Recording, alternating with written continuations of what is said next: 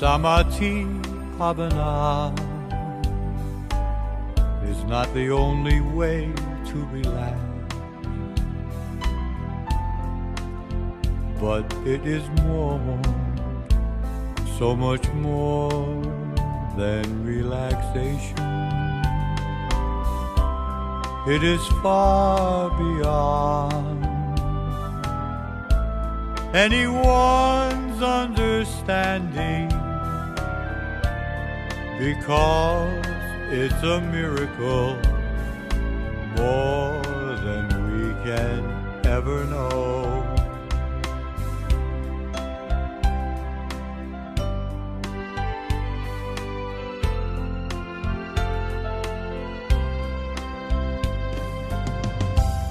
Do you know there is someone who is waiting for you?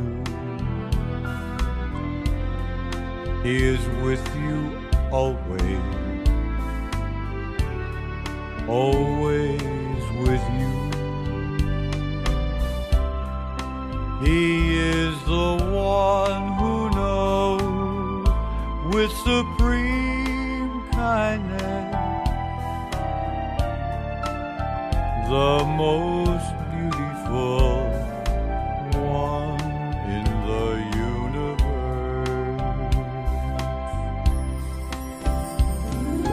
He has the knowledge that you've been searching for, the knowledge to open up your mind to happiness within, the secret of your life that's been hidden for so long. It will be clear when you become one with Him. There is no can do it for you. Only you can do it for yourself. You'll awaken every day feeling joyful. You're the one that He is waiting for. You're the one that He is waiting for.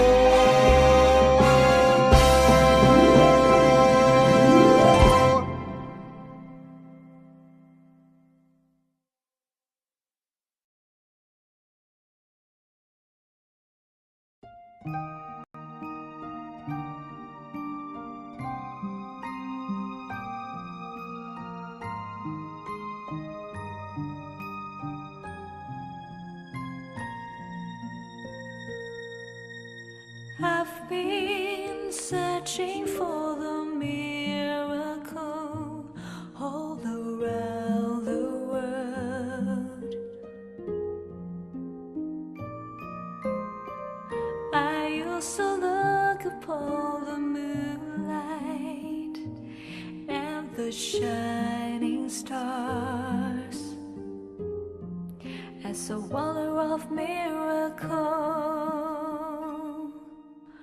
One day I gave up on searching, so I closed my eyes and still my mind.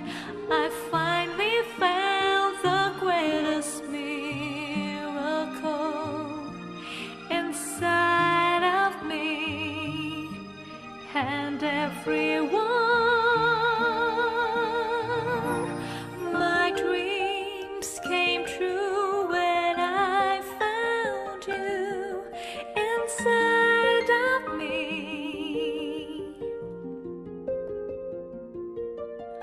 Just close your eyes and you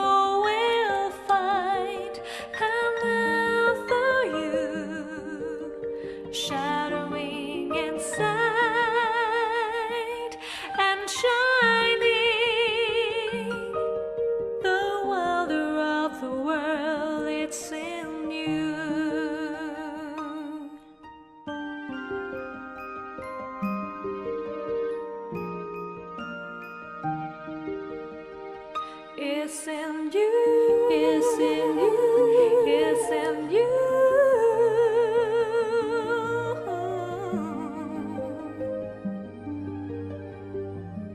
It's in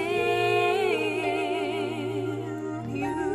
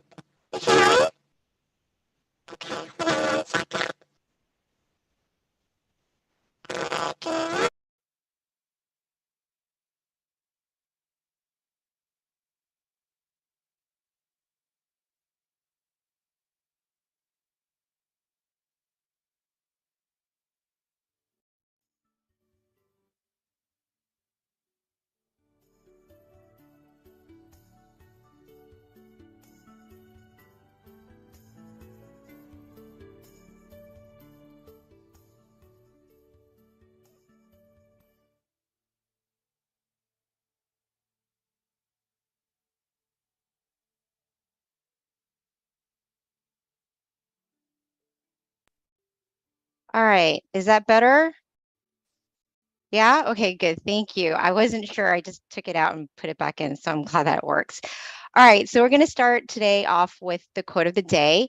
So if I can just get some help for people to help me choose a quote by just selecting a random number from 15 to, let's say, 145. And the first number that pops up, I will read that quote. Okay, I see a number 123. Thank you, James. Okay, so let's see, 123, fingers crossed. It goes with today's theme, which is giving thanks or Thanksgiving, essentially. So 123, give me 1 second here to find it. Okay, this is a good one. Centering the mind, which is what we're about to do. So here's the quote. To center the mind means to imagine softly, similar to when you think of things that you love and are familiar with. Imagine easily and comfortably. This is called centering the mind. So hopefully that's going to help us as we begin tonight's session with regards to our meditation. So a couple things, you guys.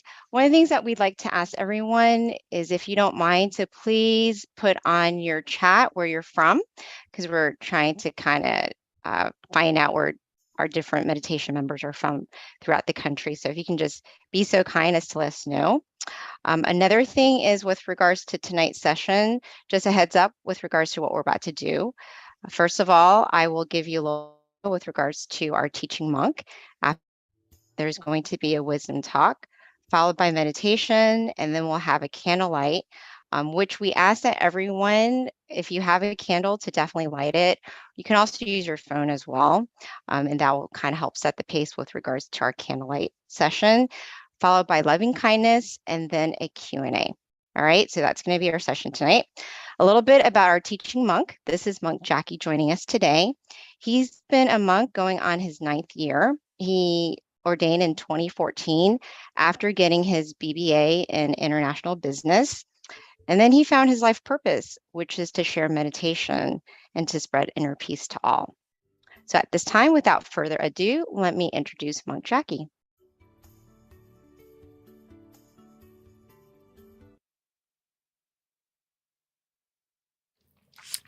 So, good evening, everyone. Nice Right? smiling Pete. So, good evening, everyone in the US. It's nice to get a chance to come here again to meditate with all of us. Hopefully, you all are staying healthy and staying happy in both your body and your mind. And also, greetings to all of us from all across the world, right? Joining. So I'd have to say good morning, good afternoon, and good evening in that sense, right? Since everyone's joining here. What we're doing, meditating, is one of the most important things a human could actually do.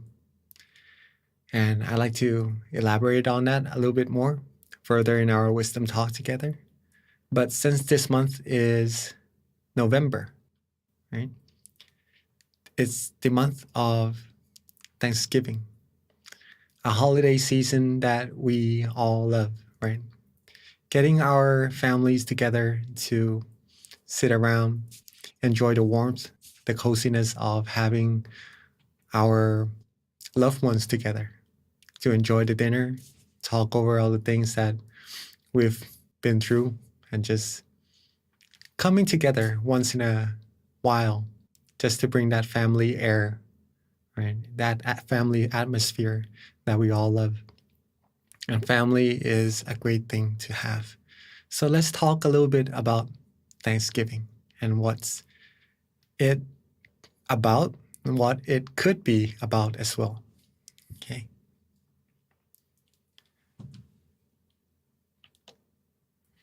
Thanksgiving. Giving thanks. Or what we usually do is to think of the things that we are thankful for, we are grateful for.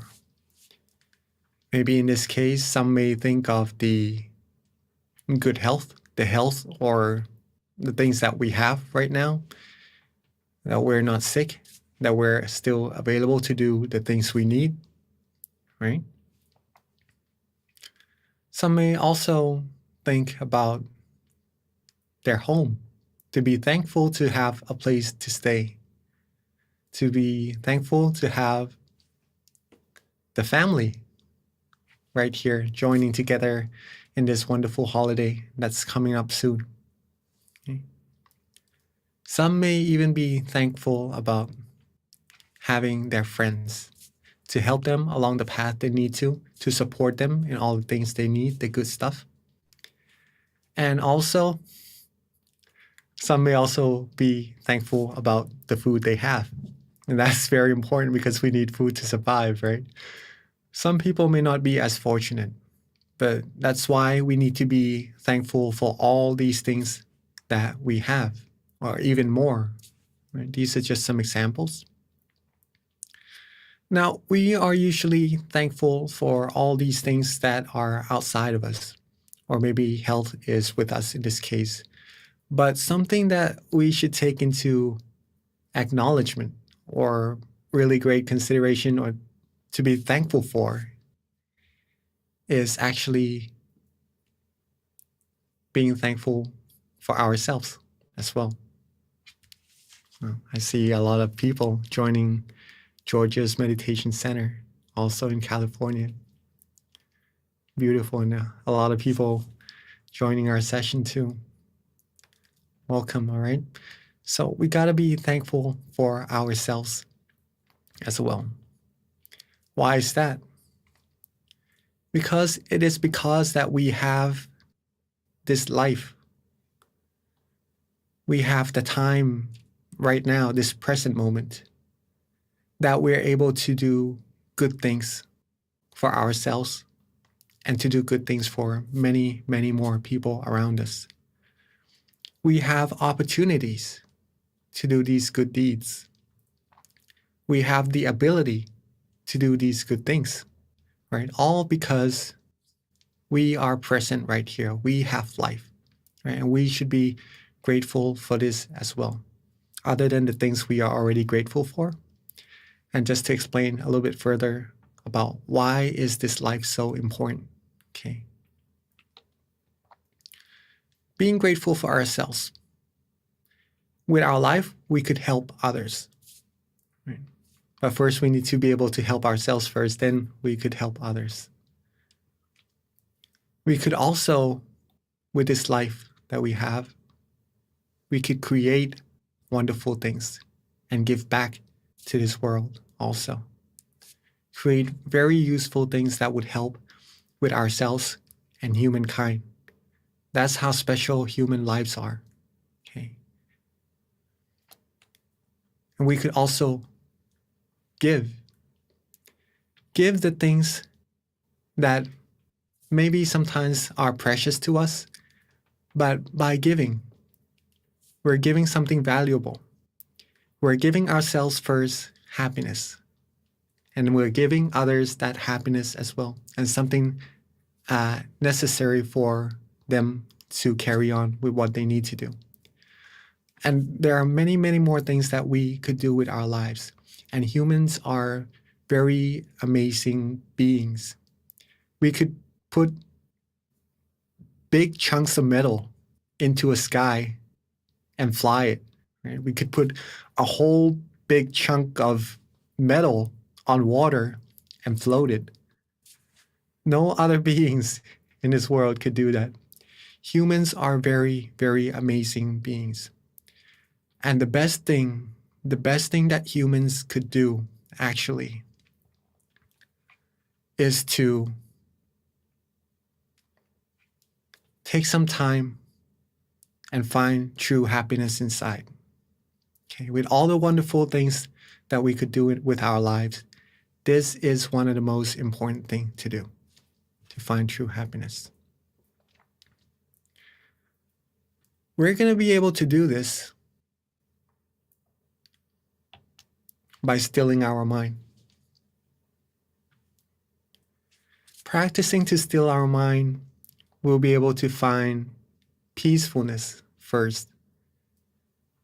a sense of relaxation and comfort. Our mind will become purer and purer. Then we will find that true happiness inside. Okay. Some of the things that would help us be able to still our mind is to adjust our body and adjust our mind. This is very, very important if you're seeking to find true happiness. Okay. If you're seeking to find peace or to find purity, to find what is actually important for humans inside of their mind, these two things must be taken into account or acknowledgement very firmly, okay, to adjust the body and the mind. If we could get our body and our mind to be, let's go to the next slide, to be relaxed and comfortable. This is the key, right? This is the heart. It may seem a little bit trivial because of the baby and the smile. It may look a little bit insignificant, but just to tell you that this is very, very important, right? These two slides, adjusting the body and the mind to be comfortable. If we could do this, we'll be able to still our mind very easily. And all beings in this world, the ultimate thing, the ultimate seekings of us, right, is happiness. Okay. Whatever we do, whatever we're pursuing, our end goal is pretty much to be happy, and everyone wants that. But we're usually seeking it from the outside because that's the way we know, that's what we know to do, right? We know that the things that we need, the things that we like to fulfill our mind, to make ourselves happy, is on the outside. But not many people do know that actually happiness or true happiness depends on the state of the mind.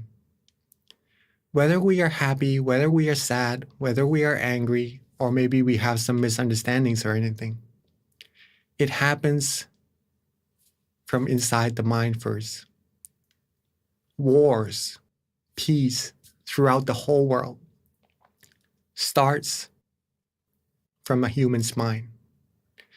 If we want peace in this world, if we want war in this world, we don't want war, right? But if we want peace in this world, we gotta get the mind to be peaceful.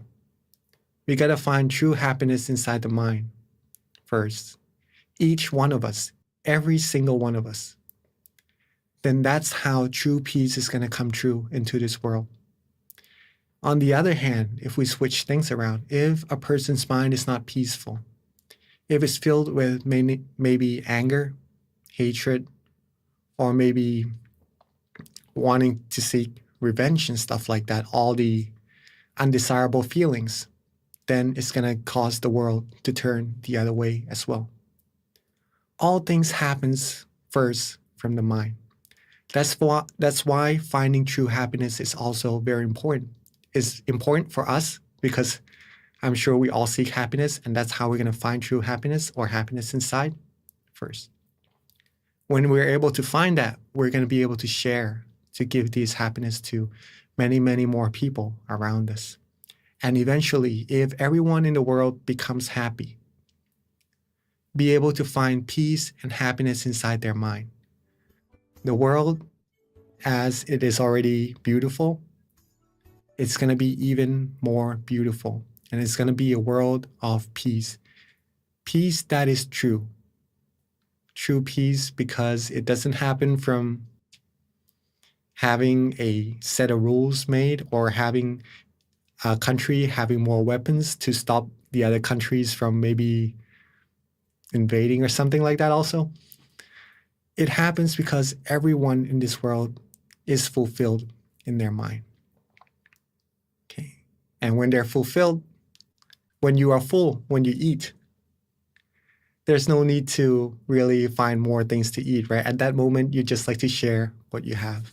When we are full in our mind, when we are happy,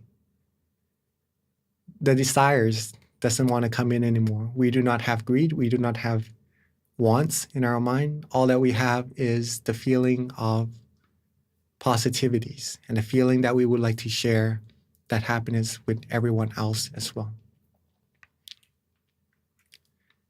A little bit before we end our wisdom talk, again, adjusting the body and the mind to be relaxed and comfortable. Very important. We're going to do that in our session together in a little bit.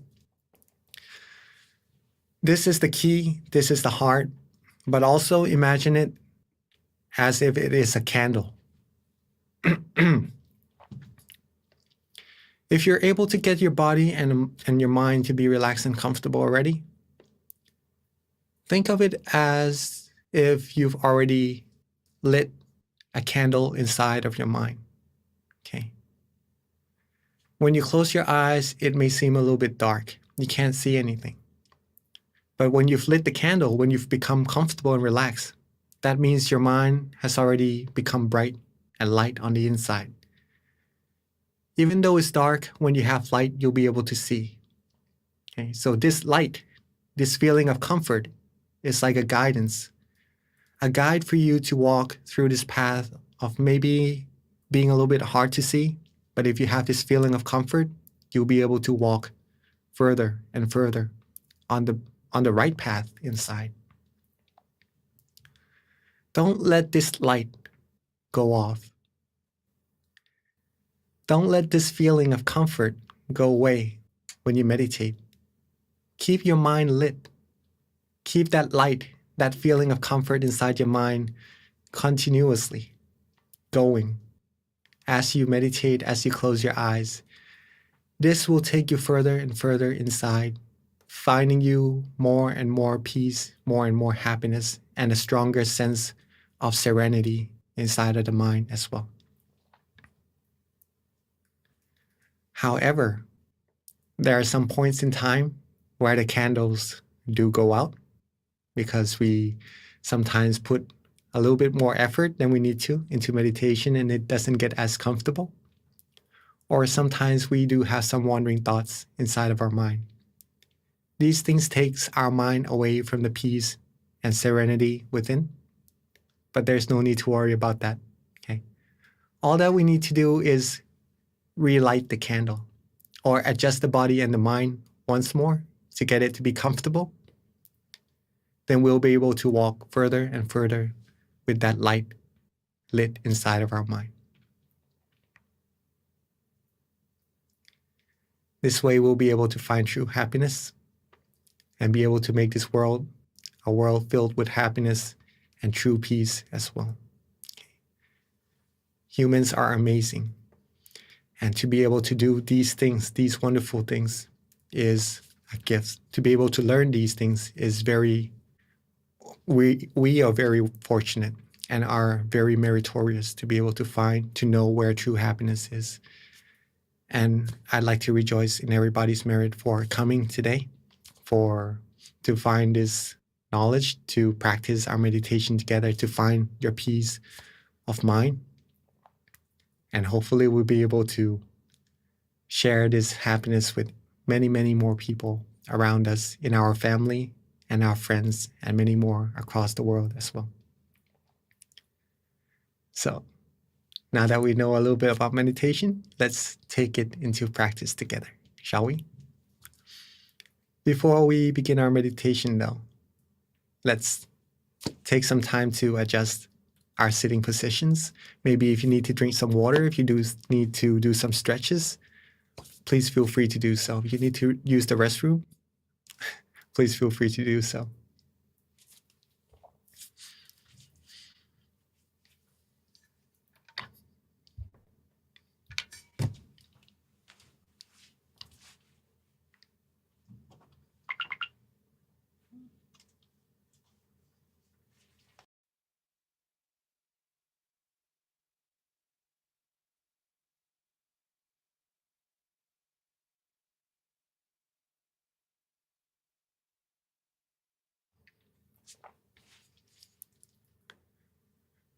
All right.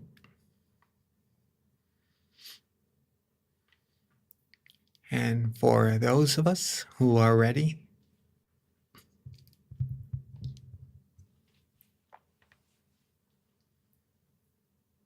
let's begin our meditation together by softly and gently closing our eyes.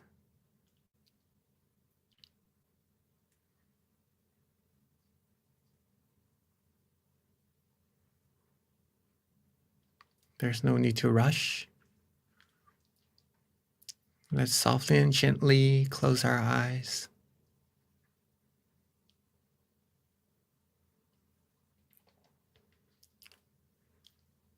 There's no need to close our eyes all the way either. Just enough so that we feel relaxed and comfortable. Leaving our slight room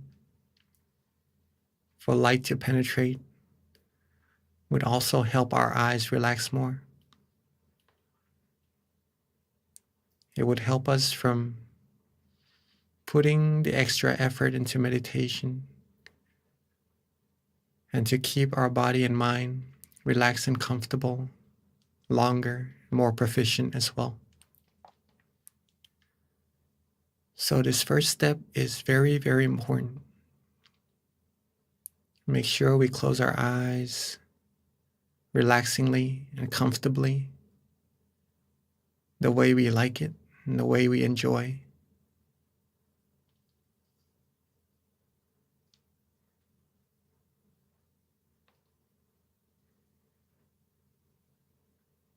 Now let's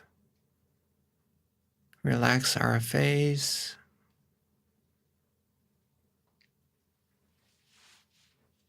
Relax our ears, our cheeks, our chin.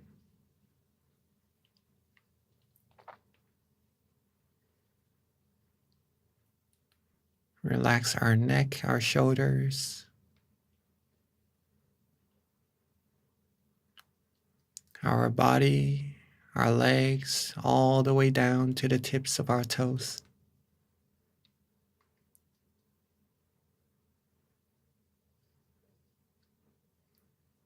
Make sure every part of our body is relaxed and comfortable.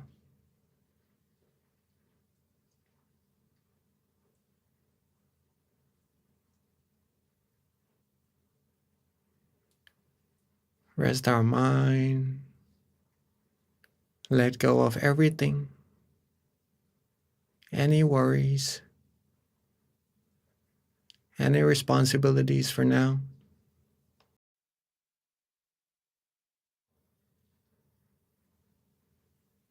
It is the time for us to rest. Rest our body, rest our mind,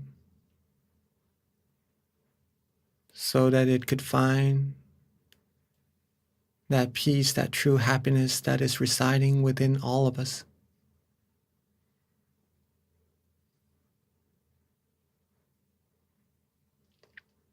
If you are starting to feel relaxed and comfortable, that is a very good indication that you are meditating correctly. And at this moment, your candle inside, the light inside of your mind has already been lit. All that we need to do now is just to relax and just keep this feeling going. Keep on relaxing and don't worry at all about anything.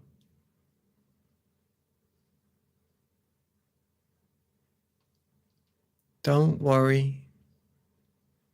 Be relaxed and be happy.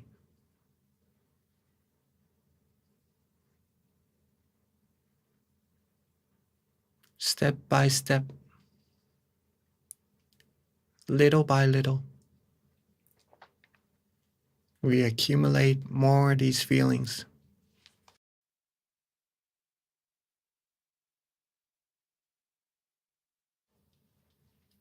like adding money into our piggy bank or watering a tree. Little by little, we accumulate the growth.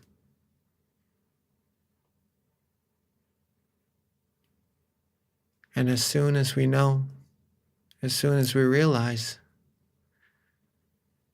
our piggy bank or our tree has already been filled or grown to become big and prosperous,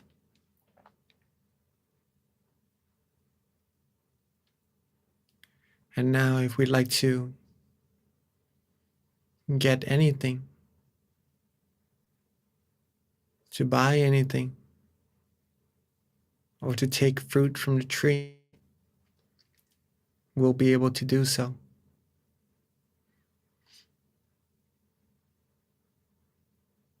All starts by just relaxing our body and relaxing our mind.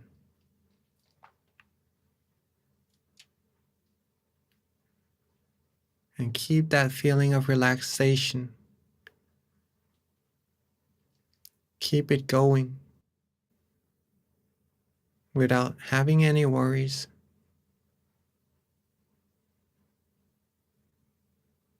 Enjoying the moment. Enjoying the present. Enjoying that feeling of brightness shining from within.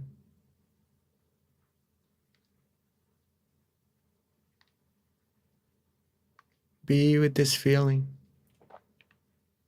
It is the most important feeling in this world.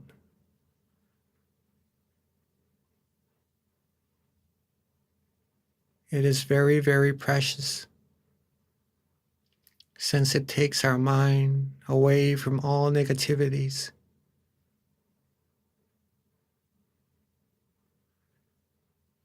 It purifies our mind. It cleanses our mind, and it brings towards us a lot more positivities from the things that we have around us.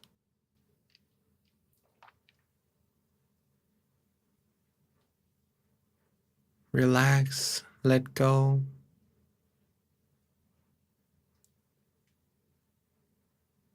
Let the positive energy flow within our mind.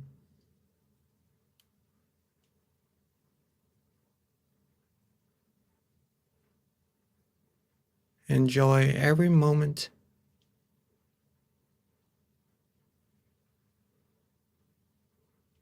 If you're feeling good,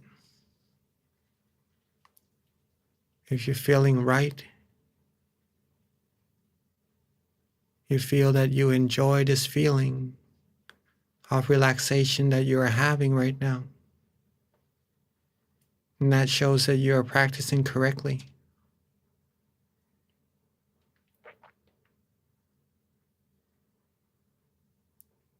Keep this feeling going. And that's all that we need to do. It is like riding a train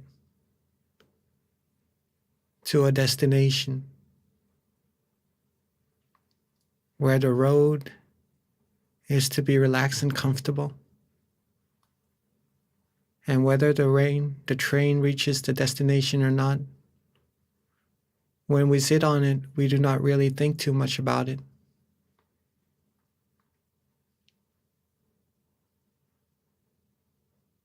We just enjoy the ride as time passes by.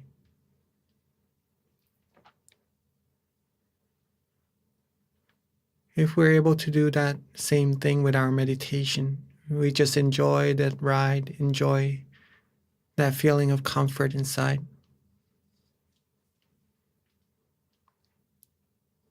We'll be able to get closer and closer to our destination as time passes by.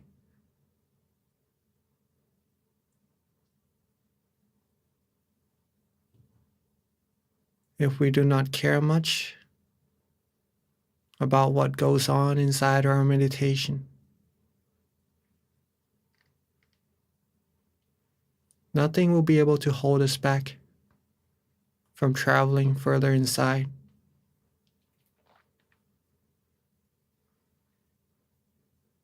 We'll be able to reach our destination easier and quicker.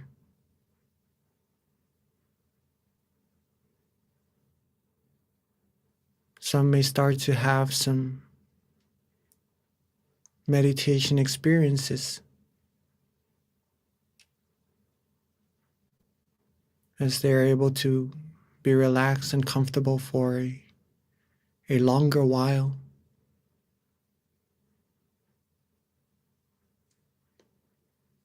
Some may start to feel calm and peaceful, having no thoughts or no worries about anything else at all. Some may start to feel light, feel spacious,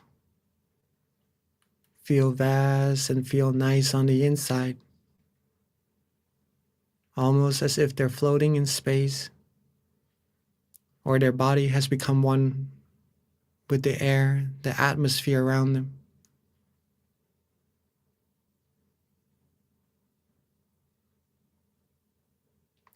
Some may even start to feel some brightness inside. Feel that the mind is flourished. The mind is expanding.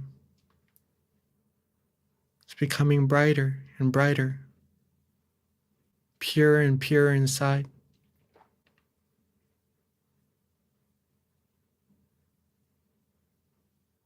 Some may even start to feel some movements. Whatever we feel, if we are still enjoying the feeling, enjoying this feeling of relaxation, whatever meditation experiences we have, don't pay any attention to them. Don't worry. If we're able to stay calm and peaceful, we'll be able to travel within even further and further, finding even more meditation experiences.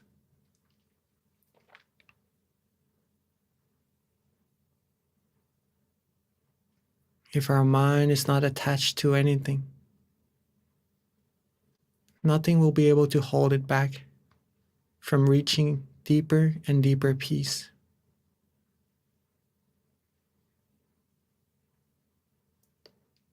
So whatever happens in our meditation, keep on being relaxed. Keep on being calm and comfortable.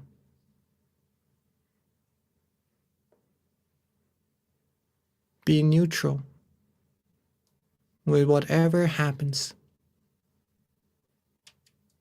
almost as if nothing special is happening inside. Nothing that could take us away from this peace, from this serenity inside.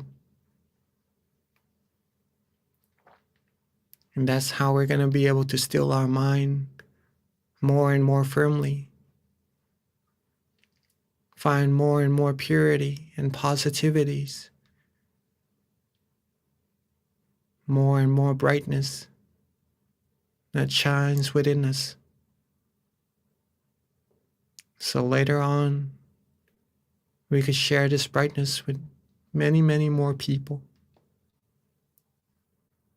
Get them to become happy and bright as well.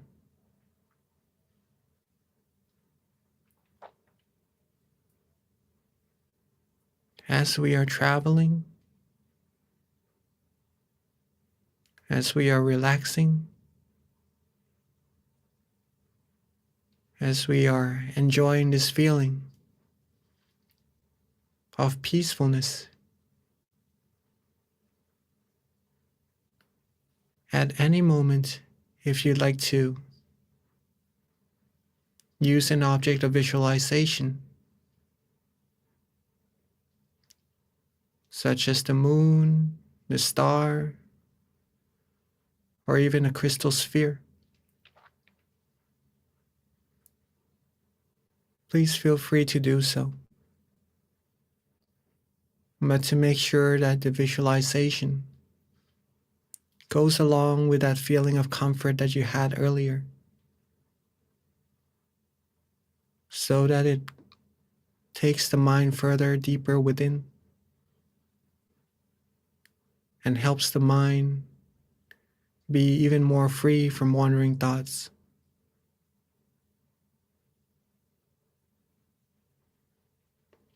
Or at any moment, if you'd like to use a mantra to also help the mind travel further with relaxation and comfort, please feel free to do so as well.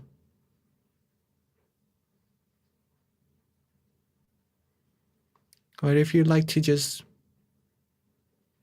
let go and don't worry about anything, be relaxed in body and mind and not use any visualization or mantra, please feel free to do so as well. Whatever helps the mind and the body to be relaxed and comfortable at that certain situation in your meditation, that is the right practice, the right technique we should use at that very moment. See what is best for us. That's the way we're going to learn about ourselves and our mind as well, as we further progress in our meditation.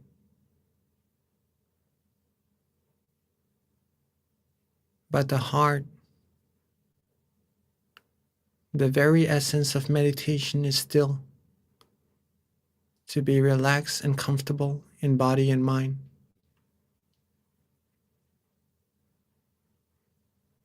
So make sure whatever technique we use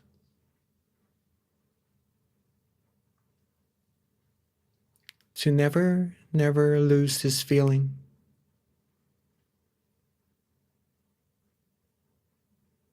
Keep our body light, relaxed.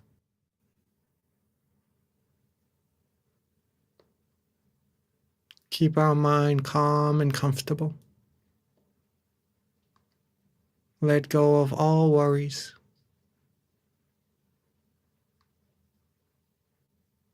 Keep it that way.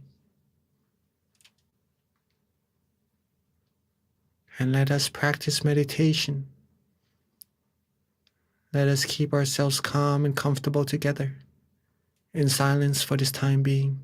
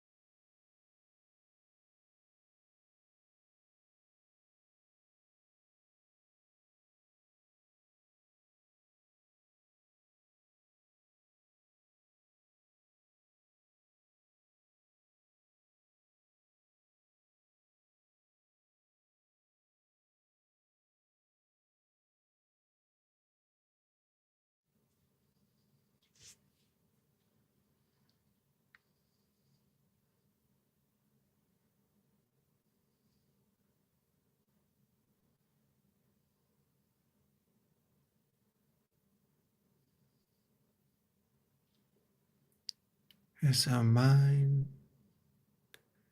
has now become more relaxed and comfortable.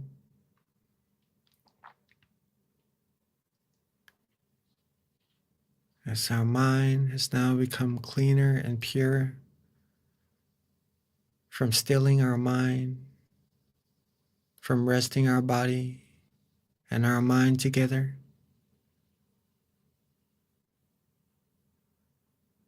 Let's take a glance at ourselves to see if we are still relaxed and comfortable or not. If so, then keep that smile going on our face. Keep that feeling of relaxation going in our body and our mind. Keep that feeling of expansion or the movement inside of our mind going for us to travel further and further inside to gain more peace energy, more positive energy from the source within.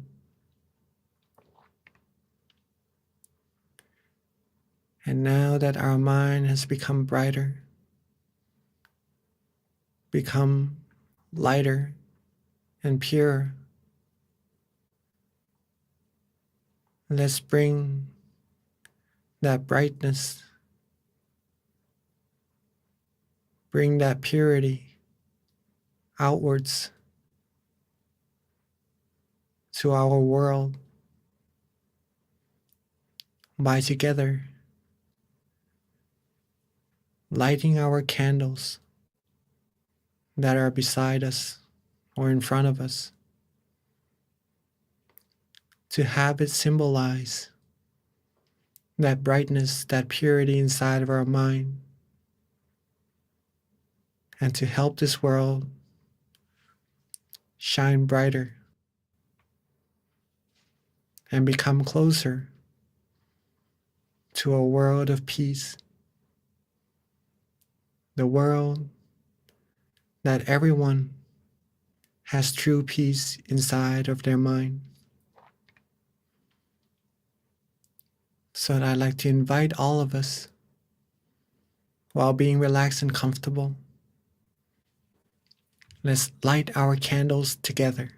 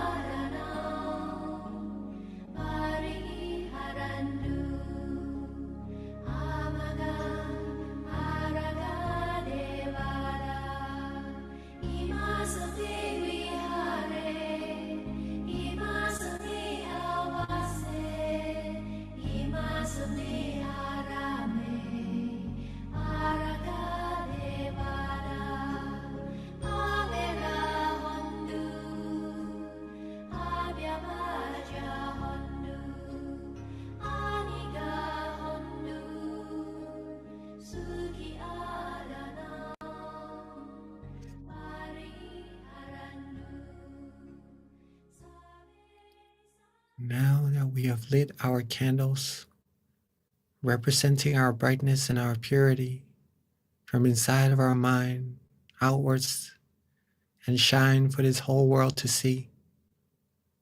I'd like to invite all of us to sit back, relax, and close our eyes once more.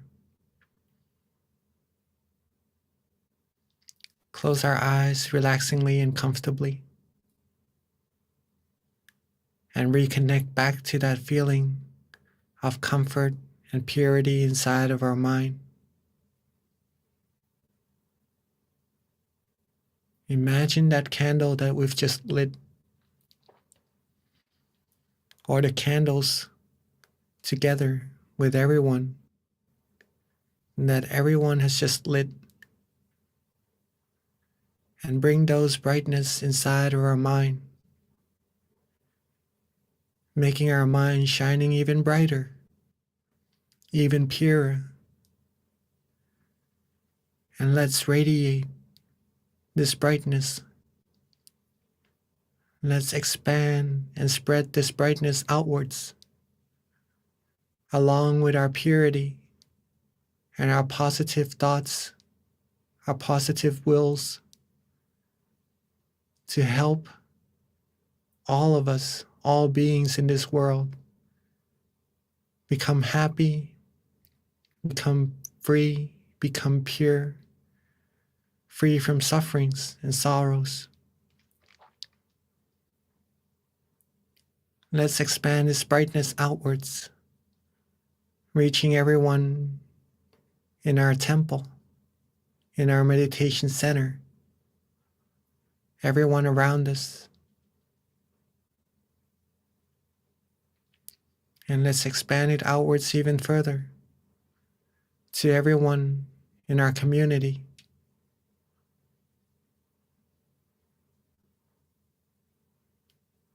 And relaxingly expand our brightness outwards even further to everyone in our city. And expand it outwards further and further until reaching everyone in this country,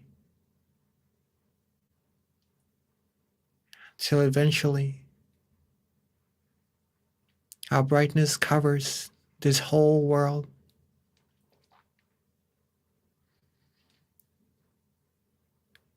Let our love, our kindness, our good wills, our positive wishes cover up this whole world, cleansing everything, all negativities in its path, making this world clean, clear, and bright, free from all impurities. Let's share our loving kindness and wish for everyone, all beings, not missing a single soul, to always be happy,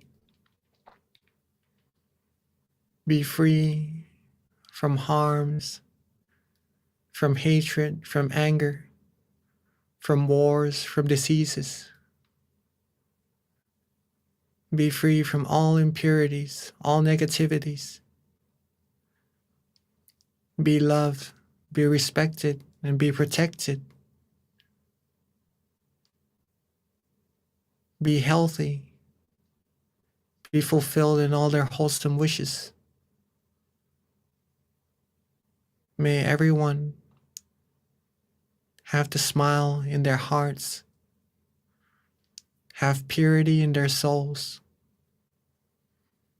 have positivities everywhere they look, all around them. May this whole world be a world of peace, a world of love, a world of true happiness. May everyone be able to find true peace, true happiness easily and quickly. And may all of us, everyone, reach the utmost of happiness, the utmost of purity, as soon as possible. Let's take a few moments to share our loving kindness to everyone across the world.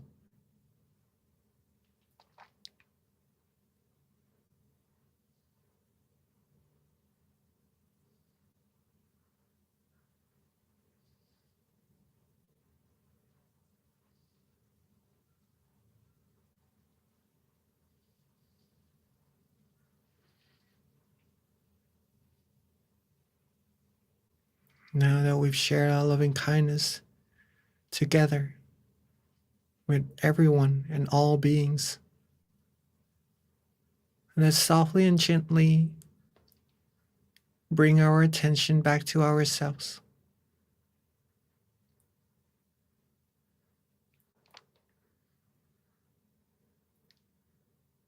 Let's softly and gently bring our attention back to ourselves, to where we feel relaxed and comfortable, where the mind wants to rest, and let it rest there. And at that point of concentrated purity, concentrated positive energy, with all of our accumulated good deeds, all the good things we've done, all the positive energy accumulated in our mind,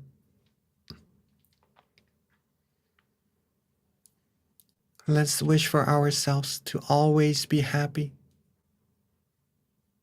always be healthy, wealthy, successful, fulfilled in all our wholesome wishes, free from all harms, dangers, sufferings, negativities, and impurities, free from anyone who would take us onto the path of ruin,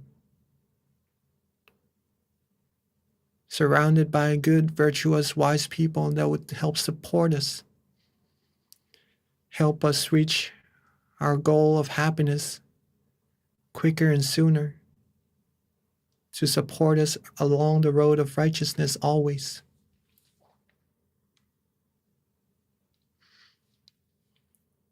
May we all be able to find true peace, true happiness quickly and easily at all times. Have the strength in our heart to help ourselves become pure and clean, and to do good things for ourselves, our friends, our family, and for this whole world. To be the role model of righteousness, to be the brightness. And may all of us be able to still our mind quickly and easily,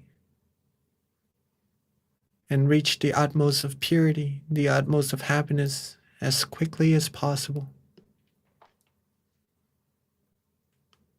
And let's take a few moments to wish for ourselves, for all the wholesome things we need.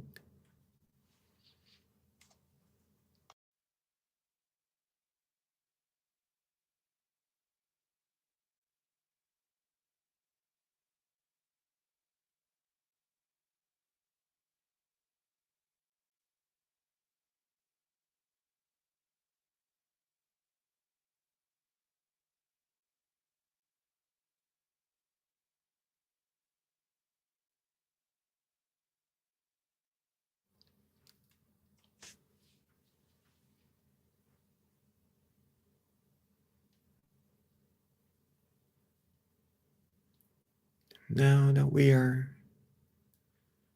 coming towards the end of our session together,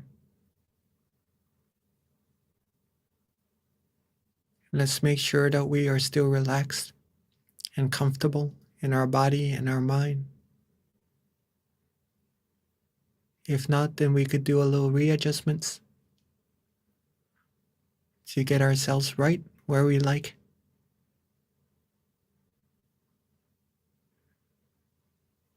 And as we end our session,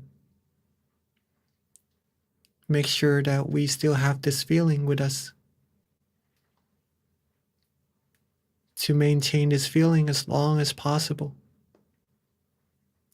And to reconnect back to it as often as possible throughout our days. And if we are ready, let's end our session together and softly and gently open our eyes.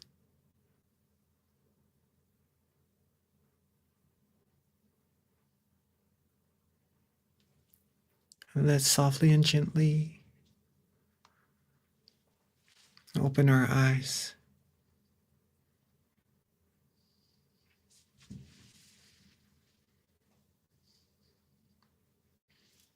Hope you all had a good and relaxing meditation. And it's wonderful to get a chance to meditate with all of us. Okay. It's very nice to see all of you. Let me pass the mic back to our wonderful moderator, Miss B.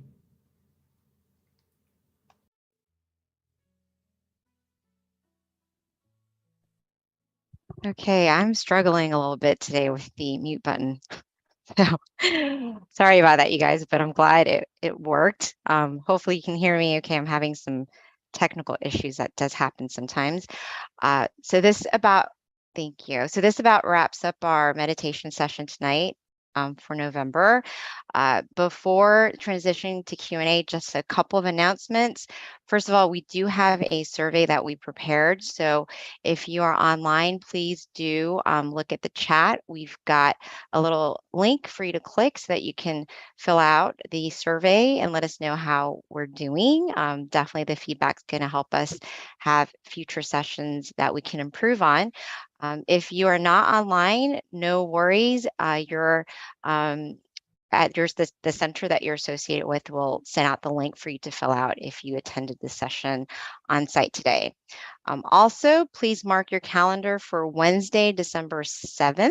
That is our next full moon meditation. It's going to be next month, which is actually getting close to the end of the year. So it's going to be our last full moon meditation to wrap up 2022. So please join us, invite your friends and family. This is such a great way to give yourself thanks and self-love is by spending time to connect with yourself. So please, not only for yourself, but share it with other people and join us next month on December 7th. Write it down and then make sure that you are there. Another thing that you can do just to make sure that you're connected with our sessions is to download our app, MindGem. And actually, there's going to be a link that you can click on as well. And our app, you can use it daily as well. We've got many amazing meditation instructors that are on there so that you can meditate on your own. And in addition, be connected to our full moon meditation monthly as well, since we do send out notifications. In that, you can also see the centers that are close to you, near you, by using the app. The website of MindGem. And if you go to locations, you can find your nearest center near you. Right now, we do have on-site classes pretty much at all of our centers at this point. So just click on the center nearest you and find out the class offerings.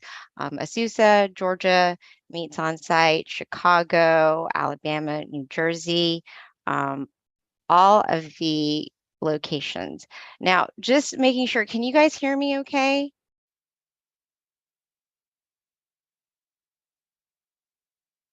Okay, good. Just wanted to make sure because I can't ever tell. I'm glad that you can hear me because I know I was having problems before.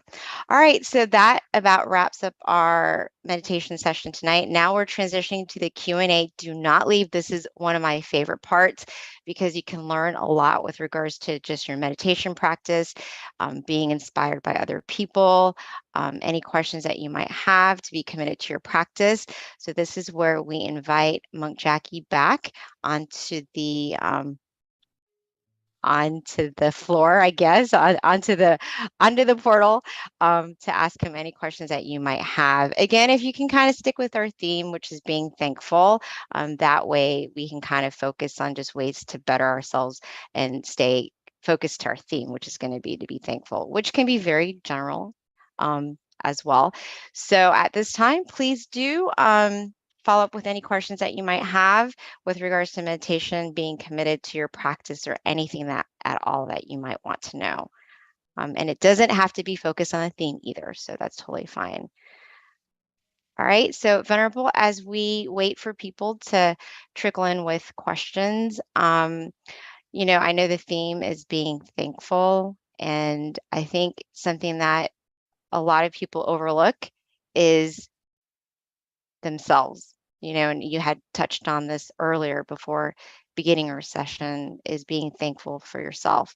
But my question to you, just to kind of start things off, is what are ways that you feel that everybody can be thankful for themselves and give yourself self-love? Because I think it's such a topic that is very common, but people don't always know how to take care of themselves.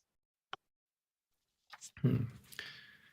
Some of the ways, thanks for the question. And I see that a lot of us are being thankful and just sharing their thanks in the chat box right now. So thank you for that also. Some of the ways that we could be thankful for ourselves is that what I've actually mentioned in the wisdom talk earlier in the session, right, is to be thankful for the opportunities we have at this present moment, right? It's because that we have our lives right now, we have our hands, we have our legs, we could do things with these useful tools, right? We could do great things to others, give help, give necessities, or pretty much invent things, create things that are useful for ourselves or to many, many more people in this world. We have the opportunity right now to do so. And we also have the ability to do so, since humans are very, very capable beings, right? We could do wondrous things. Our master nun, said that humans are amazing beings because they're able to put huge chunks of metal onto the ocean and actually float the metal, right?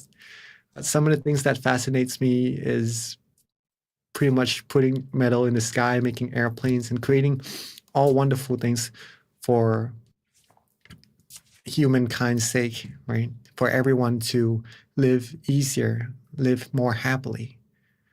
All these things shows how very capable humans are, and that we could, if we wanted world peace, we are capable of doing so as well. So these are the opportunities we have, the abilities we have to do so. It's the matter of if we're going to be doing it or not. So to appreciate our lives, to be thankful for what we have, we could use these opportunities, these abilities to do so, to create world peace, to create peace for ourselves first, and for everyone in our family, and then later on to the world. These are some of the ideas that we could do so, could take into account or take into practice if you'd like to, or if you have some even greater ideas, then please feel free to elaborate on it or maybe to take it into practice as well. Yeah, Venerable. So you do have a lot of people definitely commenting and giving thanks for the session in general. So, you know, there are a lot of thankful people.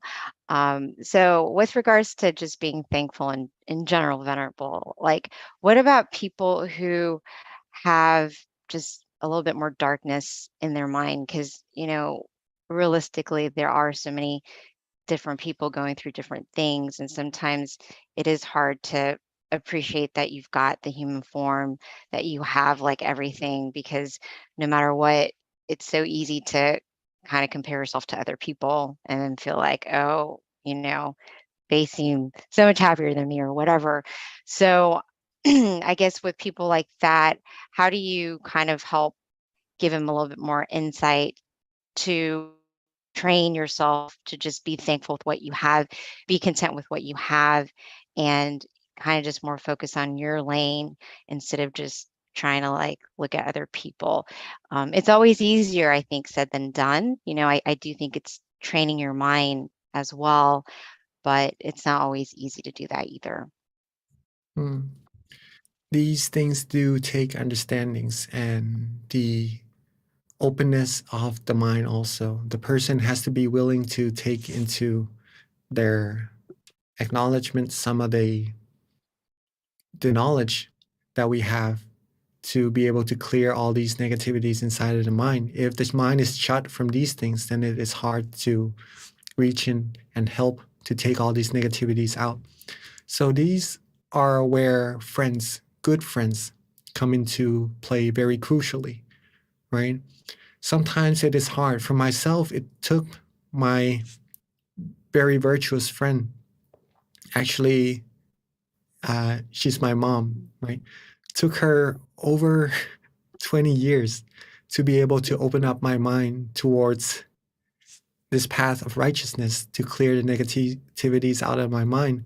And I know it's very difficult, but we can't avoid it, right? It takes friends, it takes virtuous friends, the people who know what to do to clear out the negativities in the mind to help those who aren't yet able to do so. Okay. So first thing first, a friend, a very virtuous friend, as we all could be, as we all are, is very crucial to help out with these people who still has negativities in their mind. If they do wish to take out the negativities, then you could then help them understand that the negativities in the mind comes from basically one thing, which is desire. Right? Yes. So if we have this desire, if we're able to get rid of the desire, we're going to be able to get rid of the negativities inside the mind as well. The desires help us to go on and further the other details about what causes the negativities to happen inside the mind. But the root of all of it is desire, right? So if we take the root away, we'll be able to find true happiness inside of the mind. And the way to get rid of that root is one thing only, is to still the mind, right? What we've mentioned earlier in our wisdom talk, if we could still the mind, we could then find true happiness because we're able to get rid of all the negativities inside the mind right to the roots of it. Okay, so stilling the mind, adjusting the body and the mind to be relaxed and comfortable. That's the heart. And keep that light, keep that candle going. Keep that brightness, that comfortable feeling inside of our mind going continuously. We'll be able to get closer and closer to that purity inside of the mind. At first, it may be hard to understand of why do we need to still our mind. If we truly like to help people be happy, right? And some of the things that we could start by doing is just to invite them to come to our full moon meditation together. Get them to sit and just to relax for a little bit. Our teaching monks here who comes to guide you meditation, Monk Daniel and all the other monks in your center are very skilled in meditation.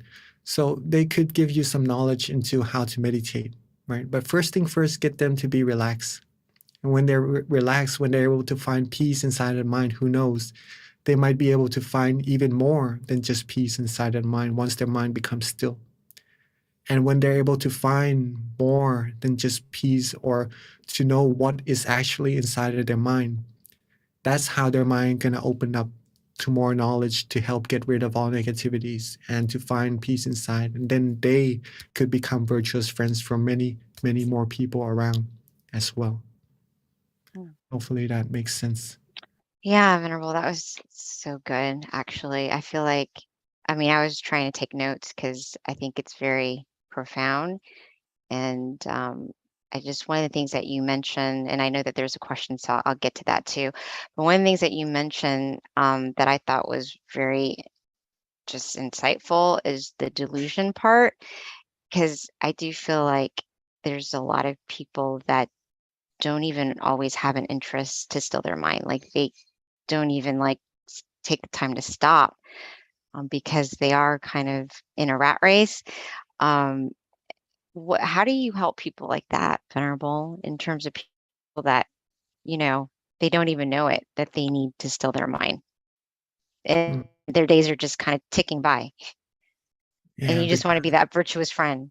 Do you just kind of wait until they get, you know, just figure it out, or because to each his own time, right? it may take some work to do so, but one of the things that could help is to help them find the significance of getting some time to relax instead of just working all the time, right? Because even our phones, when working all the time, it needs recharging. So our body, when working all the time, our mind, when working all the time, we need recharging as well. Some of the things we do to recharge is to sleep, right? Or maybe to rest. But meditation, sleeping is just to rest the body. Maybe the mind is not at a fully rested state when we go to sleep. Meditation is what really helps rest the body and the mind simultaneously. So that's going to be a better rest, a better recharge for the body to help on with whatever tasks those need to be done, right? Mhm. So you could explain, actually your own practice would be the best proof towards why meditation is so important, why you see it is significance. You could help share that significance with the people who you wish you'd like to help also. And that's going to be more powerful, right? Because it's from your own practice. So Right. that's why coming together to this full moon meditation to practice to find your own peace and to find the significance for yourself of why we need to rest and to still our mind would be very beneficial to help others as well. Okay, thank you, Venerable.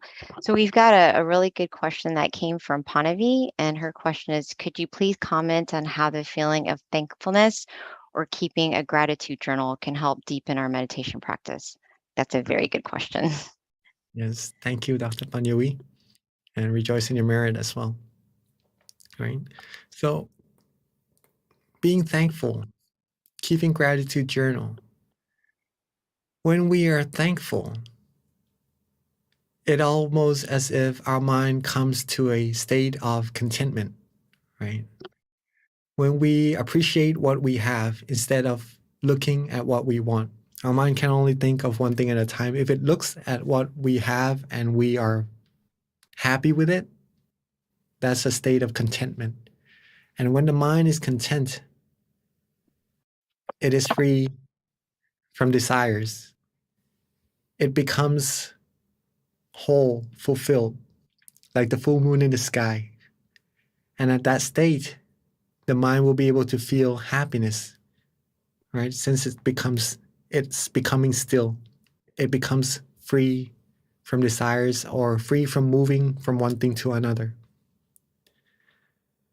When it can become still, it will be able to find happiness and relaxation. And if we're able to keep it that way further and further, that's going to help deepen our meditation practice. And the journal that you keep of all the thankfulness, of all the gratitudes you have, that's going to get the mind used to being at that state of contentment and of relaxation.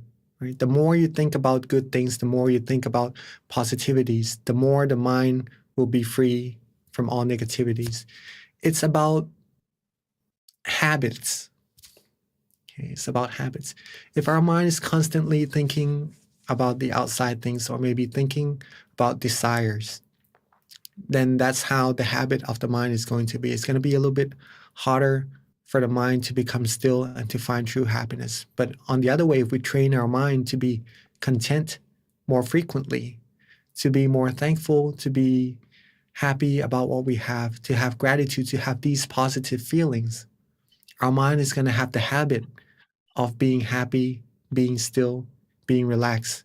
And that's going to help us further deepen our practice of meditation for sure. Yeah. And Venerable, that brings up a good point with regards to, can you hear me okay, Venerable? Because I know I've been having problems. Okay, good. It's just been like off and on. So anyways, I'm glad that you can hear me. But, if you can expand a little bit more on the journaling aspect and how it does or how it can improve your meditation for those who, haven't really done it, including myself.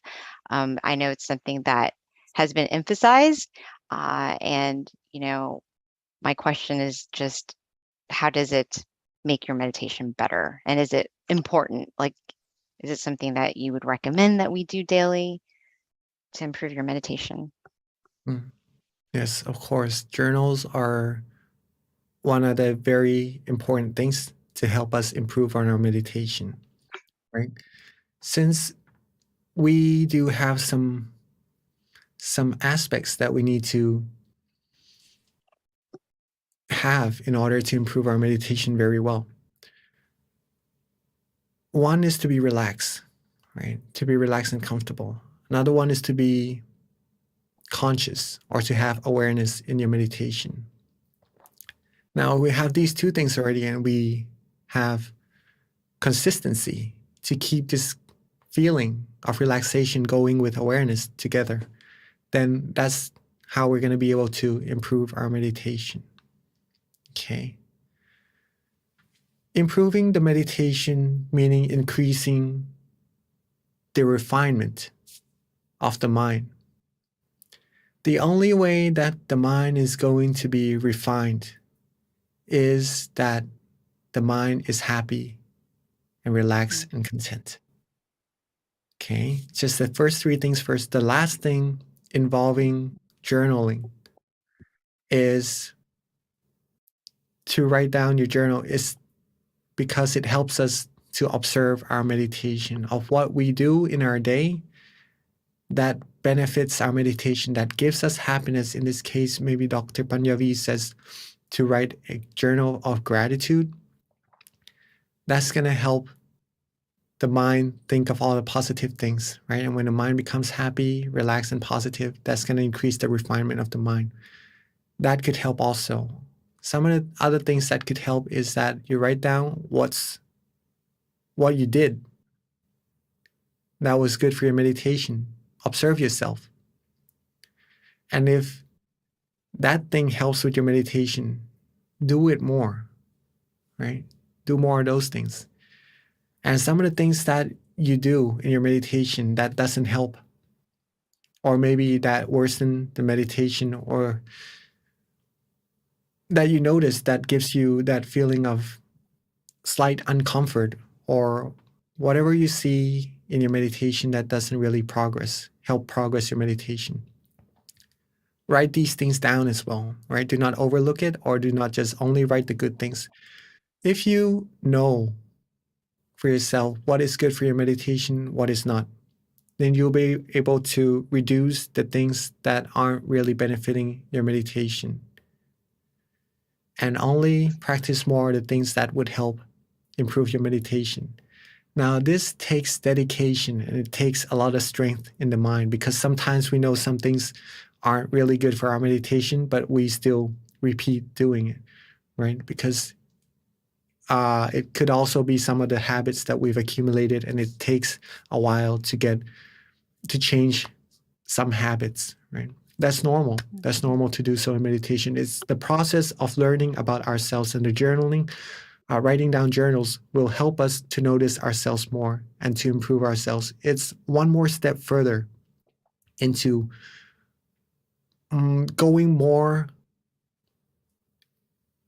more effort into the practice of meditation, being more real towards meditation, shows how much you really want to get better in meditation, right? Some people just meditate to relax, to be happy, to be calm. That's good enough. You want to go further, want to go deeper, study more about meditation. That's one step to help you get even deeper, right? Is to do journals. Thank you, Venerable. So that leaves me to the last question, Venerable, which is, when you do meditate, I feel like that is a way that you're giving yourself self-love. You're spending time with yourself, right? My question to you, especially with regards to the journaling, which you've emphasized can help you, what are some things that you should, I guess, focus on when you're writing the journal, like a little template of just how to keep track of your meditation? Is it just kind of like journaling, like when you journal about anything, you're just kind of rambling on, or are there maybe like 3 points that you should focus on each time you write the journal? And I guess that would be a great last question, since it is almost 10:30, and that way we can all try to write it and keep a daily journal ourselves, including me. Okay. Journals are different from each individual. Okay, let's put it that way first. See what suits your meditation at that moment the best.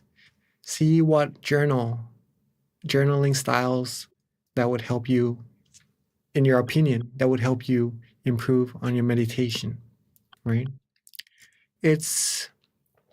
But some of the things that I'd like to share that help with mine, some of the things that you could do, okay? Within a session, maybe an hour session, just to make a timeline and to see how much time we're able to be relaxed and comfortable within that session, and how much time that we have lost to having our mind wander off, or maybe having some tension or some sleepiness in our meditation. If we are able to do that, just roughly, right? It doesn't have to be exact until it comes to be a worry inside of our meditation, so that we can't really focus on being relaxed. But if we're able to do that roughly, we'll be able to see ourselves of how much time that we're actually refining our mind, or how much time our mind could be still, and how much time we need to improve or lessen the wandering thoughts or the tension inside our meditation. That's one way to write down your journals about. Some of the things that I also do is to write down how many times I'm able to get to the meditation experience inside of my meditation, right? For example, maybe this session, I'm able to go to the meditation experience that is my goal, right?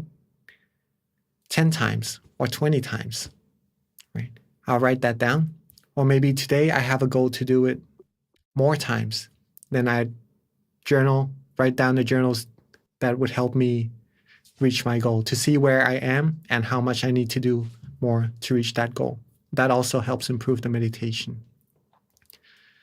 If we want to go more relaxingly towards journaling, we could simply see in your meditation of what you did. For example, if this time you close down your eyes, you relax and let go. And just by doing this, you're able to reach your meditation experience or to be happy. Then you simply write that down, what you did, pretty much just to relax and let go. Write that down.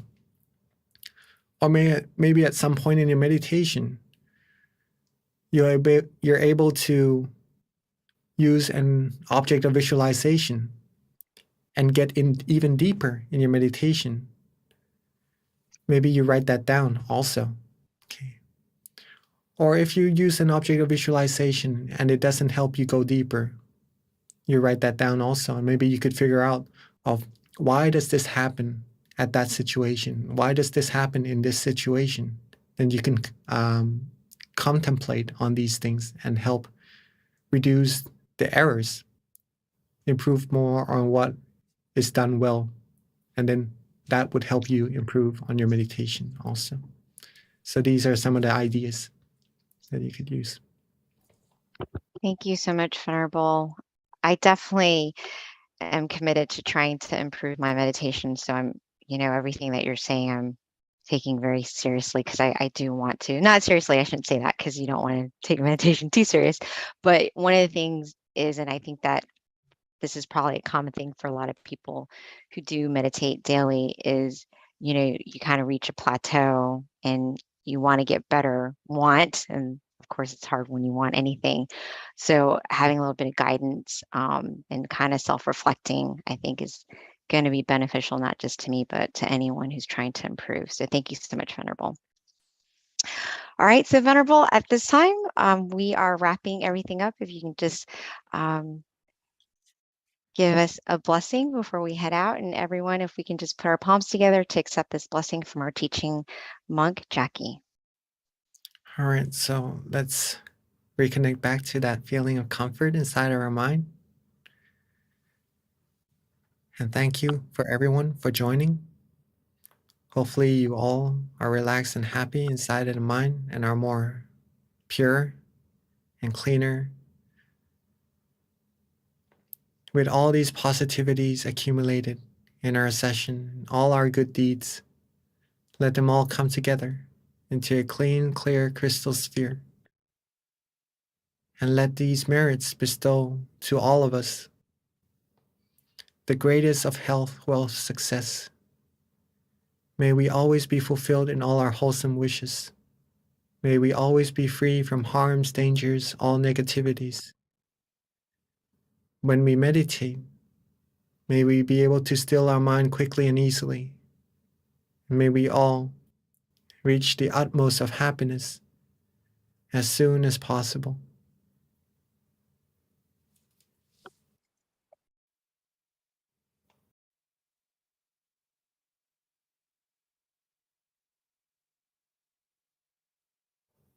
And rejoice in everybody's merit.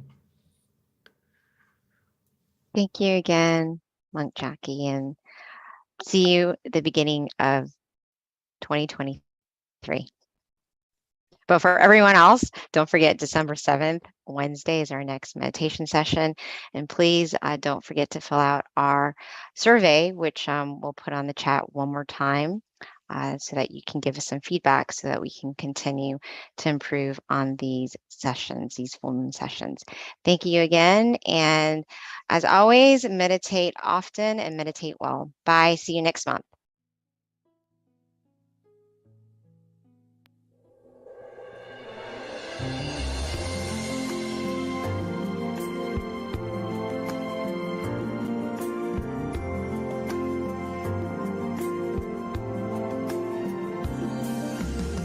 Let's come together to open the new whatever to eliminate all conflicts and differences. It's time for everyone to join hand in hand. At last, now the world's beyond healing. It's time to change the world. As the one who knew in the past,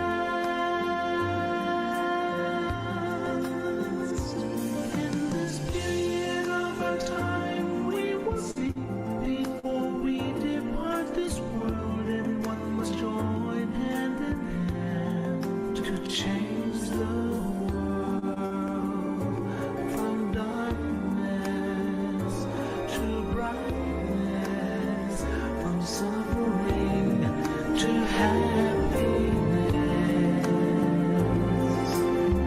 from ignorant to the knowledge one. Change the world, we have to do an amazing way. Be happy and cheerful and childlike innocence. Everyone must join hand in hand. Gently close your eyes, relax, relax. Still your mind at the center of the body and move at the same position of the one who knew from the past. Change the world from the era of darkness to the era of light. From the old era to this new era, the world will be like heaven on earth. No classes in society. Everyone will be really happy. We speak the same heavenly language.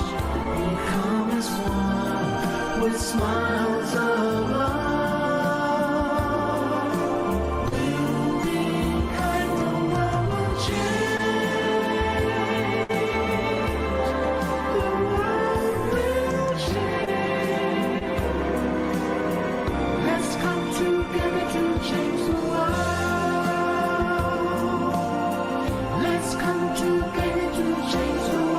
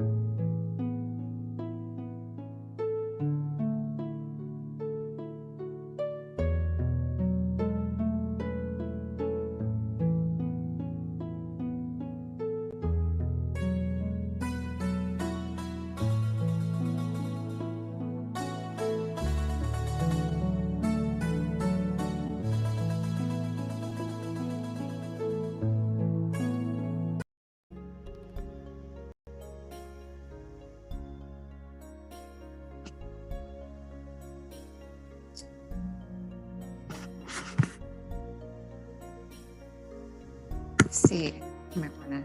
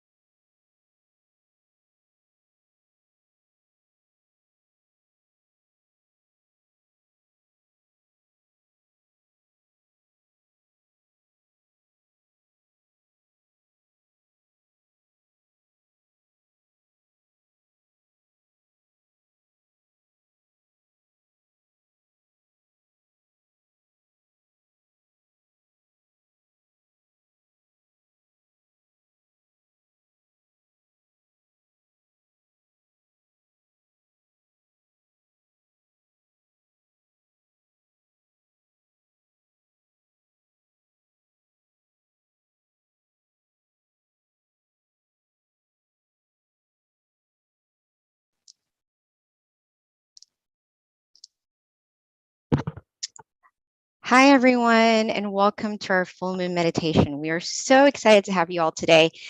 This is going to be a very good meditation experience. Our theme is going to be Ignite Your Inner Light, so be ready. And it is also Equality by Tranquility, which is actually a perfect theme considering today is MLK Day.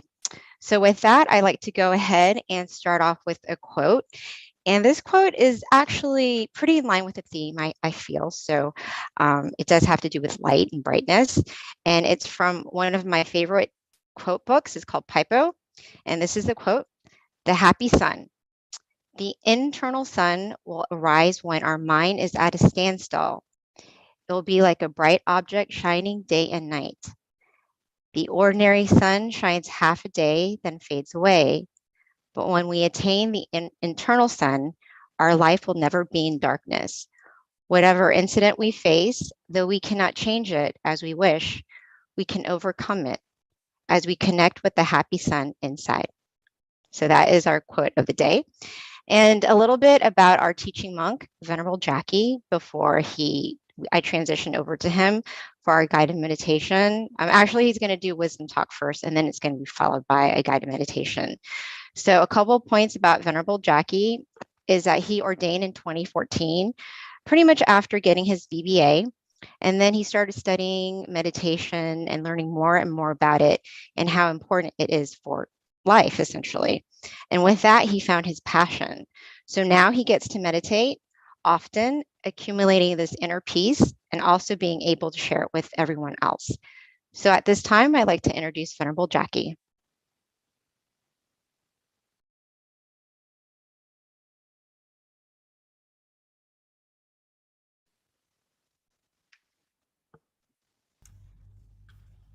Masaka, Pete. Hello. Well, good morning, good afternoon, and good evening to everyone. I see that you are here, not only from America, but from all over the world. Well, from Thailand here, it's morning time, so welcome everybody. Welcome everybody to this full moon meditation session together. Hopefully everyone is healthy in your body and your mind and is happy to be here, as I am here also, as I am happy to be here also, I mean. Okay. Today's topic is mainly, since today is Martin Luther King Jr. Day also, I believe, in America, I guess it's appropriate to be talking about equality, just a little bit on it, but in relation to meditation or the peace of mind, if that is interesting to everyone, before we start our meditation, just to see how important it is, meditation is, right? Okay. So first point I would like to make is that we know that we are different. From Canada also, welcome. Shanti. We know that we are different, right? We look different. We sometimes speak different languages, right? I speak Thai also as actually my first language. We like different things sometimes. We have different backgrounds. So differences are there. Like, definitely, we can see them. But we do also have similarities, right? We breathe the same air, you know, we are in the same world. We breathe the same air.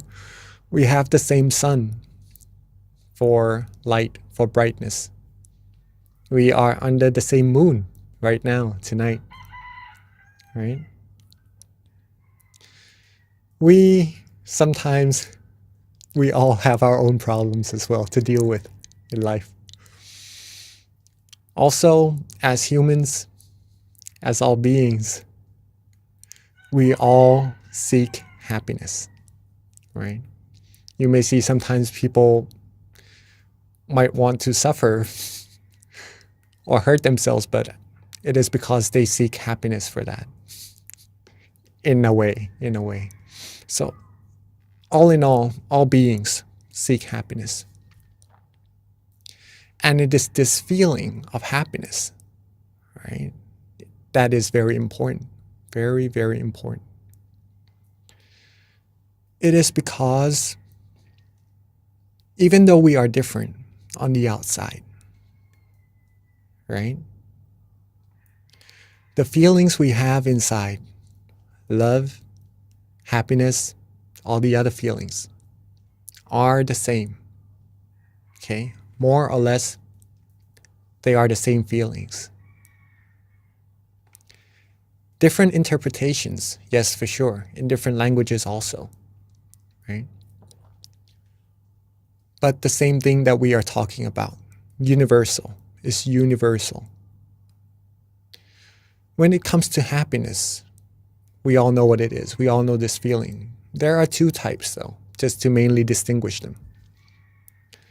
First is the happiness that comes and goes. Okay. This happiness that comes and goes, for example, if someone gets something new, right, from a store, from somewhere, and accidentally it gets broken, we get happiness, yes, from getting the stuff for a while. It stays with us for a while, and then maybe it departs from us, right? If it doesn't get broken anyhow, right? Either us or that source of happiness on the outside, it could be anything, right, will depart from each other sooner or later. And that departing shows that those happiness doesn't really last. Or if you were to rely on these outer objects, outer things for happiness, sometimes instead of happiness, once we depart, we'll end up feeling sad. Okay. So this is a form of happiness. Okay. This is a form of happiness. You could say that it's a come and go happiness. Let's put it that way. All right. The second type of happiness is the opposite. How could happiness becomes opposites, right? Well, it's the type of happiness that we could always access at any time at all. It is always there waiting for us. Always waiting, always there waiting for us to grab, right? It doesn't go away. It lasts, right? All we need to do is get to it. And that happiness is inside all of us already. This could be considered as true happiness. True happiness. It is easy also to get this true happiness. I will later on meditate with everyone here and actually do the practical part of how do we get there. But I'm assuming that everyone comes and meditate quite a lot already. You already know how to get there, right? But just to do it all with each other again also. Okay. So this true happiness. Every being seeks happiness. But the happiness that they seek sometimes is outside, and that doesn't last.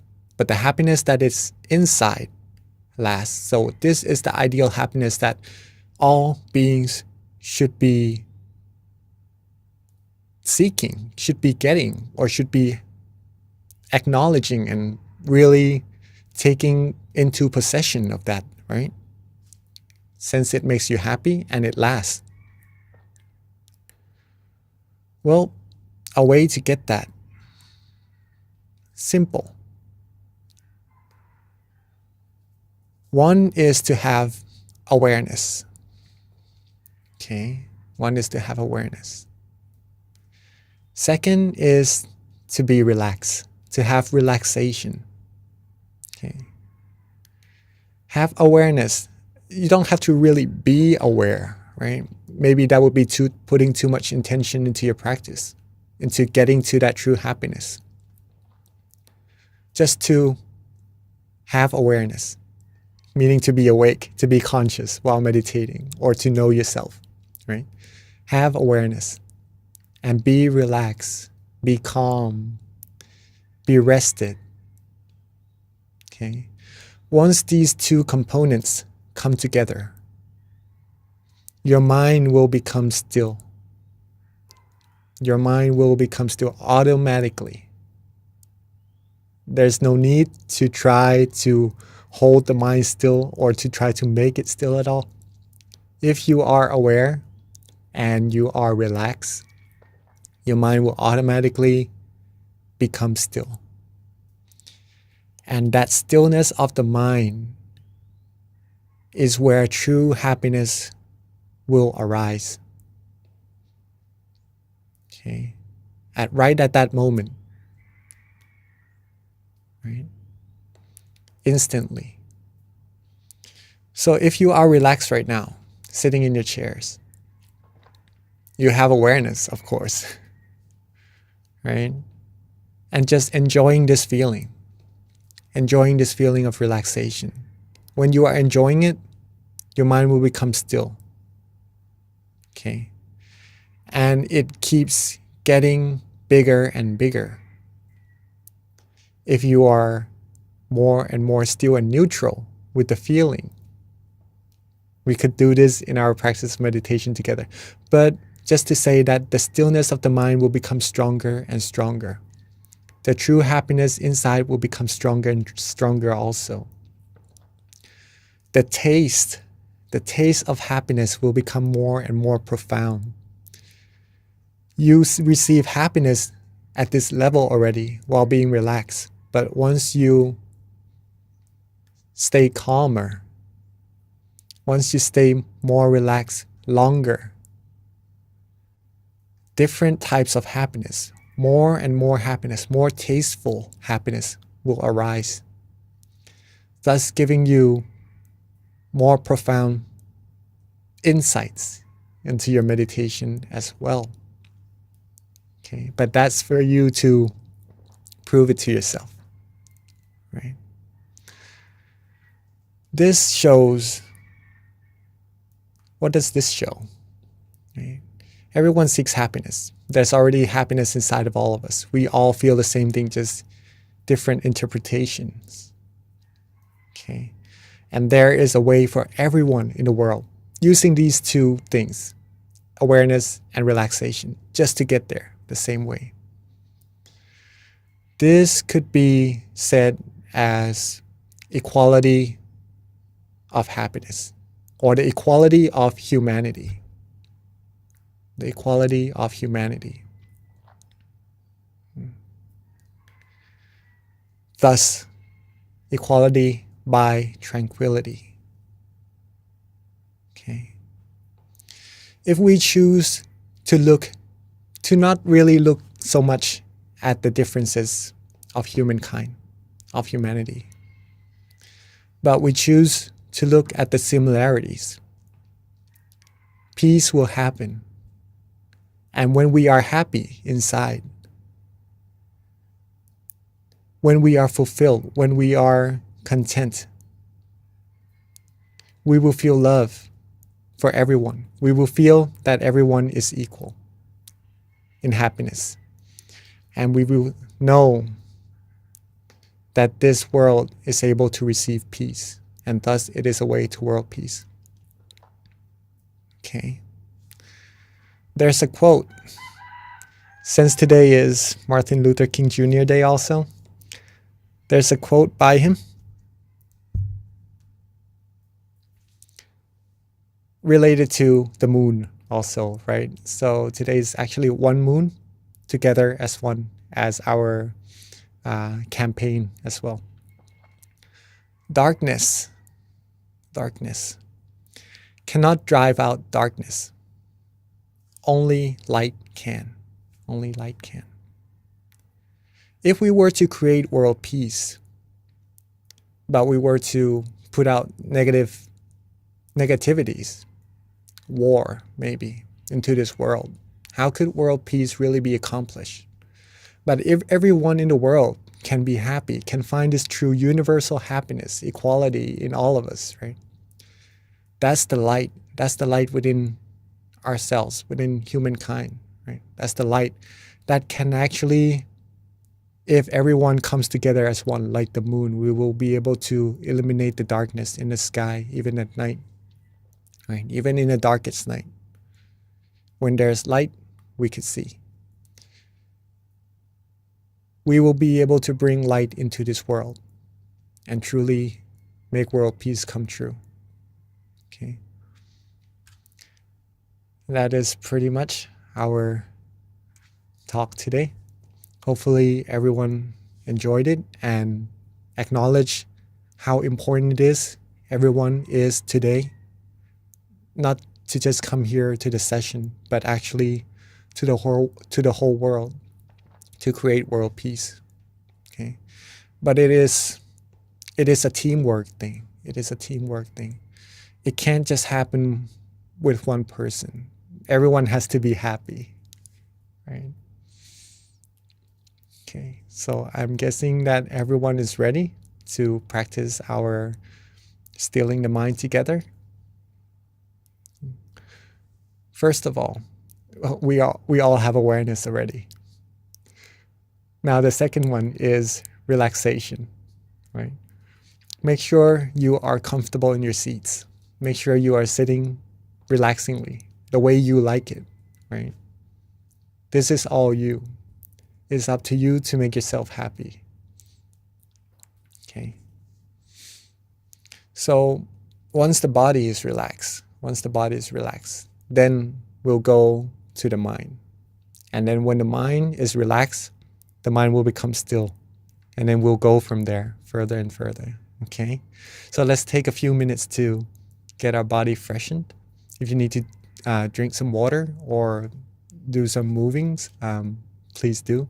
And then once you're done, let's get into our meditation.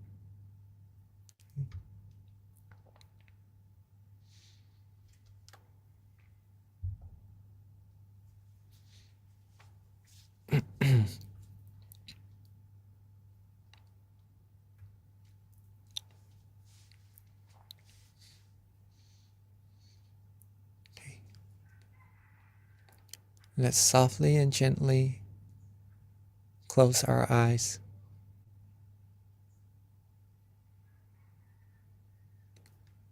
Softly and gently close our eyes.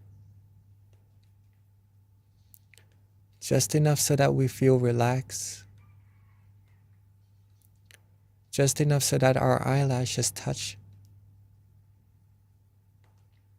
It is to relax our eyes and not to worry too much about it.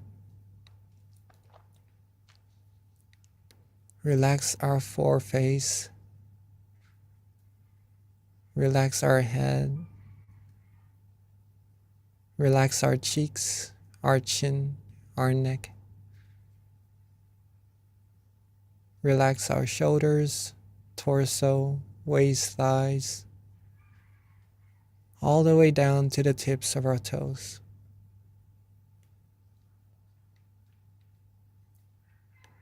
Take our time. There's no need to rush at all in meditation. Relax, rest, be calm, be restful.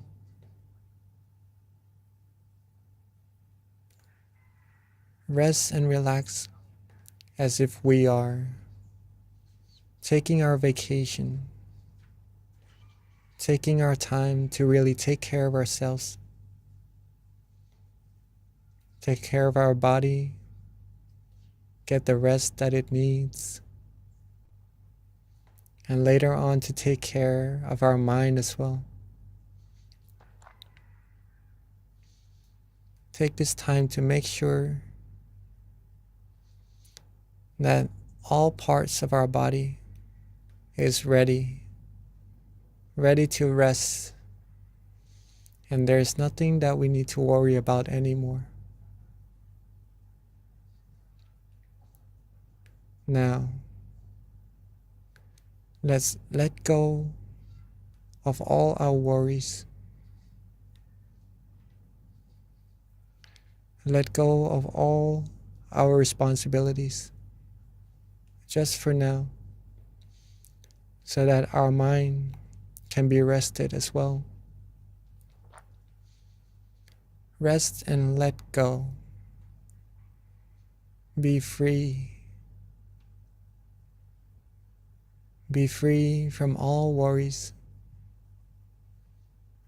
Be free from anything that would give you a burden or give you weight to your mind. Be completely free.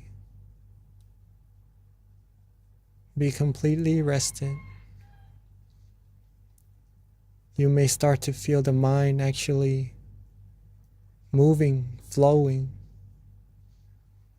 And that's just the mind being free. And when you're able to let go like this, you'll start to feel relaxation. You start to feel inner comfort, peace, happiness, calmness, or tranquility. Just relax and let go, and don't worry about any feelings to come at all. If you don't look for it, it will come to you. All we need to do is just rest. Rest and let go. You'll start to also feel that the mind wants to be at a certain place, maybe right there in front of you, right there around your chin, or maybe around your shoulder, or even at the center of your body. There is a place when you are relaxed, when you let go, when you have no worries, that the mind will rest at. And let the mind rest there. That is good. That means the mind has already come to a point of standstill automatically. Let it be, let it go, let it flow. Enjoy this relaxation. It's this feeling, this universal feeling that is very, very important. Let this feeling, acknowledge it to be the most precious feeling, the most precious possession we can ever have. In order to keep it going, keep feeling this peace, this relaxation, simply don't worry. Don't worry, be happy. Let go, relax. Be neutral, be as happy as you can be. Be as calm, as comfortable, as relaxing as you can be. It's our time to take care of ourselves and enjoy this feeling. The further we relax, the further we let go, the more happiness we will receive. And the further we keep going, the more tasteful, the more meditation experiences we will receive. So let's be neutral. Don't worry about what will happen. Stay calm, stay relaxed, and enjoy this moment. If you wish to use an object of visualization to be a company so that the mind doesn't wander off, then feel free to. If you like to use a mantra as your company along your journey, feeling relaxed and calm, also feel free to. If you just like to be still, don't worry about anything. Not use any visualization or mantra. Also feel free to. See what you like at that moment. Use what you like at that moment. Enjoy the meditation experience. Enjoy the inner brightness. Enjoy the flow of true happiness that is being generated from within all of us. Let go. Don't worry. Let the feelings flow. And let's stay still, stay calm. Enjoy this meditation together in silence for this time being.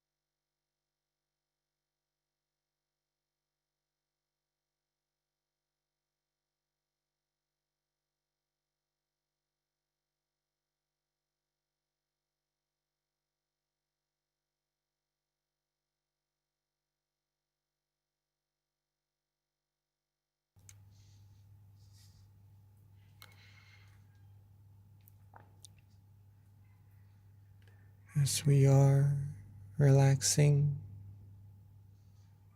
releasing, being calm, being still, at some point we may start to have some wandering thoughts. Maybe we did not really pay attention to them, or they could be some worries we had from before. In this case, softly and gently let them go. Don't worry about them. It's perfectly normal. Let them go. Relax our body again. Let go again. Let our mind flow again. Come back to the point of balance. Be relaxed, be worry-free. And you'll get back right onto the road. The middle way, the middle path. Not too tense, nor too loose. Just right. It feels right. It feels precious. It feels good, feels relaxing, feels fresh. That's how you know you're on the road.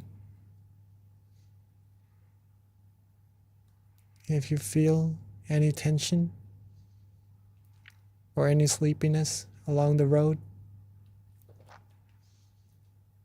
simply use the same technique. We could lift our eyelids up just a little bit. Reset. Let go of all those feelings, tension, drowsiness, wandering thoughts. And when we are ready, when we are calm and fresh again, relax our body, relax our mind, come back onto the road, come back onto the point of balance, the point of tranquility. Repetition of coming back to this balance point will take you deeper, firmer, more skillful in meditation, in being still, being on this path to true happiness. So let's take a few more minutes to rest and let go, be free from worries, be free from any thoughts, any anticipations of what meditation experience is to expect it. Let go and enjoy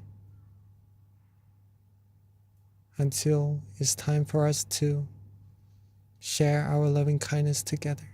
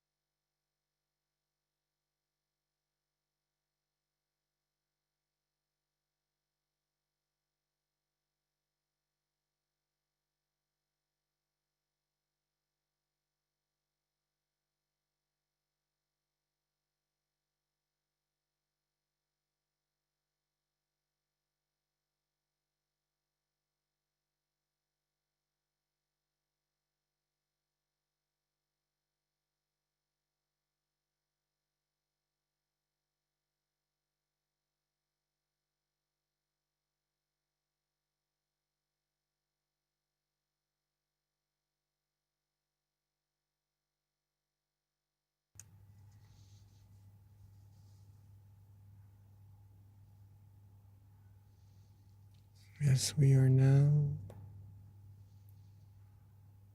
being calm, being relaxed, being with our inner happiness, our mind has now gained an amount of purity, whether if we know it or not. Our mind is automatically gaining positive energy, gaining cleanliness, gaining merit. The more we still our mind, the more we'll be able to sense it. And at this moment, some may start to feel the brightness. Some may start to have some meditation experiences. Keep on being still and relaxed. Be calm, be still.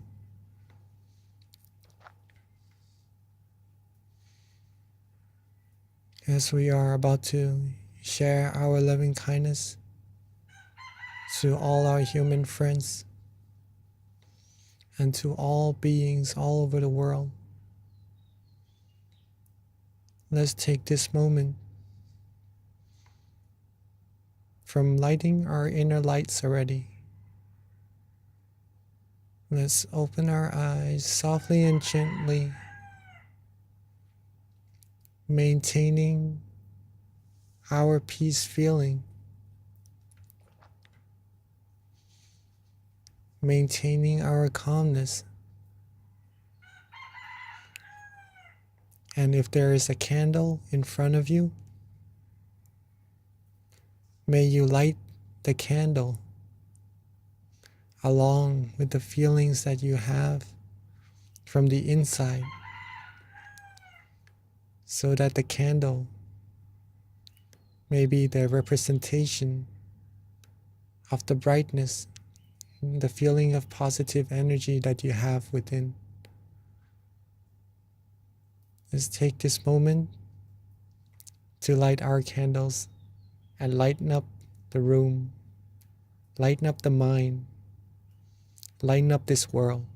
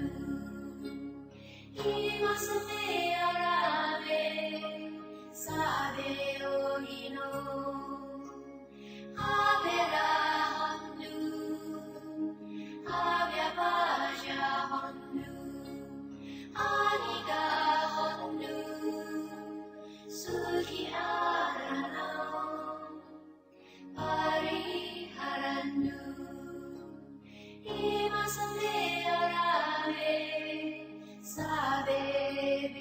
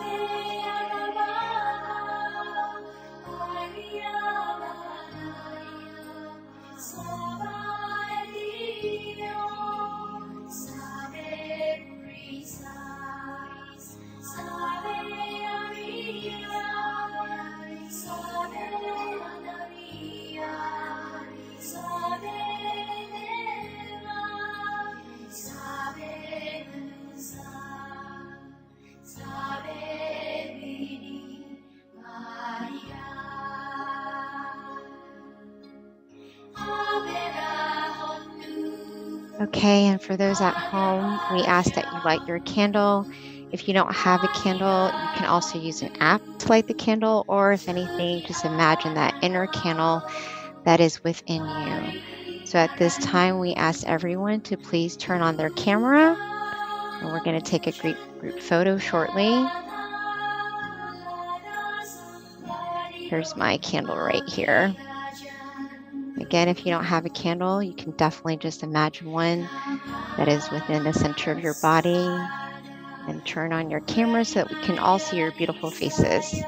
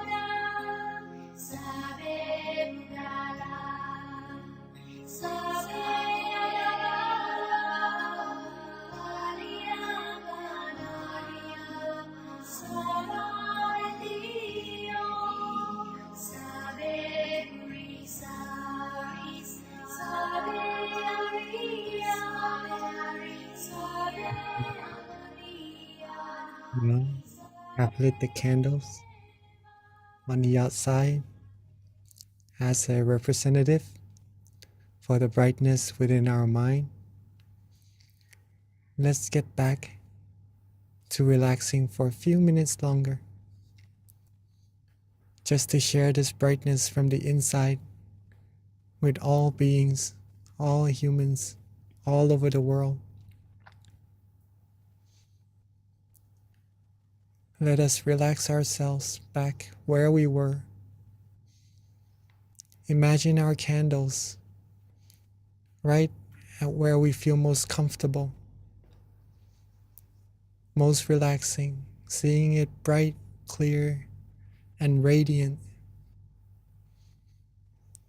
along with our mind being bright, clear, and radiant as well. Let's think of all our good deeds, our past practice of generosity, helping other people, giving smiles, giving endearing speeches, or coming together here, cleansing ourselves, cleansing our mind, coming together as a clean, clear crystal sphere, as bright as the sun could be, or even brighter, and share this positive energy, share this brightness with everyone around us sitting in this room, joining this Zoom session together. Have all of us have part in this positive energy. Have all of us be happy, healthy, strong, happy. Be fulfilled in all our good wishes, free from negativities, harms, diseases, free from anything that could take us onto the path to ruin. And let's share our love, our brightness, our purity, our positive energy outwards even further to our community, our society, our city, our country, our whole world, seeing the world bright, clear, clean, like a clear crystal sphere,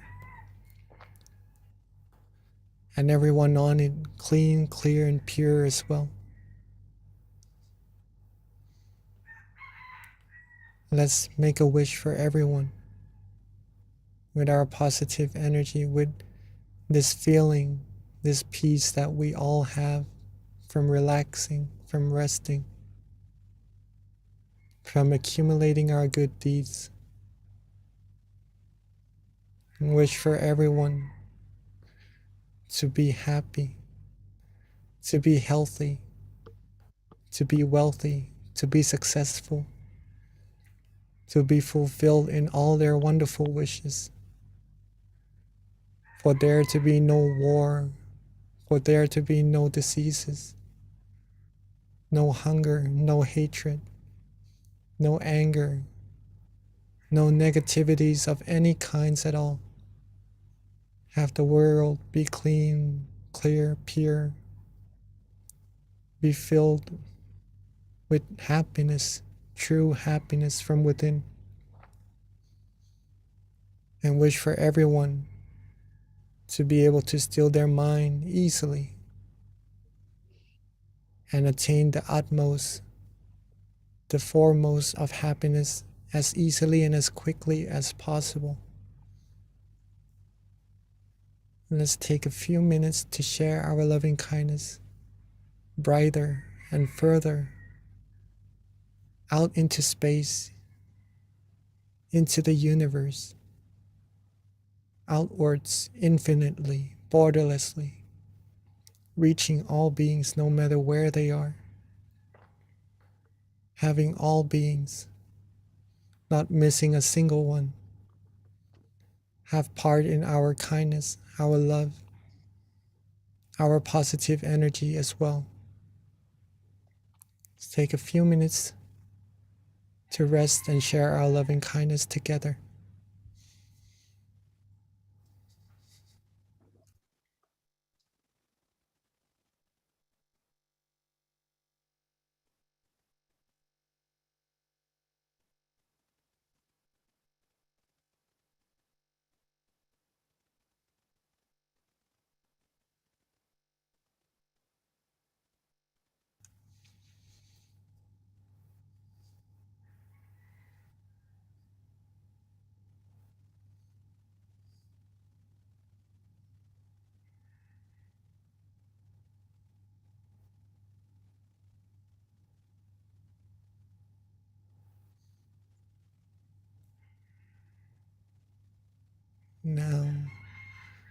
Now that we have shared our love, our purity, our positive energy to every other beings, let's bring our attention, our awareness softly and gently back to ourselves, softly and gently back to our presence, wherever we feel most comfortable, whether if it's our forehead, our chin, our cheek, our torso, or at the center of our body. Let the mind calmly, softly rest where it likes. Let the brightness be there. And with the accumulation of all our merit, let's now wish for ourselves, wish for the good things we need, wish for ourselves to always be happy, healthy, wealthy, successful, be wise in all our conducts, be fulfilled in all our good wishes, be free from diseases, harms, dangers, be free from all impurities, all negativities, be surrounded by virtuous, wise people who may take us onto the path to righteousness and happiness. Be free from those who may take us onto the path to ruin. And whenever we meditate, may us all be able to still our mind quickly, easily, and to reach the utmost of happiness as quickly, as easily as possible. Spend a few moments to wish for all that we need with the positive energy we've put our hard work into accumulating.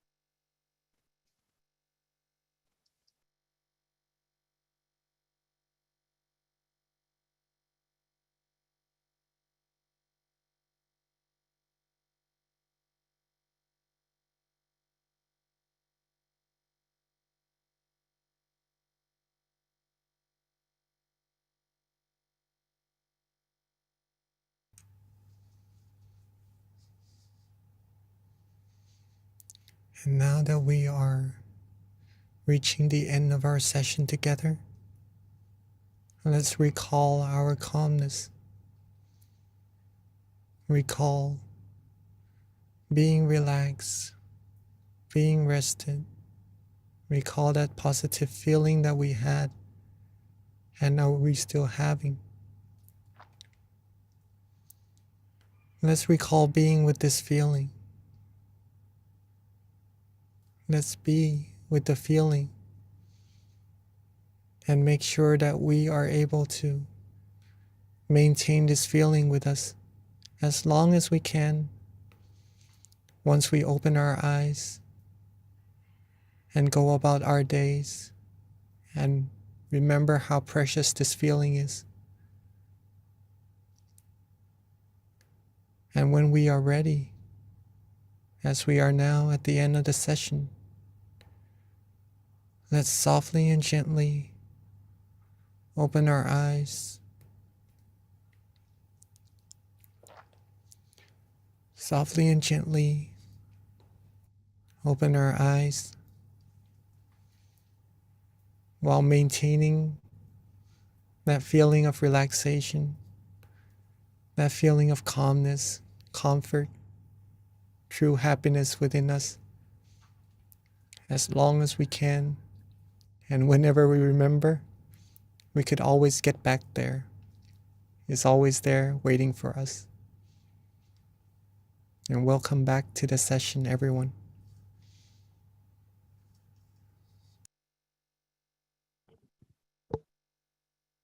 Thank you, Venerable Jackie. That was so lovely, and the blessing was so powerful. So before we transition to the Q&A and back to Venerable Jackie, just a couple of announcements that we need to make. First of all, our next full moon meditation is going to be Wednesday, February 16th. So please mark that on your calendar, invite your friends and family. Let us all be the light together by sharing this light with other people, having people join our call. So please be sure to extend it out to your friends and your family. Join us on the 16th of next month, which is on a Wednesday. Again, that's February 16th. In addition to that, just another thing, the tamagayameditation.org. This is a great website to learn more about our various centers around the US. That way you can find your local center. It's our centralized website, so please check it out, tamagayameditation.org. Another website that's very important is MindGem. So if you haven't already, download our app. It's called MindGem. It's a great app. It's got many of our various meditation teachers. Also, another great way to stay on top of our full moon meditations. If you have the app, we do send out notifications through the app so that you can be a part of our full moon meditations and be reminded of the events when they're about to take place. So please download the app if you haven't already. And it's a great supplement in terms of a tool to meditate on your own when we don't have a session or you can't go to your local center. Another thing, we do have our various centers right now that are open and are welcoming people to come meditate with them. To find your local meditation center, you can find it at MindGem on locations. But right now we've got Chicago, which is having classes online and also in person, California as well, which is our Success Meditation Center. New Jersey's also having meditation classes now, both online and live. Alabama as well. Georgia Meditation Center plans to open in March, so please stay tuned for that. So with that, wraps up all of our announcements. And at this time, I'd like to transition over to our teaching monk. This is the best part, so don't leave us. It's the Q&A. You can learn so much, and it really helps in terms of inspiring you to be committed to your meditation practice, learning more about meditation, and questions that other people might have that you might be thinking of as well. So at this time, we do welcome questions. You can easily just put it in the chat and then we'll read it and then have the teaching monk answer. So please, if you have any questions, let us know. Yes. Before, if anyone has to leave, right? Two things. One thing actually, but into two, that I would like to share with everyone. Awareness and relaxation. These two things are really important to take away from these meditation sessions, right? It's been probably reiterated so many times. Please, yes, if you could take anything away, these two things would be very precious to have, since it helps you still your mind and it will take you to that refuge, that happiness inside all of us, inside all of yourselves that you already have, right? Awareness and relaxation. Practice that repeatedly, and then you'll be able to come across deeper and deeper happiness also. So rejoice in all your merit for that.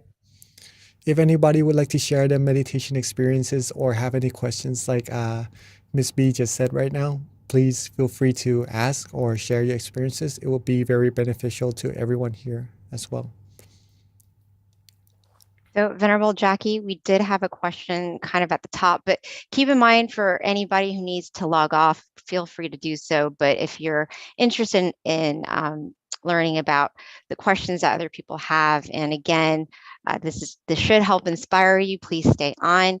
One of the questions it came through the chat, Venerable, and it just has to do with if you read about the Dharma or the wisdoms of the Buddha, does this generate good karma?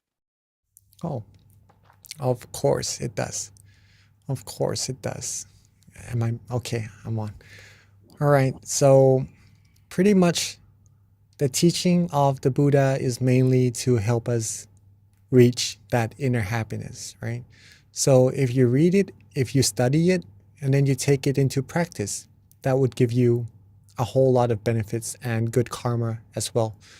Reading took so long. It took so long for the Lord Buddha to become the Lord Buddha. It took many lifetimes to accumulate merit, perfections, in order to be able to attain this wisdom that he attained right on that day of enlightenment. That wisdom is pure from a mind that is free from all defilements. If you are able to study it, read it, you'll get that knowledge as well. Thus, it is good karma, of course. So Venerable, another question that just came through, this has to do with if you have like childhood trauma, how do you overcome those scars and integrate the wisdom and meditation into your life? Childhood trauma. And this is How do you- from John Upshaw. Sorry, asked this question. All right, that's all right. Okay. If we have childhood trauma, a good way, it may be easier said than done, right? But if you are able to let go, it may be a specific situation that happened. In that case, we actually might have to discuss it to see further details of how to actually look at it and overcome it in that certain situations, right? But all in all, whatever happens, if we could see that it is something that could happen to someone, it's something that comes and goes, right? This is what comes along with being human from the very first day that we are born. It is suffering, right? It is suffering. And it's because there are, like what Nong P. Daniel mentioned the other time in the full moon session also, it's like we are ill inside with the viruses, anger, greed, delusion, right? And these things cause negativities that project out of either a situation. I wouldn't like to say so much of someone or somewhat, right? But it happens. It happens. If we acknowledge this and we could see it as something being normal, right? It would be much easier to let go. Okay. It may take some time, or some event may be harder to let go, but eventually it is better to let go. It is better to let go. Okay.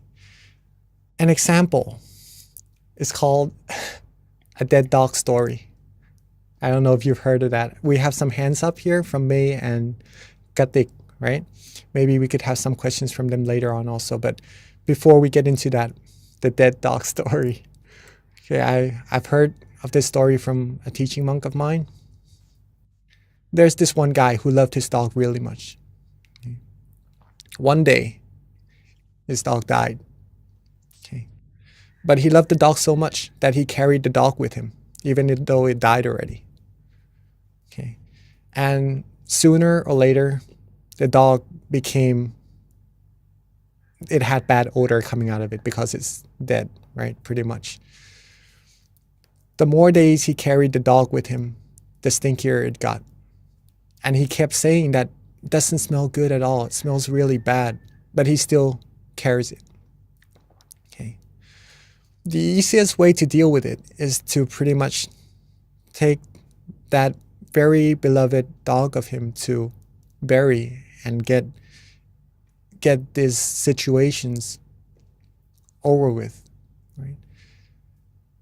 Then he wouldn't be able to, he wouldn't have to go on and say how bad of a smell it is and carry that burden with him. Okay? He would be free. A good meditation metaphor that I had from another teaching monk of mine is that when you are carrying oranges in a backpack, right? In a backpack, there are good oranges in there, But what happens if there is a bad orange? Would you want to take that and keep it with you? No, right? You would probably just, it would be easier to just throw them away. Just keep the good oranges with you. That is related to meditation, but it could be related to situations in our past also that may cause us some distress or some unwanted feelings. Okay. It is better to just let them go. Sometimes it is hard, but seeing it from a perspective that you're able to do so will help you so much. And that maybe needs some help or some friends who could actually comfort us into doing that. Sometimes we do that. If you can do it alone, do it alone. Let go. Keep going. Keep only the good oranges. Keep only the good things in life. Go further. A good way to do it is also practice meditation. If you practice meditation, just what we did just now, if you can relax, be aware, your mind will come to that place of happiness, of purity. When the mind is there, the mind can only think of one thing at a time. If the mind is happy, all the negativities wouldn't be able to come in. Okay. If you think of the negative things, the negativities will come into the mind, thus making you feel sad and maybe sorrows also. Okay. Come back to that place of comfort, that refuge that you have from awareness and relaxation. Right? Come to the stillness of the mind. Be there. Be there. Then you will receive happiness. When the mind goes off again to think of other stuff that may be unpleasant, reset. Reset. Cut it off. Let it go again. Let go. If we're able to let go, even though it's hard, I can't emphasize on that too much, but if we practice, we'll be able to do it. Come back to that happiness. The more times you come back to being happy, the easier it will become, the more skillful you will become at coming to be happy, the more firm your mind will become at being happy.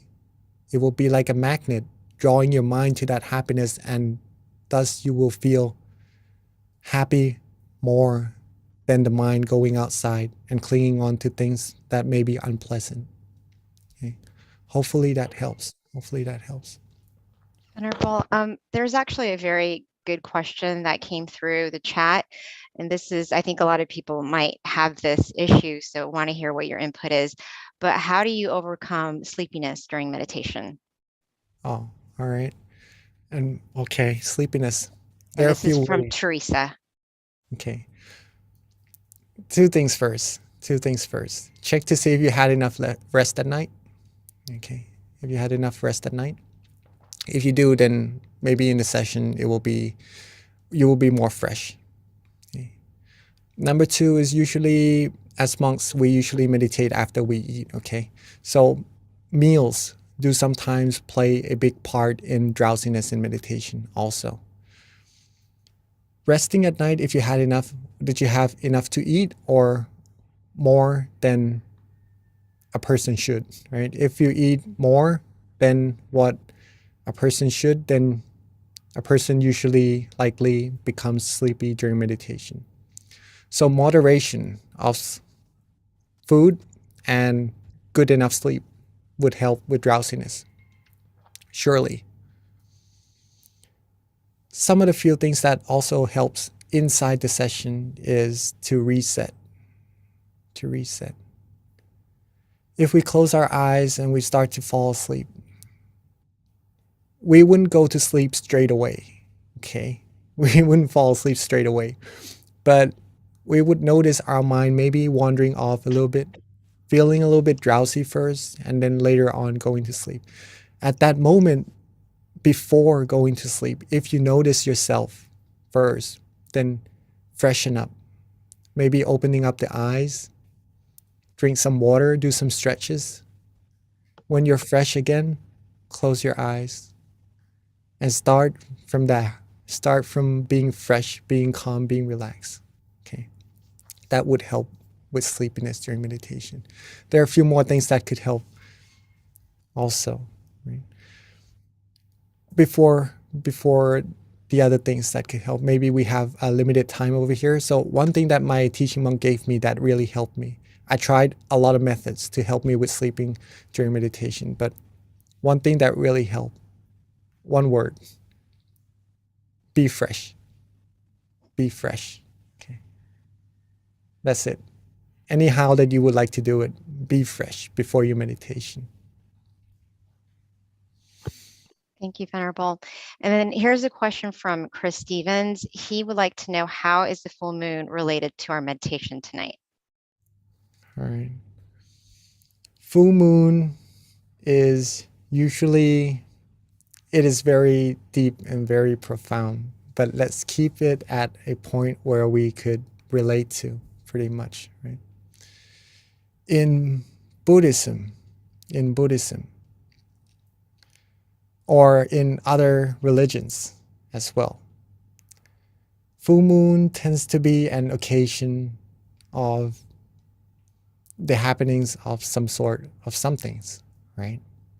In Buddhism, it usually relates to something very special also. So you could take it as a good occasion, right? That the moon is full and that we could come together and be whole, be one, like the moon, okay? Like the brightness in the sky that shines away all the darkness. When we meditate, we are actually shining away all the darkness, all the negativities that is there inside the mind also, and cleansing our mind, giving ourselves positive energy, right? That could be pretty much related to our meditation.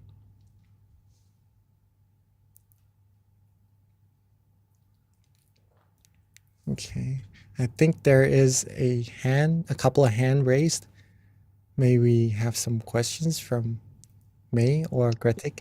Yeah, can someone spotlight May, please? Thank you. Hello? Yes. Yes, we can Hello. hear you, May. Go ahead. Yes. Hi. I practice meditation for longer hour, like 5 hours, 6 hours. Then I have more concentration and I can practice deeper. But sometimes when I am in this situation, like I have a lot of changes are happening. Like I can see my sweat poles and all the sweat coming out from each pole, and I can then suddenly there are the blood flowing. I can see that movement, and so there is something like the pendulum here and moving backwards and front and backwards, and I feel all these happenings, and at the time I try to focus back on my tip of my nose, but I still see all these instant and continuous changes, and how can I focus, and where should I focus back to continue my meditation? Beautiful. Very nice question. In case someone else also has meditation experiences that they wonder what is there and what's happening and how to go further, right?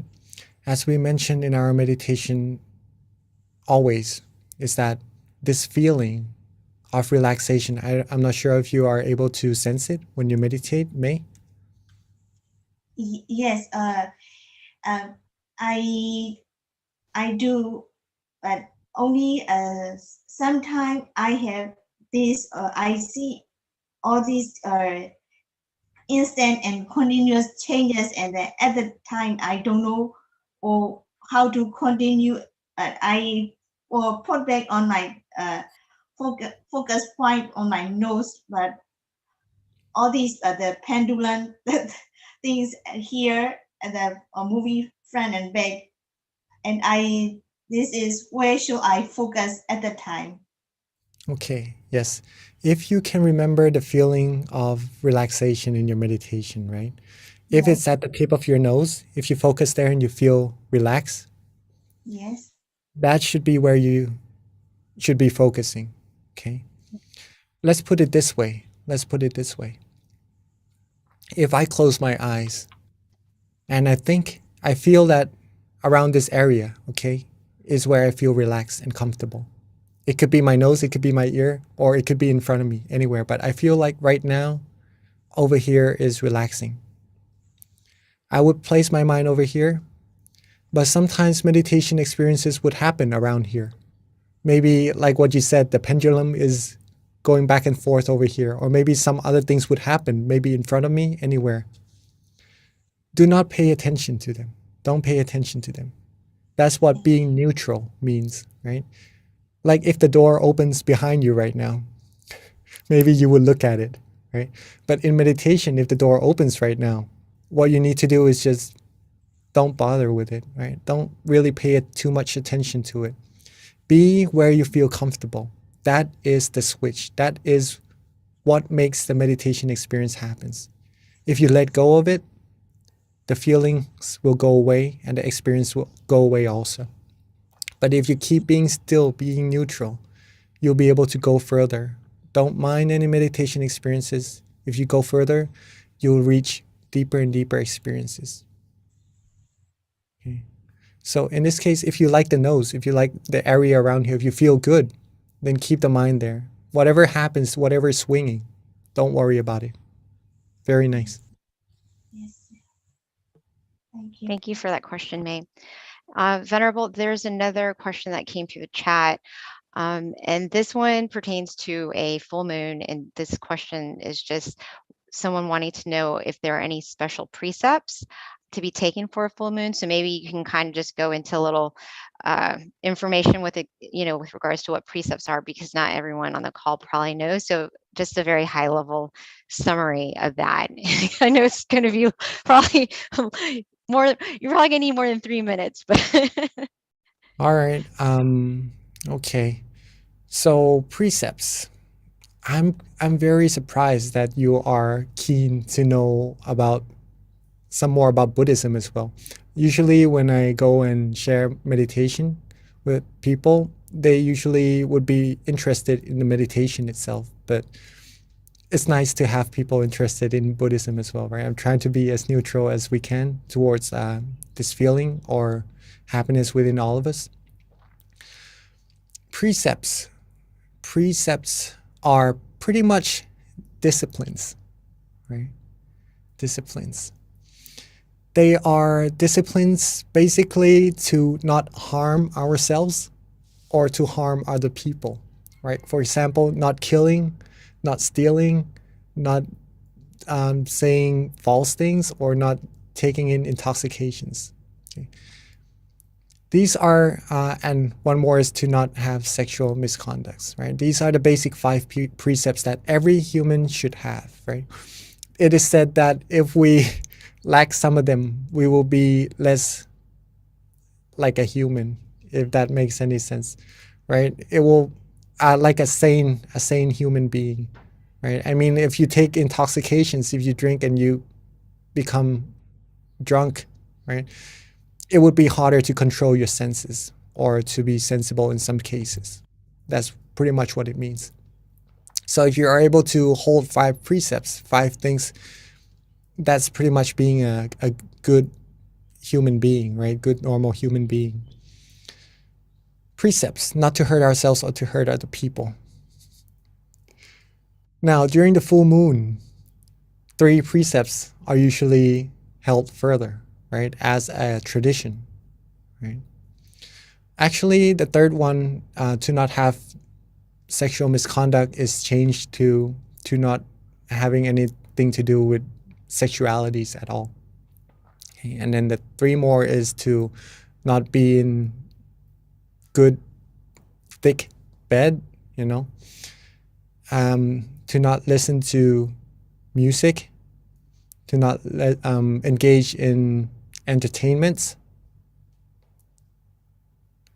And the other one, I would have to, sorry, I would have to check to see what it is.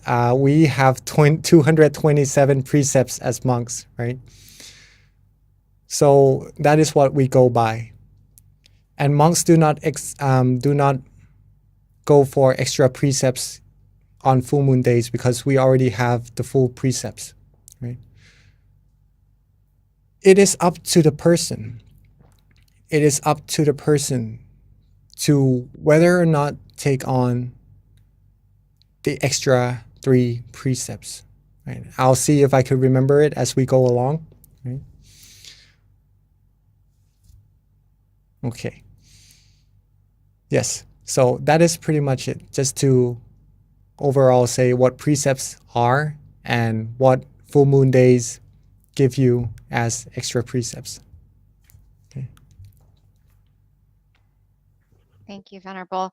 So Venerable, it is now 10:30. I don't know if you want to take on one more question or if we should just wrap it up. We'll leave it up to you, Venerable, because there are more questions as always, but at some point we do have to cut it off. So. All right, maybe just one more question before we end. All right. Okay, so with that, there is one more question. We've got Chancia who has her hand raised. So she's had it raised for a bit. So let's have her wrap up with the last question. Hi, Chancia. Thank you so much ค่ะนมัสการค่ะน้อง Jackie and คุณ V นะคะ My question is how can I overcome my highly imaginative mind because my mind is often get carried away with fun thoughts inside of me and also like the fun exciting maybe people or things in the outside world. So how can I overcome that? Do I have to look at like dead bodies or things like that to, sorry. It's just my question. There's no need to actually look at dead bodies. To overcome, well, if you would like to, if it helps, then I guess it's okay to do so also. If you would like to overcome wandering thoughts or thoughts running around, right? Maybe thinking of other people, other things. A good way is to practice resetting, just like what you did in your meditation. Okay. Resetting helps not only inside the sessions, but outside also. Whenever your mind goes wandering off, know yourself and reset. Come back to being in balance. If it helps, a good way to help with that is also visualization. You can visualize the Buddha image, the sun, the moon, a crystal sphere, anything that lifts your mind up. That would help with wandering thoughts for sure. Or a mantra, a recitation of any kind of phrase, any kind of words, samarahang, clear and bright, these things, right? It would help you be free from attachments from the outside, right? The mind usually goes wandering off. But it happens because the mind is familiar to doing that, right? If you could train the mind to be familiar with being still, then the mind would be more without going around, right? The mind would be more still automatically. Resetting is the key. If you reset, you train your mind to a new habit. The mind will become more used to being still and less likely to go outside. But dead bodies are one way to do it, right? It's just to let go. It's one of the techniques that sometimes people use.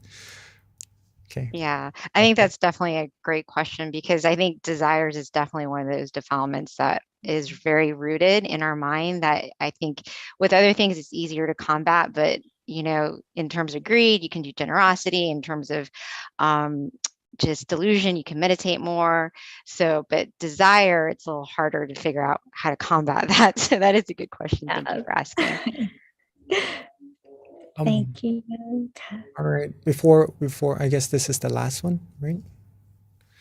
Okay. Yeah, you want to ask one more question? You want to answer one more question, Pete? All right. We do have a hand raised. We actually had 3. I saw a couple coming, but I think people were probably not sure if they should hold it up considering, it's 10:30.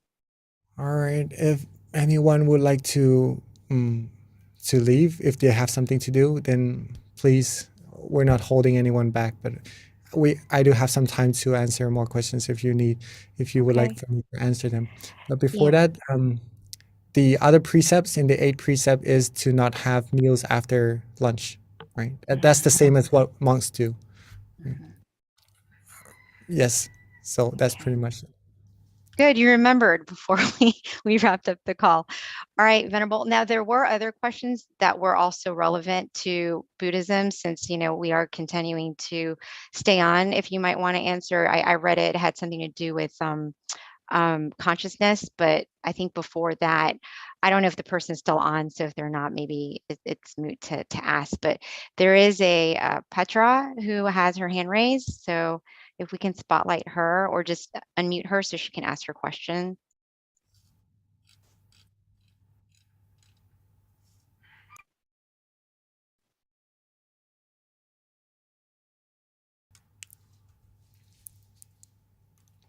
Right. Okay. I think we're having problems trying to find that person. I do see the hand raised. Mm. So Venerable, let me go ahead, since this is, that question, if you'd like to answer it. Just has to do with consciousness, and if you can kind of go into a little bit more detail with regards to what happens to consciousness when we're no longer physically here. อ๋อมือไปอะไรใครไปเลสแฮนในของฉันดิฉันเองนะคะ จ้ะมีคำถามไหมเอ่ย Do you have any? Okay, your hand was raised, so we unmuted you. What's the question with the consciousness? Okay. So this is a question. It says, does consciousness go away after we die? If it does, what happens after rebirth? Well, This is definitely a Buddhist type question. So yeah, if a way to really find out for yourself is to meditate, still your mind further and deeper to see this, right?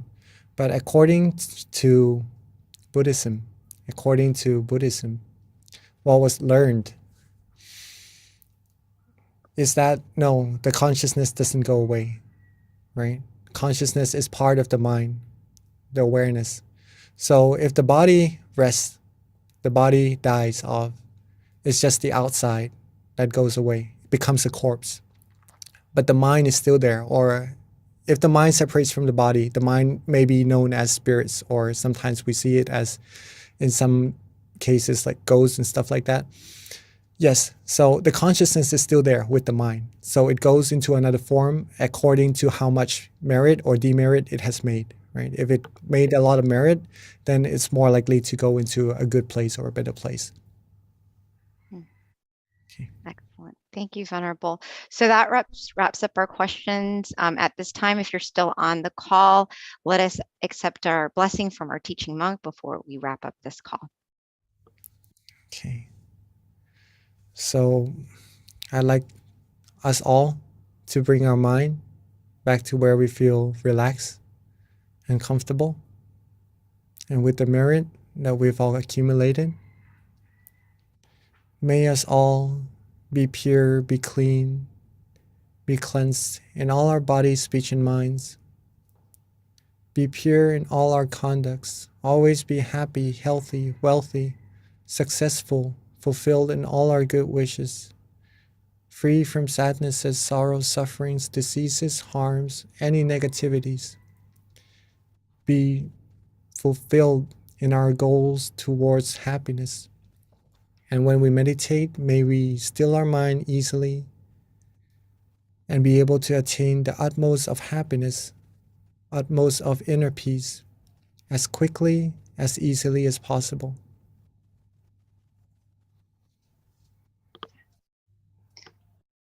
Thank you, Venerable, for that very lovely blessing. Bye, everyone. Don't forget, February 16th, our next full moon meditation.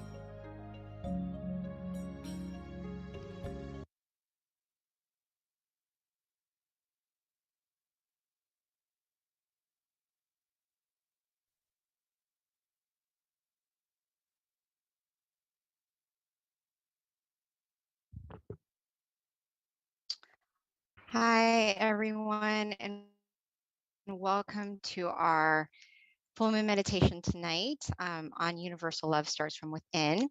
So we generally start with quotes because, quotes can definitely help inspire you and leave you with food for thought. And actually, I have two because they're so good, I couldn't choose between one. Both of them are going to be relevant with regards to our wisdom talk today.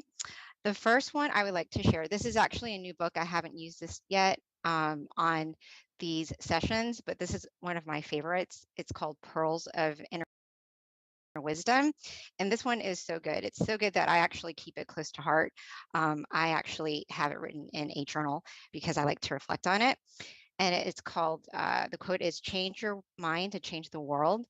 The only definitive way to overcome aggression, selfishness, conflict, wrong view, and stubbornness is to uproot the very thoughts of all of these things from the mind by meditating until we can attain inner wisdom from within."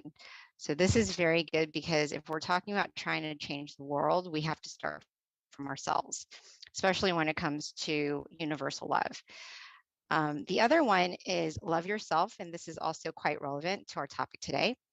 To love yourself is different from being selfish. To love oneself means to purify oneself and to be happy at all times. All things that come to our mind and our five senses, sight, sound, smell, taste, or touch, both good and bad, we must choose to opt for the good and let all be at the seventh base, the center of the body. So both are pretty relevant to our topic today, which is going to be on universal love. And next, I just want to go over a little bit about our teaching monk. If you haven't meditated with Monk Daniel before, you're in for a treat. So Monk Daniel has ordained and he's dedicated to his life to meditation and practicing as a Buddhist monk since 2012. So he's been a monk for over 10 years now. He believes that positive life change begins from within and that everyone can change their outer world by first changing their inner world with regular meditation practice. Another thing about Monk Daniel is that he's been teaching meditation domestically and internationally to monks and novices and people all around the world. So he's very well trained with regards to teaching and definitely inspiring people to find themselves from within. So without further ado, let me introduce Monk Daniel.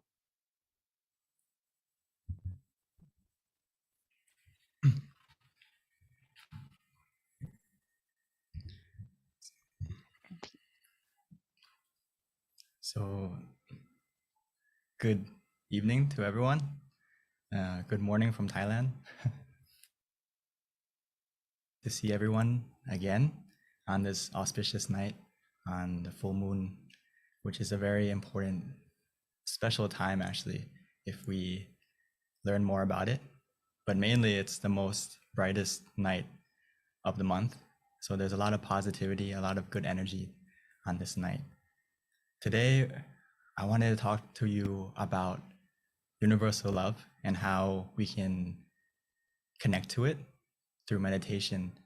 Especially, we just passed, 2 days ago was Valentine's Day. So happy Valentine's Day to everyone. Hopefully you had a good time. And today we're going to learn the most important thing is to love yourself, to love yourself, as our wonderful host just mentioned with the quote from Lumpur, is one of the best ways is to love yourself. And how to do that is through meditation. This is something that my master Lumpur Tamachio always tells us, the monks, the community, everyone, that we need to make time for ourselves and make time for us to meditate. Because if you truly love not only yourself, but the people around you and everything around you, actually, it will benefit from loving yourself first, which I'll explain a little bit how is that not selfish, right? It may sound a little bit in the beginning, but let's talk a little bit about it. So as we may see I want to talk about self-care a little bit. I know this is a topic that you may have heard about. So self-care isn't being selfish. This is a point that we have to get across, that taking care of yourself doesn't mean me first, but it means me too. It means including yourself in your happiness and including yourself and loving yourself as well. Sometimes in life, our focus gets distracted, and out of our good intentions, we tend to put our passion and our love and dedication into everything around us. It's like we are, whether it's our job, our relationships, whatever it may be, we put our passion and love into everything around us. But sometimes we forget to give some of that. We forget to give some of that love to ourselves. And today I want us to remind ourselves that we need to make time for ourselves too, because a better you means a better world. And right now it may seem kind of, how can me being a better person change the world? It may seem kind of big, like a big picture, but if you think of it, if you're a better version of yourself, the first people who are going to impact are the people around you, right? Your family, the people you love, your friends, your community. So it directly impacts the world and the environment around you about if you look after yourself more. So when we talk about self-care ideas, I'm sure there's many ways that we've heard before, whether it's going to the spa, taking care of yourself, taking care of your body. But the most important self-care idea is to look after your mind, which in this day and age, many people are starting to realize that mental health is very important, as we are living in a day and age where we are connected to everything in the world easily, right? Through technology, through our phones, through everything. We are so connected with everything and everyone, but sometimes from that connection to everything and everyone, we forget to connect to something very important, which is we disconnect from ourselves and we forget to look after ourselves. So we're so connected to everything, but we're disconnected from our own happiness and how we are feeling, because we're distracted on the outside. We're so busy looking outside all the time that we forget to spend some time to look inside and look at ourselves. So the most important self-care idea, number one, is to look after your health, your mental health, your mind. How is your mind today? Because life can get pretty distracting, right? We have so many things we need to balance, whether it's looking after our physical health or by exercising, looking after our career, looking after our relationships, or whether it's social or any relationship. It's very hard to balance what's important in our life if we don't look after our mind first, because our mind is the root of everything. Sometimes we tend to forget that, and we don't balance things correctly because life is very hectic, right? So sometimes we focus a lot on exercise, or sometimes we forget to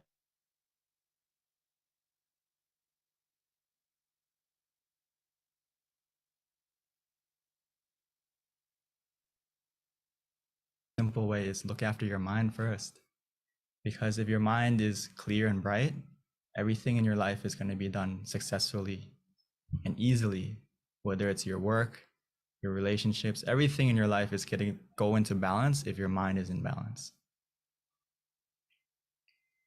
So many times we may feel like we're out of energy, or maybe we have a broken heart or something like that.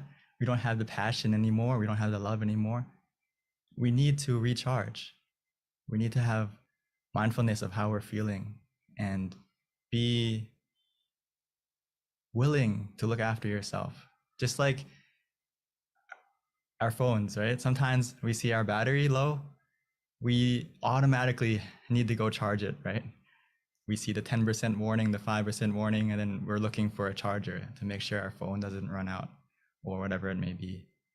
We should feel the same way about our mind, about how we're feeling.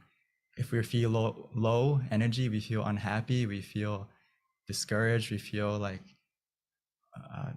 weak mentally, we need to go recharge ourselves. We need to go refresh ourselves, which the best way to do that is by meditation. So I'm so happy that everyone here is coming to recharge yourself and to make sure that we are full of happiness and love from within. Because if you don't love yourself, it's very hard to love the things around you. It's like we are an empty glass. If you're low energy and you're not positive, it's very hard to be positive to other things and other people around you. So by meditation, it's like we are, every time we meditate, the more we meditate and the better we meditate, it's like we're filling ourselves up. It's like a glass that's full. And actually sometimes it may even feel like overflowing with happiness and contentment and not only love for yourself, but love for everything around you. So through meditation, it's like we're a full glass that we can pour and share to everyone around us after we look after ourselves first.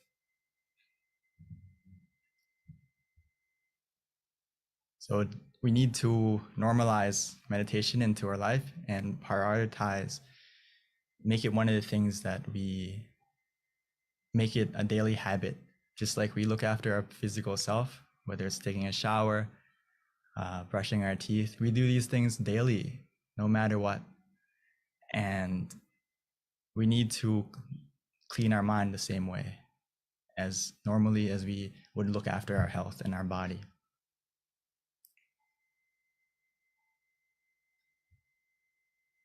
Because if we go back to self-care ideas, we don't have enough time in our schedule for everything.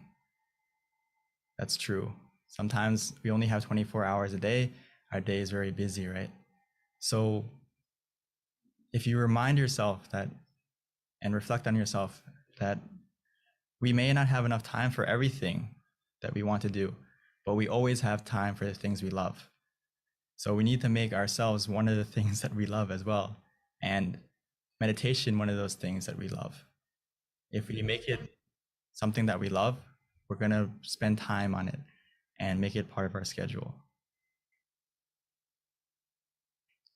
So just before we meditate together today, I wanted to give us a little review on how to meditate as well, how to connect to that inner love and feel that happiness inside.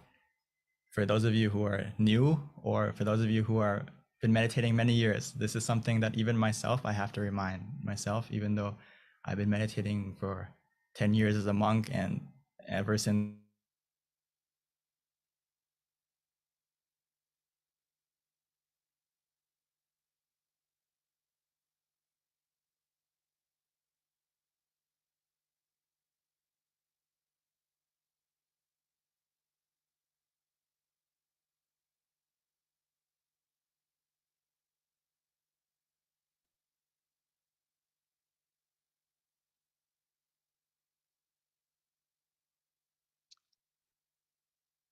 Well, you guys, it looks like we just lost connection, but Venerable Monk Daniel will probably be jumping on shortly. Give him about 3 minutes. But until then, I'll go ahead and just kind of give you a recap with regards to our meditation technique. Definitely, you want to keep your mind bright and happy and joyful as much as possible. Try to recall good things that you've done in your life to kind of help make your mind just refreshed. And then from there, just relax your mind, your body, just some high level recap with regards to our meditation technique. One of the things that we try to focus on, if you can, is the center of the body. And Monk Daniel will definitely give us some guidance with regards to that when he returns. But there are 3 things that we can do when we're trying to meditate. Is first, we've got to clear our mind. Second, from that, relax the body and the mind. And then we want to pretty much trick the mind, because the mind has a tendency to dart from different thoughts or different images. So high level, one of the things that we recommend people utilize to help calm the images essentially is you can anchor your mind with a shining sun, a full moon, which is very appropriate with it being full moon meditation, or just simply relax and keep your mind at the center of the body. In addition to that, you can also use a mantra, and our mantra is Sama Alahang for those who are familiar with our meditation technique. Or you don't have to use that mantra. You can just use anything that makes you feel calm, whatever it is, it should be neutral. So another recommendation would be you can simply just recite clear and bright, clear and bright, clear and bright. Just something repetitive to kind of help tune out the noises in the mind. Or simply we can just relax and just clear our mind from any thoughts and just simply keep your mind at the center of the body. Meditation is very simple. It's just a matter of letting go of your thoughts, which is definitely easier said than done. One of my teachers, Venerable Nalong, always would used to tell us how simple meditation really is. But when we try, it's not so simple, because even though we might look very peaceful on the outside, in the inside, there's just so many thoughts just constantly running through your mind. But with practice, with guidance from our teaching venerables, you will be able to get to that point where you can calm the mind. So that is pretty much a high-level recap of our meditation technique. Venerable Daniel is probably doing his best to get on. We'll just have to wait for him. And at this time, I would like to invite any venerable that's on this call who might like to also give some advice with regards to our meditation technique. I know we've got many amazing teachers on this call with us tonight. If you can add any additional guidance or any advice with regards to adding on to what I just said, that would be awesome.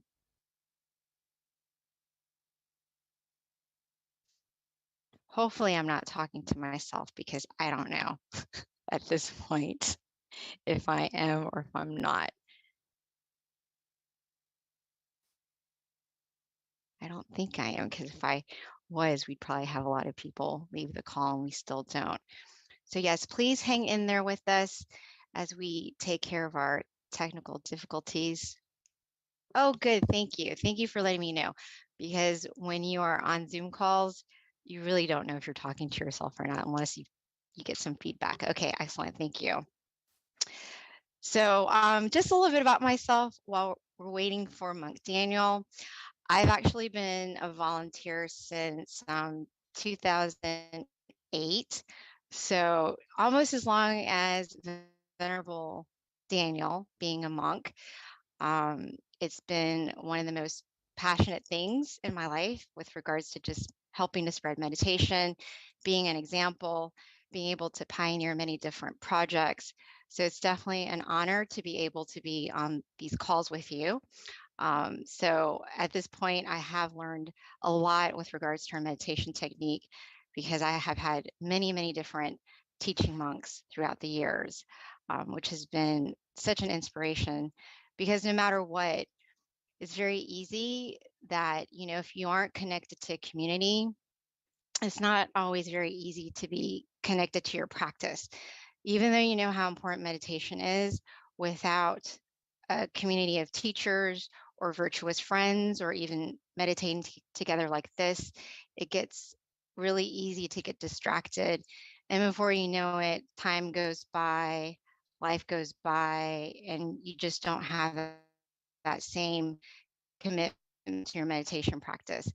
But by all of us coming together once a month, or as many times as you can, say if you are connected to a local center, it really does help you commit to your practice, so that before you know it, as the days goes by, which becomes months and years, you can look back and be very proud of yourself that you have been able to commit to your practice, that you are doing something worthwhile, you know, with your life, essentially, because in the end, the only thing that we can really take with us is our actions. And by meditating, we're definitely creating good actions for ourselves. So all of us on this call, be proud of yourself that you are in the right direction, that you found some of the best teachers in the entire world. I kid you not. We are so lucky. I see it all the time. You know, we don't have to go anywhere else with regards to meditation. We've got it right at our fingertips.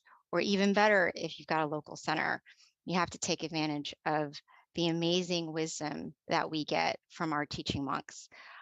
So, you know, that's one of the things that I'm very grateful for, that I've got many, many teaching monks by being connected to this meditation community. Thank you. Yes.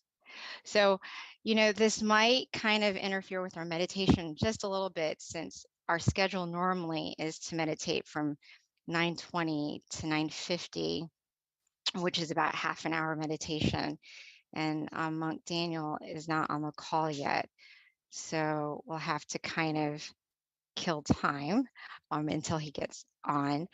I don't know if anyone can, thank you. I don't know if anyone can connect with Monk Daniel while I'm trying to inspire our community, and that way we can know kind of what to do. If not, I am going to have to volunteer one of our teaching monks, which we've got many qualified ones on this call, to guide our meditation practice for us, because there's many that can do it, I promise you. Okay, so a little bit more about me, since we've got a little bit more time, is that one of the things that I'm most proud of is, and this is for anyone in Georgia, because, and this is something I would announce at the end, but I'm going to do it now. I'm really excited that one of our teaching monks from Thailand, he's actually a former member of Georgia. And I'm very proud to say that when I saw him in Thailand in 2019, pre-COVID, he gave me a gift, and I went to a meditation retreat where he was teaching. His name is Venerable Michael, and he was a former student at the Georgia Meditation Center, which is where I volunteer. And when I saw Venerable Michael just before I was about to leave, oh, wonderful. Okay, I don't have to say anything now. I can wait till the end, because we've got our teaching monk back on the call. And now we will start our meditation, and perfect timing, because we start meditation at 9:20. It's now 9:22, so we didn't lose very much time. So at this time, Venerable Daniel, are you there? Wonderful. He's coming on, so I can tell my story later. Thank you, everyone, for being patient with us. As we all know, technology, you just never know, it can be fickle sometimes.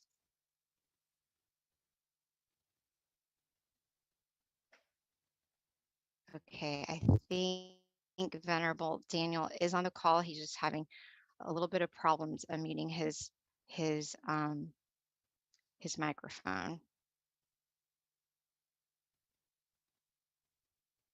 Thank you, Quincy. Quincy's from Canada. He just sent me some positive feedback. Thank you, Daniel. I guess 2 thumbs up for being on the spot, right? These are the things you have to do sometimes. Thank you. Okay, well, Venerable Daniel is joining us. Just give him a couple more minutes. Oh, Deb, I've got all these friends on the call. Thank you, you guys. Thank you. Okay, well, you know what? When Venerable Daniel gets on the call, I will just zip up. But for right now, let me continue, since I was right in the middle of my inspiring talk here. A former member of the Georgia Meditation Center, and like anyone who knows me will hear about him, because I'm so proud of the fact that he was a former student at the Georgia Meditation Center. And when I had the opportunity, never mind, he's back. Thank you, Venerable. I was just creating all these things that I can share with people. I was waiting to be co-host, because I can't unmute myself as a participant. Well, we are glad you're back. Go have at it, Lumpy. And you guys will hear from me later. Thank you. We left off on how before we meditate, just real quick, the most important thing is making sure that we are relaxed of both body and mind. So I'll continue later. For now, let's get into the meditation, because we are running out of time a little bit. Sorry for the technical difficulties. the main temple.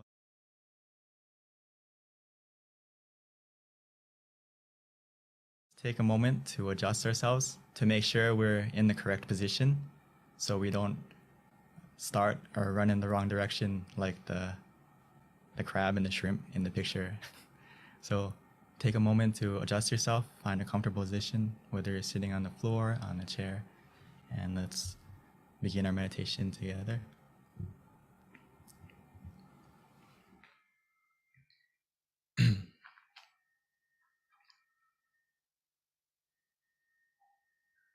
So we should treat every session like it's our first, taking the time to make sure that we are relaxed, that we are comfortable. Because meditation is essential, the most important part is how we start. Making sure that we are running or starting our journey in the right direction. So we need to take the time to make sure that our body is comfortable and relaxed. From the moment we close our eyes, softly and gently, naturally, as if we were about to go to sleep. Because now is the time to truly rest our mind and recharge ourselves, both physically and mentally.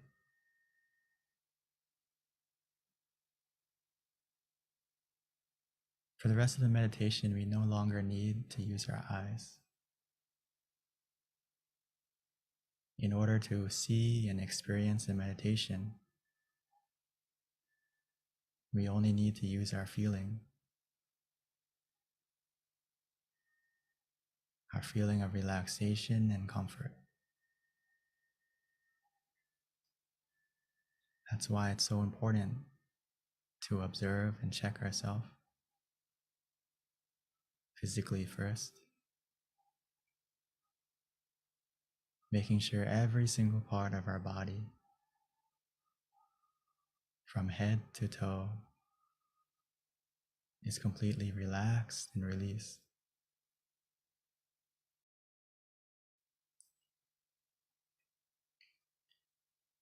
Sometimes the easiest way to do that is just to take a deep breath a few times, breathing in slowly and gently and deeply, feeling the cool and relaxing air, the calmness as it fills our body up with relaxation.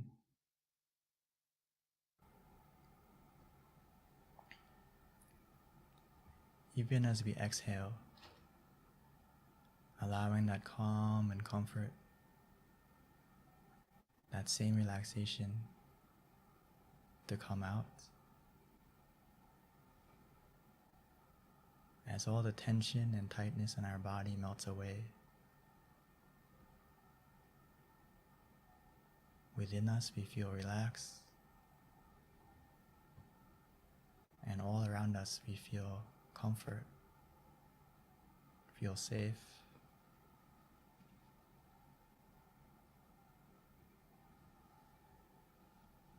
The more we relax our body, we may begin to feel that our body is becoming more light, more weightless.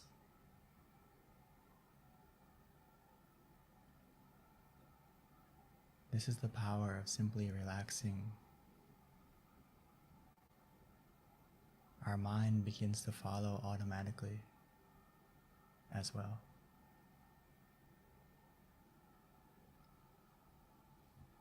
Our journey to find our inner happiness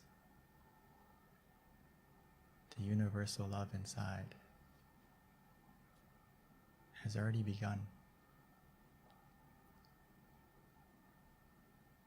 Right now, all we need to do is to continue to relax. Now that our body is more relaxed, a mind that is relaxed is simply a mind that is free from any thoughts, any attachments. So we need to put everything aside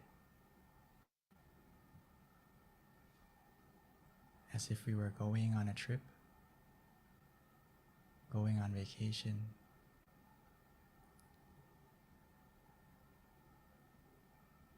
We can put our mind in airplane mode, disconnecting all connections from everyone and everything.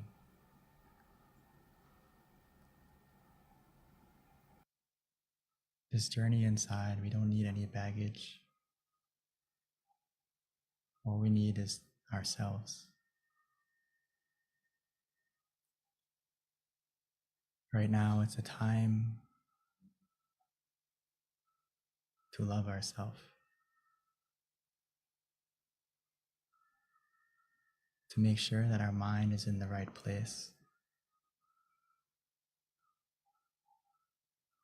to make sure that our mind is positive, clear, and bright.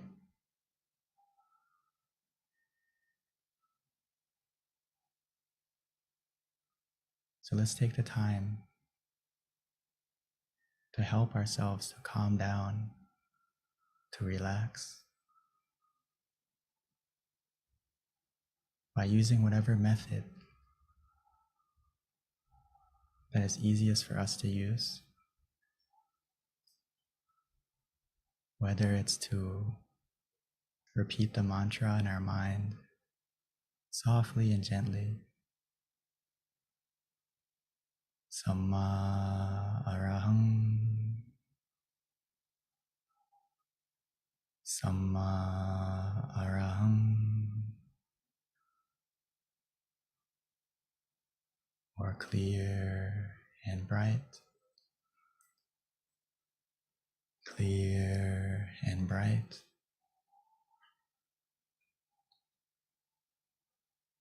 Using the mantra like a calming lullaby, soothing and coaxing our mind to gently calm down, to relax, like a song playing from within.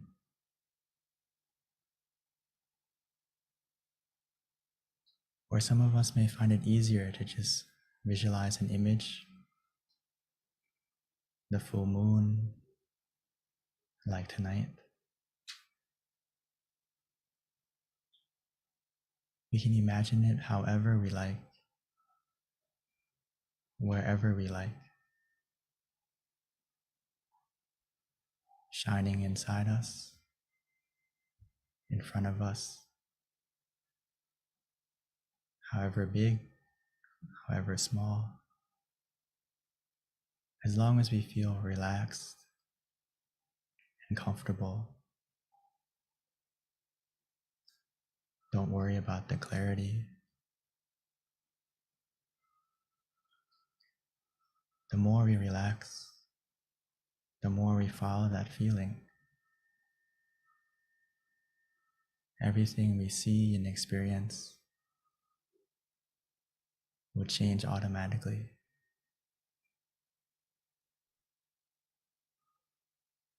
The key to meditation is just to keep the balance, to be calm, to be conscious, to be mindful and relaxed together.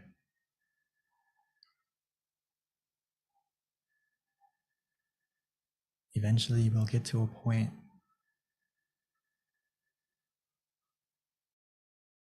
where we don't want to visualize, we don't want to use the mantra, we just want to do nothing. Let it be. Follow that feeling. Trust in yourself. You know what makes you feel relaxed. When we get to that point, just let go. Do nothing. And just be content. Through that contentment, the relaxation will continue to grow.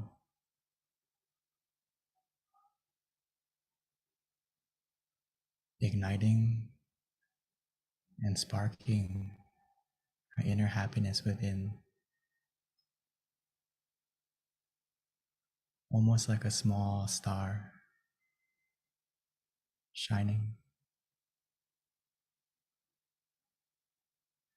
Eventually, the more we relax,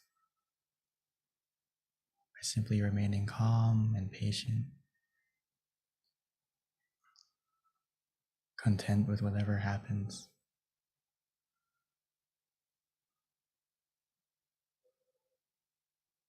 that inner happiness will begin to grow and expand, shining from within.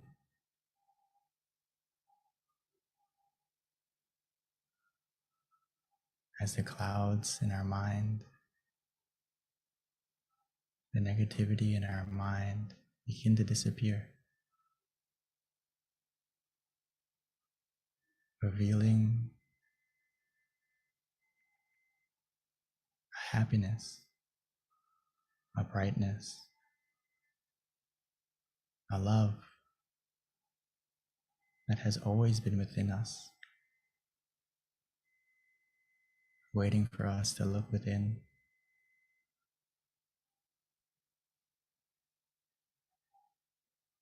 Just like the full moon tonight.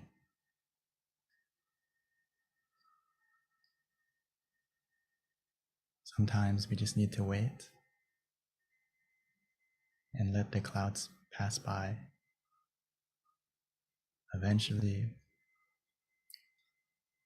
no matter where you are, who you are, everyone will be able to see the full moon in the sky.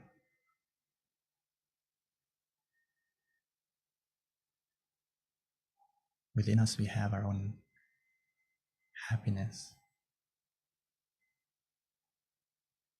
that we can all connect to.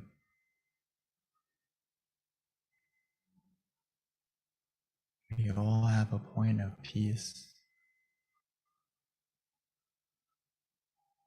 a place that is filled with happiness, and most importantly,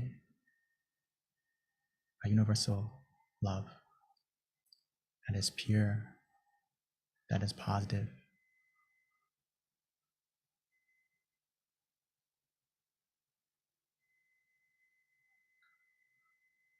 And the way to connect to that point is to simply relax.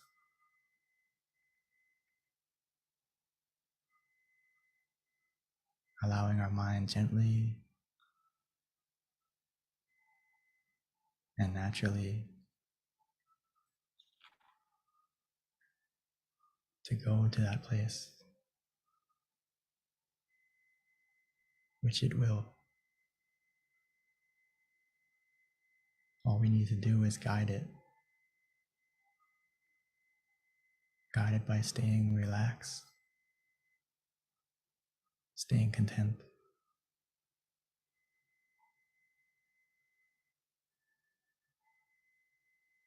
Every moment that passes by, every second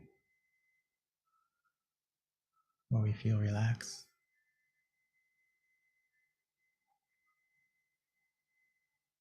our mind is becoming more still, more clear, more bright, more positive.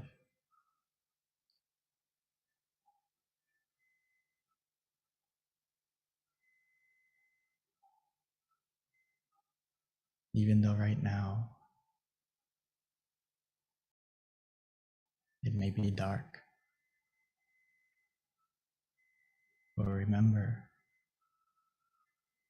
the darkest night produces the brightest stars.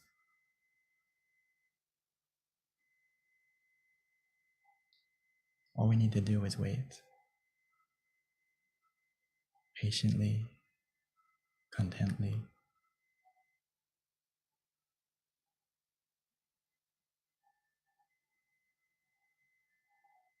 We have everything we need to succeed in meditation now.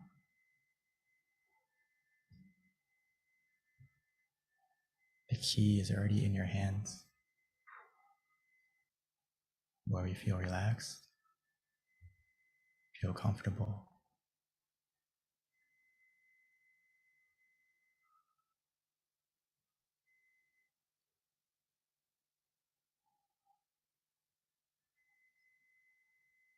So let's continue to enjoy the meditation together,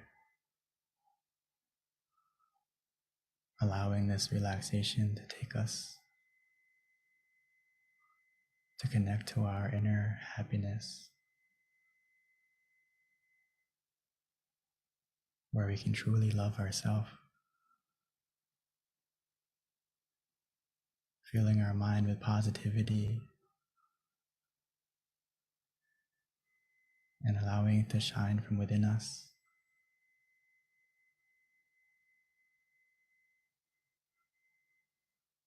As if we found our inner smile, and that smile will begin to shine onto our face and spread out from within us automatically.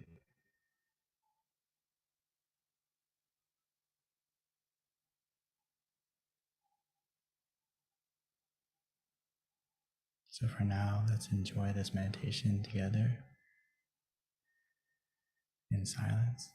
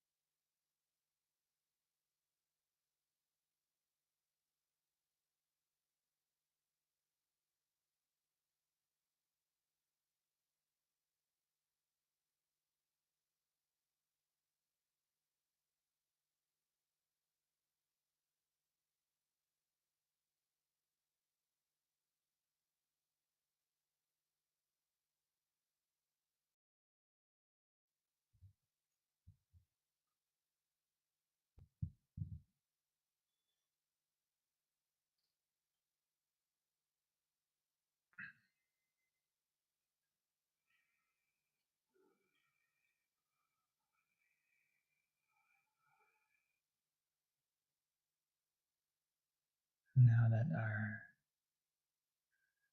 inner happiness, our inner brightness is beginning to grow within us, let's take a moment to light our inner happiness on the outside, light our inner brightness from within to our candle on the outside.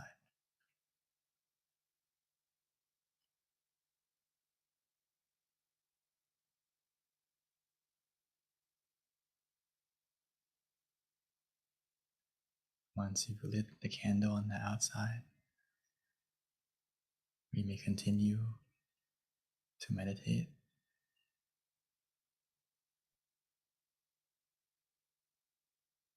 trying to feel and see that inner brightness of the candle, or just simply relaxing, whatever is easiest for us.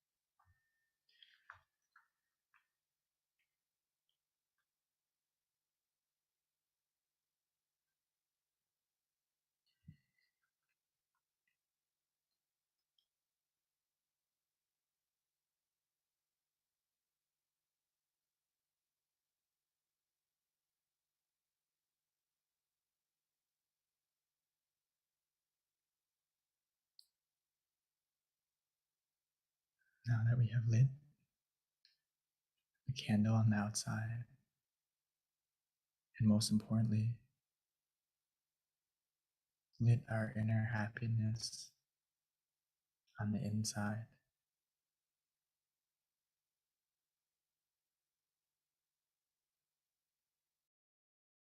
now that our mind is full with more positivity,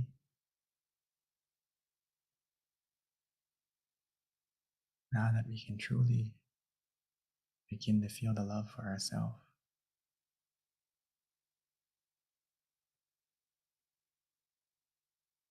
it's a good opportunity for us to now share that love, share our positivity, share that brightness and warmth that we feel from within, like the full moon shining on everyone, everywhere.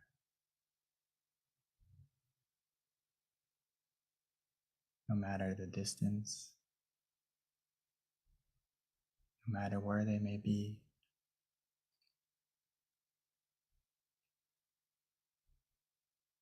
our mind has the power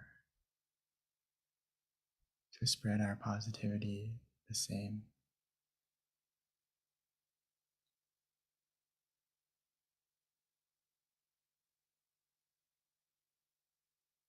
By simply wishing.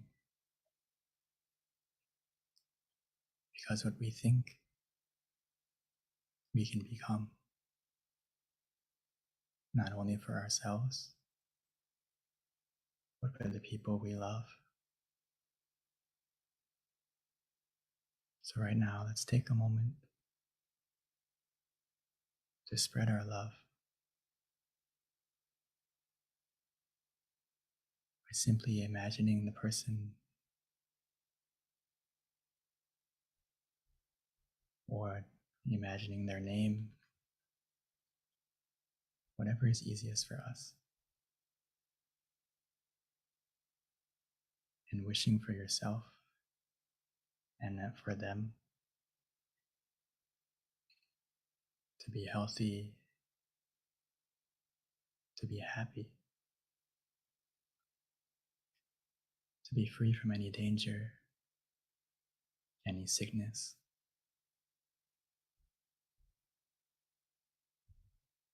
or if they are suffering or in pain, may they be able to recover quickly.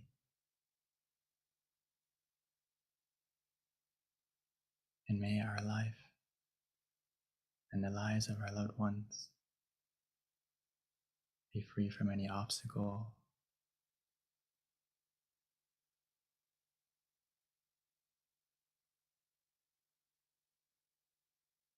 most importantly, may they have the opportunity to also meditate, to find their own inner happiness, their own inner peace, that universal love that's within us,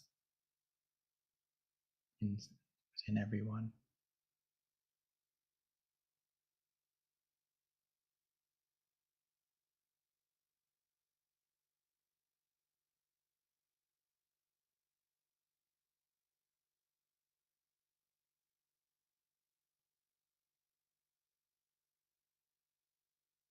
So just continue to wish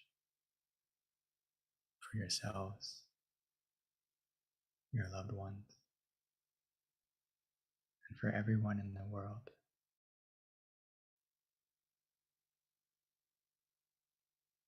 Allowing our positivity and our brightness to shine from within.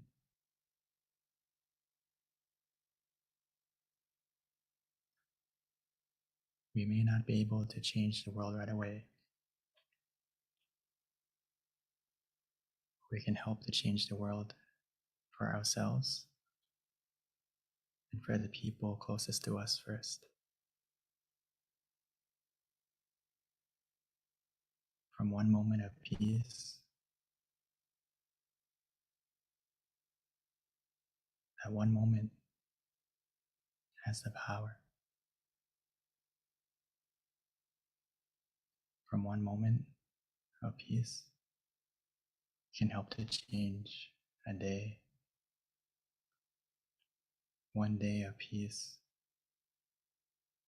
can help to change a life. And one life of peace can help to change the world. It starts from within us and spreads out like a universal, pure love.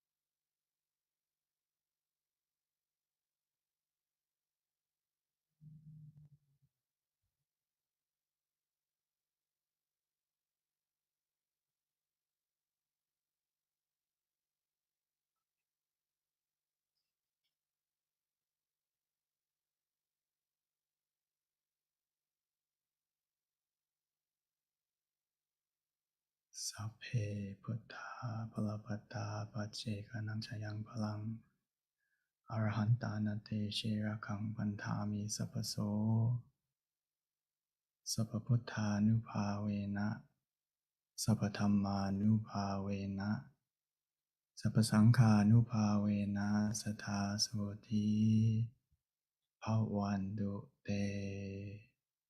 By the power of the positivity generated through this meditation and all the positivity in our life, bless our life with happiness and success. May this positivity and brightness overcome any darkness in our life.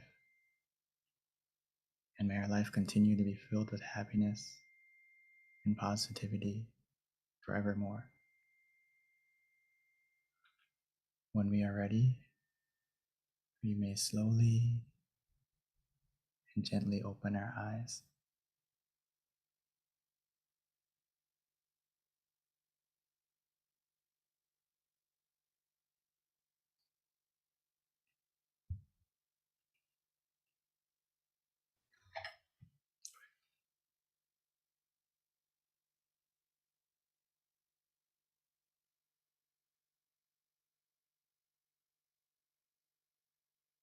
Thank you, Venerable Daniel. So that wraps up our meditation session.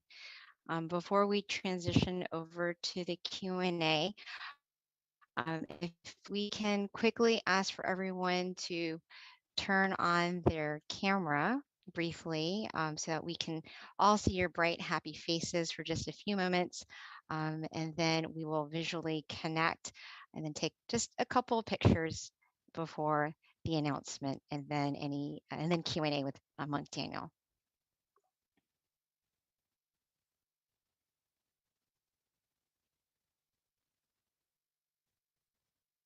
All right. Happy faces. Again, if you can turn on your camera, bright, happy faces for just a few moments.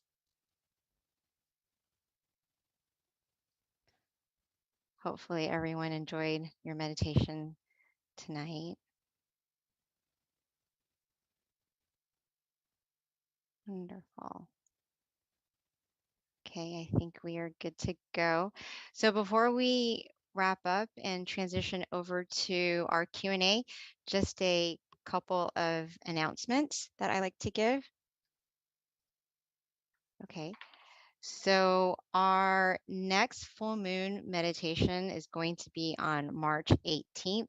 So everyone, please mark this on your calendar. Again, our next meditation full moon session is going to be on March 18th.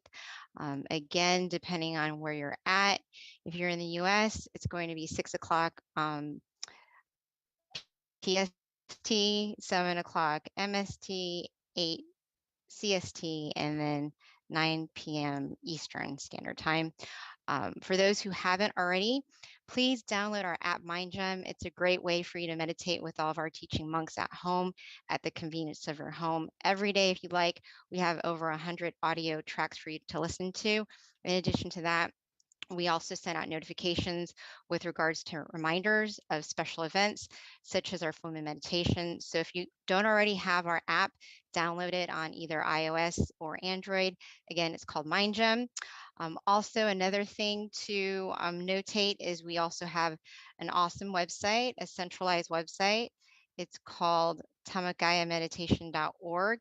And this is a great website for you to reference any of our special events and also all of our local centers in the US you can find through tamakayameditation.org. And for those of you living in either Chicago, Azusa, California, New Jersey, or Alabama, note that we do have classes available at the local centers.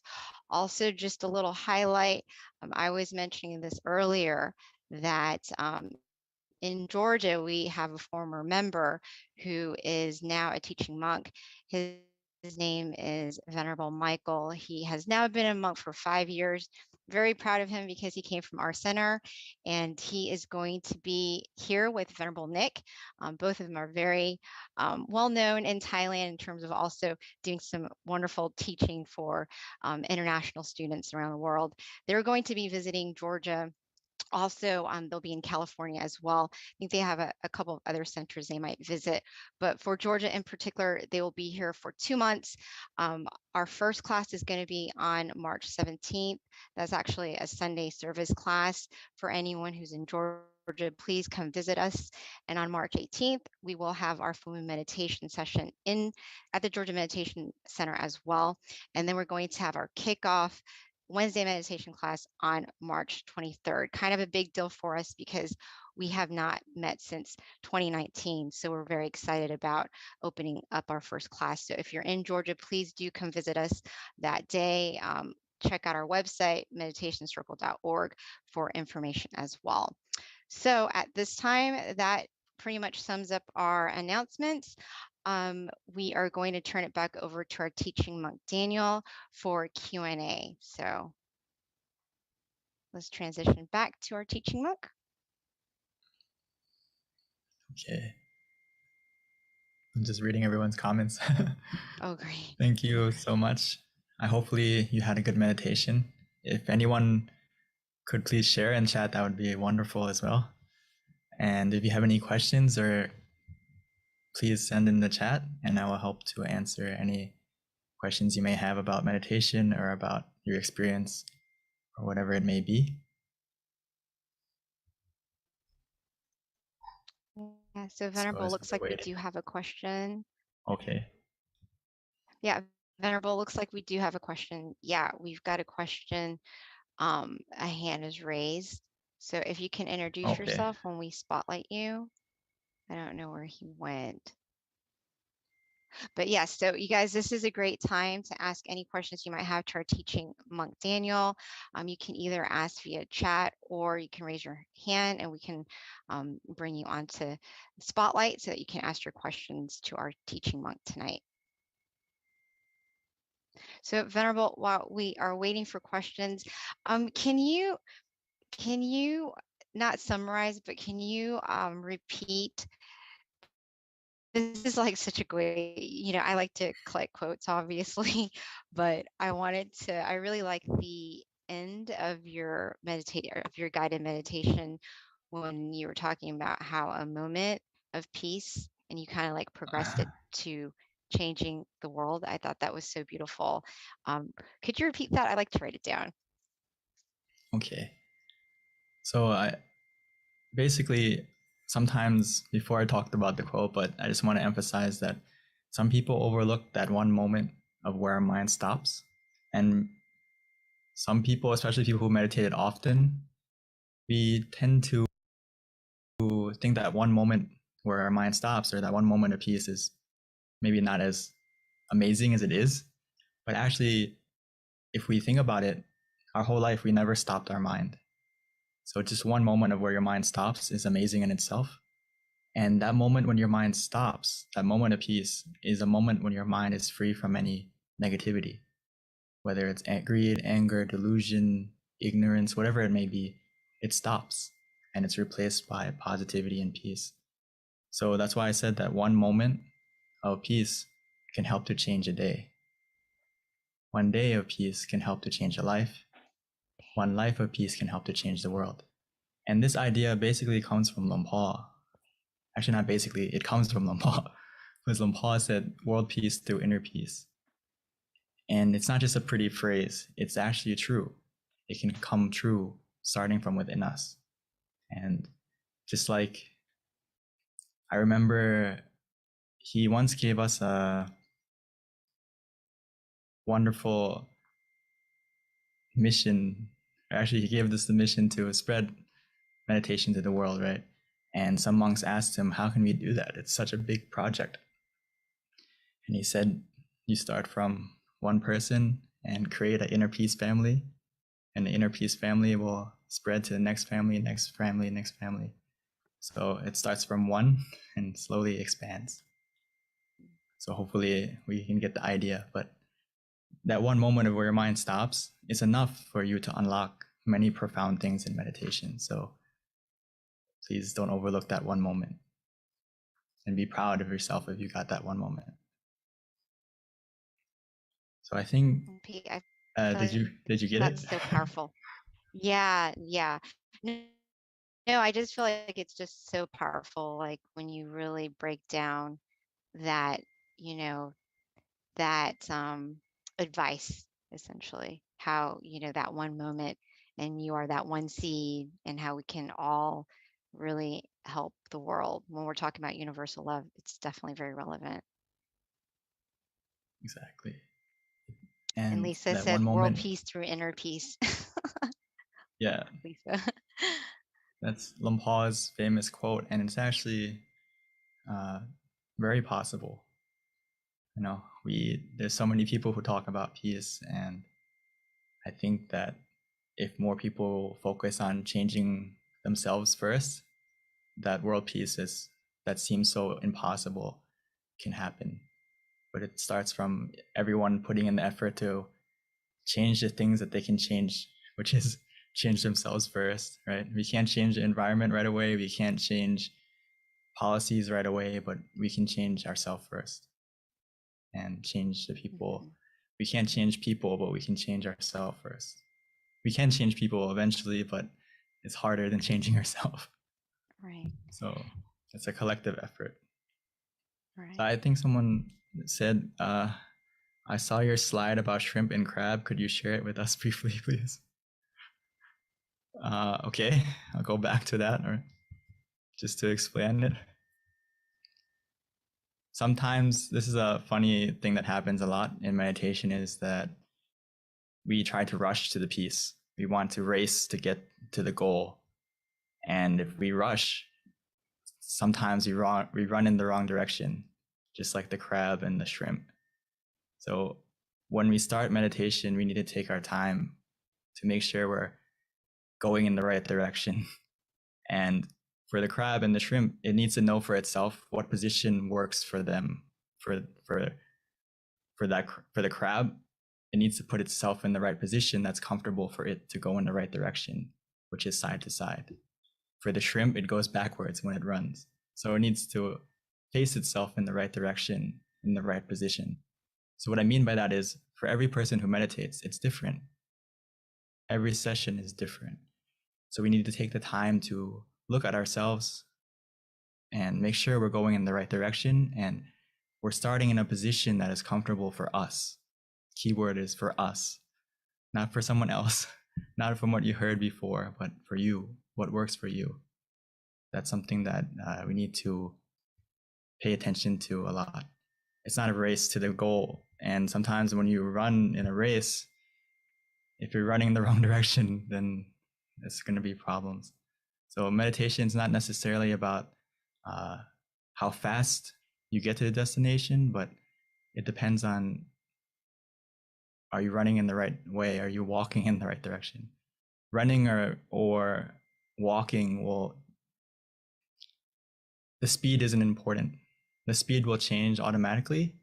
I know a lot of people like to ask, like, how can I quickly still my mind? How can I get to that point of peace quicker? You can't rush it. The less you do, the more you're going to get. The more you let go, the more you relax. That's the way you can go quicker. It's not like on the outside world when we want to get somewhere, we need to try more. We need to put more effort in. We need to run. In meditation, it's the opposite, completely opposite. So it's something we have to reflect on often. And I think Luang Pu gave the best example of that is stop is the key to success. Stop your thinking, stop your anticipation, stop your desire, and you're going to have success in your meditation for sure. So Venerable, before we continue with the next question, just for everyone who is on the call, if you have any questions, definitely please let us know. But also, we did wrap up meditation, so if you have to go, that's fine. But we'd love for you to stay on because you can learn a lot. So there is a question that came through, Venerable. It's from Deb, and her question is, what would be a good way to help someone who does not meditate but wants to have less anxiety and more peace? Sorry, one more time. There was a little bit of lag on our So this my question is from Deb. Oh, that's fine. Her question is, what would be a good way to help someone who does not meditate but wants to have less anxiety and wants to also have peace, but they don't meditate? I think that's a very good question. Thank you, Deb. Great question. Ideally, trying to invite them to come and meditate. Because anxiety and a lot of these problems that we have in society now, it comes from we don't know how to take care of our minds. We don't know how to calm our minds down. So as a friend or as someone that you care for them, we need to try to invite them to come and meditate for themselves. That's the best way, because Luang Por would say, like, we can't, the only way for someone to be full, right, is for them to eat for themselves. You can't eat the burger for them or whatever it may be, right? You need them to sit down and meditate for themselves to cure their anxiety, which is extremely possible if they come and meditate. And I know some people maybe it may be hard to invite in the beginning. So that's why we need to be example for them. If they see you meditating often and they see the change in you, they're going to want to be influenced to want to come and meditate more. So myself included, before, my mom was one of those people who helped me to be interested in meditation, because she was an example for me. I always saw her meditating. I always saw her inviting me. And in the beginning, sometimes I resisted. I was like, I don't want to go. It doesn't seem fun or something like that. But when I saw how calm my mom was, how peaceful she was, how positive she was, it kind of made me question and want to try meditation for myself. So hopefully that gives you an idea. So please try to invite them to come next time, maybe next session, next full moon. Sure. Thank you, Venerable. So Venerable, here's another comment question, but it's from Ravint.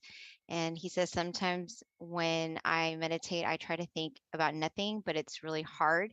He tries to clear his mind. So maybe, how can we help with, or any advice or guidance in terms of how to help clear his mind? I know we've got the tools, but it's not always, even with the tools, sometimes our minds are distracted. I think that's a wonderful question, and I'm sure everyone here deals with this, even myself.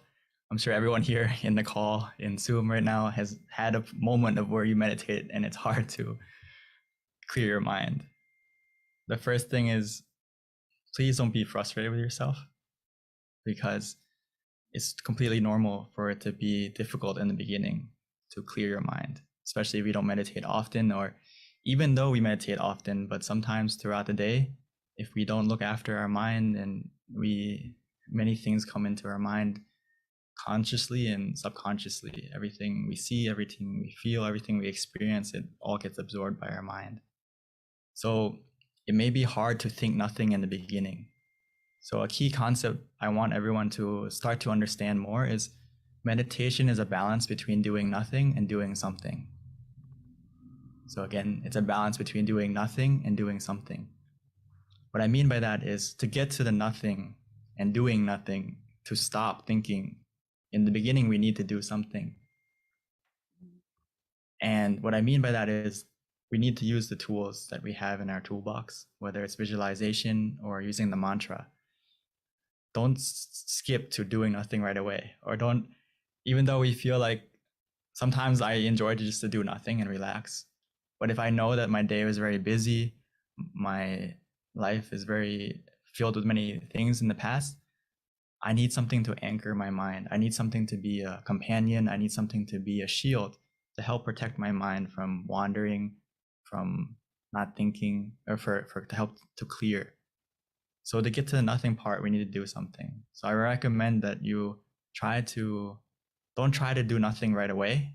Try to use the visualization, try to use the mantra first. And eventually you're going to get to that point where you don't want to do nothing automatically.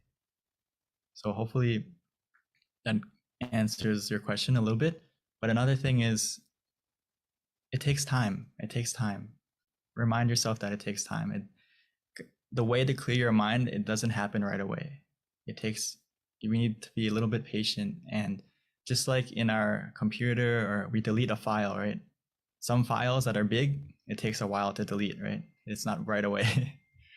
The same thing is in our mind. Some things are deleted quickly and easily, and some things take a little bit of time.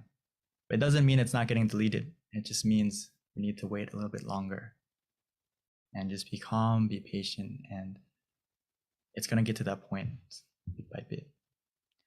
Wow, Venerable.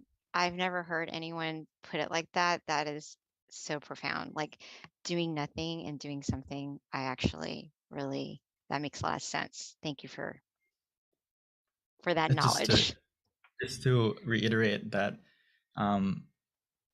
everyone throughout your meditation session has to switch between these two things. That's what makes you a good meditator, is knowing when to do nothing and when to do something. Meaning that when you're off balance, when you're in balance, you don't need to do anything. When you have mindfulness and relaxation together, you feel calm, you feel relaxed, you don't need to do anything at that point. But whenever you start to feel that balance is shifting or off, that's when we need to do something, adapt to the situation by using the mantra, by using visualization, whatever it may be, to get you back in balance. Thank you, Venerable. I love that. Another question that we have, and I think this is pretty relevant to universal love as being our wisdom talk today. And this question is, why do we hurt those we love? So I just want to expand that a little bit more, which is true if we're talking about universal love and kind of expanding that out there. But, it's so everyone's hurting everyone, and we've got all these situations, even right now, Ukraine and Russia, things like that. That's a very good question, Venerable. Why do people continue just not, loving each other and trying to find harmony and peace, the world even, on a bigger picture, except for, of course, us on this call?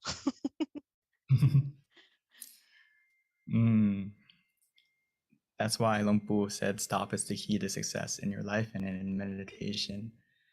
And the problem is we hurt the people we love because our mind gets influenced by the negativity that inherently everyone has what we call defilements, where we have anger, we have greed, we have delusion, we have ignorance, we have all these negative emotions, or we have that switch to be negative inside of us. And the thing with it is, if you think about it, it's like almost everyone in the world is I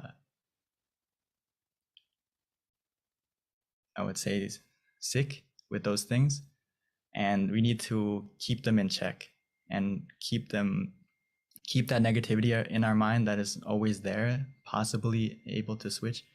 We need to make sure that we keep those negative emotions at bay. which is why we need to stop our mind often. We need to recharge our mind often to connect to those moments of peace more often. Because every time we connect to those moments of peace within, it's gonna lower the negativity in our mind and not allow it to infect our mind, infect our thoughts, infect our words, infect our actions. So that's why we hurt people, is because we aren't mindful of our mental health, and that negativity takes over what we think, what we say, what we do to them. So the more often we stop and still our mind, the more easily it's going to be for us to not hurt anyone.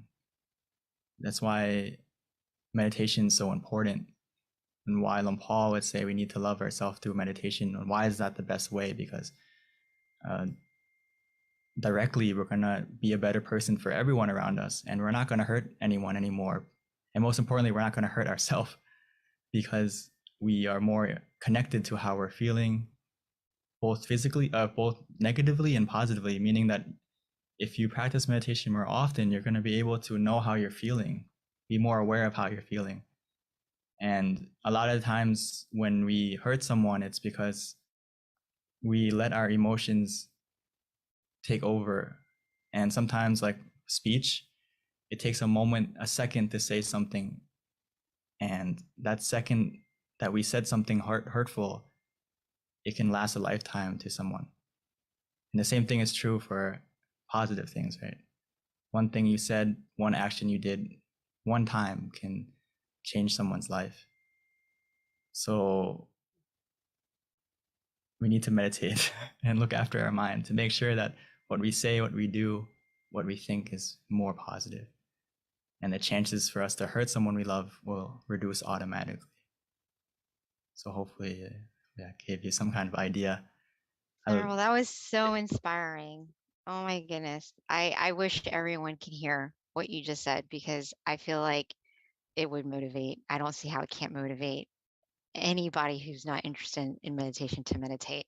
That question that Deb had, Deb, I think you need to write down what the Venerable just said and share it with your loved one who isn't interested in meditation, because I think it's just a matter of being educated. And, when it's broken down with such wisdom, I think it's very clear, and anybody who hears it would be curious to see what you're talking about.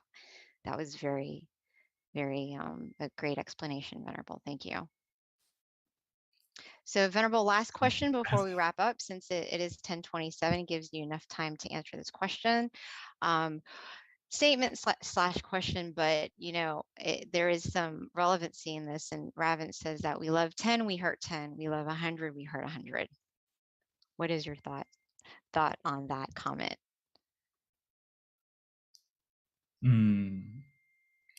I think it connects to the second part where you say, when we love someone, we expect too much from someone.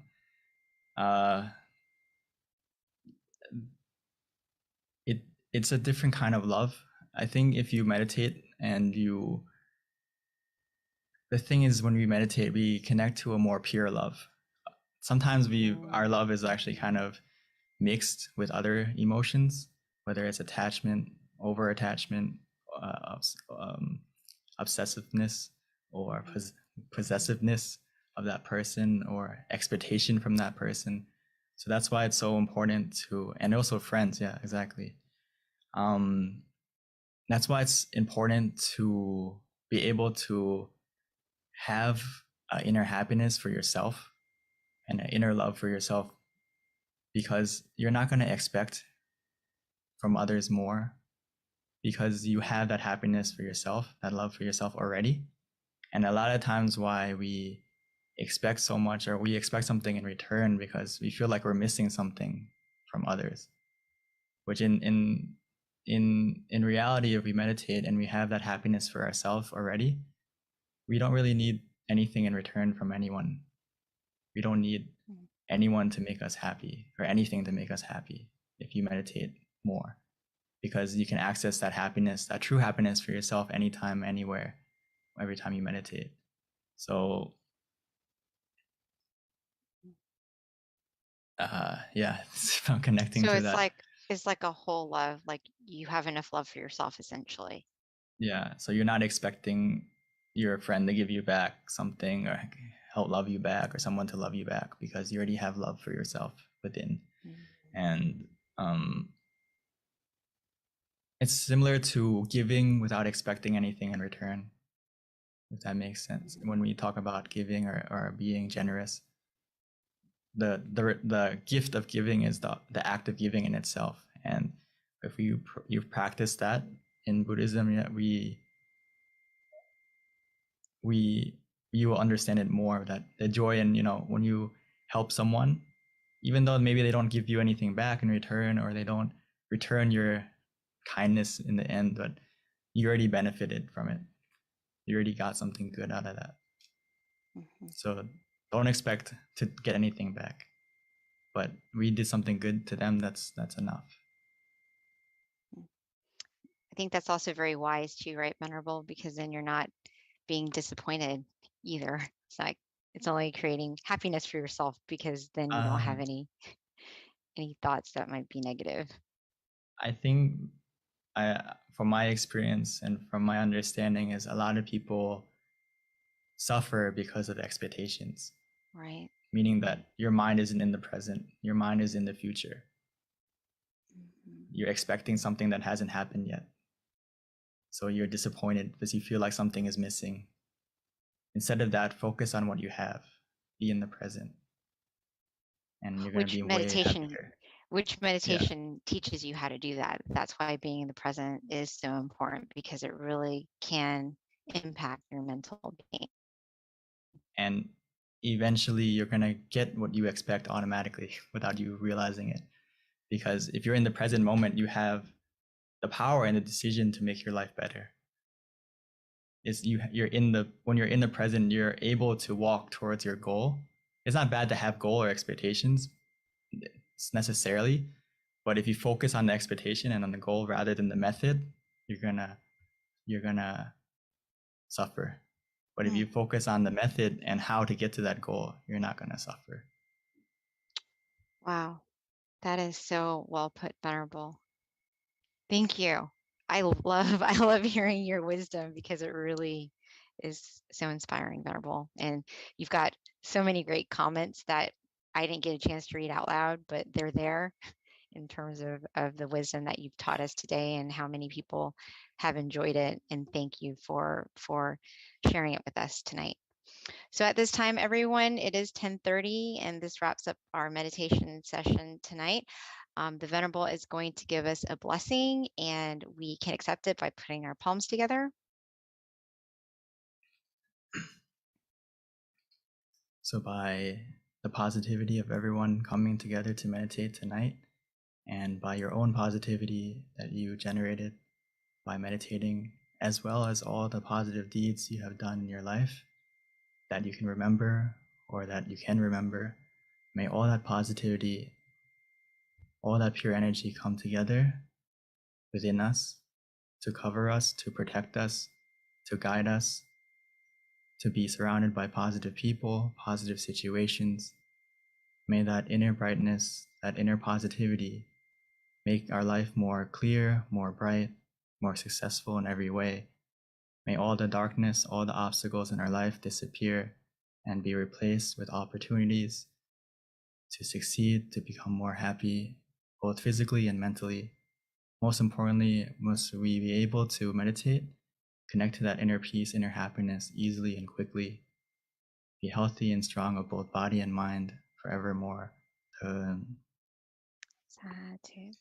Thank you for that beautiful blessing, Venerable. Namaste, Venerable. Until we meet again next time. Bye, everyone. Please mark your calendar, March 18th, for our next full moon meditation. Sorry for the technical difficulty problems. Okay, Venerable. It happens. That's why technology is unpredictable. We're just glad that you're able to come back and we didn't lose you again. So thank you, Venerable. Okay. That was an awesome session. See you next time. Namaste, Monkika.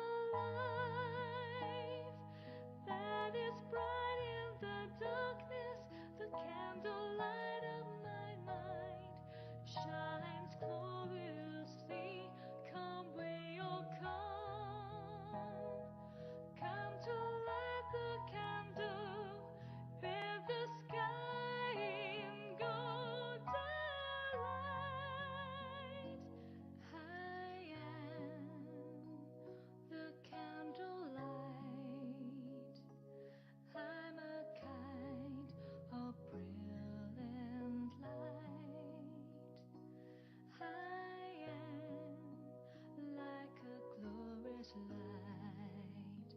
My mind inside is candle bright. Come we all come to intensify our light. Come and gather and add to the candlelight and be the light of Dhammakai. Hele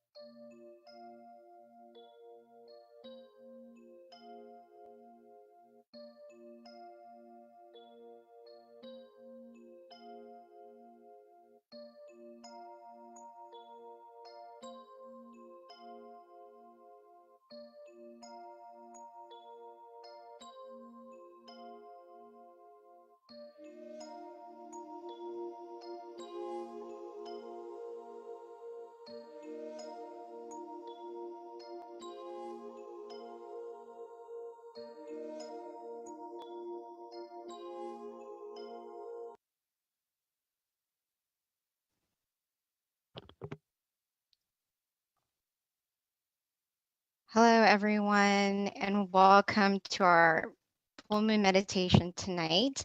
We have a great lineup for you. Our theme is brighten the mind, brighten the world. And with that, I wanted to share a quote because that's normally how we start our full moon meditations. So for those of you who don't know, I normally read out of Paipo, and Paipo stands for peace and peace out. And these are quotes from our abbot, Longpa Tamai Chayo. They're very profound, every single meditation practice. So I picked a quote that I felt that would be appropriate for our theme, which is brighten the mind, brighten the world. And it's called Happy Sun. So the internal sun will arise when our mind is at a standstill. It will be like a bright object shining day and night. The ordinary sun shines half a day, then fades away. But when we attain the internal sun, our life will never be in darkness. Whatever incident we face, though we cannot change it as we wish, we can overcome it as we connect with the happy sun inside. So that is a little inspiration with regards to starting our meditation tonight. So with that, just wanted to introduce our teaching monk. This is going to be Monk Jackie's turn. A little bit about Monk Jackie is he has been a Buddhist monk since 2014. He ordained in Thailand, and with that, he learned the value of meditation, and he became very passionate about meditation. One of the reasons why he decided to stay in robes. So now he's able to study his meditation practice in even more depth, in addition to sharing it with those of us around the world. So with that, I would like to introduce Venerable Jackie.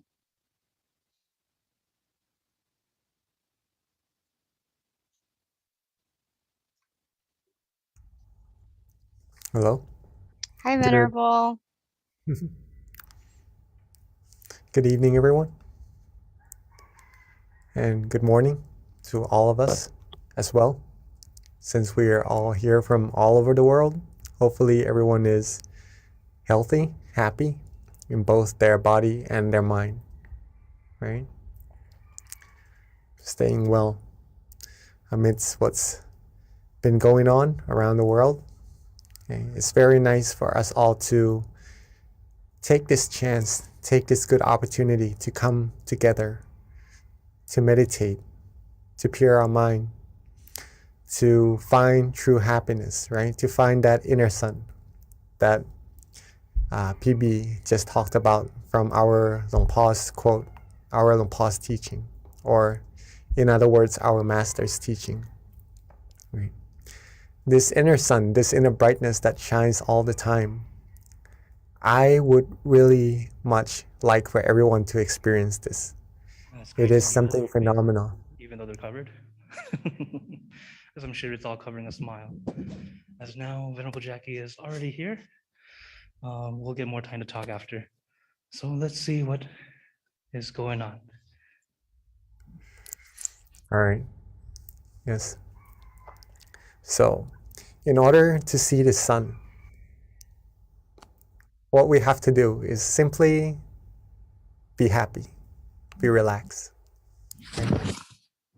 As we continue our meditation, our journey, we'll soon find that there are more things inside of ourselves, inside of our mind, than just true happiness. What Longpa Tamashiyo has just talked about just now in his teaching about the inner sun, and more also to come.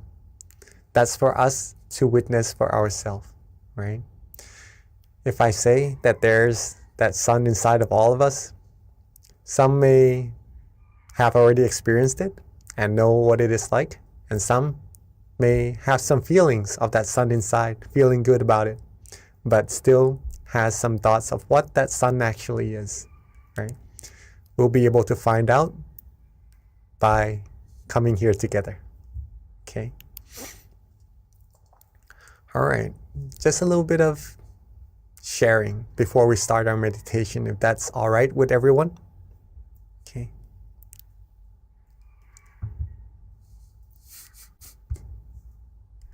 All right. So, war, chaos, disputes, all these things that somehow creates sorrows, sadnesses in our mind, all derives from one same source, right? All derives from one same source. And do we all know what that source is? Weapons? Money? Power? Authority? What is that source that creates conflicts all over the world? Right? Not to be specific or anything, right? Just in general. Well, the source of all these conflicts or these disputes, these commotions, is the mind, right? The mind. The mind of human beings that are involved with pretty much the viruses, not on the outside, but on the inside. The viruses that can't really be seen unless we still our mind correctly and go deeper, having that sun and further on. But that's another topic, all right? But just to show you first that these things, these disputes comes from the mind that is involved with some viruses that's already there inside of our mind, right? To name them: anger, right? Delusion, greed, anger, delusion. The three musketeers that usually creates problems and is already there inside of our mind. But there is a way to deal with them. We'll go into that later on, all right? So these are the causes. These are the causes. And these things usually bring about the feeling of sadness, right? As a result, sorrows as a result, negative feelings to be in general, right? Not what we actually want as humans, or I believe any beings, because all humans seek, what all humans seek, what all beings seek is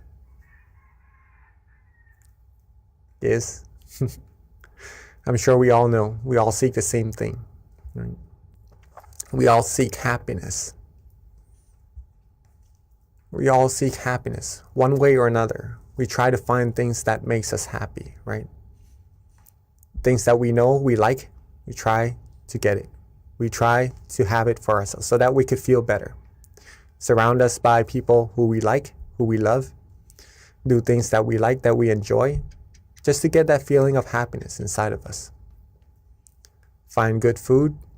Find food just to replenish our body, our mind, just to be healthy, just to be able to have the energy to go about doing our things, to feel good, to be happy again.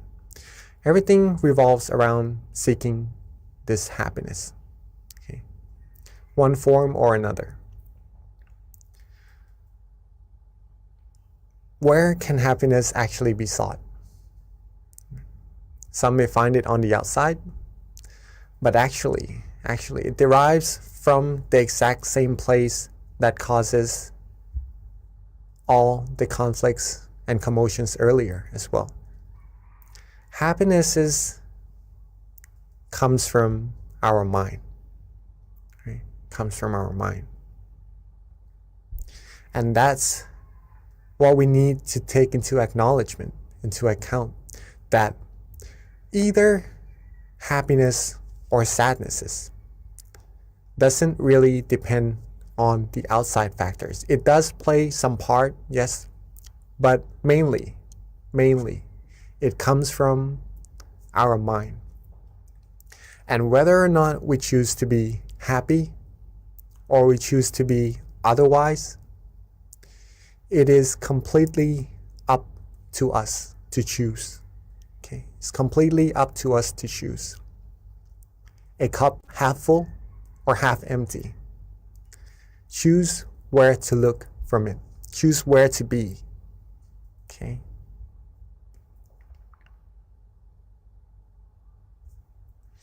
Now, let's go back a bit first. Now that we know that happiness or sadnesses, sorrows, originates from the same place, which is our mind, what can we do to always be happy, right? Because we like that feeling. I'm not sure if anyone likes to be sad, likes to have negativities, but I'm sure no one would, right? I'm sure no one would. What we all seek is positivities in our lives, happiness, good things, right? They all arrive from the mind. Can we control it? Can we control these feelings? Yes, we can. Yes, we can. If we train our mind well, it needs training, right? A mind that is untrained would be more likely to be affected by the outside factors. Thus, these outside factors may sometimes bring positivities into our mind, but sometimes it would take out the happiness from our mind as well. Okay, so training the mind, training this source of happiness within us to always have that feeling of happiness is very, very important. Okay, we can all do it. We can all do it. Right? If we always wanted to be happy, there's a way to do so. That's what I'm implying on this, right? Hopefully this all makes sense and everyone is catching up. How then? How then do we always have happiness? The answer is to practice these two. Okay. Whatever we do in life, wherever we are, whatever state we're in at that moment, right? Our physical body, our mind.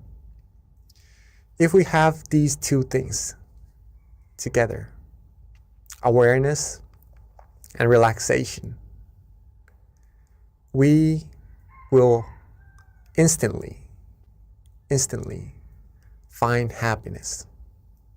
Awareness and relaxation. If we have awareness right now, and also if you take a look in the middle of the word awareness and relaxation, I don't know if you could all see, but there is a plus sign, right? So that means that if we are aware and we have relaxation, we simply put our awareness with that relaxation. Have them two go together, hand in hand. And that's when we will receive happiness. An unlimited amount of happiness. Infinite amount of happiness. The happiness that you could always access at any time, anywhere. Whether you're here on Earth or maybe you have the chance to go out in space, if you have these two things together, awareness and relaxation in your mind, in your body and your mind, right? You see? Relaxation in your body and your mind, you will find happiness. Always. Always. No matter if we are healthy or if we maybe in times of sicknesses, right? We always have that point in our mind to be happy, for sure, 100% all the time, right? This is why training the mind or meditation would give us the opportunity or the knowledge or the skills to take us through that source, to that source which is the source of true happiness. Okay, just to keep that in mind, that what we're doing may be simple, just relaxing and having awareness. But the more we practice, the more we'll see how profound it actually is. Okay. This is a teaching from our abbot, our master, หลวงพ่อธรรมชโย. When the body is relaxed and the mind is relaxed, it will be very easy. This it means meditation, or finding true happiness, or stilling our mind. It will be very, very easy if you are able to relax your body and relax your mind. That's it. Okay? As simple as that.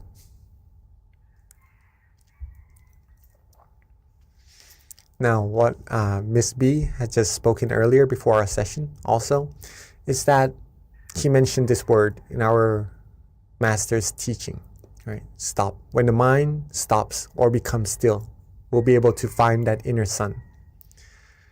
The mind will be able to stop when we have awareness and relaxation together. When we have that feeling of comfort inside of us, and our awareness is with that feeling, and we just rest and we just relax and just enjoy that feeling, at that point, our mind would have already come to a point of standstill.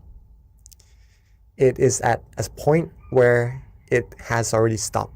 Okay?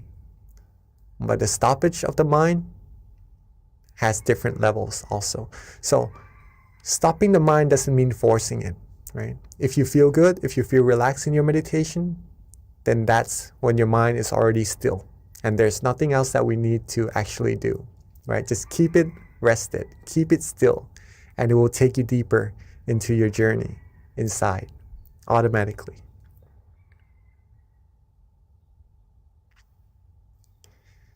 This is a very important sentence from our great master, the one who rediscovered this meditation technique, or rediscovered the middle way, the way to true happiness. He said, stop is the key to success, right? Success in our meditation and success in everything, right? If you want to know what that means, if we have more time, I would be more than happy to explain what it is, right? This is a sentence, a teaching from our great master. Stop is the key to success. If we want world peace, if we want true happiness, if we want to be successful in life about anything, stopping the mind, stilling the mind is the key to success. Okay? Awareness and relaxation in body and mind leads the mind to be still, to stop. And then that stop will bring true happiness and is the key to success. Right?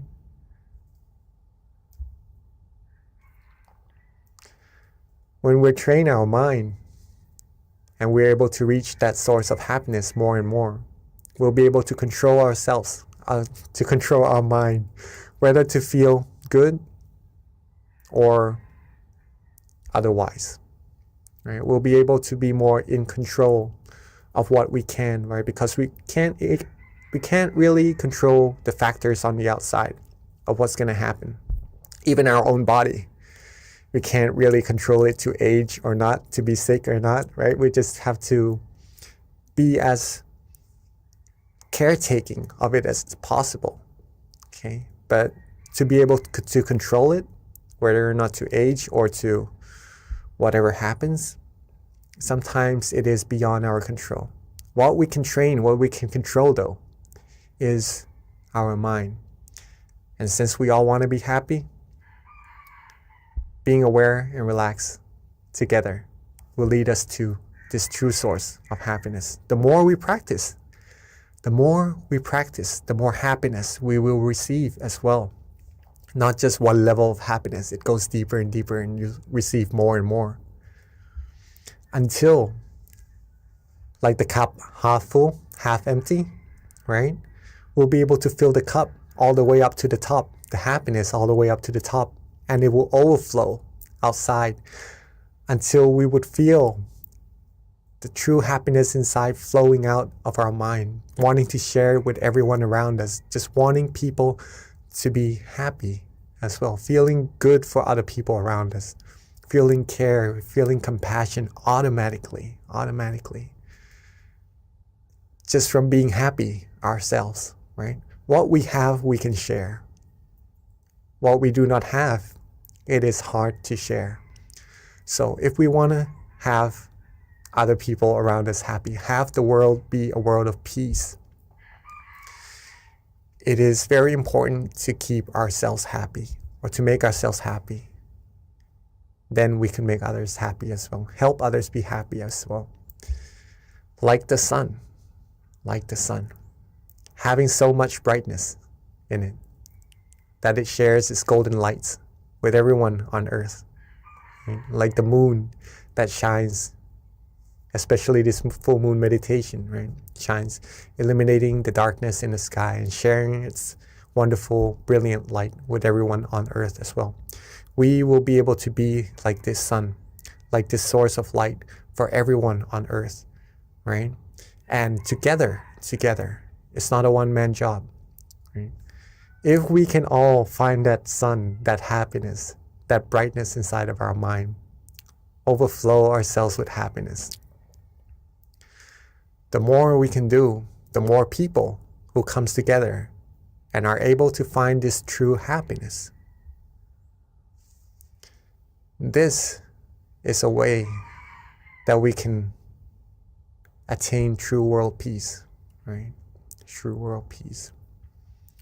World peace through inner peace. World peace, there's a teaching from my master that I just listened to yesterday, actually, a voice file. He says that, okay, we have a little bit more time. Not a lot more time, sorry. But world peace cannot be attained with fights, with wars, with disputes, right, around the world. The true war is not actually outside, it's actually within us, right? Whether we are happy or not, with that viruses inside of the mind, whether we clear it out or not, the true war is actually inside. If we can win the war inside, we'll always be happy. And if everyone can win that war inside, that's when true world peace will happen, okay? And so it's amazing to get to see everyone here come together to practice meditation so we can brighten our mind and brighten the world as well. Hopefully that all makes sense to all of us, and that we all know how important we are to having world peace. And if we are able to do so, once we have our inner peace inside, share it with as many people as we can, our loved ones, so that this world peace can happen as quickly, as soon as possible. Okay. So I guess that's a good amount of talking for today's session. Maybe we start our practice of meditation. See that sun, see that brightness inside of ourselves for ourselves. Okay. So we can practice being the light to this world.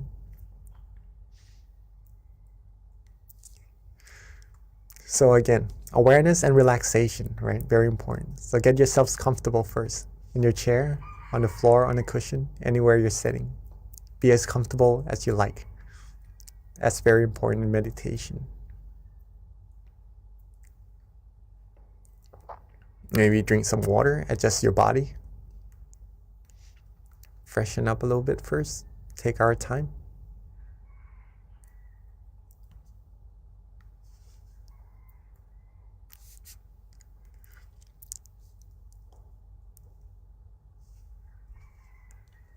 All right. It's just amazing to get to meditate with everyone, see everyone come together, so many people. I'd like to actually thank all of us here also.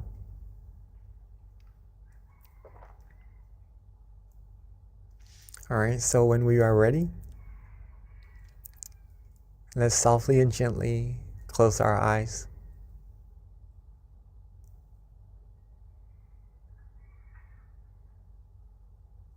So when we are ready, let's softly and gently close our eyes.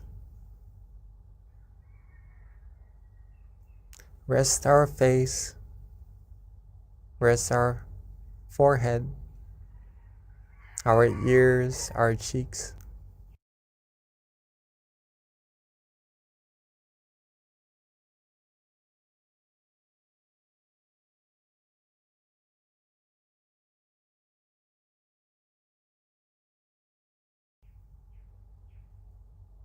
Rest our neck, shoulders.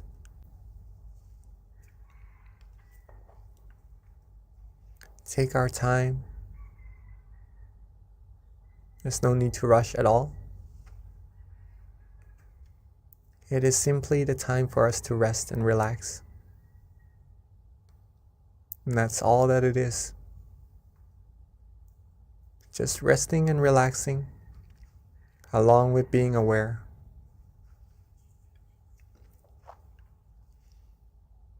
If we are awake, if we are aware, that means we are good. And the rest is just being rested, being relaxed, and being with that feeling, softly and gently. Free ourselves from all worries. Free ourselves from all responsibilities for now. Let everything go. When we are able to let things go, our mind will become light, free from burden, free from weights, and will be free, and we'll be able to rest completely. So let go. Let go of all worries. Let go of all things to think about. For it is our present, our gift, this moment, to give ourselves true happiness, to give ourselves the positive energy that we need to go about our lives with, to be successful in life. So let's rest, relax, and just let go. Be calm, be comfortable. Be with that feeling and just enjoy. Enjoy this moment. Enjoy this calm and comfortable feeling inside of all of us. Just flourishing. Just flowing from that source of true happiness that's already there. Relax our body. Relax our mind. Relax ourselves. Relax every part of our body and mind. Be calm. Be comfortable. Let go of all worries. If we are starting to feel good, if we're starting to feel relaxed, if we start to feel cool, calm, gentle, liking this feeling, that we're having at this moment, wherever that feeling is coming from, doesn't really matter right now. If we are relaxing and enjoying this moment, being with this feeling, we feel good, then at this point, you are already meditating. You are already stilling your mind automatically without doing anything. The mind has already come to a point of standstill. And at this point of happiness, this point of tranquility, where our mind feels happiness and relaxation, is where the purification of our mind will take place. Gradually, our mind will be cleansed, will become purer and purer. From our mind, reaching out to our speech, reaching out to our actions, we'll be able to have clearer vision, clearer mindset, be able to speak endearing speeches, do positive actions, create good environment around us, have others around us be happy as well, and just attract positivities to our lives automatically by just being relaxed, being calm, being rested, being with that feeling of relaxation within. Some might even start to feel bright, to feel light, to feel like just really enjoying this moment, not wanting to do anything else at all. And that is really, really good. All that we need to do is the exact same thing, which is to be relaxed, to rest, to let go. Just let our mind sink to that point, that place of clarity, of true happiness automatically, and to rejuvenate us with that positive energy. If we would like to use an object of visualization, such as the sun or the moon, then you may feel free to do so. Whatever image that uplifts the mind, that is pure, and you are visualizing it comfortably, then that is also meditating correctly. That will also lead us to the point of true happiness. Or if you would like to use a mantra to coax the mind, to relax the mind, to free the mind from wandering thoughts, then you may feel free to do as well. Recite the mantra relaxingly, calmly, at our own pace. Samma Arahang, Samma Arahang, Samma Arahang. every recitation, every mantra, let it resonate with that feeling of calmness, with that feeling of relaxation, and just nourish us with that purity from within. Whichever meditation technique we use, let's make sure that we are calm and comfortable and relaxed using it. So let's keep ourselves calm, keep ourselves relaxed. Enjoy this moment. Be free from worries. Let's meditate together in silence for this time being.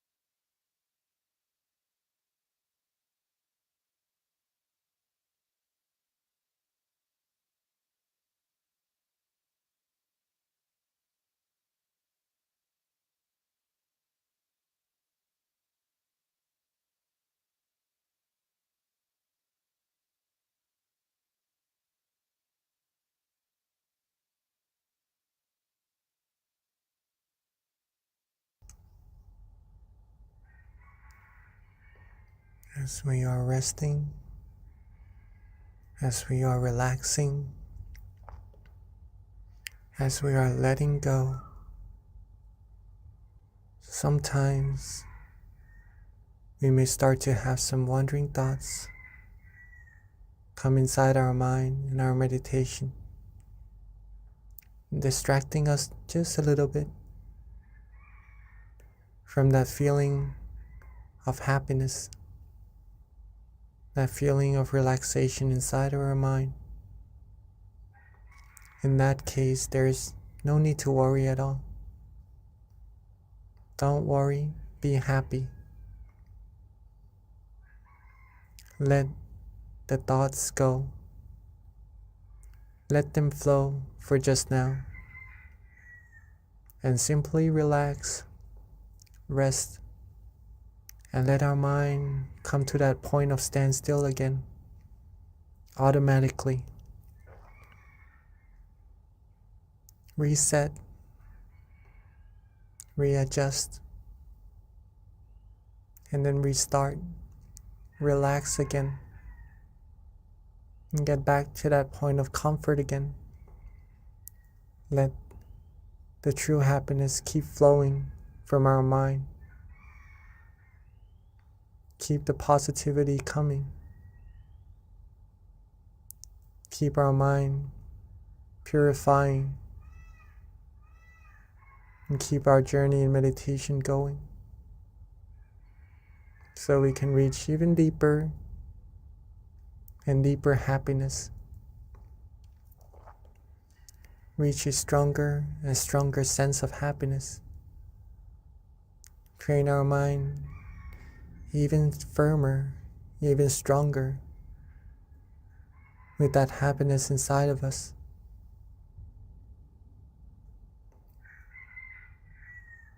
At some point, we may have some tension as well, or some sleepiness. There's no need to worry about that either. Simply let go. Let go of the tension. Let go of that drowsiness. Relax our body and our mind.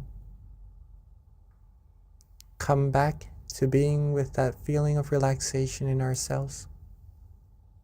And we'll be right back on the road, the journey inside, to deeper, stronger happiness as well. So let's keep our mind relaxed, keep ourselves calm, keep ourselves flourish, energized with this positive feeling inside of all of us for a little bit longer.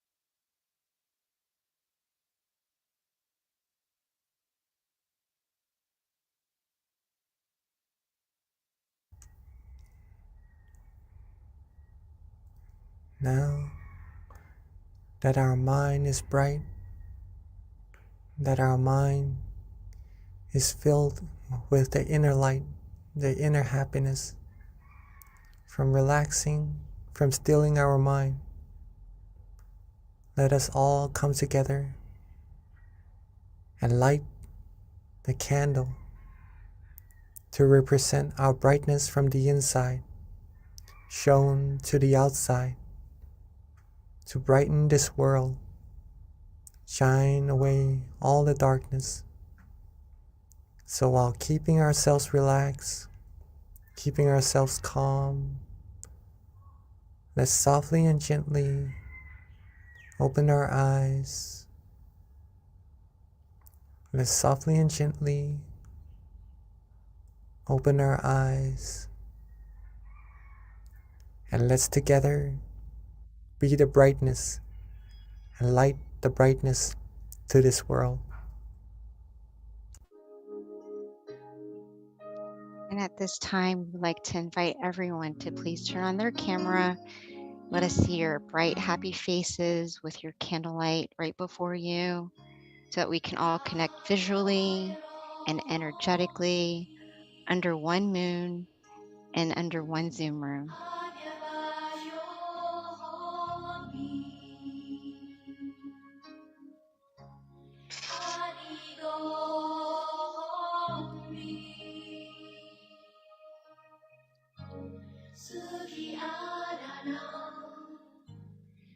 There's my candle.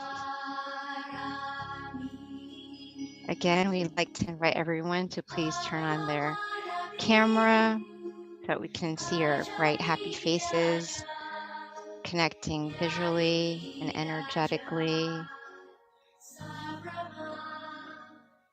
keeping your mind at the center of the body,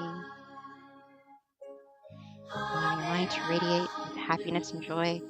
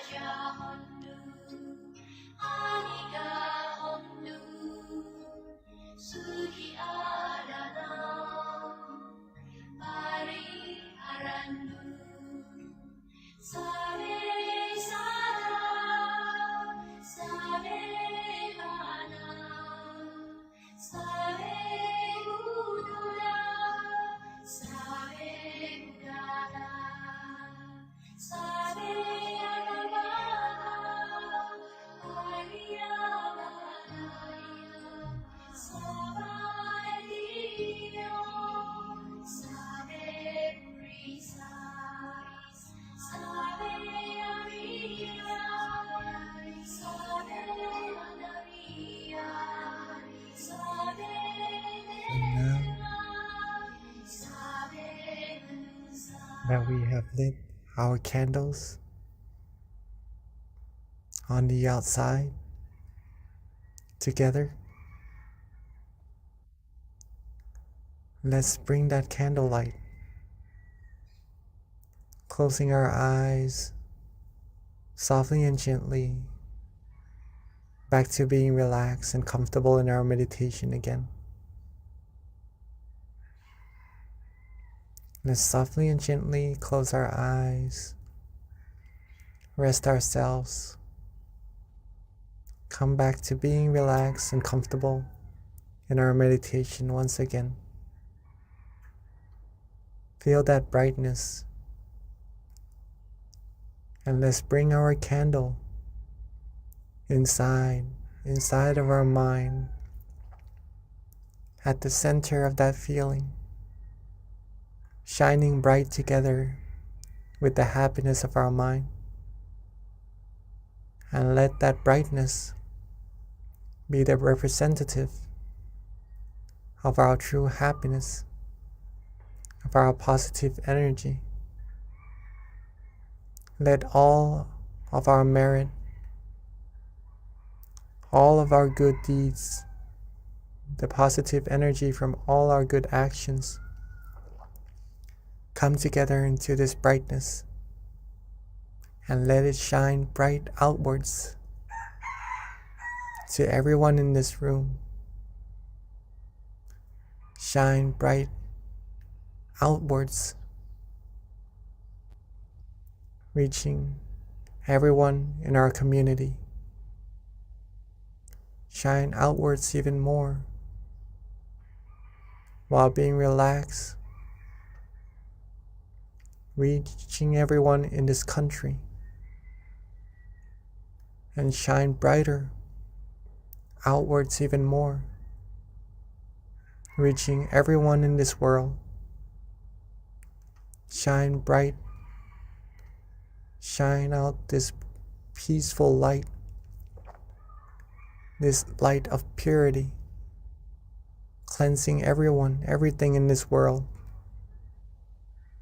seeing the world clean, clear, bright, calm, seeing everyone on earth clean and clear, bright and calm as well. And with our positive energy, our merit, our accumulation of the purity, with this brightness,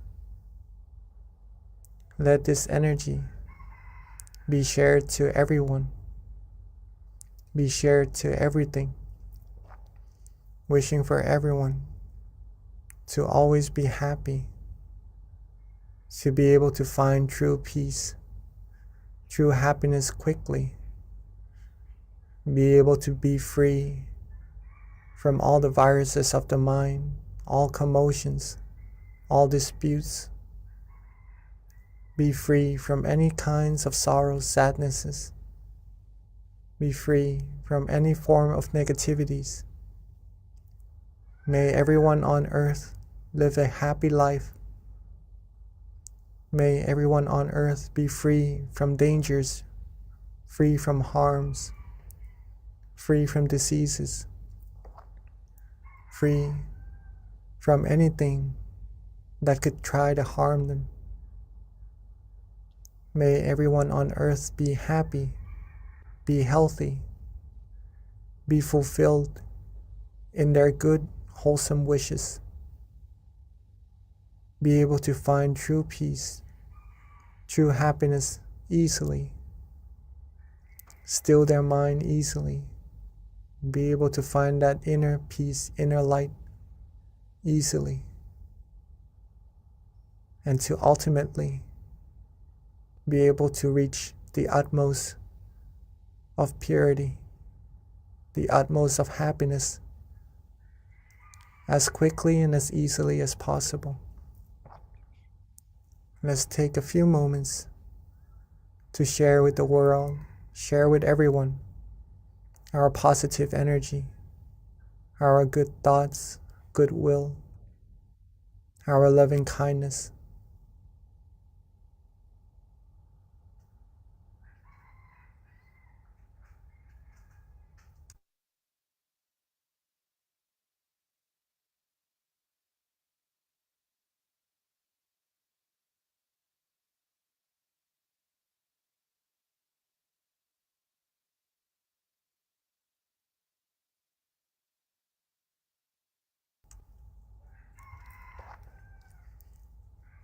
Now that we have shared our loving kindness with all beings together,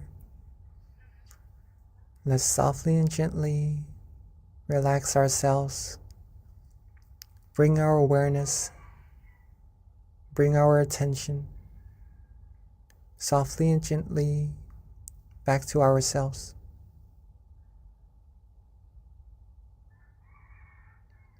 Let's relax, be calm, softly and gently bring our attention, our awareness back to ourselves, where we feel it is easiest, it is most comfortable. And at that point of brightness, that point of restfulness, that point of relaxation, with all our merit, our accumulated purity, our accumulated positive energy, let's wish for ourselves to always be happy, always be healthy, always be wealthy, be fulfilled in all our good wishes, be free from diseases, dangers, harms, be free from all negativities, sorrows, sadnesses, be free from anyone, anything who would try to harm us, be surrounded by good, wise, virtuous people who would take us onto the path of righteousness, take us onto the path of happiness. And at all times, may we be able to still our mind, find true happiness easily, and reach the utmost of happiness as quickly and as easily as possible. And let's take a few moments to wish for ourselves for what we need.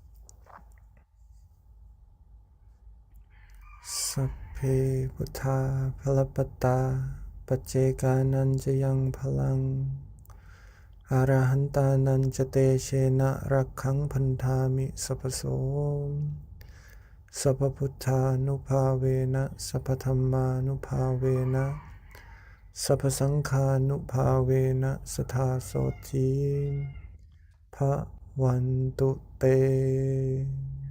Yeah. And then when we are ready, let's maintain our relaxation, our calmness, our feeling of comfort, and to keep this feeling with us as much and as often as possible. When we are ready,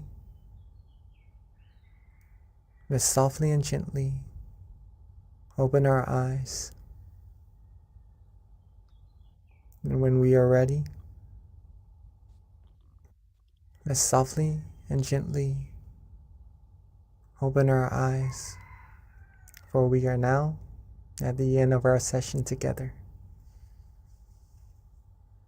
Thank you, Venerable Jackie. That was a lovely meditation tonight.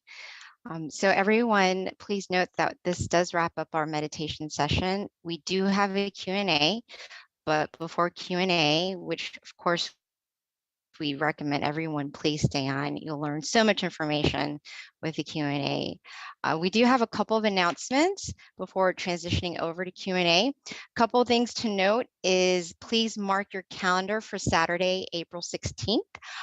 It's going to be our next full moon meditation, and the theme is going to be A Better You Means a Better World, and our teaching monk will be Venerable Daniel. A couple of other additional points to make is that for those who are not aware, please do follow us on tamakayameditation.org. This is where you can find out information with regards to your local center if you want to come meditate in person, or you can also follow us on MindGym as well, on our Facebook, on our Instagram, on our website. If you don't already have our app, you can download it on either iOS or Android. Again, that's MindGym, and we send notifications every month with regards to our full moon meditation. So you'll be reminded and get notified on your phone, which is very convenient and easy. And if you RSVP, you'll also get daily, well, not daily, but you'll get reminders with regards to our full moon meditation. A couple of other things to announce is that we do have our in-person meditation centers that you can visit if you're in New Jersey, Azusa, Alabama, Chicago. Our local centers are open to the public. And a big announcement for those of you in Georgia like myself, please mark your calendar. We are so excited after 2 years of being closed since 2019. We are one of the last centers to open, but we will be officially opening this week. We've got our kickoff meditation classes, one being on Sunday for those who attend service, the other being on Wednesday, which is our regular meditation classes weekly, was on Wednesday before. So we're going to start that, resuming that again. And our kickoff is going to be on March 23rd. And super excited that we've got 2 visiting venerables from Thailand. One of them being our former member, Venerable Michael.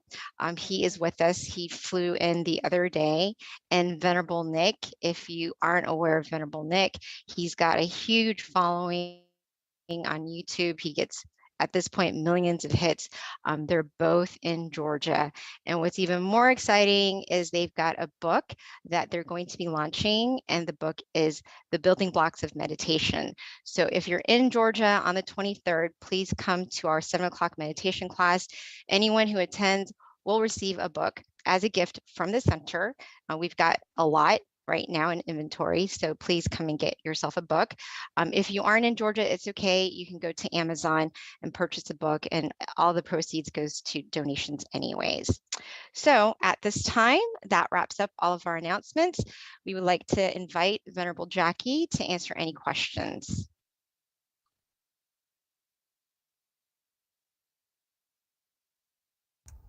Hello. So Hi, Venerable rejoice. Jackie. Hi. Thank you so much for our MC, Miss B. Very nice. Beautiful. Yes, so I would also, yes, encourage everyone if you could join the meditation sessions or the sessions with Monk Nick, right? Coming from Thailand, right? Monk Nick and Michael Venerable, And- both of them are here. Both of them. Yes. Yes. We got a double whammy. Really excited. And they've got their second book, The Building Blocks of Meditation, that we get to piggyback off of a book launch too, and opening our first class in after 2 years. So very excited about that. Yes, I also heard some of his teachings on YouTube, Monk Nick. Mhm. Yeah, very, very good. Very, very good. So if you would like to go and see for yourself also, that would be very nice. Okay. So I guess it's time for Q&A. Still see some of us are still here. All right. So I do have a question from not me, but someone gave me a question. All right, so as we know that meditation can improve mental health, are the people who have some mental disorders able to meditate, or is it recommended for them to meditate? Okay, this is a question from Pini, right, or a participant in a center. Okay.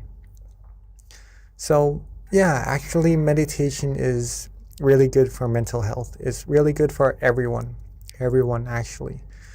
It's just pretty much relaxing, right? So relaxing, being happy is good for everyone. So anyone with any difficulties in health is able to do so.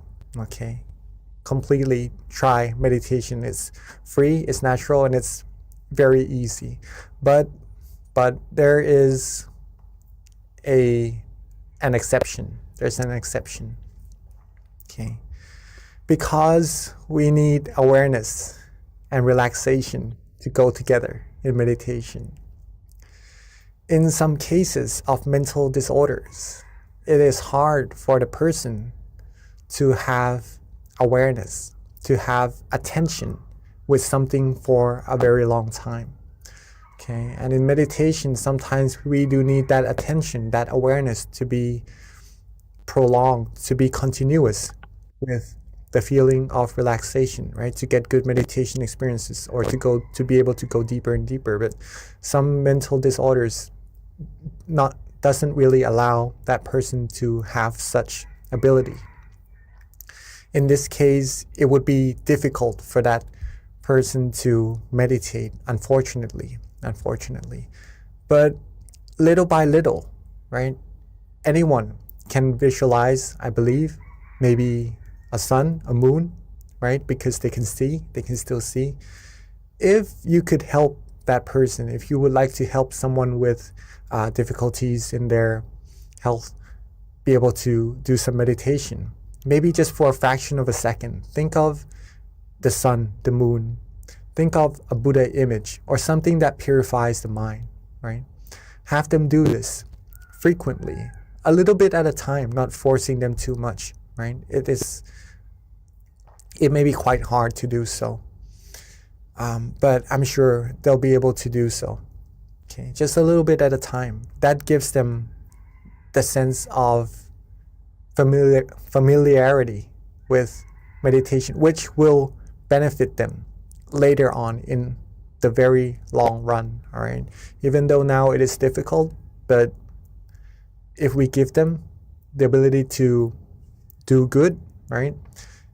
Show them how to practice generosity, show them how to practice moral disciplines, give them a little bit of meditation, just a little bit at a time. This accumulates, right? Then in their future, in the long run, they'll be able to be better in terms of meditation, in terms of mental health, and be better at having awareness and having relaxation together, stilling their mind, reaching deeper meditations. All right. So that's the exception, but all other cases, it's actually very good for everyone. Okay. So that's Thank you, meditation. Venerable. Thank you, Venerable. So you guys, at this time, please feel free to ask any questions you might have with regards to meditation or how to deepen your practice. You can raise your hand or put it in the chat. This is a great time to take advantage of our teaching monk being here with us and for him sharing his wisdom. So Venerable, as we're waiting for questions to trickle in, when you were explaining with regards to people who have mental disorders and if they can meditate, you mentioned moral disciplines. And I've always had this question that I haven't been satisfied yet with the answer. That's why I'm going to ask you to see what you say. But how does moral discipline help with your meditation practice?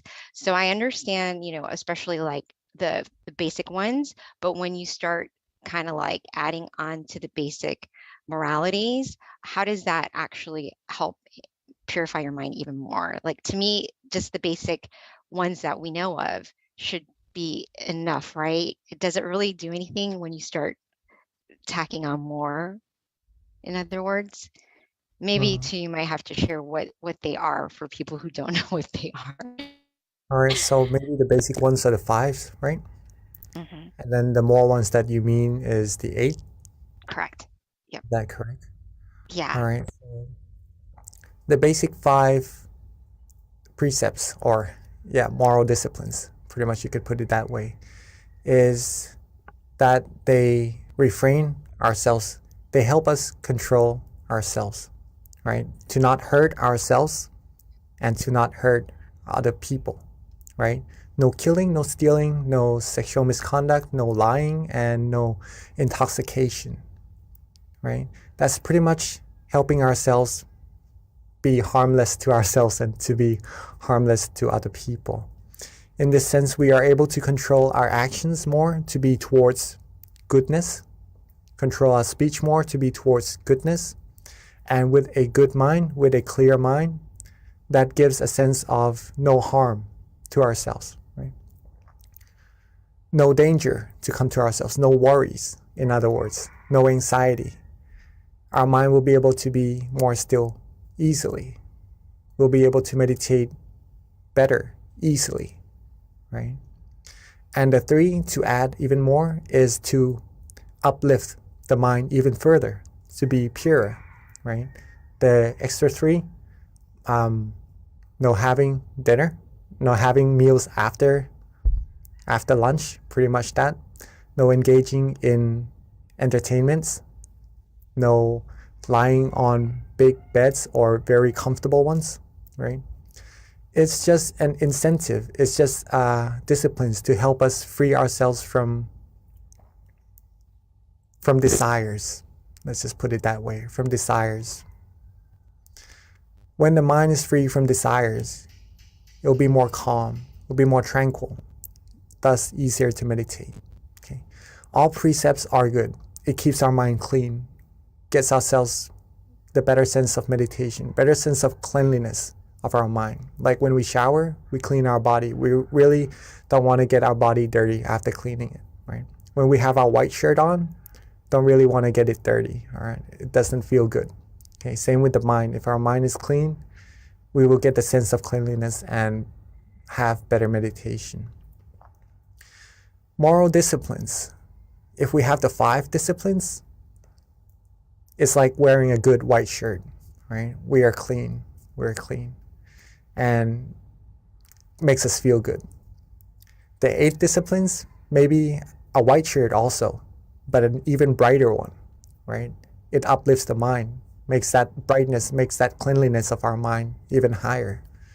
And maybe even more disciplines, if you would like to take on, then that's like wearing an even brighter, whiter clothes, shirt, right? That's pure in a sense of the mind feeling better, feeling more proud of oneself in the sense of wholesomeness in the mind. And that gives better meditation as well. Thank you, LP. I like the comparison of the white t-shirt. I never thought of it that way, but that actually is a really good analogy in terms of that question. Yes. Yes, so about just a little bit about, is there any other questions to come? I haven't seen any other questions yet at this time, Venerable. Looks like we kind of have a quiet bunch today. It's kind All right. of the change in time, I think, makes people a little slower. Oh, we have a question from someone in DC who just raised their hand. Can someone spotlight Mr. Rabbit, please? Okay, let me see. All right. If you have any questions or you would like to share your meditation experiences, you may feel free to do so, all right? Or what to do in your meditation when you come to this experience or anything. If you have any questions related to that, please feel free to ask, okay? Yeah, so we do have a question, Venerable, just waiting for our technical lead to unmute the person and spotlight him. But in the meantime, Mr. Raven, if you want, you can also put it in the chat too. They might have individuals within the chat room.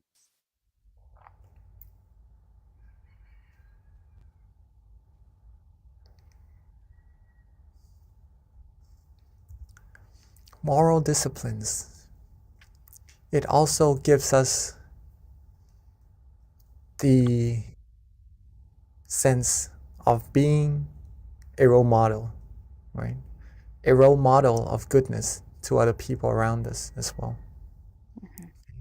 So if you would like to try to take on these moral disciplines, it will be very beneficial for yourselves as well. Okay. All the people around us as well. So Venerable Mr. Raven did follow up with his question, which, is more of a comment, but maybe you can expand on this, which is meditation is similar to an oil change in an engine. What do you have to say with that? A clean engine, clean your mind. Yes. Yeah, of course. It's like detoxing, right? In a way. So yeah, sometimes when we go about our days, doing our jobs, doing our activities, we have thoughts in our mind. We have maybe come across some problems that we have to solve, right? All these things do build up inside of our minds. Some situations that we come across in the news, in our everyday lives, right?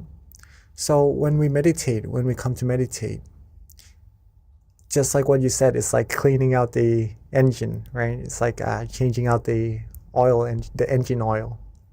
Right? So it flushes. Whenever you can have awareness and relaxation together, I keep pointing out these two fingers always. It seems in every session I have these two fingers. But awareness and relaxation, very, very, very important. If we have these two together, it flushes away all the negativities, all the commotions, all the fussiness inside of our mind, all the fuss, right, that we maybe accumulate without intention throughout our days.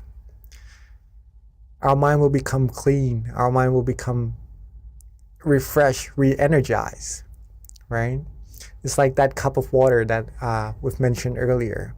If we have a full cup, it's like having full energy to go about our days doing other things.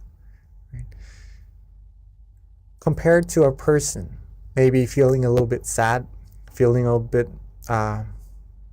not energetic, feeling a little bit depleted in their energy, maybe giving them the advice of meditation, recharging them, they would feel better, they would feel more energized, they would feel good, and then they would have the energy to go about doing their days, right? So yes, Mr. Raven, yes. So meditation is pretty much like that.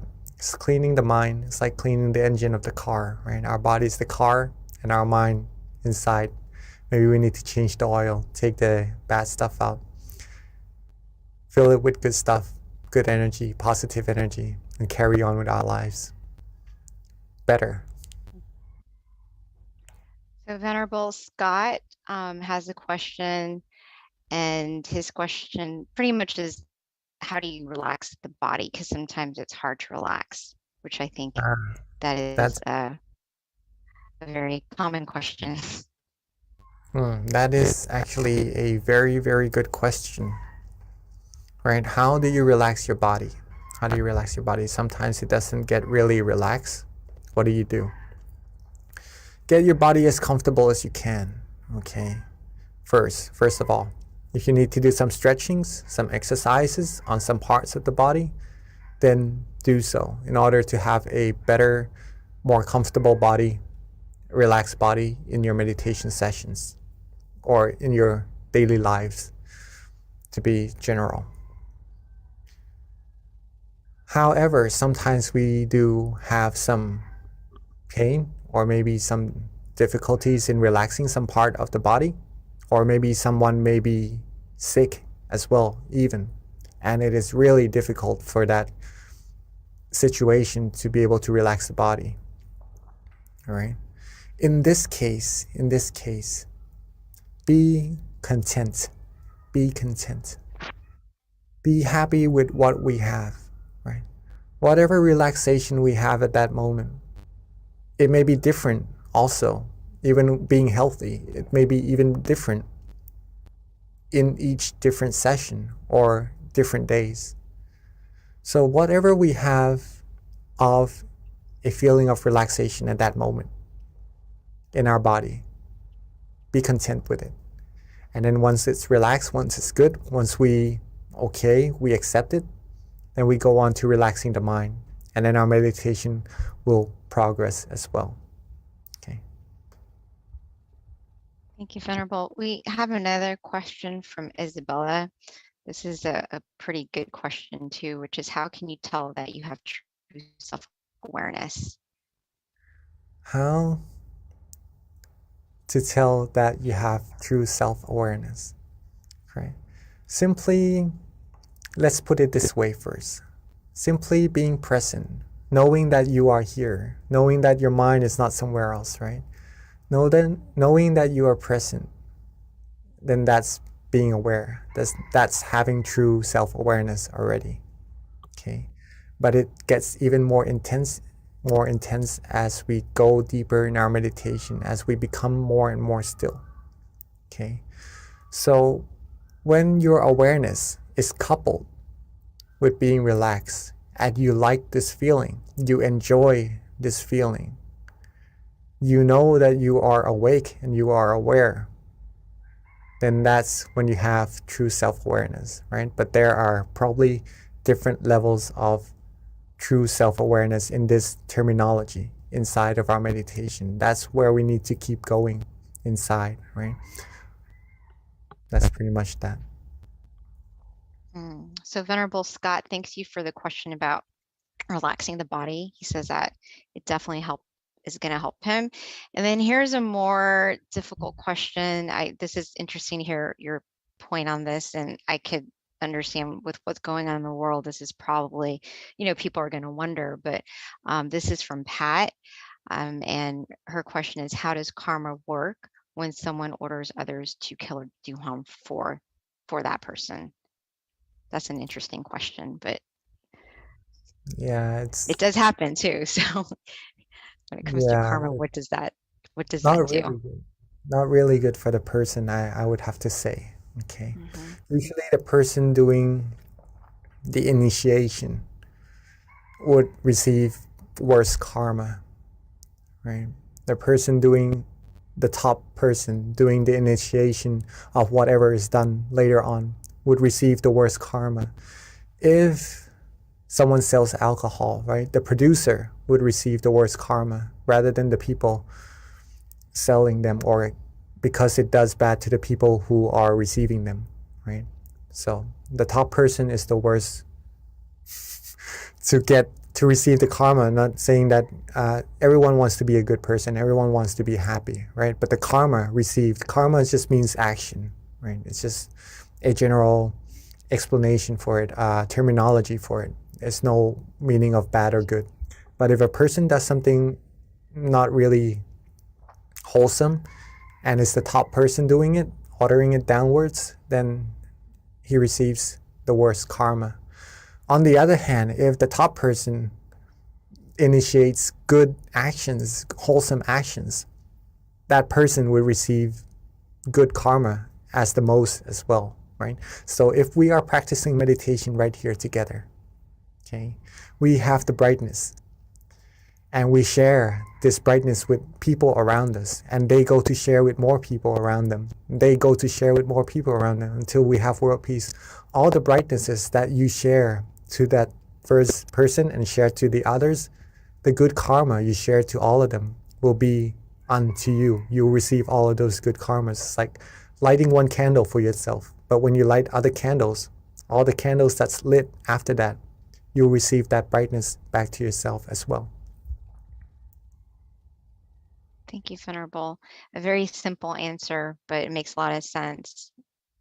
So, Venerable, there aren't any other questions, and this is a good one that I kind of thought of as you were answering one of the questions, which is on self-awareness. And I feel like it can probably help everyone on the call in terms of seeing what your viewpoint is on this, which is when it comes to self-awareness, and you're aware of your thoughts and your behaviors, how do you take it one step further and try to change that behavior, especially if you know it's not working for you, more against you, right? Like, let's just say you really want that, I don't know, big house, right? Mm. This is just hypothetical. You want that big house and it's creating suffering because you're desiring that house and you're aware that, you know, you're just craving this thing and therefore that's why you're creating suffering on yourself.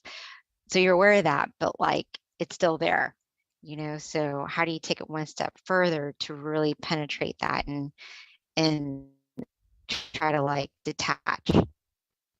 All right. Does So my if you want question to, make sense?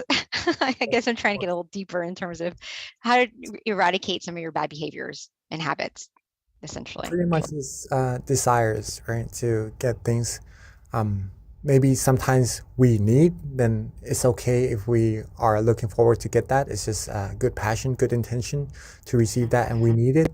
But sometimes we need to work hard for it, all right? But sometimes just again, if it's something on the outside that hurts us, let's just put it that way, right? Because some things we need, some things maybe would hurt us and be less beneficial.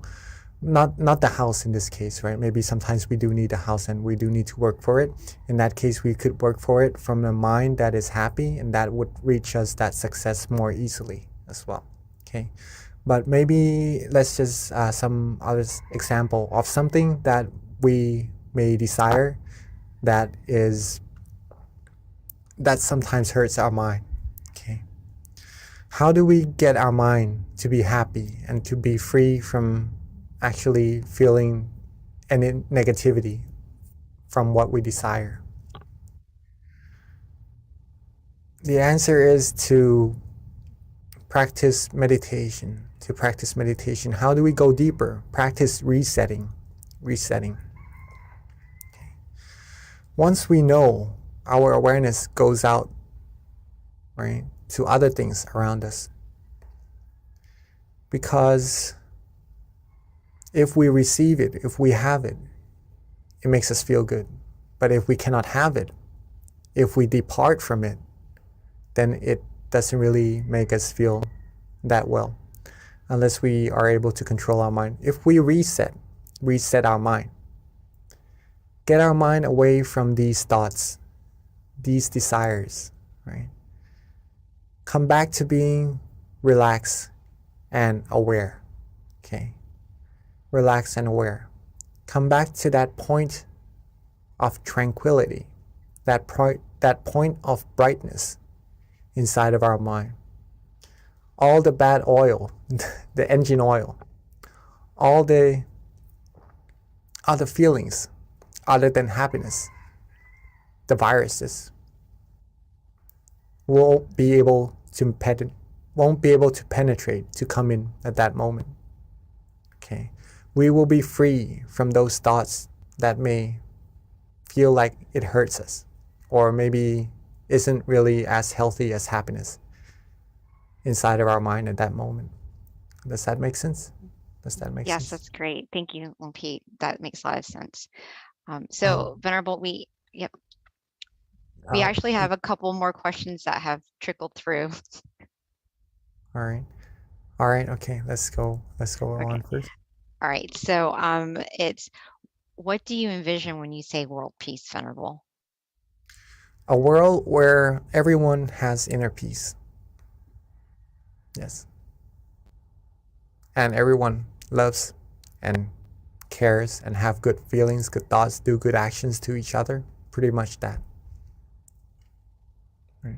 Thank you, That, Venerable. And that then the comes last. that comes automatically when we have true inner peace as well. That's why meditation is very, very important. So essentially it is when everyone finds inner peace, then you have world peace, because no one's hurting or harming each other and we're all trying to elevate our minds. Right, Venerable? Yes. All right, thank you. All right, so here is I guess it's a comment from Josh and also a question in addition. So he says, during mindfulness meditation, we are told to be aware as if from the third person point of view. During my normal day to day, I find myself being aware from the third person as well, but more as if through the judge's eye of another, which brings me anxiety. What can be done to help this? Is this normal or is this my ego and the solution that comes from within? That's a good question. All right, so mindfulness meditation pretty much helps us observe ourselves on what we're doing actually, and just to try to let go of all things that doesn't really still our mind and go deeper into our meditation. Hopefully that is correct and the same terminology. All right, again, what can be done to help with this? Let go, reset. In mindfulness practice, in any meditation practices, two things must go together. Again, awareness and relaxation, right? If you are having thoughts, if you are having anxiety, maybe the mind is not feeling as relaxed as it should. Okay. In this case, maybe focusing on relaxing the mind would help the mind come into balance. And relaxing the mind in this case is just resetting. Resetting means letting all the commotions, letting all the other feelings besides happiness go. Okay. In this case, it may be anxiety, worries. Let them go. Let go. Let it be. Let it go. Let the mind rest. When we reset like that, the mind gets to rest. We'll be in balance. And at that point, you'll find true happiness again. Oops. All right, Josh, with that. Okay, I think Miss B just got disconnected. All right, so maybe through the judge's eye, we may see ourselves being a little bit anxious, right? If the mind is on the outside, being with other people, being with judgments, being with anxiety, right? Then usually this would happen, right? Feeling a little bit worried.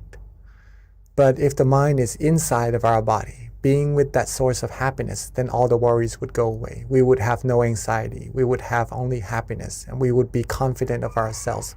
We would be calm and go about our days with being confident with this feeling, being able to share this feeling with everyone around us as well. So hopefully that answers your question, Mr. Josh. I'm from Kitty.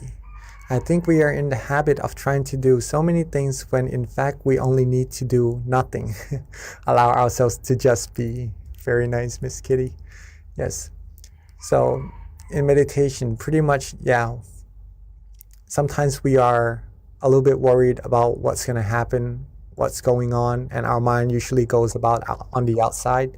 But in fact, we should just sometimes let the mind rest, let it go, let these things go. Let the mind be calm, be still. When the mind is bright and free from thoughts, free from anxiety, free from worries, it will be able to do things even better, right? Being happy, going about days. All right. I guess it's already 9:30. Yes, thank you, Venerable. Sorry, I lost my connection, but I'm on my phone. So right towards the end, I'm glad I was able to join in. But yeah, it is 10:35. So at this time, let us pay respect to our teaching monk as he gives us a blessing, and we sign off until next month, April 16th. See you then. And at this time, let us bring our palm together and accept the blessing from our teaching Venerable. Right? With all our accumulated merit, our accumulated purity, for all our good deeds, let them all come together and bless us with the utmost of health, wealth, success, happiness. May us all be able to be fulfilled in all our good and wholesome wishes. And when we meditate, may we attain true happiness quickly and easily, and reach the utmost of purity, the utmost of happiness as quickly and as easily as possible.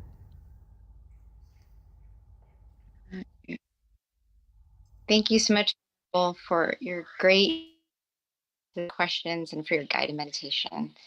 Until next time, Venerable. Thank you for everyone for joining as well. Beautiful audience. Rejoice in all your merit.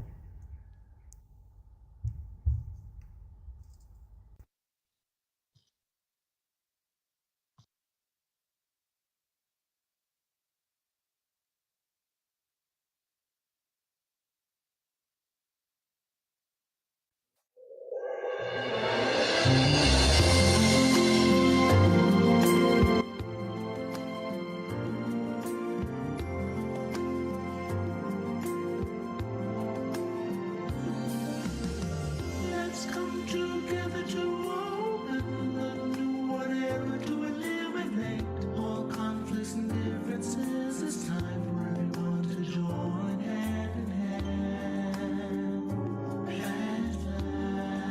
last, now the world's beyond healing. It's time to change the world. As the one who knew in the past,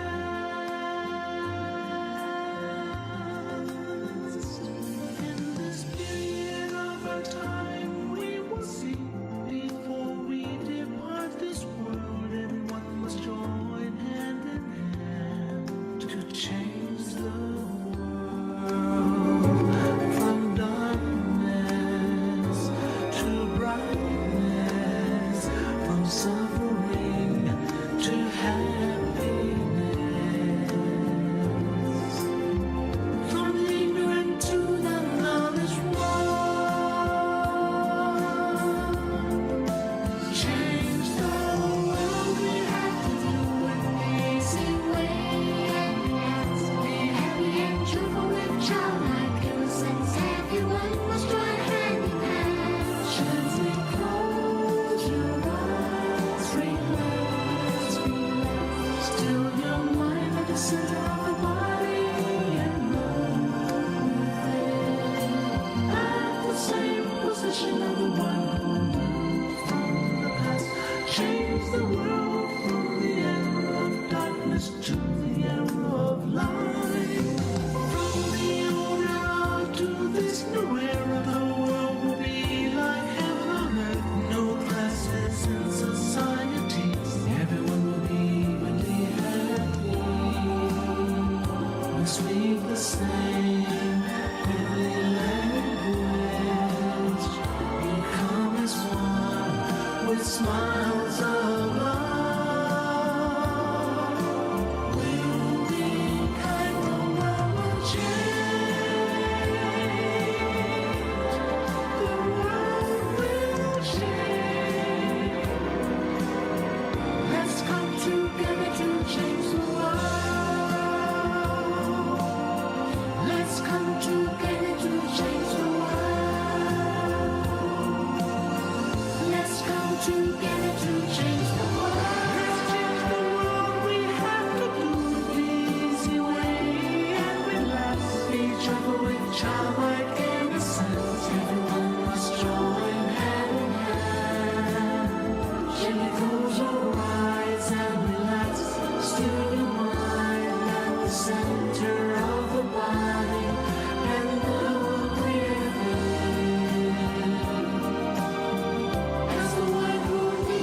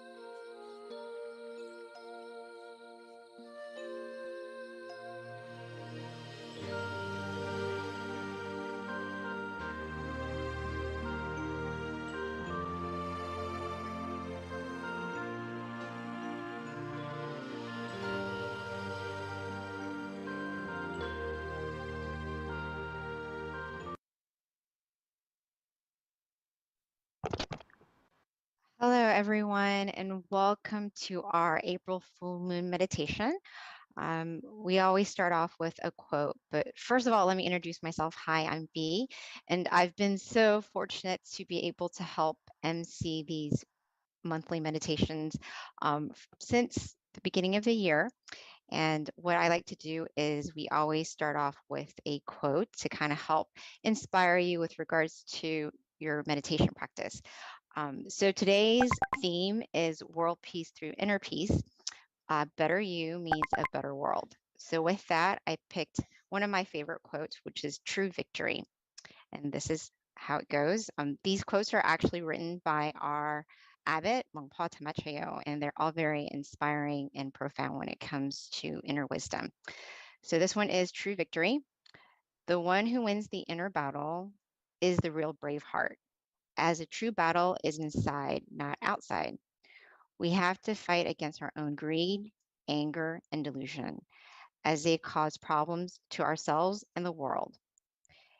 If we move through the suffering and darkness that lies within, the world will be in peace and victory will be within us. So I thought that was very relevant for today's theme.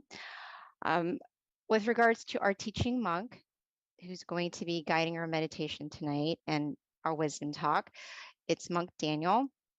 A couple of things about Monk Daniel is he actually, at the age of 16, he promised his mother that he was going to ordain. He kept that promise at the age of 20, which when he did ordain, he made a dedication to study, practice, and develop his meditation technique. He's been a monk since 2012 until present. and he's dedicated his life to meditation practice and also sharing this inner wisdom with everyone so they can find inner light within. So with that, today we're going to have a wisdom talk, which Monk Daniel will be giving to us, in addition to a guided meditation. Afterwards, we'll have the candlelight as well, a candlelight offering, in addition to loving kindness, and then Q&A at the end. So Q&A starts at 10 o'clock. We normally do about half an hour, ideally. Hopefully you'll be able to have really good questions that will help you with regards to your meditation practice, anything that you're wondering about meditation. And I promise you, there is no bad question because everyone benefits, because if you're thinking it, someone else probably is as well. So with that, I'm going to be welcoming Monk Daniel. He is in Thailand. So let's just fingers crossed everything goes well. We don't have any connection issues. We generally do not, but every now and again we do. So if we do, please be patient with us. But we should be okay today. So with that, Monk Daniel, we are ready for you.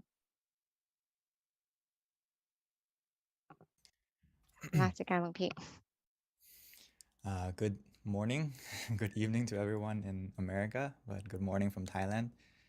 It's wonderful to have the opportunity to see everyone. Hopefully everyone's day and tonight will be very peaceful, just like the full moon will be full of happiness and brightness. So yes, I love the quote that our wonderful moderator, Miss B, just gave to us about conquering our mind, which is the true victory, where we can find our inner happiness, our inner brightness. This is the most important thing that we need to put into our life, which will connect to today. A lot of people don't realize that when we take care of our mind and take care of ourselves from within, it's actually going to help the world. And sometimes we may see or feel like, how can I have an impact on the world? Or how can just one person make the world a better place? So I wanted to expand on that a little bit so you can be inspired not only to change yourself from within, but also to help make this world a better place, one person at a time. So let's get into today's topic.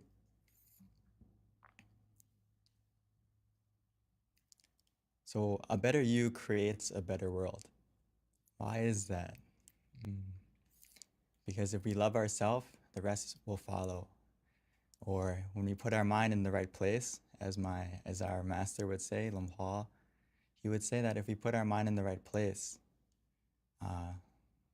or another way of saying it is, if you put your mind in the right place, the rest of your life will fall into place. Or he would say that if your mind is at ease, your mind is relaxed, everything will be achieved easily. And if your mind is at the center of the body, everything will be successful even easier. So this is something that we need to really put into practice, to take the time to check yourself, to make sure that, how are you feeling? Are you ready? Are you positive? And I think today is a great example, or tonight, with the full moon, because it's the brightest night of the month. Even though it's nighttime and the moon is surrounded by darkness, the moon still shines. The full moon still shines. Maybe we may not see it right now if it's cloudy, but it's shining. And tonight is the brightest night of the month.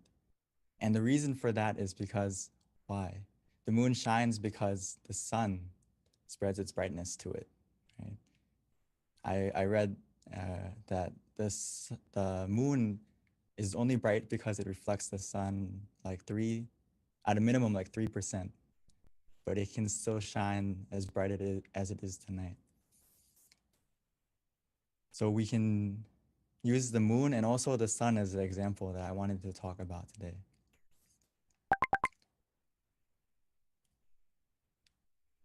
So the sun and the moon have a good relationship and we can apply that to our life and as an example. Because just like the moon receives the brightness from the sun, it also spreads that brightness to the world, making the sun helps to make the day bright and the moon helps to make the night bright. So I want to start it from the sun first before we come back to the moon. The sun is great because it creates its brightness from within, right? It gets its source of brightness from within. And once it has that source of brightness, it has the power to warm our planet, give it growth, make things grow. Like as we go into spring now, right, with the new season, creating growth, creating warmth for everyone and everything in the world. Not just our world, the whole universe and all the galaxies, the brightness of the sun spreads out.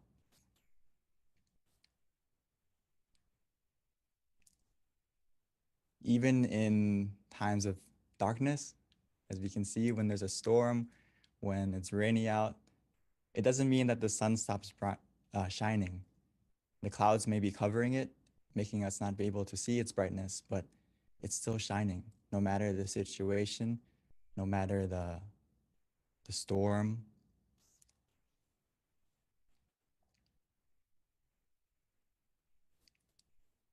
And another thing about the sun is when it's surrounded by darkness in space, right? It's surrounded completely by a vast darkness, but that darkness can't overcome its brightness. Actually, its brightness overcomes the darkness and it gives life to our planet and spreads its light throughout the universe. So you may see a pattern here that when you find your own source of brightness or happiness from within, like the sun does, whenever we have obstacles in our life, whenever we have dark moments, which we will all have, when your mind is clear and bright, it can overcome all that darkness. It can overcome all the obstacles that we encounter, as long as we maintain our source of happiness, our source of brightness from within. We can be just like the sun, giving warmth, growth to not only yourself, but also to everyone around you, everyone around you. So just a tip that I would like us to practice also is that throughout your day or throughout your life, we all encounter negative situations, people, whatever it may be, and that impacts our mind a lot. So what we have to practice after we learn about meditation is to escape from the black clouds and experience your inner sun, meaning that we don't linger in the darkness too long. When you have a negative emotion, which we will all have, and the benefit from meditation is you will develop the habit of letting go and getting out of that bad emotion quicker, being able to be aware and mindful of that and be able to switch modes quicker so we don't linger in the darkness. And just like the sun, even though it may be dark, we can still stay shining. And eventually those black clouds will disappear and we can stay with our inner sun, our inner brightness, our inner happiness that's from within us. So just a tip is don't linger in the negativity. The longer we linger in it, the longer we linger in the darkness, it's gonna impact our mind more and more. So we need to learn how to switch modes as quickly as possible. So the way we do that is we need to harness the energy from within, find our inner sun from within, find that source of happiness and maintain that brightness for yourself and for, not only for yourself, but also for everyone around you.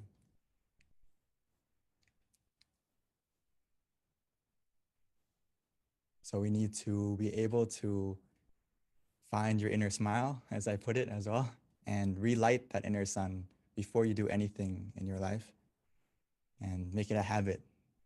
A lot of times, the reason why I call it the inner smile, and sometimes our brightness within our inner sun that we all have, actually, it may have went out and we don't have the opportunity to relight it. So before you do anything, we need to practice ourselves to make sure that, can you smile to yourself? Can you smile to others? Sometimes we can't, I know. And this is a good homework to practice, to check yourself. How is your mind? Did you lose your smile? Did you lose your brightness from within? If so, that's a red flag for yourself to go and meditate, to find that smile from within again and also to relight that inner happiness, that inner brightness, that inner sun before you do anything. So just like a simple tip is when we wake up in the morning or before we start our day or throughout the day when we need to take a moment to pause to find your smile and relight that sun within before you do anything. And then you're going to be automatically want to smile not only to yourself, but to the people around you. And also you may even smile to everything. You may smile to your everything surrounding you, whether it's you see the sun shining in the sky and you smile and you are grateful that the sun's there. Or you see maybe there's traffic, you still smile because your mind is at peace from within. So why does this create a better world? Because you become just like the sun. If you have that happiness within yourself, that brightness within yourself, it's going to shine out of you. Whether or not you want to keep it within, it's going to happen automatically. You're going to want to smile automatically, and you're going to be positive to the people around you automatically and naturally. And actually in Buddhism, we talk about there's like 6 directions that we have a sphere of influence around us, whether it's our parents, our friends, our associates. Everyone impacts at least 6 people or more in your life. So it's not just you that's changing, but the people around you that you influence. So when your mind is clear and bright, you become that sun in many people's lives, spreading your warmth, spreading your growth, and helping other people develop around you as well, not just you. So when your brightness disappears, it doesn't only disappear for yourself, but also for the people around you. So I would like to have us keep that in mind, that you actually make a big difference, not just only to you, but also to the world. And the thing that we need to realize is that when we still the mind, every time we still the mind, every session that we practice, when we still the mind, it begins to change. It begins the change within us and also to the world. But for us, once we still the mind, what happens is we create a positive mind. We also have positive speech, positive action, positive habit. And through that positivity becoming a habit, it will create a positive destiny, not only for yourself, and help to make this world a better place. Because when you are positive, it's just like Paul would say, world peace through inner peace, which means all people in this world have a part to play. It's not just one country. It's not just one person in power. We all have a part to play. And if we all still the mind, it will begin that change. It's something that we all have the power to help to make happen. As we can say that if you have if you still the mind from within, it's going to help to change yourself first, and that brightness will go to others. And bit by bit, that brightness will spread from one person, one family, and then to the community. And it'll keep growing as long as we all take responsibility for ourselves to maintain our mind. Maintain our mind to get rid of the greed, delusion, and anger and other negativities in our minds. Only then can we actually make true change to not only ourselves, the people around us, and the environment. So we need to take it easy and treat meditation just like we would do anything else in our life. Take a shower, clean our body, look after ourselves physically. Now we also have to look after ourselves mentally. And take it easy and do it as simply and as a habit, just like we would take a shower, or just like we would exercise and look after our physical self. Now we need to take a step forward and also look after your mental health.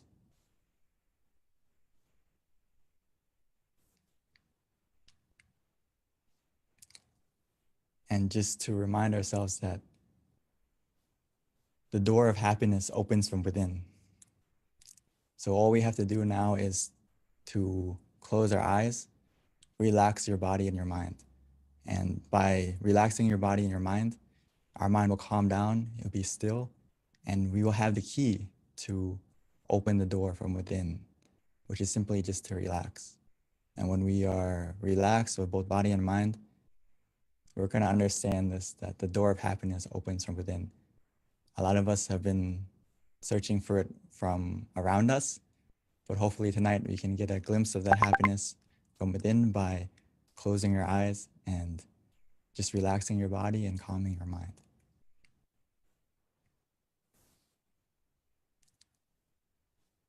So we can go back and check ourselves right now if we have a low battery or not, or how is our happiness feeling right now? How is our happy meter? If it's not full, that's no problem. We can fill it together in just a moment. And also just to keep in mind for yourself going forward that try to be aware of how you're feeling throughout the day and make sure that you are a full battery. Just like our life, we don't really like to let our phone run out of battery or our technology run out of battery. But why do we allow ourselves, our mental health, our physical health to run out of battery? So right now, more than ever, we need to be more aware of our mental health, our inner brightness, our inner happiness, and keep it charged. And for right now, if we haven't kept it charged, no problem. Let's charge it together. Before we start, all we need to use right now is basically to take it easy, take it slow, and then feel the balance. We need to find the balance from within us. We can find that balance with just 2 words that we have to focus on right now is to be conscious, but with comfort.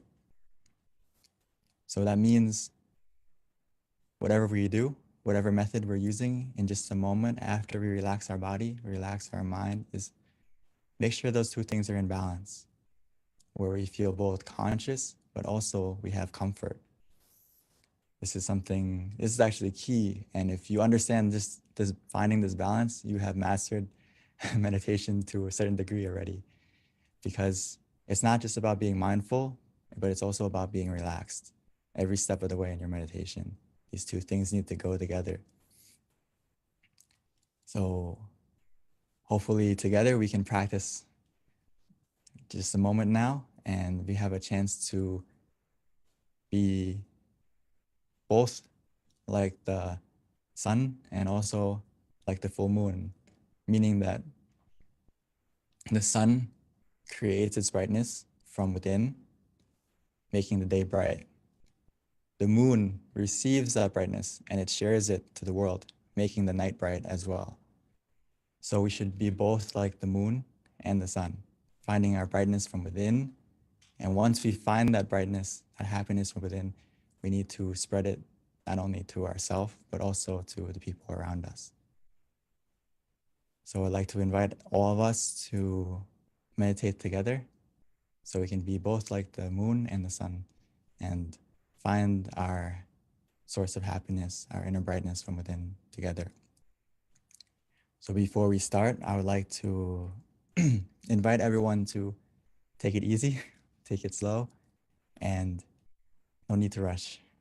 Take a moment right now to adjust your body, make sure that you are comfortable before we switch modes into meditation together.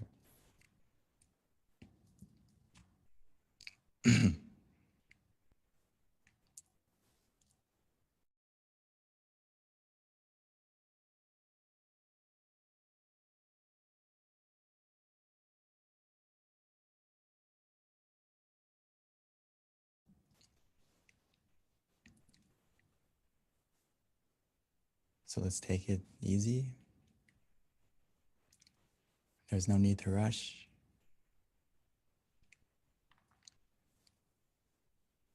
Meditation is about finding the balance between being conscious with comfort.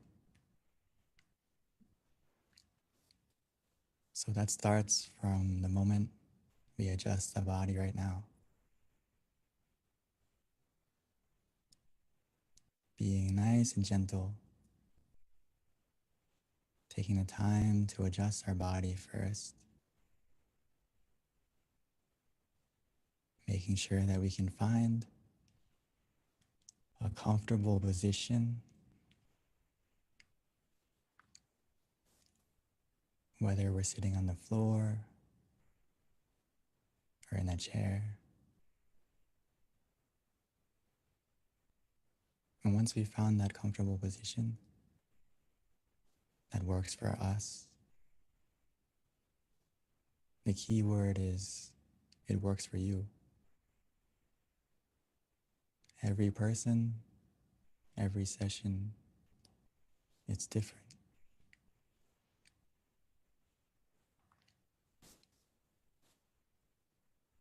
Once you feel comfortable,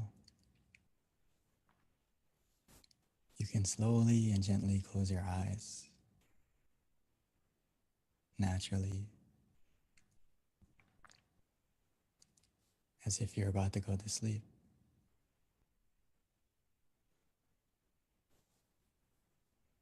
Because right now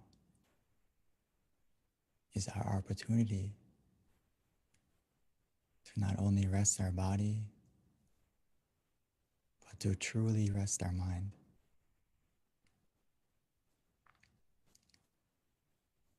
And that process has already begun. The moment we take the time to relax our body and calm our mind, the process of meditation has already begun.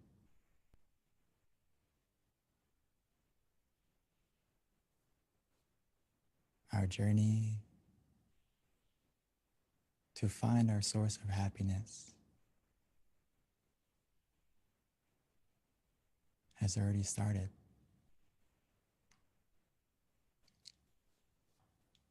All we need to do now is to relax our body, making sure every single part, from our eyes, our face,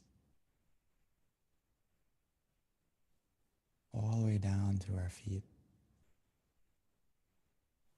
making sure every single part of our body is relaxed, is loose.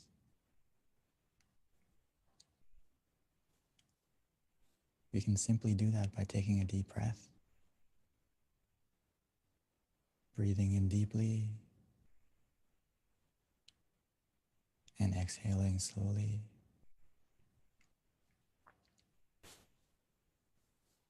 Allowing the relaxation to fill up our whole body.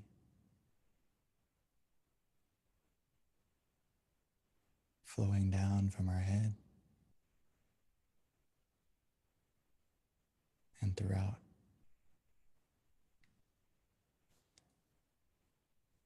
Breathing in deeply, exhaling slowly, allowing any hidden tension to melt away.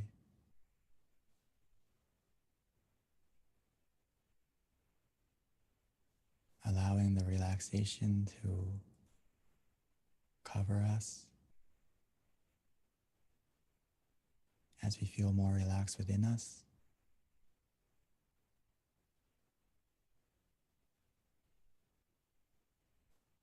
Even as we exhale, allowing that relaxation to surround us. The more we relax our body,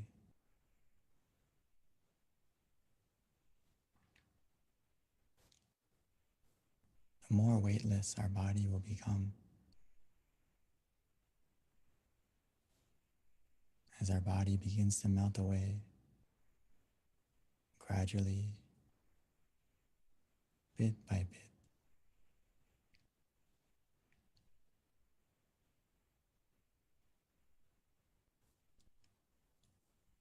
This is the power of simply relaxing. It helps us to let go physically first.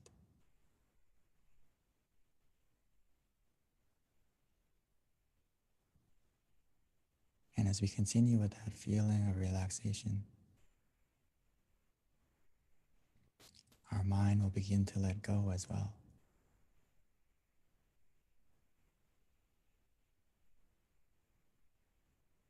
All we need to do now is to allow our mind to put everything aside.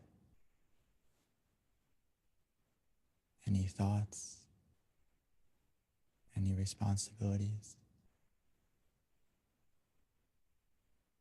Just put everything aside. We invest so much time. We have so much love to give to everything and everyone. But now allow yourself this time. Give some of that love to yourself.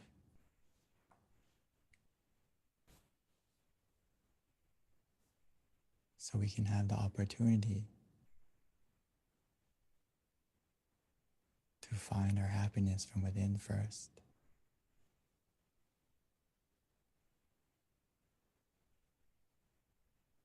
Everything that we are planning or want to become better, it will happen automatically, easier and smoother after we make sure that our mind is clear and bright. Just like the full moon tonight, making sure our mind is full of positivity, full of happiness.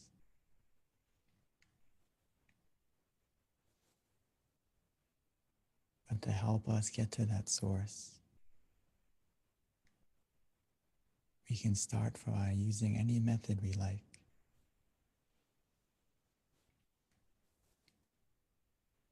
By placing our mind wherever we feel relaxed, whether it's inside of us, at the center,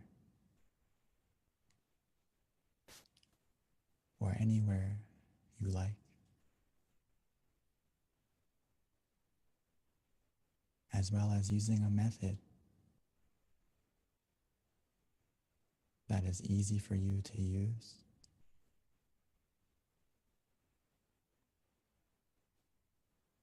Whether it's to visualize an image softly and gently, whether it's the full moon, the sun, a star. We can imagine it however we like, anywhere we like, as long as it helps us to feel conscious as well as comfortable. Don't worry about the clarity. As long as it helps us to stay relaxed.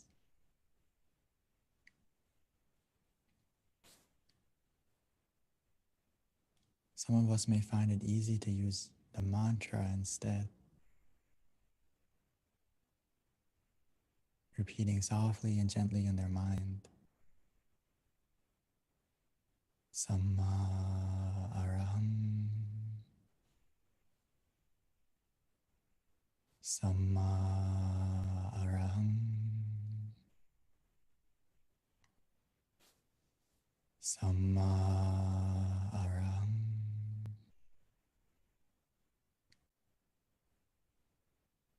Samma means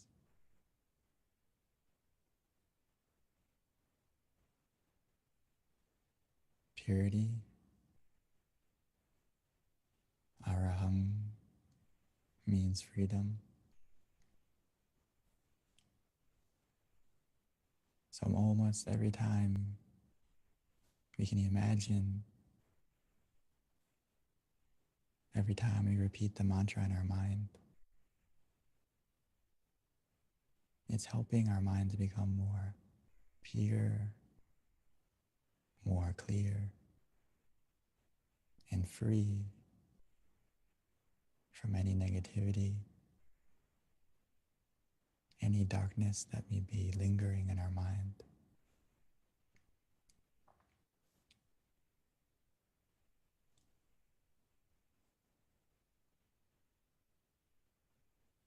Or some of us may enjoy just letting go, relaxing, doing nothing. Actually, whether we use the visualization or the mantra, we will all get to this point. We'll get to a point of where the mantra or the visualization will disappear on its own. And that's because we've got to the point of where we feel for ourselves,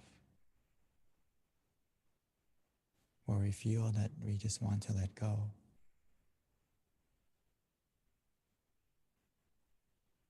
We are free to just be still, to let it be.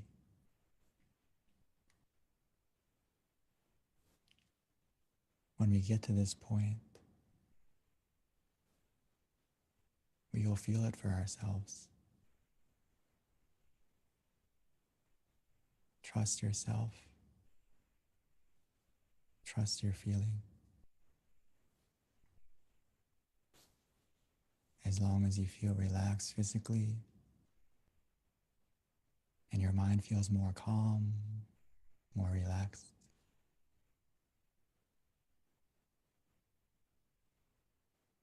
we are on the right path.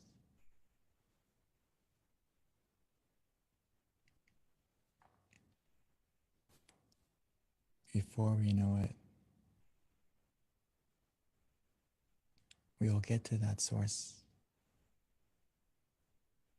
of happiness within us.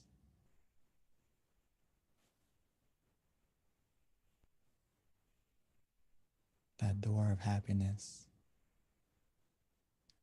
that opens from within.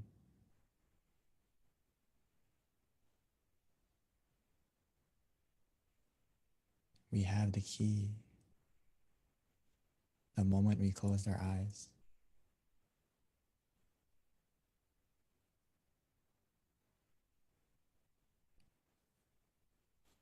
The more we relax our body, the more we calm our mind.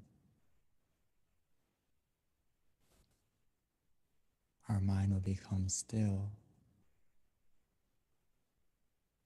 Our mind will stop. And the moment our mind stops, our inner happiness will begin.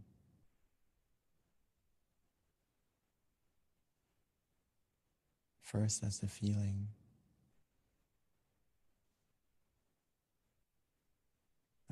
of calm, of contentment.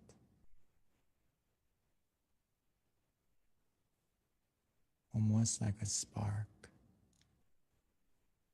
like a star.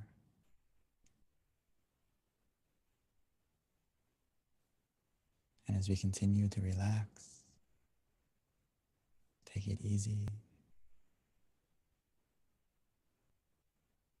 that feeling will grow and expand as the clouds of our mind will begin to disappear, revealing the full moon shining within us.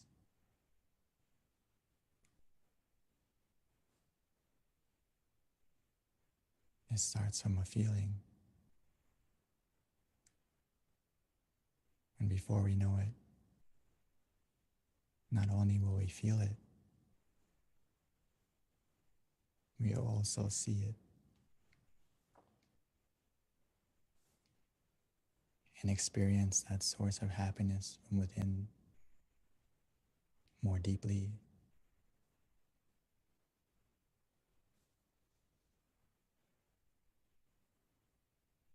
But for now, as long as you feel relaxed, we feel conscious and calm together.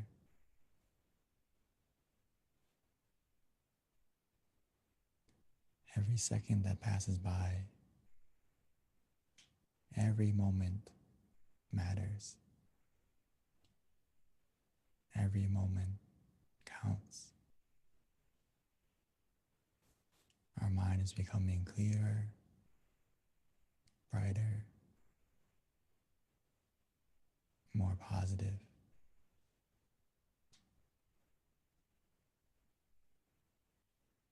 We have everything we need to succeed in our meditation.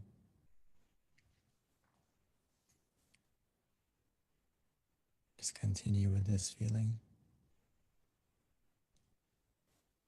allowing it to grow.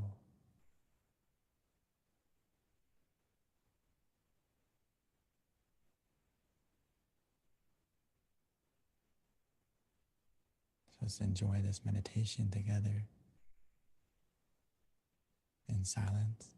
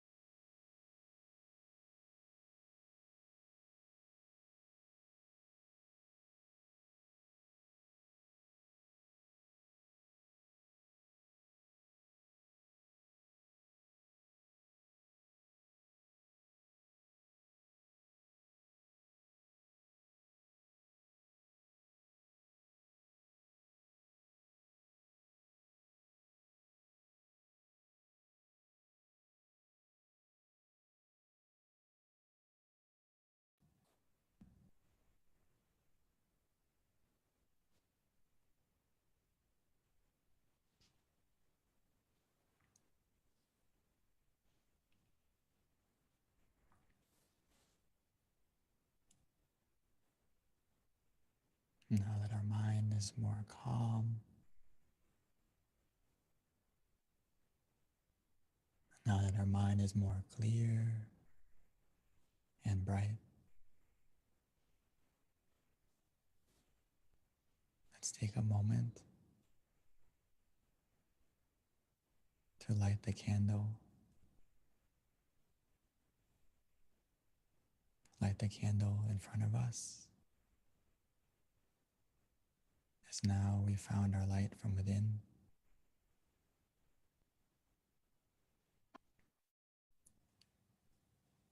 We can slowly and gently light our candle.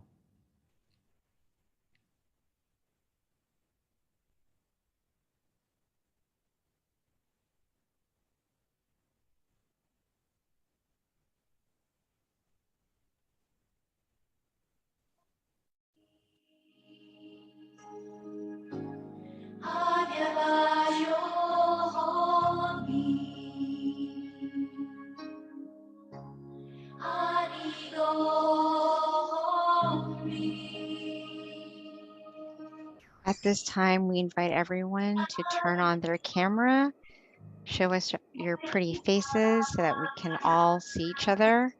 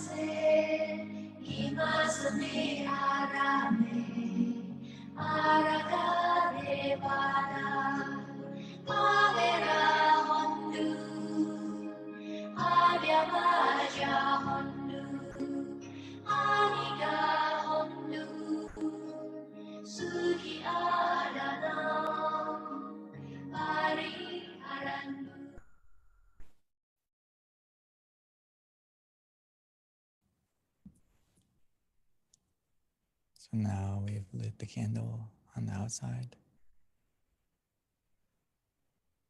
Let's continue to keep our candle, keep our brightness on the inside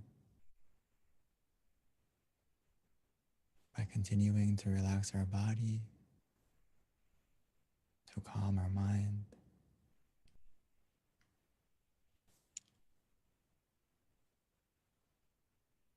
Now that we have found our source of brightness from within,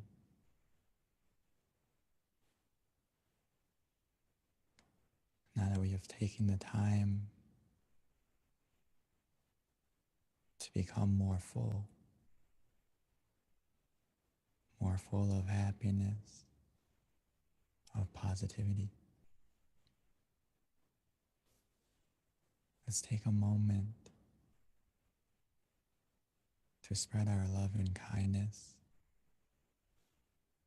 our forgiveness. Spread it just like the full moon.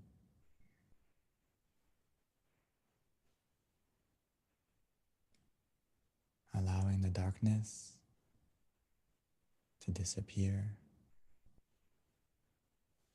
lighting up the night.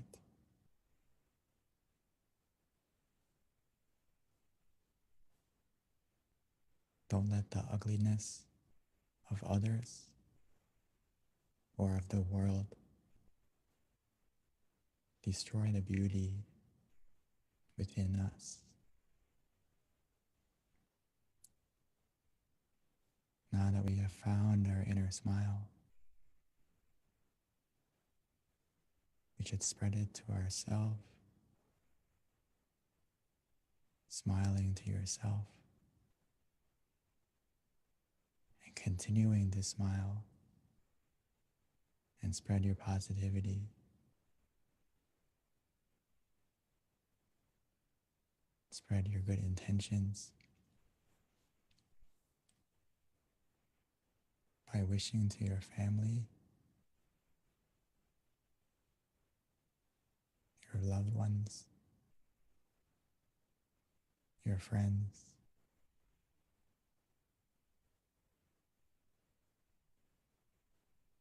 wishing for everyone to be healthy,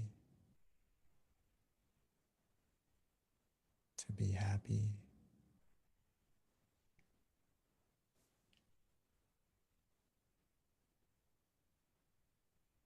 allowing the positivity within you to spread out to everyone and to everything.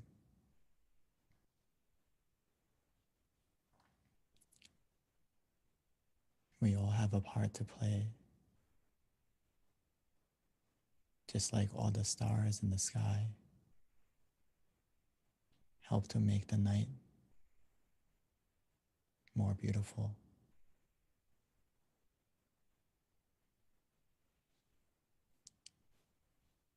Every moment of peace within you right now, every moment that you share it, will help to light up and brighten this world, both in times of darkness and in times of brightness, to become even more and more bright.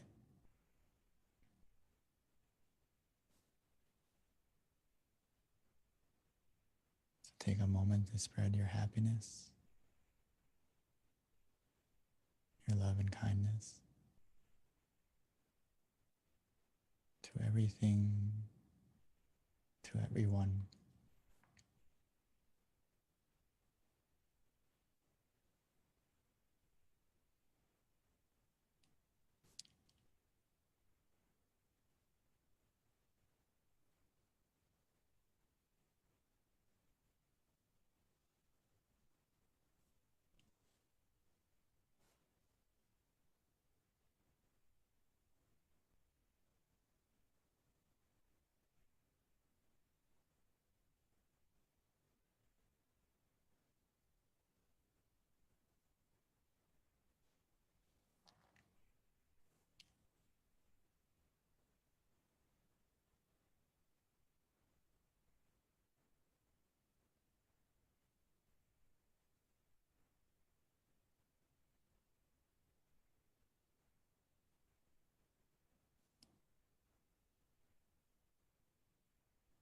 As we spread this positivity, we may not see the change right away, but we'll feel it within us first.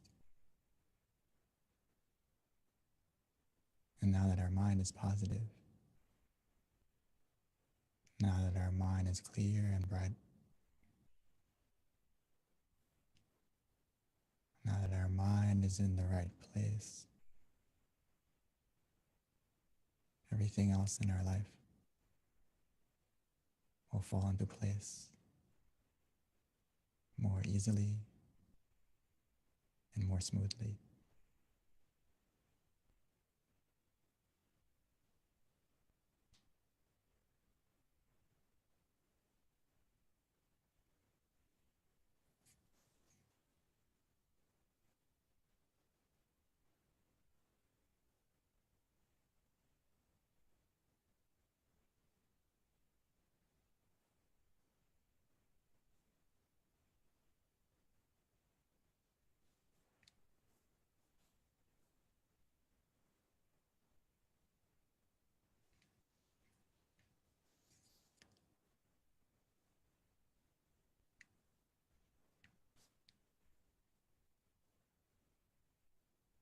Sapphe patta palapatta pache kannang jayang palang arahantana te sherakang pantami sapaso sapaputta nupavena sapathamma nupavena sapasangha nupavena sathasoti bhavantu te. By the power of our clear and bright mind and the positivity generated within us in this meditation, bless our life to be more happy, more peaceful. And when we are ready, we may slowly and gently open our eyes, opening our eyes to a more better version of ourselves and a more better world.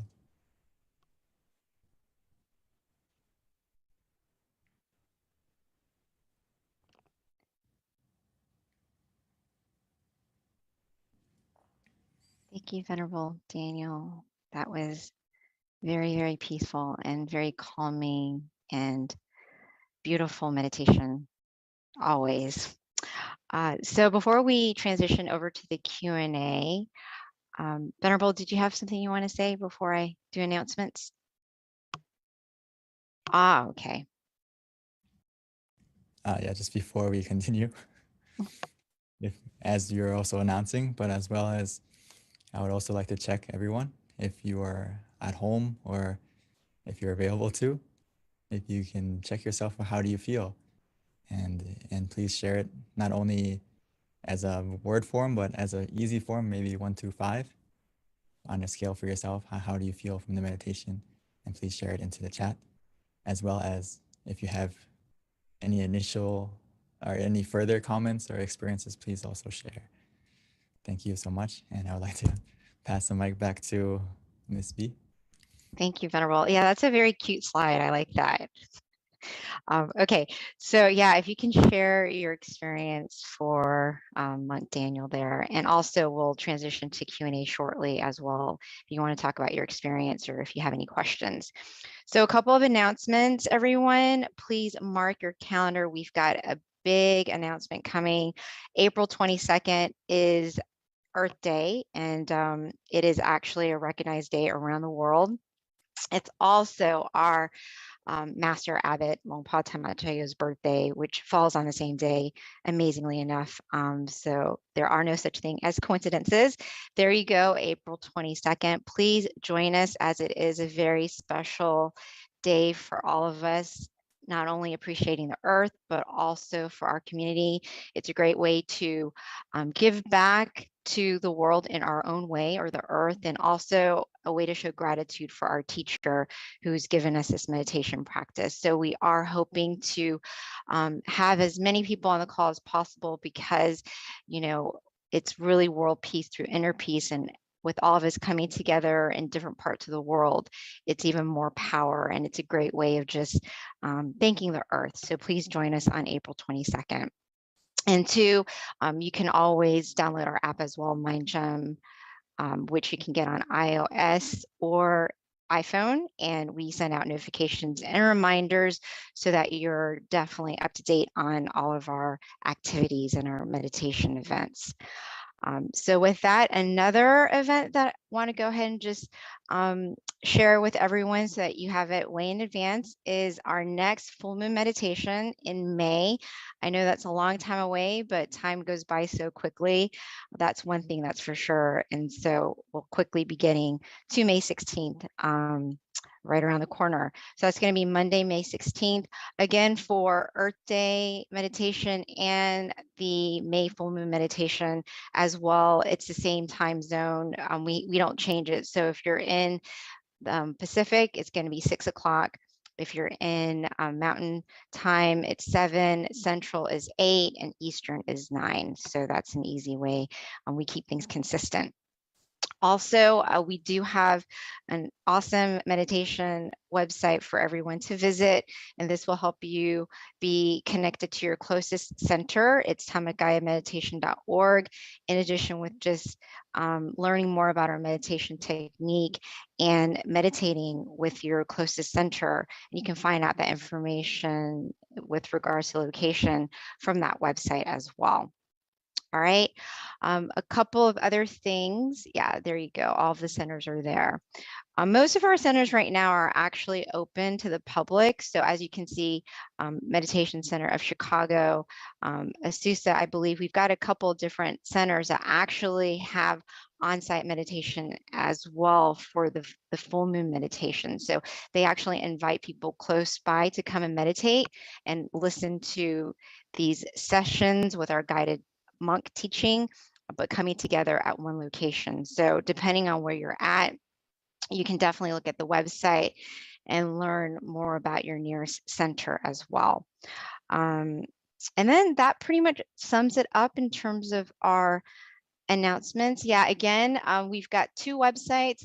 One is tamagayameditation.org, and that will help you locate your nearest center in addition to just learning more about our meditation technique.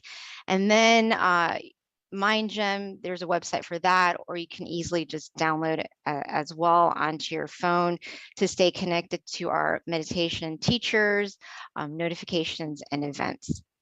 So yeah. And then in addition to our upcoming events, everything can be found on our website and our app.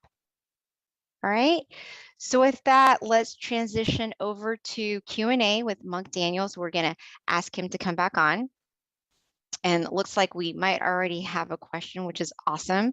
So if you have any questions for our teaching monk, this is a great time to ask anything that has to do with your own experience that you want to share, maybe even how to better your own meditation experience. This is definitely a great opportunity to ask his advice. So with that, looks like we do have someone who raised their hand, Mr. Tom Wood.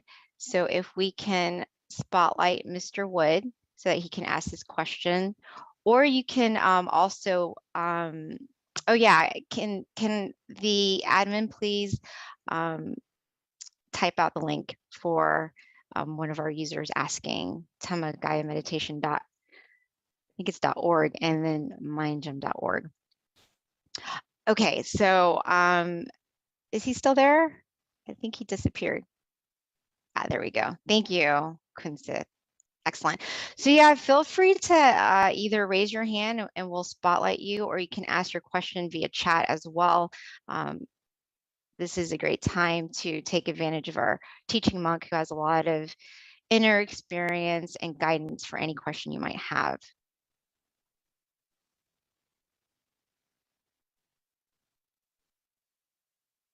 So it looks like we kind of have a little quiet bunch today, Venerable. Normally these questions are kind of flowing through. Do you have a question? Yeah. Or want to share your meditation experience? Or if anyone would like to share their experience other than the initial 5 or 4, please feel free. So we can check each other and I can help you. Just make sure your meditation's on the right path, or any tips I could give you as well. But anyway, on the scale, if you have a 3 and an up, you're very good. Even if you felt neutral, that's a very good starting point for anyone who just meditated a moment ago. So don't be discouraged if you didn't feel like super happy or super blissful, but just a moment of where you feel neutral is actually a very good starting point.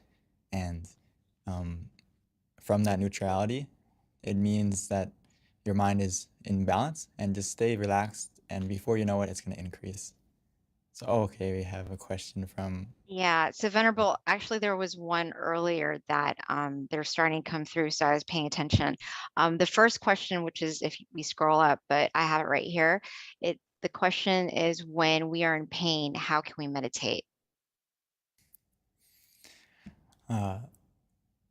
when we have pain, actually, myself included. Sometimes when I first ordained, I was 20 and I grew up in America. So sitting on the floor, sitting in meditation position, like the standard one, it could be painful for me. And also like physically more pain than that. I had some knee surgery. So I also had problems physically when I first started. So there's a couple ways to deal with it. So great question.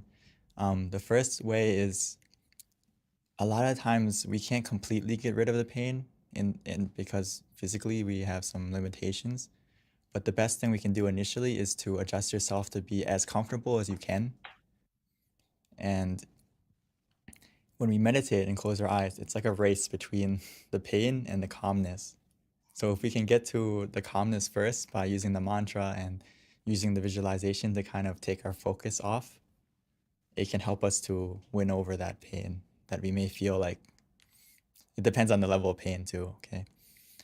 And another thing is, if you feel pain throughout the meditation, like where it's distracting to us to a big degree, I would recommend you just to adjust your position. And sometimes if I felt like a really overwhelming pain when I'm sitting, sometimes I just get up and walk around and still meditate, but in a walking position or in a different position until you feel that pain kind of dissipate, and then you can continue again when that pain goes away. So actually, it depends a lot on the level of pain. I don't know if I could ask you how severe it is, and it can also give you some more tips. But if it's not super painful, we can adjust the way I just mentioned. Hopefully that gives you an idea. It doesn't mean that if you feel pain you can't meditate well. It can be a little bit difficult, but we can overcome it in different ways. So Venerable, there is a comment that I feel like is definitely something I wanted to share with you. It's from Jesse. Jesse states that beginning session was awesome for a short time. This person saw brightness within, and yeah, so it was very lovely. That's what came from Jesse. Are you ready for the next question, Venerable? Oh, thank you, Jesse, for sharing. And yes, you can. Okay. When your mind is more calm, more peaceful, like I mentioned during the meditation, we may experience it first by a feeling, but if we continue with that feeling, we may encounter something more profound, as Jesse mentioned, where we can not only feel the purity of our mind, that we will also be able to see and experience it more. But yeah, sorry. Oh, the next question, Venerable, is, and I think this is a good one. Actually, every question is always a good one, but this one is, what can you do when you find that it's hard to motivate yourself to meditate, and you find that it's actually like boring? What can you do to motivate yourself? The thing that I find that if we practice when we practice in the right method, the word bored will disappear. So we have to be a little bit observant of ourselves, that are we practicing correctly, and just truly relaxing our body and relaxing our mind, and treat it like don't treat it as meditation, treat it as a time to rest your body and your mind. and you're gonna find that the boredom will disappear because we need to rest our body, rest our mind often.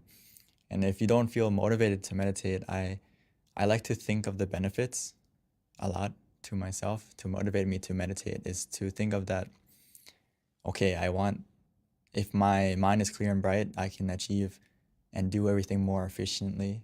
So I use that to motivate myself sometimes when maybe I don't have the drive in the beginning, and I try to think of the benefits and how can that impact not only myself, but how can it also impact the people I care about and love. For example, one way I motivate myself is like, we've all made mistakes in the past. We've all hurt the people that we care about, right? And maybe we don't want to repeat those mistakes. And the best way we can do that is to look after our mind. So to motivate yourself to see the impact it doesn't have, not only does it have for yourself, but also the people around you. So that's one way to, for me to motivate myself as well. Thank you, Long P. I really like that because, I think that's probably a common thing, especially if you meditate daily, that, sometimes you have to really think about the reason why you're doing it to kind of inspire you to do it consistently. And if you kind of see the bigger picture of why meditation is so profound and important, and the more you study it, the more you're going to be committed because, it does start to make sense. One of my teachers used to always say, and it was a little far-fetched at the time, but now I actually agree, he said that you're born to meditate. So if you start to realize that there's some truth in that, you're going to meditate. Yeah, exactly. We need to normalize looking after our mind just like we look after our body. And I think initially it takes a little bit of commitment to do it. But once you study the benefits and also feel the benefits for yourself, you're going to realize that, okay, it's something I need to do. And I really recommend you being as consistent as possible, because actually the method is really easy if you understand just finding the balance between being relaxed and mindful together, or sometimes you can say conscious and comfortable. But the thing is, the hardest thing of meditation is not the practice, but the consistency. And just like exercise, right? Sometimes the first step is to get yourself to the gym or start to work out, and then it kind of gets easier as it becomes a habit and becomes almost like you can't miss it and you want to do it. And this is even more so with meditation, because you're going to feel that happiness, and you're going to have you're going to not only see the happiness within yourself, but the impact of yourself around other people. So. Thank you, Venerable. All right. And then the next question is, why do I always feel sleepy when I meditate? So maybe like how, this can be what this person can do to prevent the sleepiness. Great question. I'm sure everyone here has felt sleepy sometimes during meditation, myself included. So it's not something to be annoyed about. It's just you practice correctly, and one of the side effects is you feel really relaxed. So it's very easy for us to fall asleep sometimes in meditation. So there's a couple of things that generally cause you to feel sleepy in meditation, and a lot of it is physical, meaning that how did you prepare yourself to come to the meditation? Physically, as we go throughout our day, a lot of things that we've measured it down to is basically how late you sleep, how much physical activity you do can have a huge impact on when you come and meditate, are you going to feel sleepy? Also, as maybe not tonight, because or maybe some of us, if you had a heavy dinner and you come to meditate, it's very easy to fall asleep as well. So these are physically has a huge impact on if you're going to fall asleep, if you feel sleepy. So there's a couple of things I would like you to go and check. Is physically, how is your sleep? Are you sleeping later than 10 o'clock, maybe 11 midnight every day, maybe even later than that? If you sleep late, when we come to meditate, there's a good chance you're gonna feel sleepy as well as how much you eat can have a big impact, or how much physical activity you did. But in the case where you can't control those factors and you come to meditate, what do you do? We have 3 techniques, right? Visualization, mantra, and just relaxing. So it's about picking the right tool for the right job. So when you take a moment to observe yourself before you meditate and you feel sleepy, I recommend you use the mantra or visualization, or even both, to add more awareness to your meditation. Because you already have the sleepy part, you already have the relaxation part, but you need to add the mindfulness part in that case. Hmm. So hopefully you got the idea. Yeah, thank you, Pete. That actually makes good recommendation. So this next question is from Charity Sills, and the question is it okay to lie down while meditating? And especially this person, considering there's injuries, or is it more powerful to sit up? Oh, to lie. I think in this case, in general, I wouldn't recommend you to lay down to meditate in a sleeping position. Only if, unless in this case, like you said, is if you have injuries or you're physically like unable to sit up, or to sit up. Because in this case, yes, it's okay to lie down, but if we in a normal situation, I recommend you to sit up, just because it helps you to find that balance between being conscious with comfort and being mindful and relaxed together. It's easier when you're sitting in a position or not necessarily lying down, because when you're lying down, just like the question before this, it's very easy to fall asleep. So it depends. It depends on your physical condition. But in this case, please feel free if you are if you have an injury like this. Mhm. So it is still possible, though, correct, Venerable, Yeah. to meditate lying down. You just have to be more aware, because if you're not, you're going to fall asleep. Exactly. Okay. This is an interesting question, Lung P. It's a question/experience. So this person felt very cold, like chills on the arms, but it was very blissful in meditation, and wondering if this is a cleansing of energy or just relaxation, like the temperature dropped. This has happened a few times during meditation. Very good example and question. I would like, for those of us in Thailand right now, it's very hot. So if you can get that experience, that's great. You can feel cool and have your own personal Air air condition. conditioning. Right now it's very hot. But anyway, it's a very good experience, okay? If you feel, the key thing is not only with any sensation, whether it's a cold feeling, some people feel warm, some people even feel hot. But the key thing I would like to ask you back is, other than that sensation, is how did you feel? Which in this case, if you felt, in this case where you said that you feel blissful, you feel, and you have relaxation, that is the key, that to check yourself, that is it a good experience or is it a positive experience? So you can say it's similar to what's actually cleansing you is not necessarily just the sensation, but also the feeling of relaxation, and that you have the blissfulness too. So I would say that it's a result that you're practicing in the right method, and just keep going with that sensation and see where it's going to take you. It's definitely the feeling of relaxation, the feeling of blissfulness, as well as the product of being cool and feeling more cool. It's all in the right direction. So please keep going and spread your coolness and your your coolness to not only yourself but the people around you.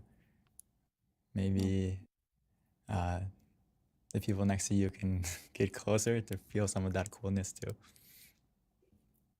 So Venerable, here is a more of a comment, I think. So maybe you can give more insight if this is kind of what happens when you meditate, but it's from Scott. And he says that he finds that when he meditates and he's at work, he's more in tune with himself and his surroundings. He also feels like things click easier when he meditates daily. Yes. It's actually, I'm glad that you mentioned it, so it's not just me saying it, but as we meditate more, we develop mindfulness. Not only that, but not mindfulness just of what you're doing, but it's a focus where you feel also relaxed. So it's not like another focus where we're dialed in on what we're doing and we feel stressed. So when we meditate, we get that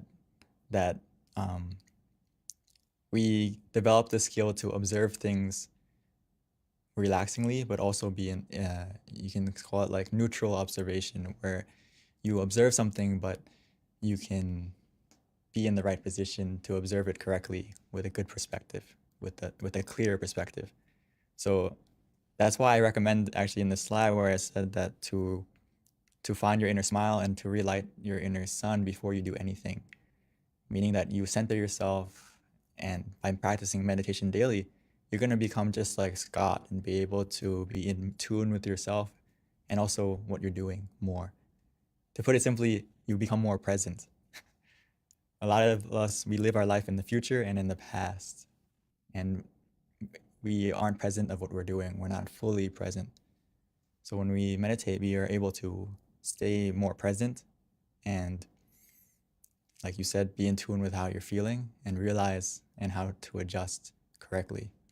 So yes, that's why I recommend everyone to please practice daily, and you're going to see many more profound benefits just like this.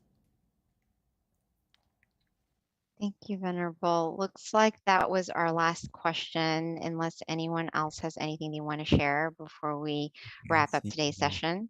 Someone said, should you face east with meditation? Ah, From Evangela. I would say that you can face any direction. I mean, face this direction that you feel comfortable in, and it depends on where you are. Sometimes it depends on the feeling you have. This is the most important. It doesn't necessarily have to be a certain position. In, like, for example, when I am in the temple, there is a big jariya, or a big stupa, that we pay respect to. So sometimes I like to face in that direction because mentally I feel more comfortable, but it doesn't mean necessarily that I have to face that way, but it depends on you. It depends on you. And you can face in the direction. but Venerable, isn't there some benefit to sitting in the lotus position? I mean, ideally you want to be comfortable, but is there a benefit essentially to sitting in a lotus position versus like a chair? There's benefits, of course. It's a standard position for a reason. And if you can train yourself to be able to sit on the floor and sit in the lotus position, there's benefits, for example, increased awareness, and if you can really keep your back straight comfortably, it helps to reduce the stress on your back to almost be zero if you can stay in. But for a beginner, or perhaps when you first start out, it's always important just to find a position that works for you and gradually work towards that if you really want it to be a goal. And yeah. Like Yeah. for me, I couldn't sit on that way for a while, but it took a while to adjust. Right. I'm always very stubborn. Like I like to kind of test things that I'm told. And I did try the chair, and I'm like, yeah, I could sit in the chair just as well as sitting on the ground in the lotus position. And then I tried it, and then I learned why. You have to try it for yourself for you to figure out what works for you. Because after 40 minutes, my head kind of like went down and I almost fell off the chair. So I was like, oh, that's why I should sit on the floor. Okay, so Venerable, another question that just came through. The question is, what are the different type of levels of meditation, and how can we tell if we've reached the next level of meditation? Very good question. Save the best for last. Great question. To put it simply, there is many levels of meditation that we can attain, but for now, I would treat meditation not necessarily are we there yet. It's not like a race to the destination. If we treat meditation that way, it's gonna feel we might feel bored or we might get dissatisfied with our experience. And what I've been practicing and what our master would tell us is that we will know for ourselves when we get to the end, right? So, but we shouldn't sit there waiting like, are we there yet? Are we there yet? Because if we sit like that, we're not gonna enjoy our meditation. So when we practice, treat meditation like harvesting happiness, meaning that your goal for meditation now and every session when you start should just be to relax so we can feel happiness from our meditation. And as we feel relaxed, we feel happiness, our mind is becoming more clear and bright and more purified. So the main goal to meditate is to purify your mind, to clear your mind and fill it with happiness and purity. So that to feel are you at the next level is just to measure that feeling of happiness, that feeling of purity, that every time you meditate, do you feel that level increasing? Because that's the foundation that is going to take you to the next higher level of meditation. If you speak it in Buddhist terms of attaining enlightenment or attaining a deeper, as we say, okay, enlightenment is the highest goal. The foundation to get to that is you have to have a clear mind, a pure mind, a happy mind. So let's focus on the feeling first and measure the feeling for yourself. Every time you meditate, do you feel that feeling increasing? If so, that means you're on the right path and you're getting, if you want to call it the next level of meditation, is that the feeling increased. And as the feeling increases, that purity increases, you're going to see and experience the levels of meditation for yourself. As I think Jessie mentioned earlier, she said she can feel and see the brightness within herself. So that's something that we have to experience for ourselves. And it's something that I also put to, like, I think like B just said, like, you're stubborn, right? And you want to test it for yourself. So that's the key of meditation, or of anything actually, is to test it for yourself. And you're gonna, if you just follow that feeling of relaxation and purity of happiness, you're gonna be able to test it for yourself and experience it for yourself.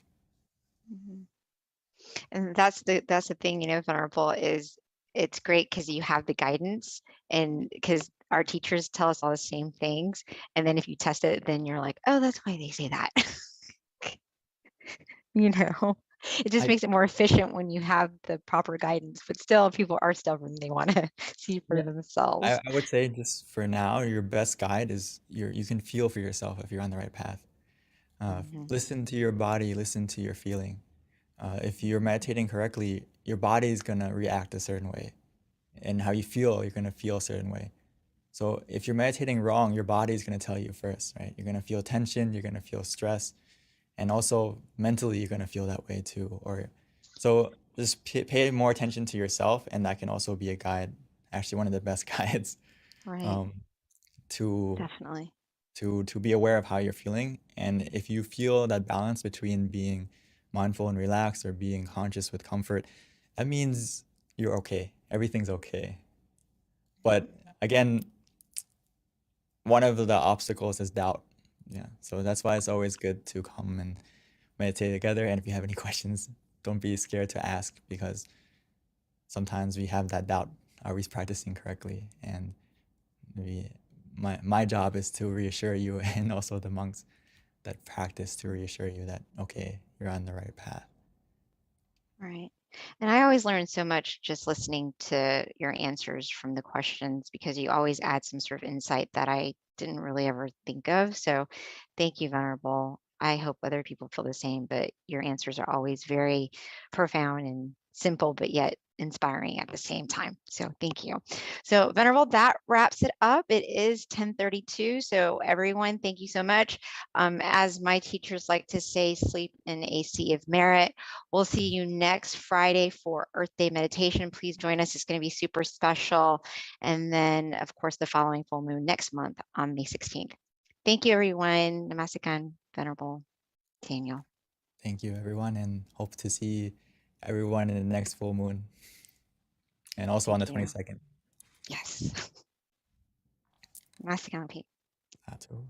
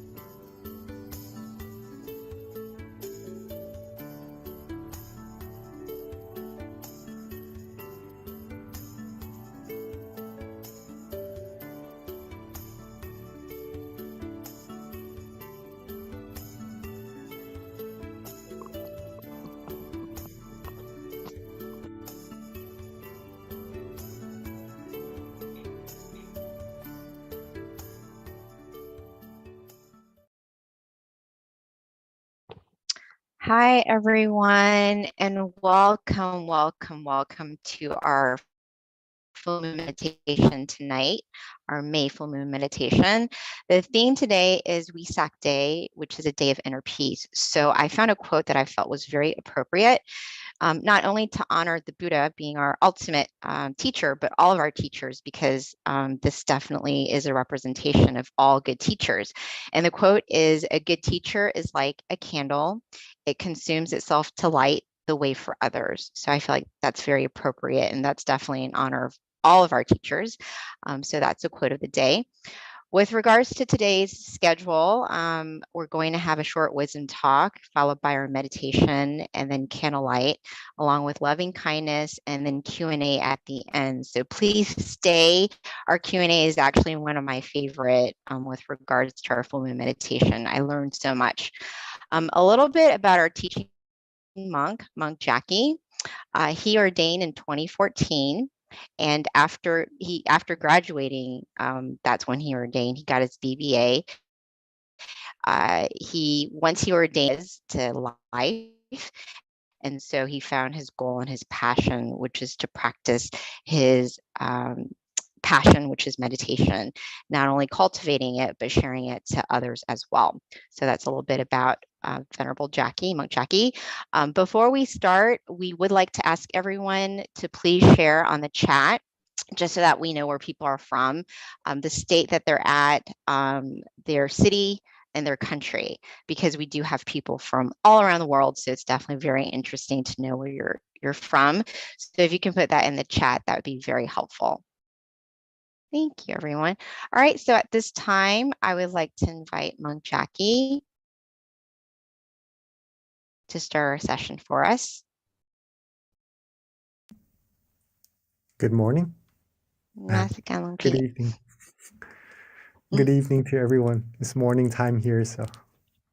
Depending on where you are in the world. Yes. So I'm thinking maybe other people from other places around the world are joining also. So good morning, good afternoon, and good evening to everyone, right? Welcome everyone to our full moon meditation tonight. Okay. Hopefully you all have had good meditation sessions from our past full moon events also. And hopefully this one will be a great one for you all as well. Okay. It is Vesak Day tonight, right? And we would have a little information to share to you about that. But before we go into that and to our meditation, there's something I'd like to share. Okay.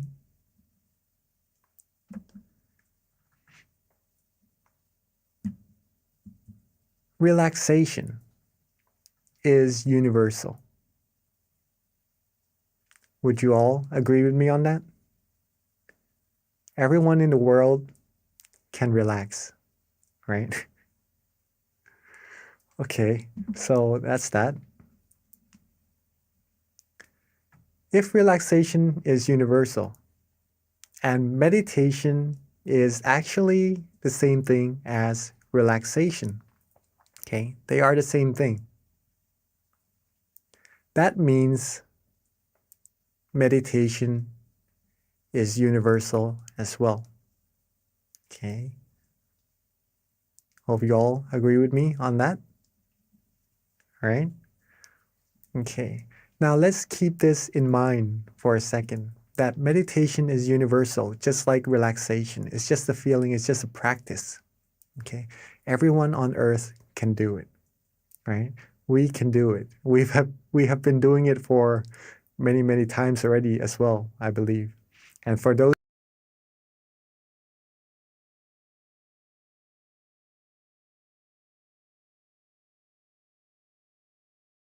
already as well, I believe. And for those who are new, meditation is relaxation. It is very easy to do.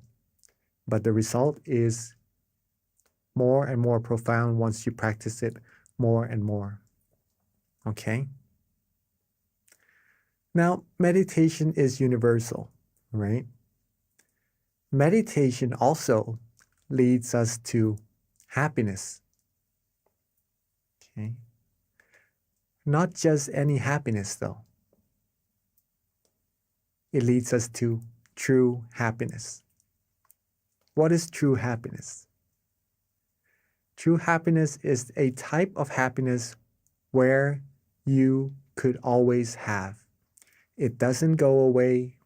It doesn't depart from you. You don't depart from it, unlike the other happinesses we find on the outside. Okay? When you want this happiness, you could always access it. You'll be able to rely on yourself for happiness and to be able to help others be happy as well. This is what true happiness is. Okay. Meditation is universal, and meditation brings true happiness. Let's put it this way first, so that we understand this phrase. Everyone can have true happiness. If you can relax, then you can have true happiness. Okay. So, in other words, everyone here today is able to find true peace, true happiness for sure. Okay. Now, we know this already. How do we do it? How do we meditate? How do we find this true happiness inside of us? Simply by relaxing our body and mind. That's it. As simple as that, right? If you can relax, you can meditate. You can relax your body, you can relax your mind. That is already meditation. Thus, this word, relaxation, or feeling comfortable, feeling good, feeling calm, is very, very important in meditation and for everyone as well. We may feel relaxed from time to time. We may feel good when we are sitting in a comfortable chair before we go to bed. After coming out of the shower, we feel good, we feel relaxed. But sometimes we are used to it, that we overlook it, of how important it actually is, this feeling of relaxation. This is the feeling that will bring you deeper and deeper into more and more happiness inside of yourself. Okay, so let's take a look at how it does that a little bit more. So if you're able to relax your body, relax your mind. Okay. I don't know if you can see this, but there's a little word, relaxation, on the bottom right here, right? On the left of the screen. We might start off with a good amount of relaxation, right? That we feel, okay, this is our relaxation right now. I'm feeling good. I'm feeling calm. That's good. If we keep that feeling going, if we keep being relaxed more and more, be with that relaxation, it will grow. It will become a little bit bigger. Okay.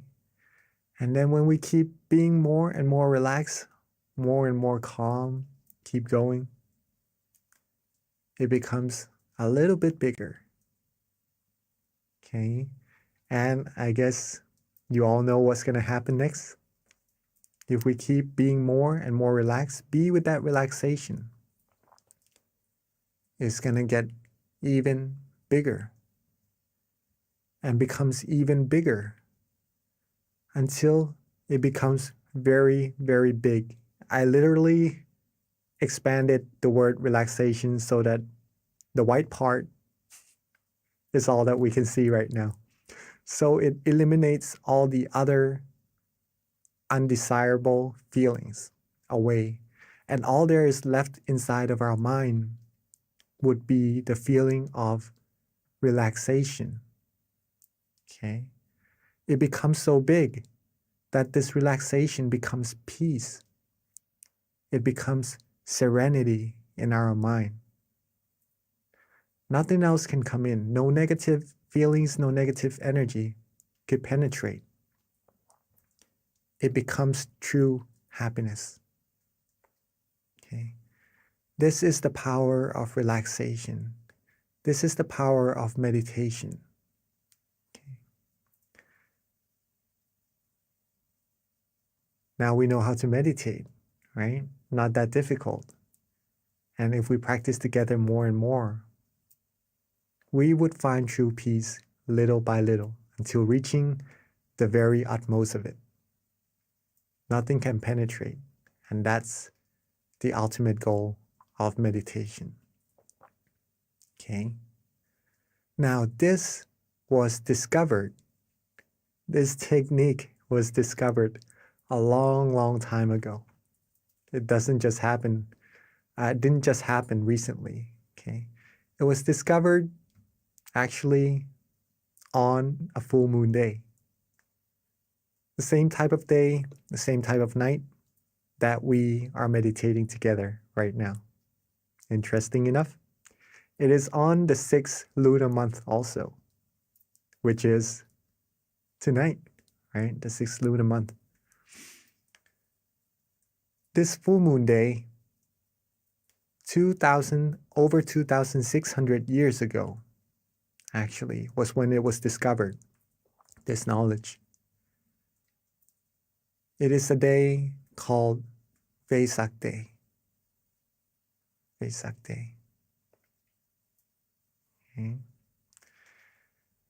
On this day, just for information for all of us also, when true happiness was discovered, when a person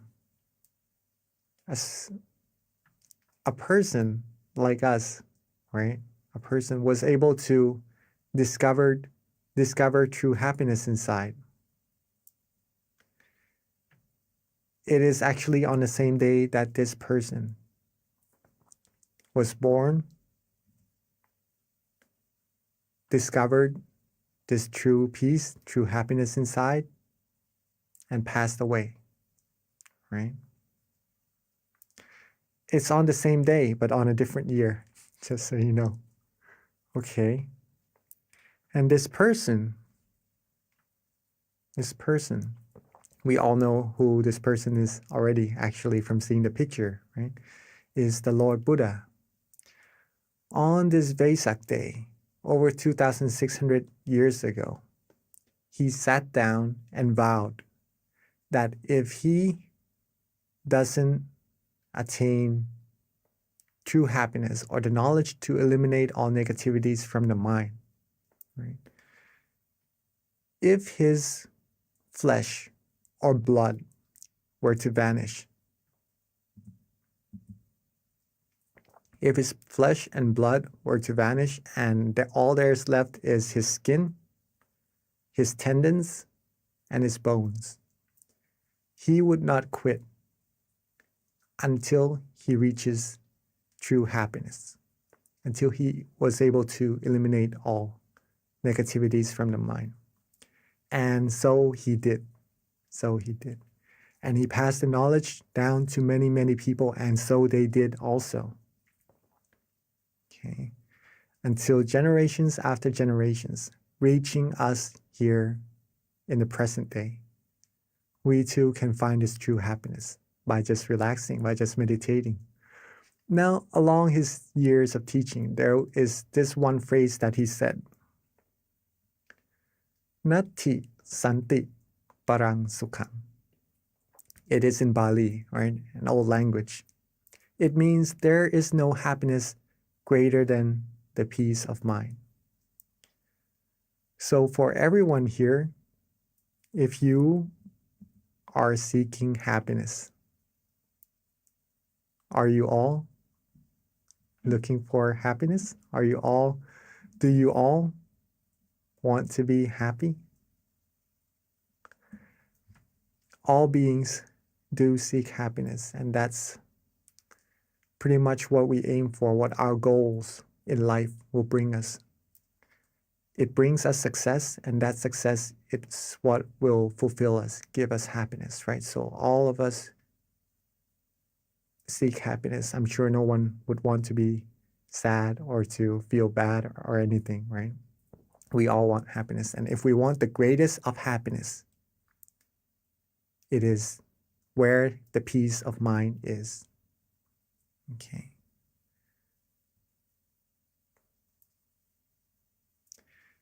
If true happiness is what you seek, if you like to rely on yourself for happiness, you want to help yourself and help other people around you become happy. Now you have the roadmap. Now you have the roadmap. You know where your destination is, right? You know where your destination is. You have the compass. You have the tools, which is meditation. And how to get there is just to be relaxed. Keep being relaxed more and more until we reach our destination. We have all the necessities we need to go further and further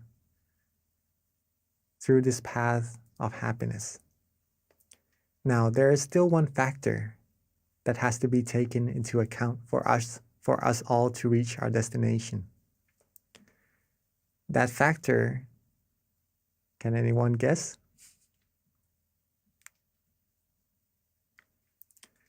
That factor is you. It is all of us. Meditation is not something one person can do for another. It is like eating. If I eat, then I will be full. If you eat, you will be full. Okay? If I eat and you don't, then I'm the only person who will be full. Right? Same as meditation. If you meditate, you're going to be the person who finds true happiness. If you have the knowledge, if you know how to do it, you have the destination, the roadmap, and everything.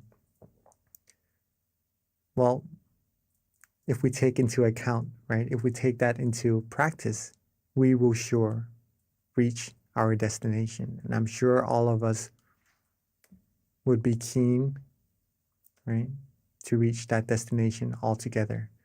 If we can be truly happy inside, if we can find that true happiness inside of all of us, then we could be the role model to other people around us. Remember, at that point of true happiness, no negativities will be able to penetrate. If we could get to that point, more and more of us, no negativities will be able to come in, okay? Not just into our mind, but into our community, to our society. The more we expand this true happiness to the outside, the more we would be closer to world peace, okay? We are simply just being relaxed and just being still, meditating. But the result that arises from this is really profound. Okay. If we can do it first, we could be happy first, then we can share the light with all the other people around us, having everyone be happy and having this world be a world of true peace together.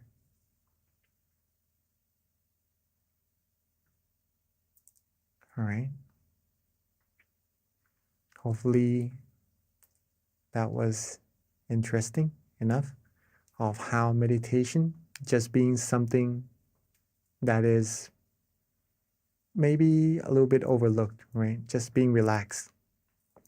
But by being relaxed more and more, it becomes something very big and profound. So I think it is a good time for us to actually take this into practice together. Okay. So when we are all ready, before we meditate, make sure you're comfortable. Make sure your body is relaxed as well, right? Because that's what we need for our meditation. So let's get ourselves adjusted, our body adjusted, so that we feel good in our meditation together for a few moments.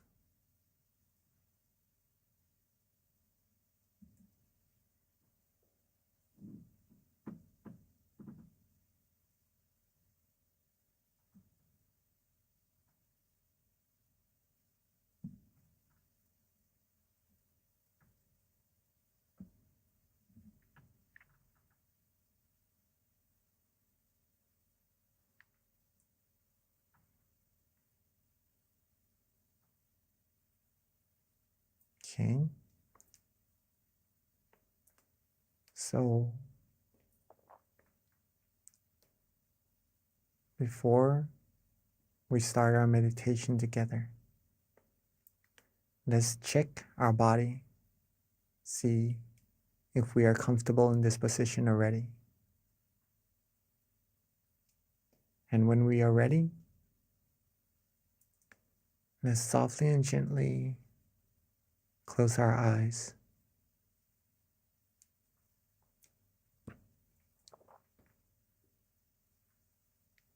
When we are ready, let's softly and gently close our eyes.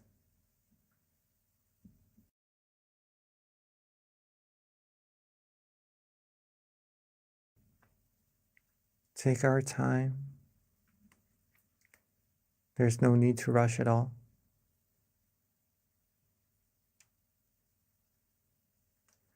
Relax our foreface. Relax our eyebrows, our cheeks, our chin, our jaws. Relax our neck, our shoulders, our waist, our thighs, our legs, all the way down to the tips of our toes.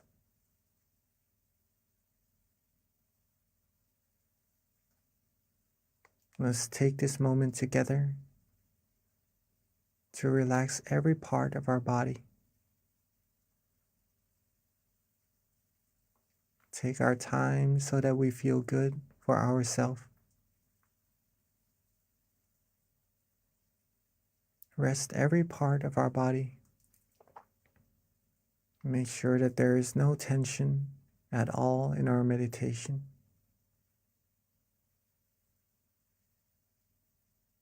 If we feel good, if we feel relaxed, then we are on the right path.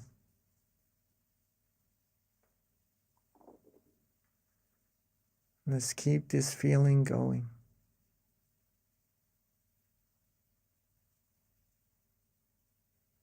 Keep ourselves calm. Keep ourselves relaxed. And let's let everything go. Let all our worries go. Let all our responsibilities rest just for now, so that we can have time to find true peace and true happiness all together.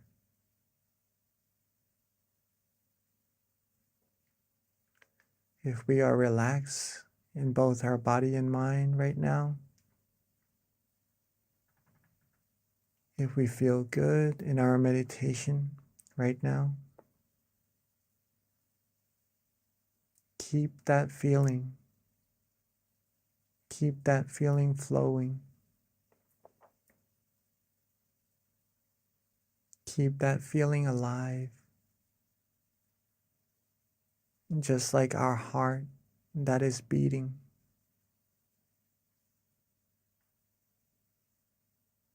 This feeling of relaxation is the heart of meditation.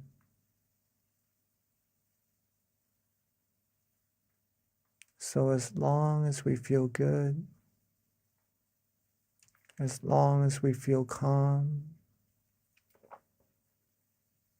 as long as we feel relaxed in our meditation, then the heart of our meditation is beating. And we are being alive on the outside and on the inside. We are walking are traveling down the path, the righteous path, the path of purity, cleanliness, and happiness. It may be a path that we cannot see right now, but to find that we are on the right path, there's a way to travel, which is to feel.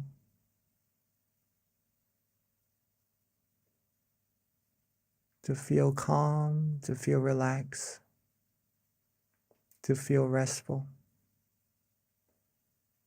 And that's how we know we are traveling on the right path, in the right direction,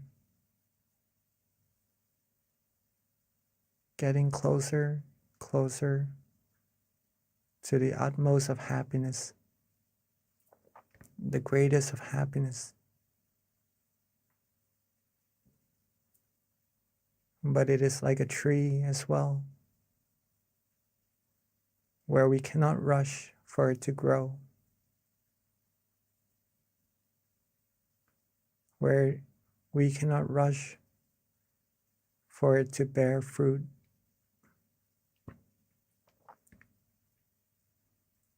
So being calm, being patient, being relaxed along this road, enjoy every second of this journey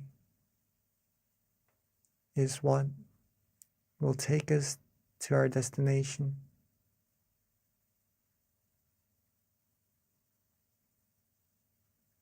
The more we can be calm, the more we can wait, the more we accumulate this peace of mind that we are having right now, the closer, the faster we will be to reaching that destination of ours.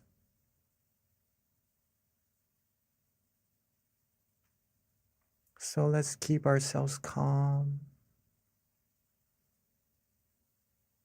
Let's keep our body relaxed. Let's keep our mind relaxed.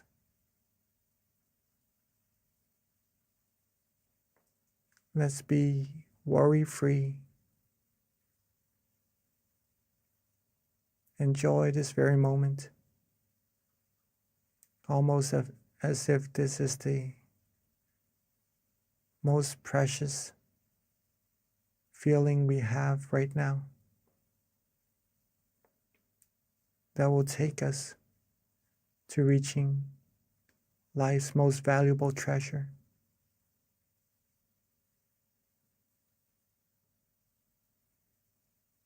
Keep our body relaxed.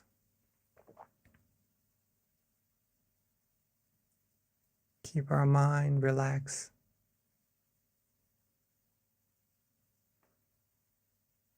Soon the brightness, the feeling of brightness will shine. We will find that from closing our eyes and all that we can see is darkness, it will start to slowly dissipate, and gradually we will feel lighter, brighter.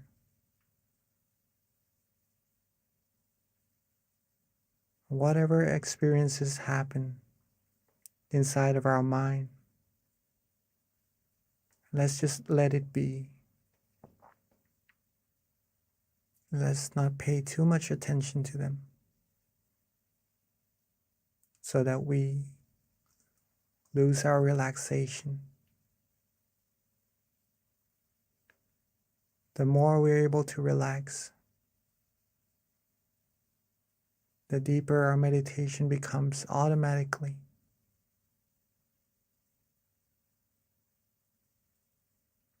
This is our vehicle. This is our tool. At any moment that we find ourselves maybe wandering off, thinking of other things and losing our concentration with our relaxation inside, feel free to reset. We could always let those wandering thoughts go and restart our meditation. Come back to feeling relaxed again in our body and our mind. We'll be right on the road once more,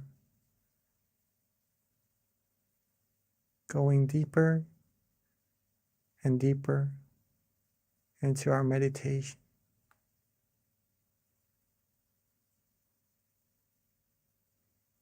And if we start to feel some tension in our meditation, we could also reset by softly and gently letting those tension go.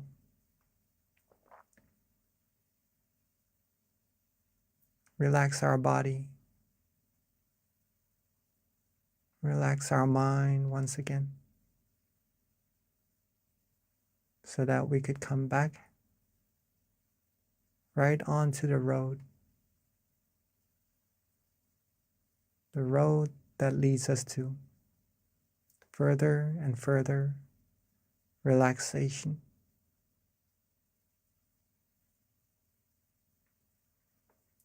At this point, if you're feeling calm, you're feeling relaxed, then you are already accumulating a good amount of positive energy inside of your minds. All there's left to do is just to be neutral. Let these positive energy keep accumulating more and more automatically.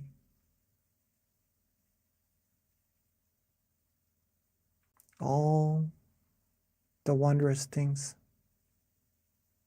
all the good things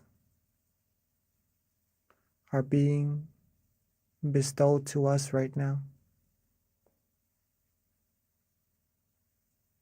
just by relaxing, releasing, letting go, whether if we know it or not. You're a being, you are receiving a great amount of positivities. So let's keep ourselves calm, keep ourselves relaxed. Keep receiving these positivities to our lives, to our mind, and to later share with everyone else in the world. Let's keep these things going. And let's relax, enjoy our meditation together in silence for this time being.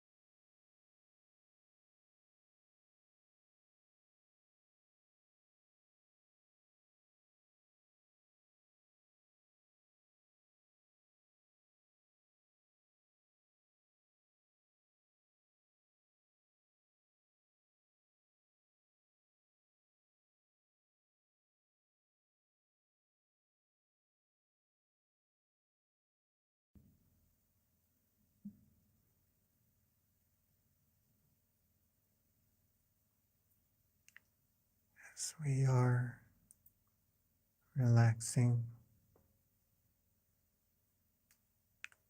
as we are letting go, feeling our relaxation, feeling our body resting,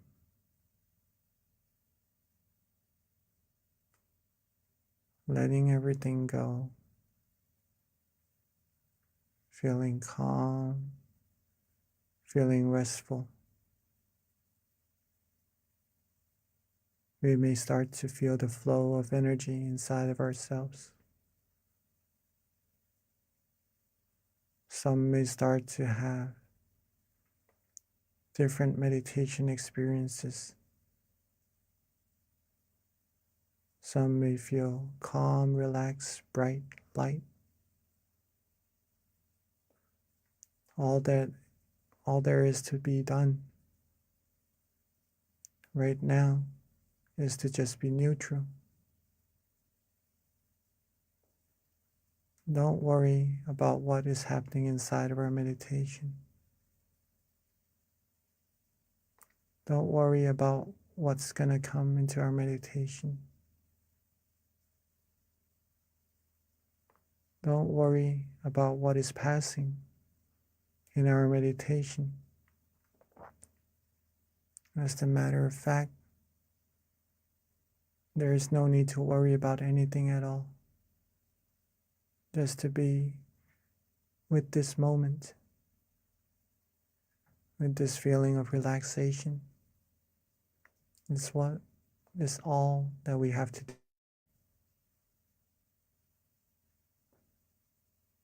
And now that our mind is well abundance of brightness, of happiness, of purity,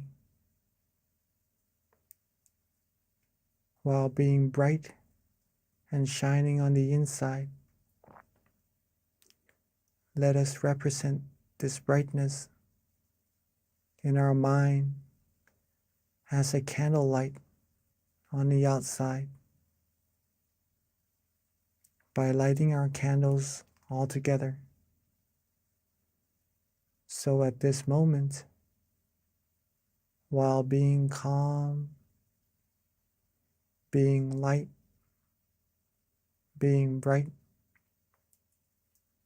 let's maintain that feeling and let's all together light our candles at this moment.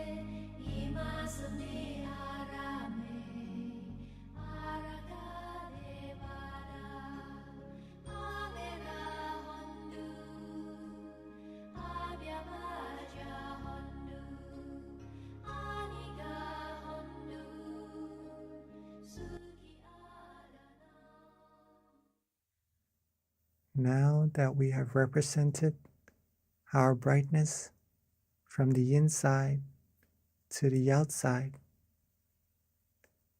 let's together come back to our seats and close our eyes softly and gently once more.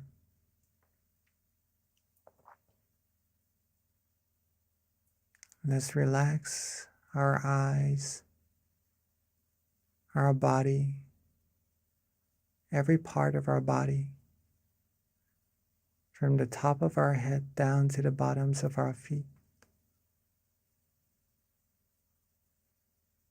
Let's take our time. There's no need to rush. Get back into that feeling of relaxation we had earlier. That feeling of brightness. That light feeling. That calm and comfortable feeling we have inside of us.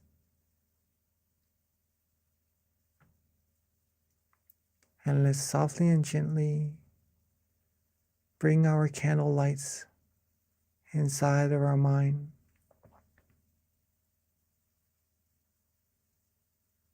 Let's softly and gently bring our candle lights inside of our mind where we feel calm and comfortable. Anywhere. And at that point, at that place where we feel good, we feel bright, we feel the candle light shining. Let's also recall all of our accumulated positivities from our practice of generosity,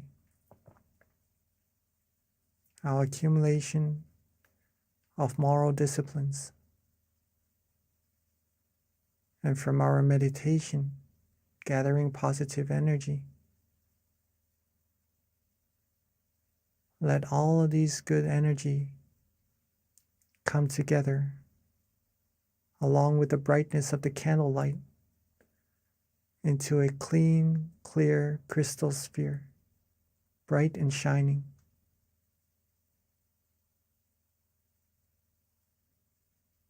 Let's think of our family and friends. Let's recall our loved ones. And let this crystal sphere, this sphere of merit,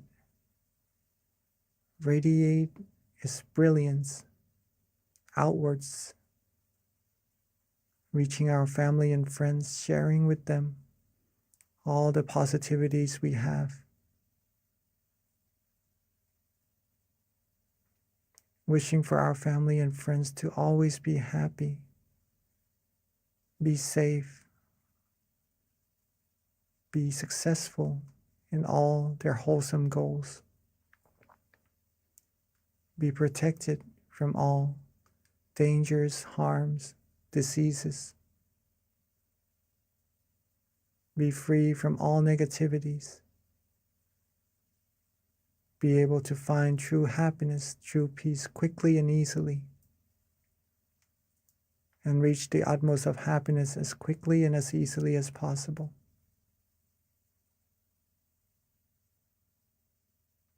And let's share our brightness, the brilliance of our mind outwards even further. Outwards, reaching everybody here, in this room, outwards reaching everybody in our community, reaching everybody in our city, outwards further, reaching everybody in our country, and outwards further, reaching everybody in our world. Seeing this world clean, clear, and bright and shining. Seeing everyone on it clean, clear, and bright as well.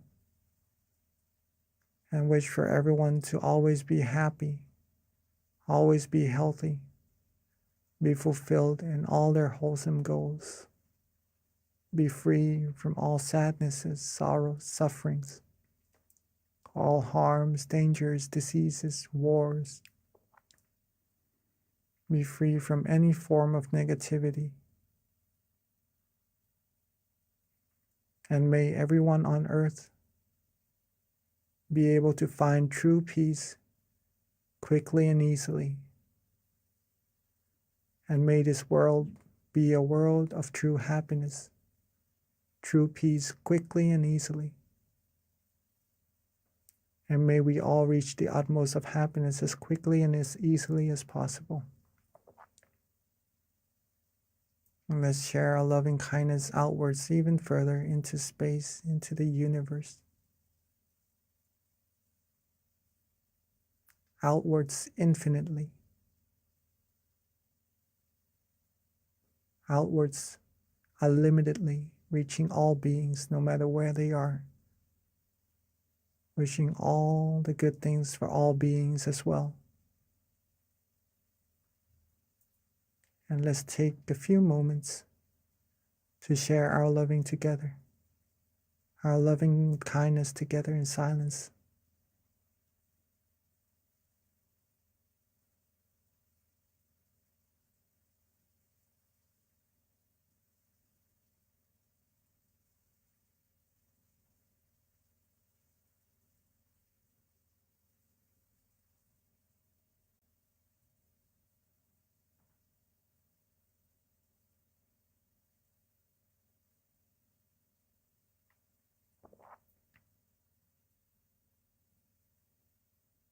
Now that we have shared our peace, our love, our positive energy outwards to all beings together, let's softly and gently bring our attention back to ourselves.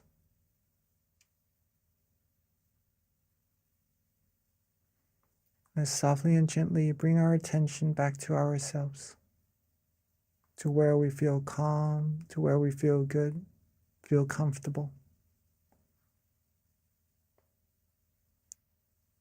And at that point, with all our accumulated merit, let's wish for ourselves to always be happy, to always be healthy, always be happy, always be wealthy, free from diseases, harms, dangers, free from all worries, all negativities, free from anything that will be able to harm us. And when we meditate, may we be able to still our mind quickly and easily. May we reach true happiness quickly and easily.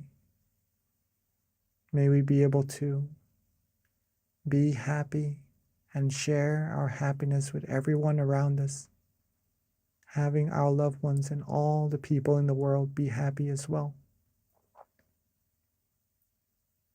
And may all of us always walk on the path of righteousness and reach the utmost of happiness as quickly and as easily as possible. Let's take a few moments to wish for ourselves for all the good things we need.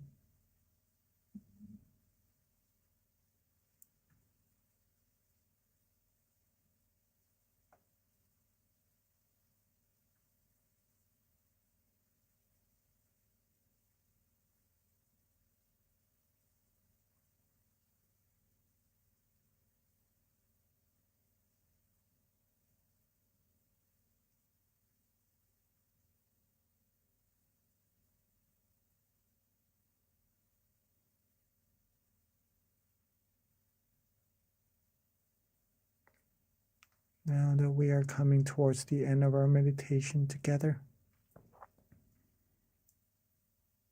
let's recall ourselves being calm, being relaxed. Let's recall that feeling of relaxation we have in our meditation. And let's recall how important this feeling actually is, and that it will grow into a big tree bearing us the fruit of true happiness one day. Let's keep this feeling together with us as much as possible, as often as possible. And then when we are ready, we can softly and gently open our eyes. When we are ready, we could softly and gently open our eyes. Sapphe Buddha Palapata Pajjeka Nanjayang Palang Arahanta Nanjate Shena Rakhang Pantami Sapaso Sapabuddha Nupavena Sapathamma Nupavena Sapasangha Nupavena Sathasoti Bhavantu Te.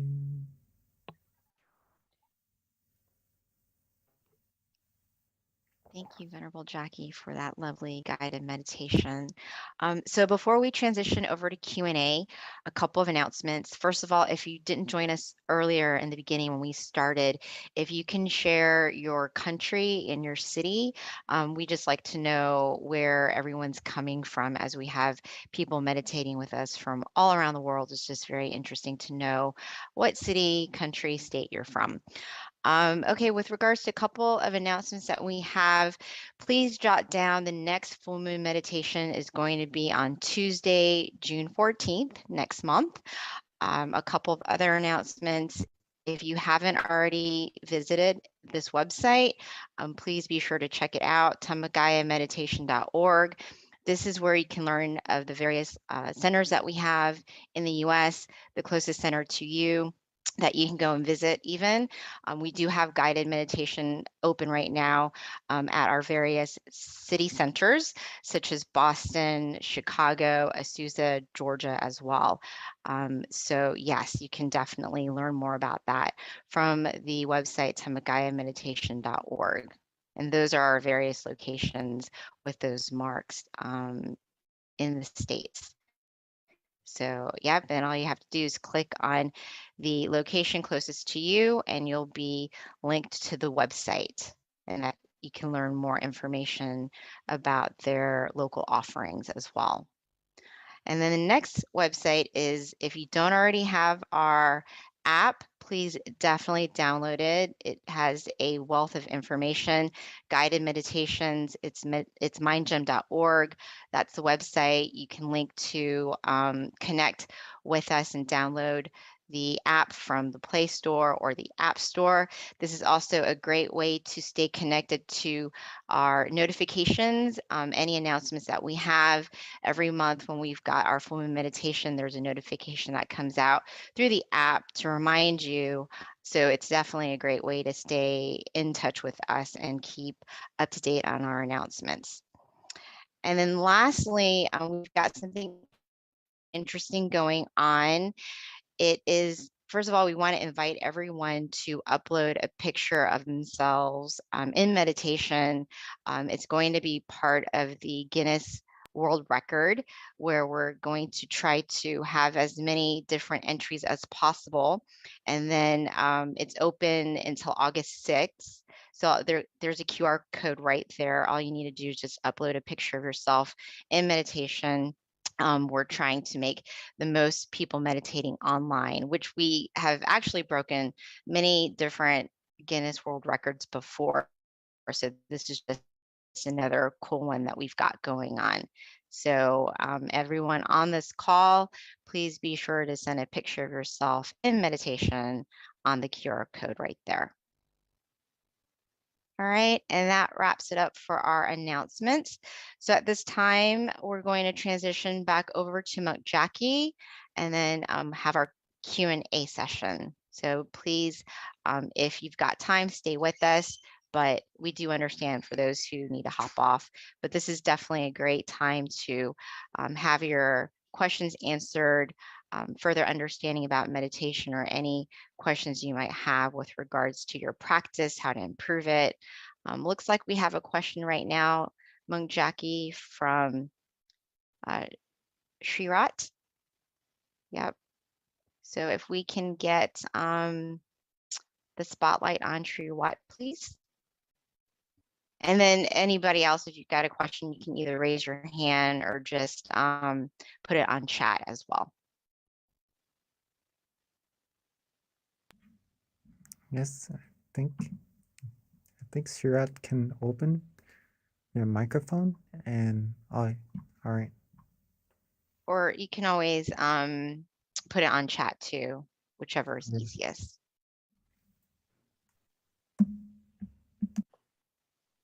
So Venerable, while we're waiting for Shriwat to ask the question or get on spotlight, I do have something that happened to me just as early as today that I think might be interesting to find out what your advice is, or other people might benefit from it too. But yesterday in meditation, I meditate every day, and when I was meditating, I felt very calm and peaceful, and like I was floating, which was really cool because I hear that this is kind of a typical experience in meditation.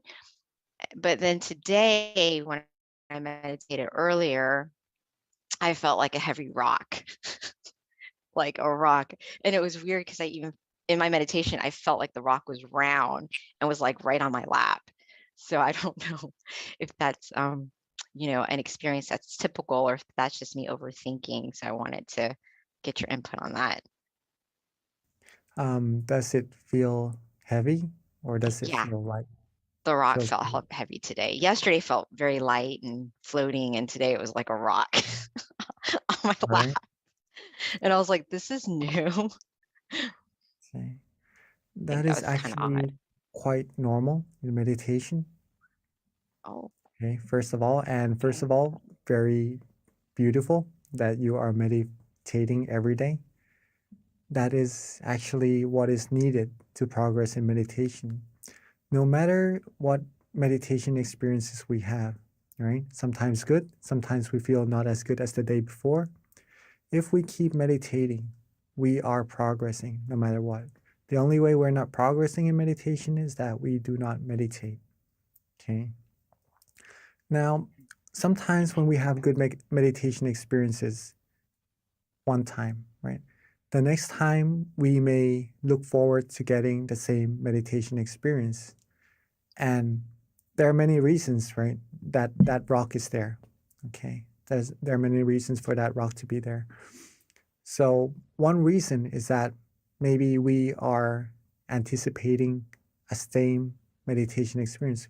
Maybe we're anticipating that we're doing the same thing, so maybe the same experience should happen to us. And that anticipation from before not having any, right? Now there is a little bit that may cause a slight tension in our meditation. Okay.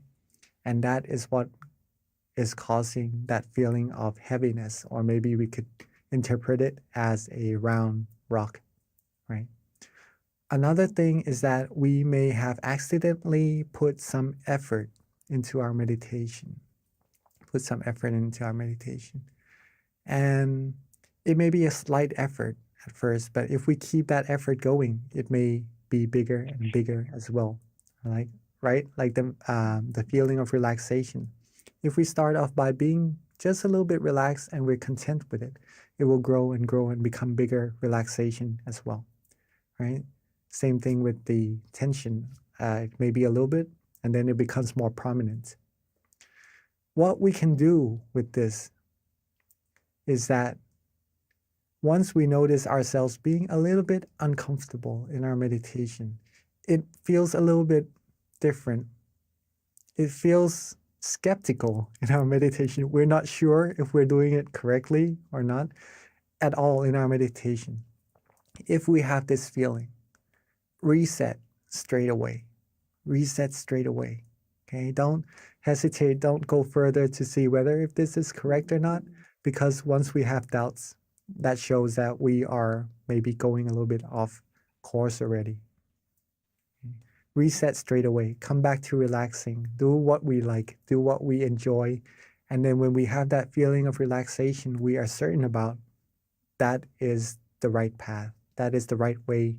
And that will bring you further and deeper down the middle path, down the path of true happiness for sure. Okay. Hopefully that answers your question. Yeah, thank you, Venerable. Yeah, the rock and knowing it was round sitting on my lap was a very weird experience I haven't had before, but thank you. So yeah, we do have a question from Ashley that just came through, and Ashley asked if you recommend writing down your meditation experience every single day. Yes.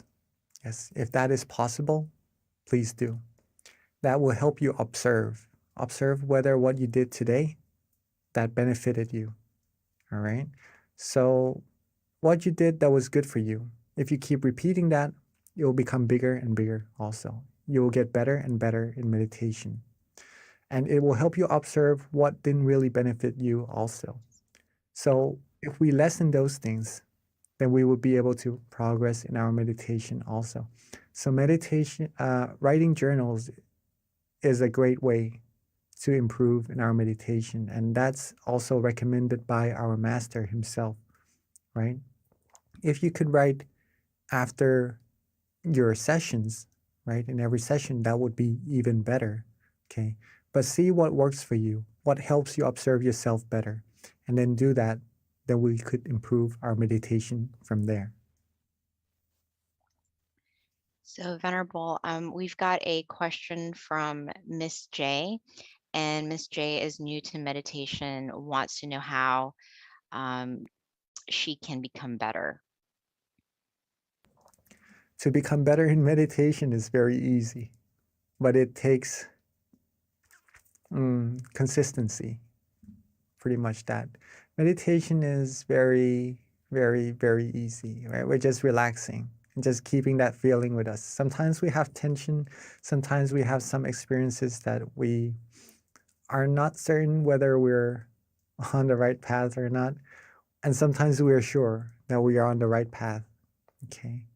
Whatever happens in our meditation, accumulate more of those feelings that you like. Okay, this is how we improve.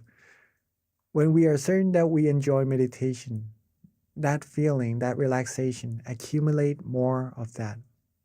Maybe it could be 1 second, 2 seconds, 3 seconds, 1 minute. If it goes away, reset, come back to do it again. Accumulate like putting money into a piggy bank.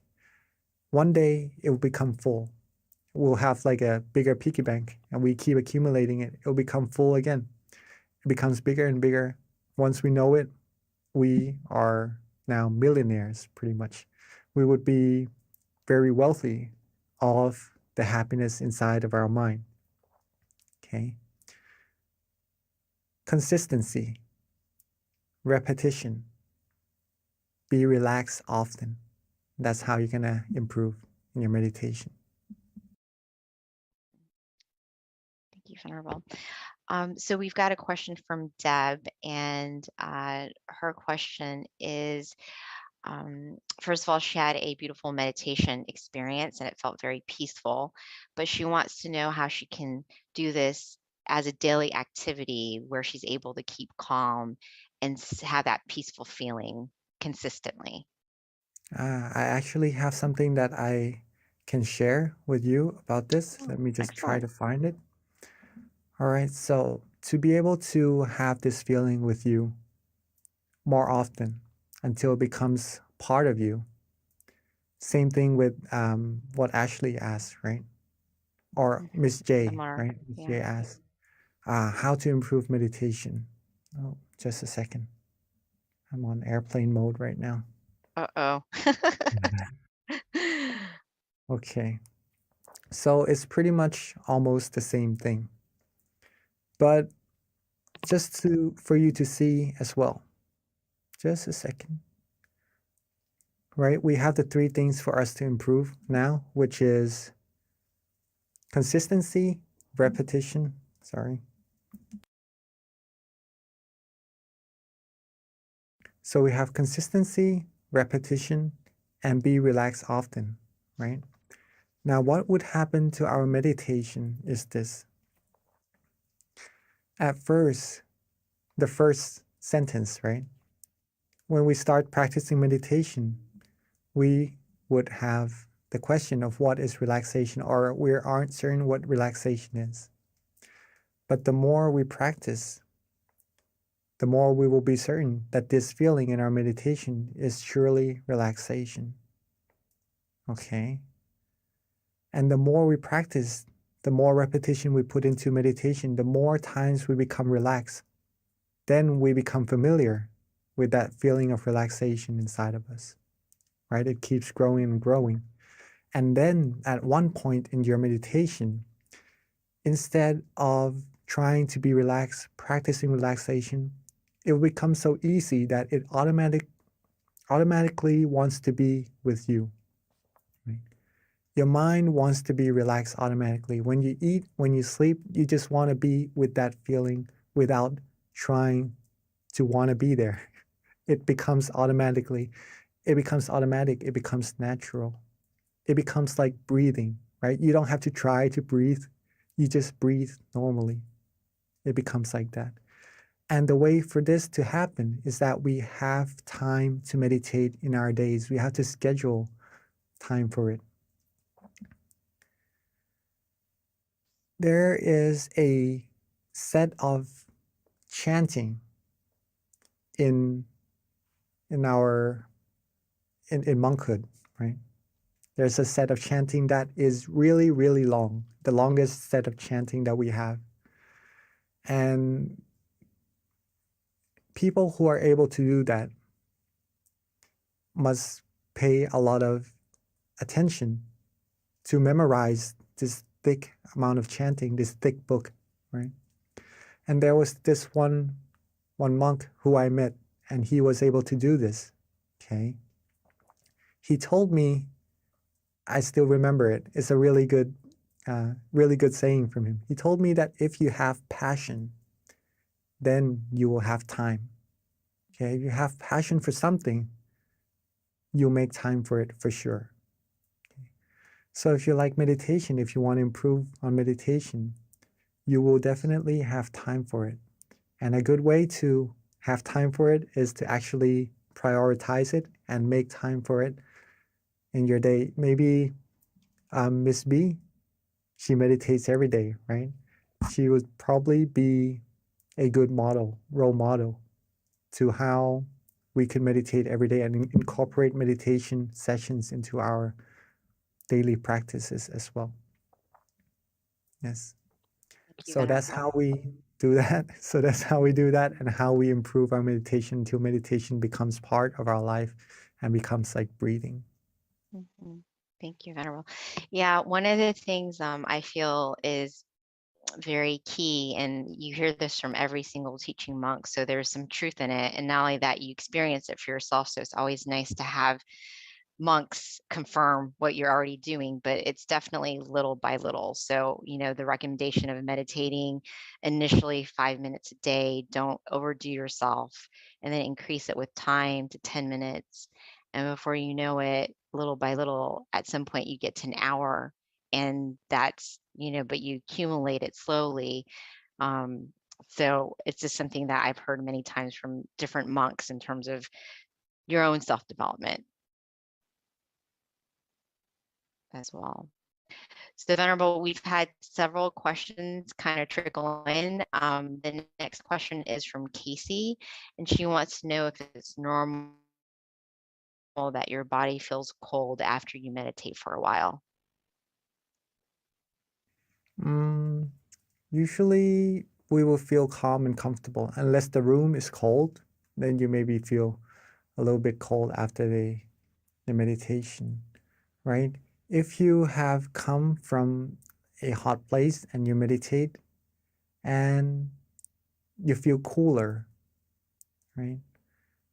Then that the physical part of meditation pretty much deals with the outside factors, right? But if you feel cool in your meditation from inside, that is part of the meditation experiences that we would have when we are able to relax ourselves, right? So if you feel cool from the inside from meditation, that shows that you are practicing correctly already, right? It is a coolness that doesn't make you feel cold, right? It is a different kind of coolness on the outside. This type of coolness is like a warm feeling at the same time as well. You feel secure, you feel good, you feel fresh, like a good fresh air that we breathe in the morning, right? It's that type of coolness. So if you feel that, then you are practicing very well. But maybe the coolness from the outside, the physical body, it could be due to the outside factors, if that is so. Got it. So, Venerable, next question is from Charlene David. And the question is it okay to meditate lying down as opposed to sitting? Yes, we can meditate actually in every position, right? It's just relaxing. But when we lie down, we usually tend to be more relaxed, right? And then we usually fall asleep after. So we do need some awareness in our meditation with our relaxation as well. That's why we sit, right? Because sitting is a good way to relax and also have awareness at the same time. If we lay down and we could be aware and relax, then you are meditating. But if you're starting to lose some relaxation, then when you're starting to lose some awareness, then all we have left is just relaxation. And then that's almost like meditating, but we're not actually meditating at that moment. Just to share that with you. Relaxing must go together with being aware also for meditation experiences to happen. Okay. But just to answer your question, whether you can or not, yes, you can. You can meditate before going to bed so you can have better sleep. Okay. But if you want good sessions, good awareness, good relaxation, good meditation experiences in your sessions, then sitting down, being quiet, closing our eyes, isolating ourselves from all the distractions would be of a recommendation. Okay. Hopefully that answers your question. Thank you, Venerable. Another question that came, and this kind of ties into something you were saying with the question you just answered, but it's from Annie, and her question is, what exactly is relaxing when it comes to meditation? So for her, she says that she keeps thinking that while she's meditating, she's supposed to focus. So if she's focusing, then how do you relax too on top of that? It seems like is her confusion. Focusing is good, but you need to have relaxation as well, or else it will be focus and no relaxation at all. If we have no relaxation, it is hard for the mind to become still. And the reason why we want to be relaxed in our meditation is that we want our mind to become still. When the mind becomes still, that's when our mind will travel inside and reach deeper and deeper happiness inside of us. Okay? If we focus and there is no relaxation, we would start to have some tension in our meditation. And that tension doesn't let us meditate for a very long time. Sometimes it would give some people some aches around the eyes or maybe some headaches even. And It halts those from progressing further in their meditation, pretty much that. So balancing between focus or awareness or attention, okay, same thing, pretty much, with relaxation is what we need to do in our meditation. This is also known as the middle way, the middle way. Not to focus, not too tense, right? And not to be too relaxed, not to be too loose. Not too tense, not too loose. That's the middle path. That's the path that leads you to true happiness. Thank you, Venerable. So last question is from Kitty. And I guess her question is along the lines of the same thing with regards to being more familiar with relaxation until your body becomes like the body of relaxation. Yes, I think I understand this. Okay, so let me try to explain.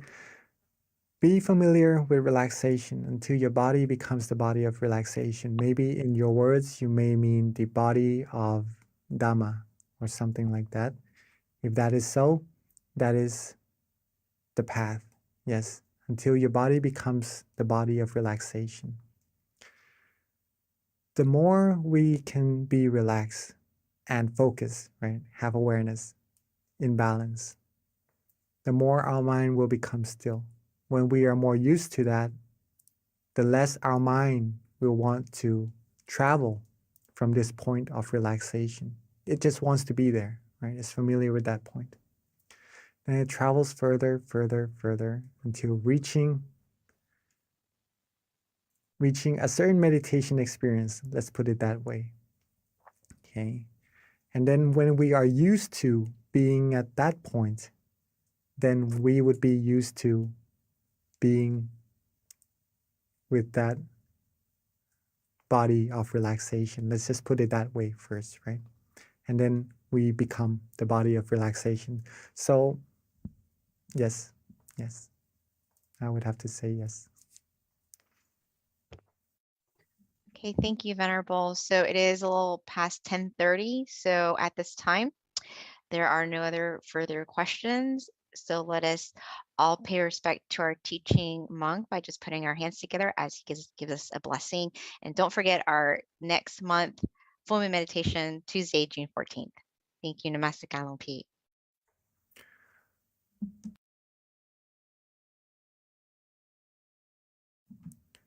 So with all our accumulated merit, our accumulated positive energy, let all these merit come together into a clean, clear crystal sphere. And let this merit bestow to us, bless us with the utmost of happiness, the utmost of health, wealth, success.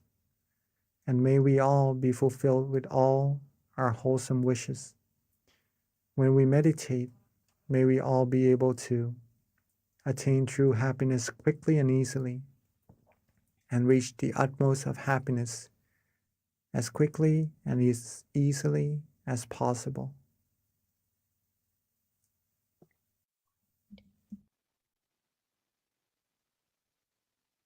Thank you, Venerable Jackie. Thank you, everyone, for attending our May full moon meditation, and we'll see you again next month.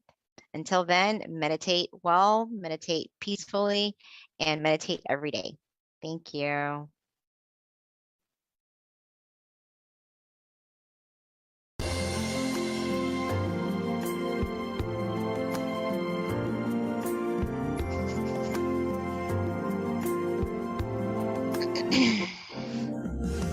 Let's come together to open the new whatever to eliminate all conflicts and differences. It's time for everyone to join hand in hand.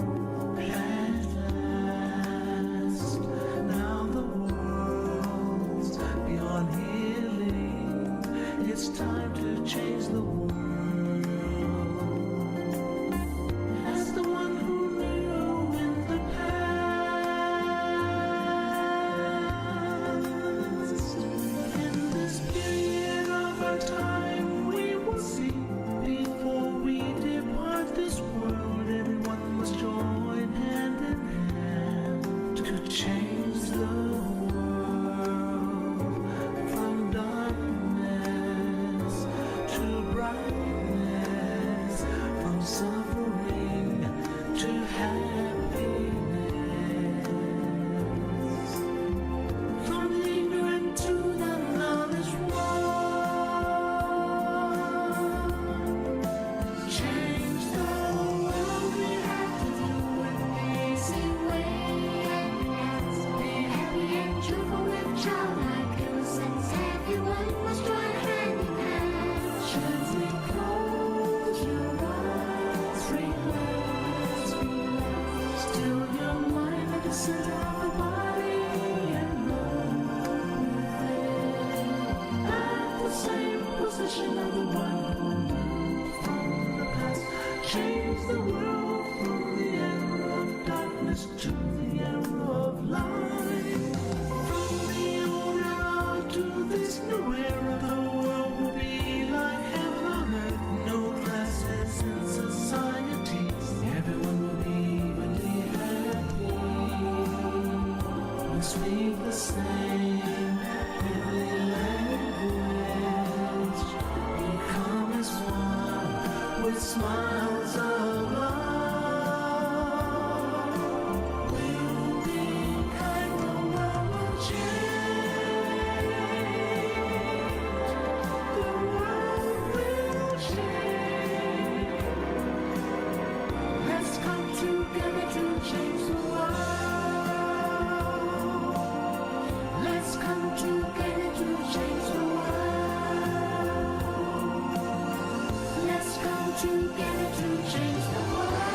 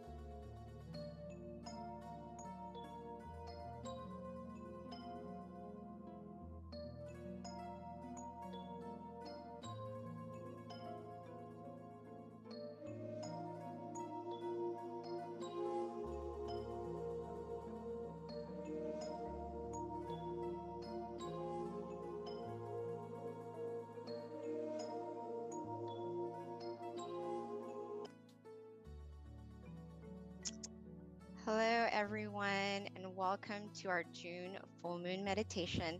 So excited to be here today and to have you join us. So, first of all, can everyone hear me okay?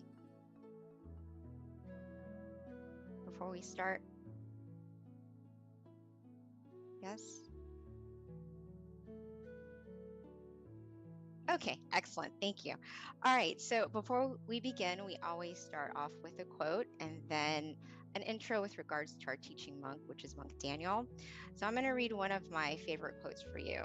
It's just such a profound quote. It's very simple. It comes from this book, Paipo, which is actually Peace In, Peace Out. So this is one of my favorites. It's called See Yourself. And I think it goes with our theme, which is gratitude. Because, you know, the most important person really to have gratitude for is essentially for yourself, because we have to be kind with ourselves. We have to love ourselves and nurture ourselves. So seeing yourself is very important. So with that, when you sit with yourself, within yourself, you'll begin to see yourself within yourself. You will start to see who you really are, and you will live a life true to yourself. And that is why meditation is really important, because this is actually quite true. And with that, let me tell you a little bit about our teaching monk today. So Monk Daniel, for those who haven't meditated with him before, he is simply amazing. One of my favorites. Actually, in all honesty, all of the monks are my favorites because we've got such amazing monks here at Tamagaya in general. But Monk Daniel, he actually ordained in 2012. So he's been teaching Buddhist monk for over 10 years, going on to his 11th year. His goal is to pretty much help with any peace projects that he's assigned with his greatest potential. And he's been training monks and staff and people from all around the world to find true inner peace. And he has a wealth of wisdom. I actually had the opportunity to meditate with him and meet him for the first time in 2019 with a whole bunch of staff and volunteers in Thailand. And you guys are definitely in for a treat. So I'm so excited to welcome our teaching monk, Monk Daniel. But before we transition over to him, a couple of announcements or a couple of things to keep in mind. First of all, we do ask that if you can, please share with us in the chat where you are from. We have people from all around the world, so it's just nice to know what city, state, country that you're from. It's just something that we like to kind of keep up with. So if you could put that in the chat for us. And then also we do have a candlelight meditation as well that will be done later after our guided meditation. We do ask that you have your candles ready. If you don't have a candle, that's fine. Simply, you can use your phone. There's an app in terms of a candlelight, and you can use that as well. So at this time, let me transition over to our teaching monk, Monk Daniel. Okay, good evening, everyone. Welcome, Venerable. Good morning from Thailand. Nice to be back on the full moon of June as we go into, the halfway mark of the year. Before we know it, it's already the 6th month of the year. So time really flies by, right? So true. So it's a very good time to reflect as we're halfway through the year. How's it going, right? As today's theme is about gratitude, and also in June, there's a special day that we have, right? In June, we have Father's Day in America, right? So not only should we have gratitude for our parents and especially our father in this month, but we should have gratitude for something very important that they gave us, our parents, our father, and we got the most important gift the moment we were born, which is life. So this is why which connects to the quote just a moment ago from our lovely moderator, from Ms. B, about having gratitude for yourself, having gratitude that you have life. This is the most precious thing we have, right? Time, and we have life. So we still have an opportunity to make things better. We still have an opportunity, as my master would say, Paul, is have opportunity to train your mind, to get to know yourself, understand yourself truly, and acquire this true happiness that's waiting for you within you.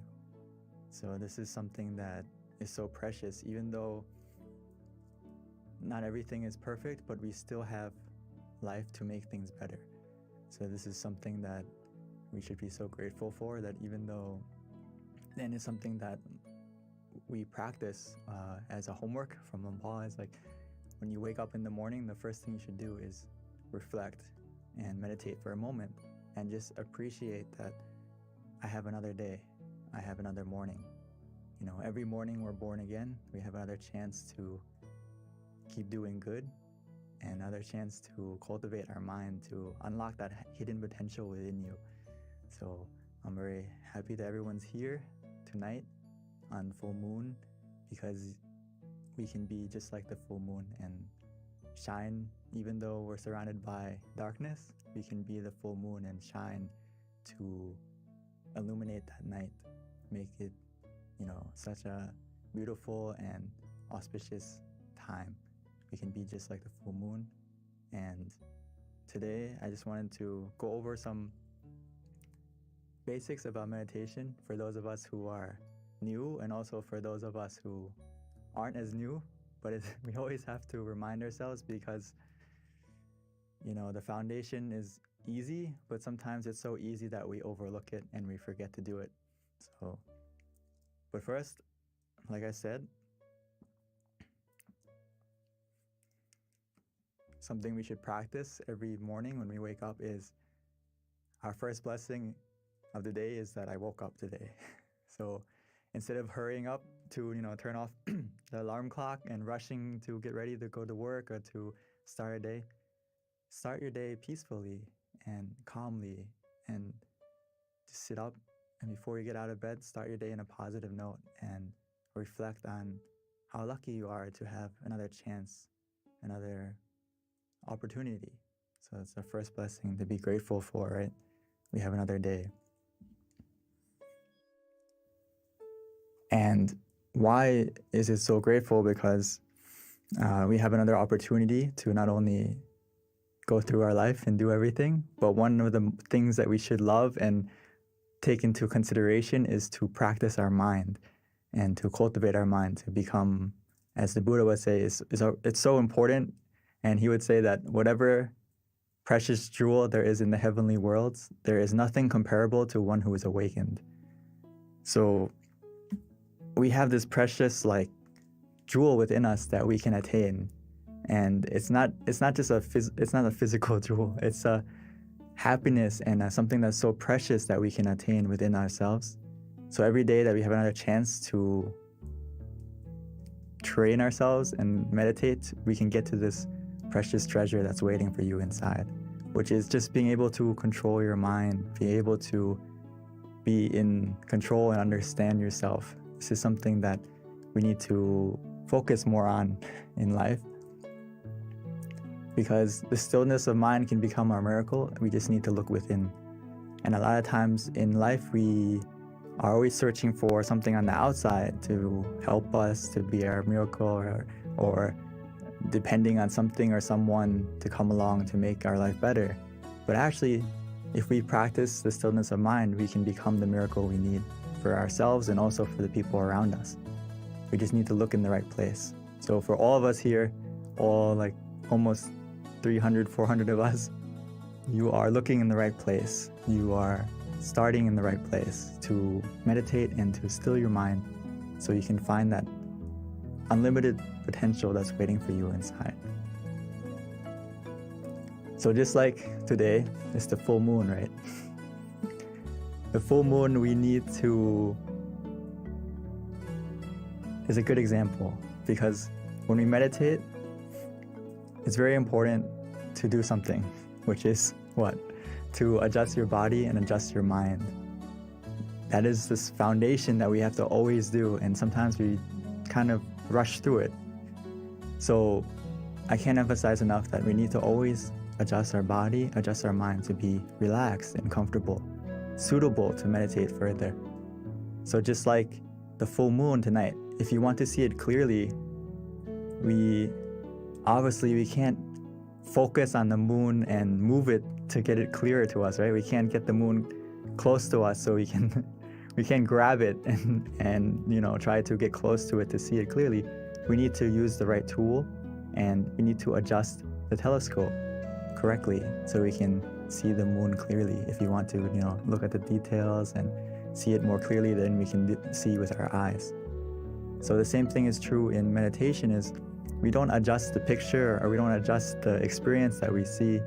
We adjust our body and our mind so that the picture we see or the experience that happens will become clearer not just visually, but also the feeling will become clearer. Does that make sense? So don't try to skip the steps. If you want to see the full moon, we need to use the right tool. Use the telescope to see it clearly and adjust the telescope to see it clearly. So every time we meditate, it's the same. We need to adjust our body and adjust our mind, not skip that step.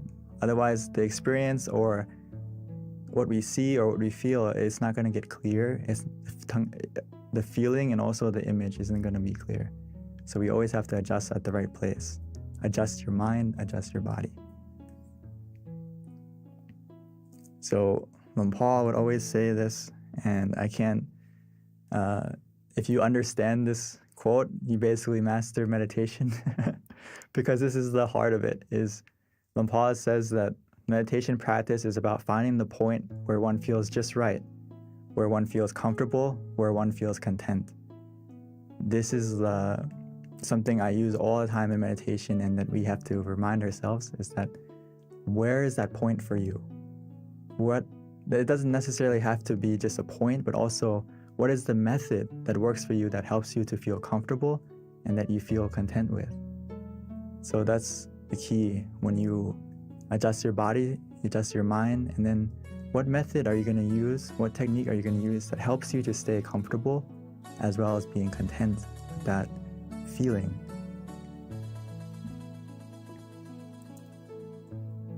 So as we find that point of where we feel comfortable, where we feel relaxed, where we feel physically and mentally comfortable, and we stay at that point contently, what's going to happen is your mind is going to slowly declutter itself. It's going to slowly delete all the clutter in your mind. And it's going to take some time, but as long as we stay there contently, calmly, patiently, and just enjoying the feeling of relaxation, every second that passes by, it's deleting the bad files. It's deleting the negative emotions in our mind, bit by bit. So just stay at that point calmly and contently, and your mind is actually healing itself every second that you stay at that point. It's actually doing two things at once. It's deleting the bad, removing the clutter, and also it's uninstalling all the bad emotions, all the negativity within us, the greed, the anger, the delusion, and also everything that is negative. It's going to slowly get deleted, as well as at the same time it's downloading a happiness within you and making your mind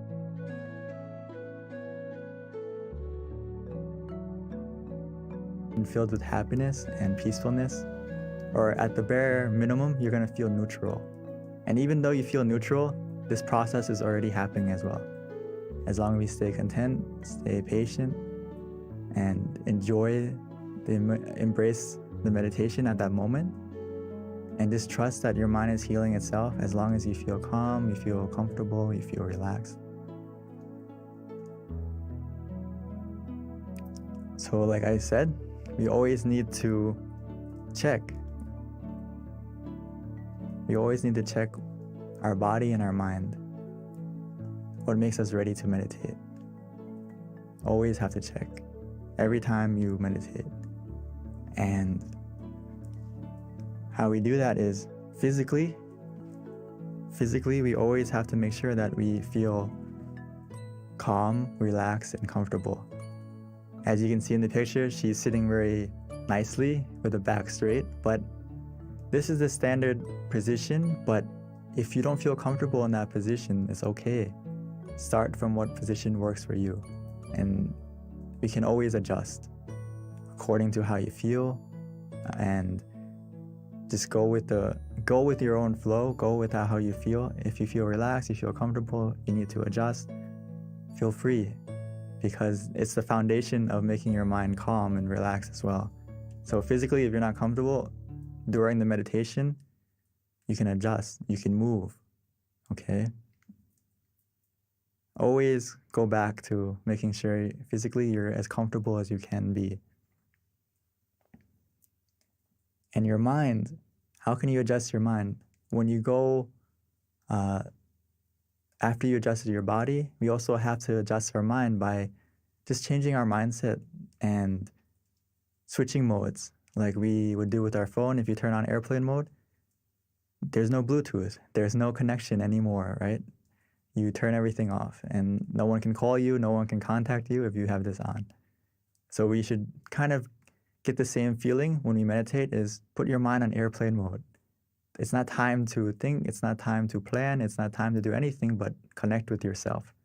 Disconnect from everything so you can connect with yourself, recharge yourself, recharge your mind.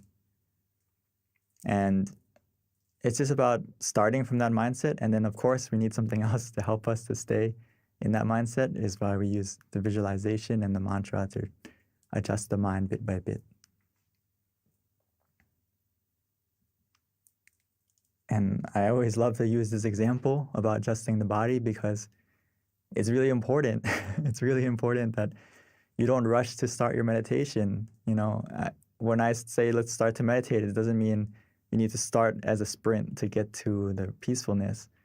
You need to see what works for you, what position works for you, what method works for you at this moment. So the crab and the shrimp, they have their own specialty. You know, the crab runs side to side, the shrimp goes backwards. So it needs to adjust itself in the right position so it can go in the right direction. Our meditation's the same. When you adjust your body, adjust your mind, it's about looking at yourself, reflecting on yourself, what method, what technique, what position works for you that helps you to feel comfortable this session. It's not always the same. It's not always a fixed 1 + 1. It's sometimes you have to find the position that works today. And it's not always the same. And the method is the same. Sometimes we use the mantra, sometimes we use visualization. Sometimes we just relax and do nothing. It depends on you. It depends on how you're feeling now. That's the key thing. So just a small checklist to check when you're meditating is, and when you start, is what's easy. If it's easy, it's going to be the next bullet point. It's going to be calm and relaxing. So do what's easy for you and helps you to stay calm and relaxed. And if you do these two things, it's obviously going to make you feel like the time passes quickly because it's easy, it's relaxing. And what happens? You feel happy, you feel content. So just like anything in life, if you have fun with it, if you're enjoying it, time is going to pass quickly. And you're going to feel eager to continue to meditate. You're not going to be like, oh, when is it going to stop? When are we going to get to the end? You're going to be feeling these 4 things. So this is the only thing we need to observe is, do you feel easy? Does it feel calm and relaxing? And then just allow the time to pass. But at any moment, if you feel that it doesn't feel easy, it doesn't feel relaxing, it's just like driving. It's like you're about to go off the road. You're off the middle way. If you fall off track, we just simply restart.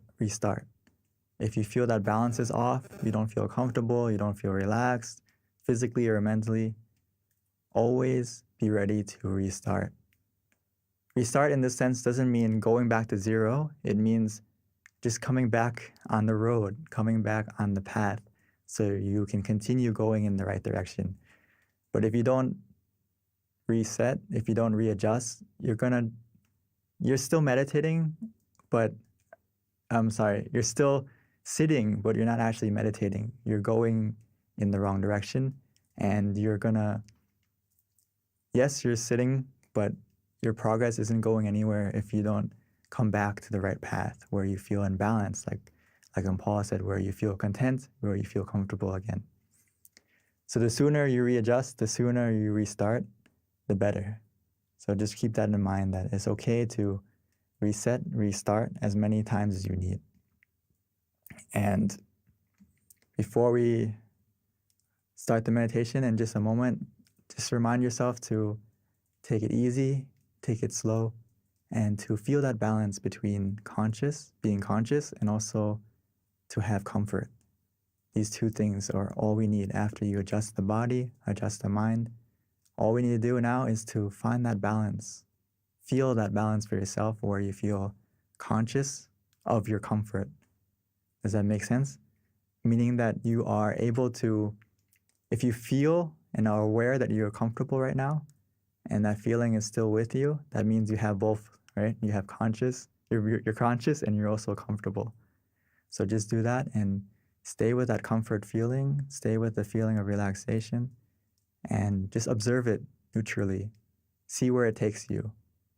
The only time you need to react, readjust, or do anything is that comfort is starting to change in a negative way. It's decreasing, or you feel not as relaxed as before, then okay, that's something we have to interact and adjust by whether adjusting the body again to be comfortable, or mentally, maybe we need to use the mantra again or use the visualization again to help you to get back on track. So hopefully we got some sort of picture of how to meditate. And now I would like to invite us to practice meditation together, and we can put it into practice and have some time to cultivate our mind as we can become the full moon we need tonight, find our brightness within us. So I would like to invite everyone to prepare yourself to meditate. And if you need to adjust your body, you need to take some water or freshen up, stretch a little bit, please feel free.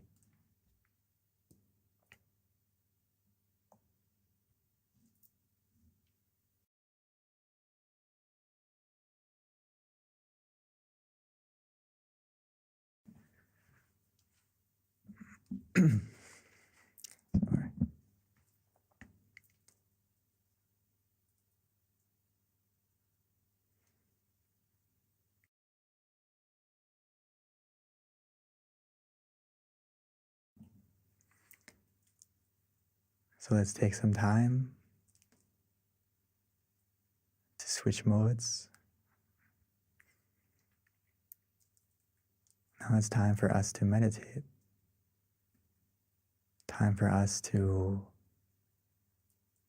find the miracle waiting inside. All we need to do now is to look within, easily and simply.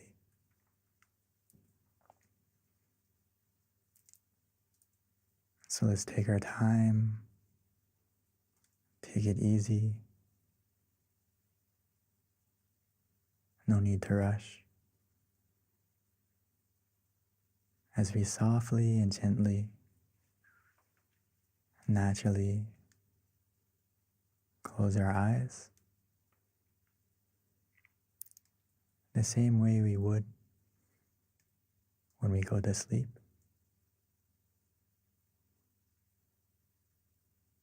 Because now is a time for us to rest, to reconnect, to recharge, to rest our body, and to truly rest our mind.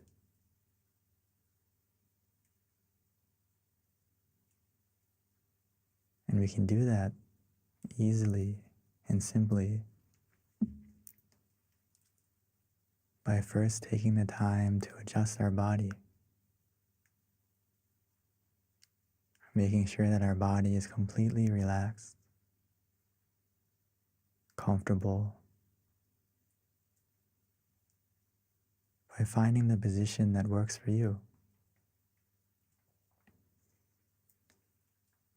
Whether you're sitting on the floor, in a chair, wherever you may be, take a moment to check yourself. Finding that position that feels good. feels relaxing.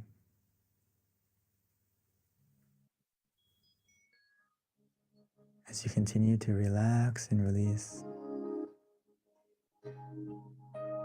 every single part of your body,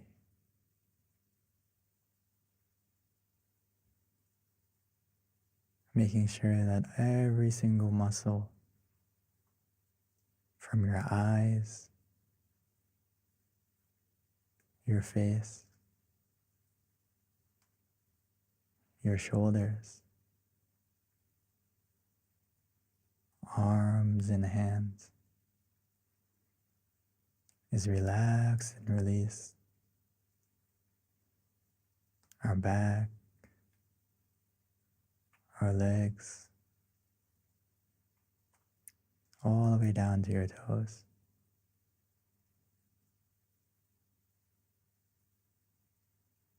Relaxing and releasing.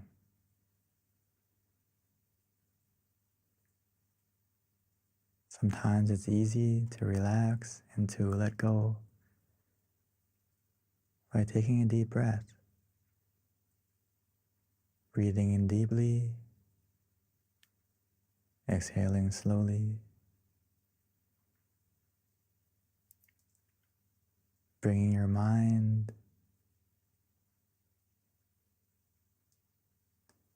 to the attention of your breath, feeling the relaxation, the coolness as it enters your body, filling up your lungs and spreading to every corner, every part of your body.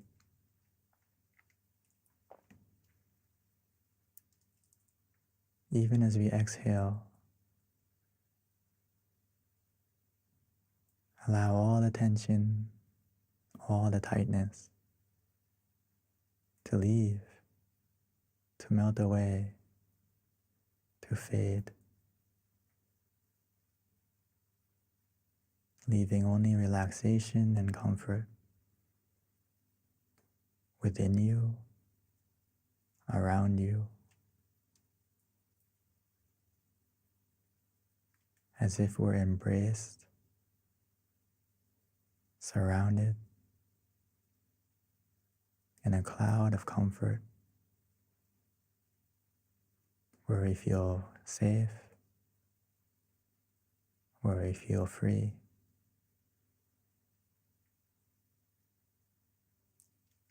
And just continue to relax, to release.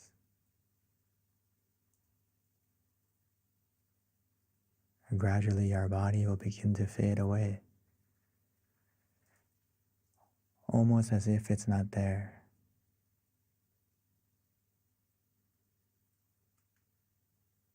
This is the power of simply relaxing,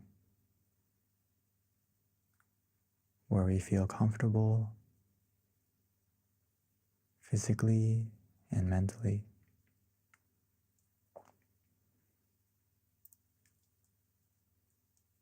Now that our body is more relaxed and comfortable, we just need to continue with this feeling, allowing our mind to also let go, to relax, to release. Allow your mind to let go. Put everything aside, whether it's from the past, because it's the only time that we can truly control. It's not time to do anything. It's just time for us to relax, to release.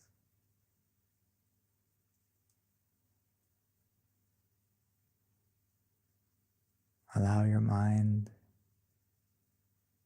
to be free.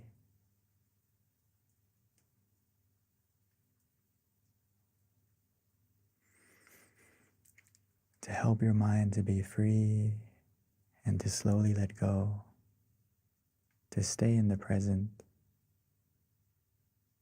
we can use any method that feels easy, that we are familiar with, that helps us to stay comfortable as well as conscious. But the key is to use the method that helps you to be relaxed,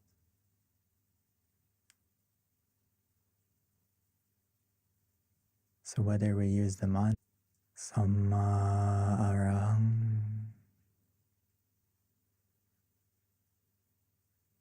Samma Arahang, Samma meaning purity, Arahang meaning freedom. So every time we repeat that mantra, allow it to resonate, allow it to help our mind to become more clear, more free from any distractions, as it helps our mind to be calm, comfortable, present.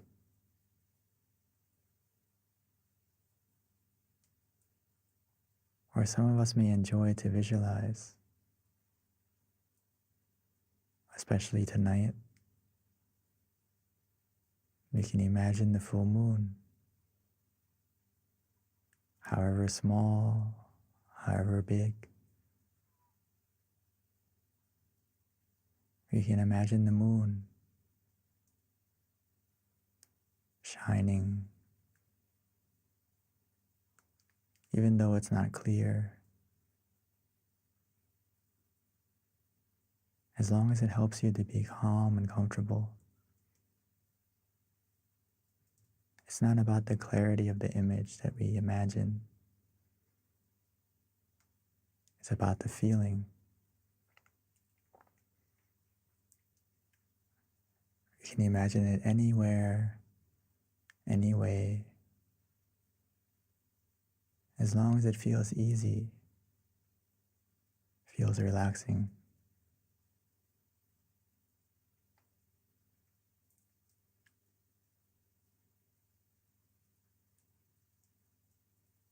Or for some of us, we feel ready to just do nothing,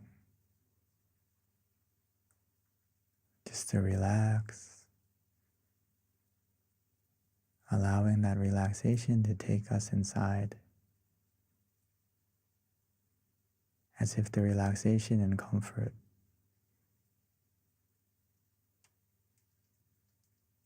is carrying us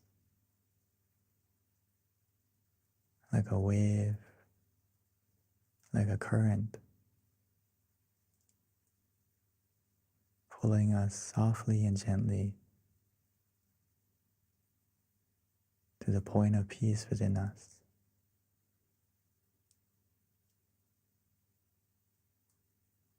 Within us, we all have a point of peace, a place of peace that our mind can go to, that our mind will go to automatically and naturally, as long as we maintain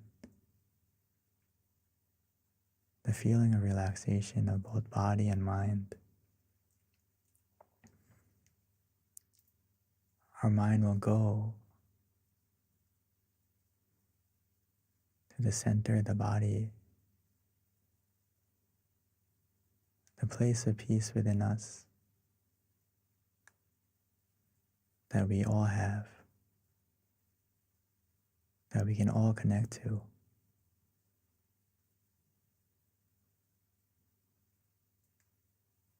It's located within us. at the center of our abdomen, 2 finger widths above the navel.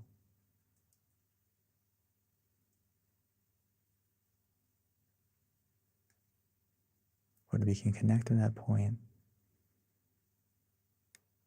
just by following the relaxation we feel.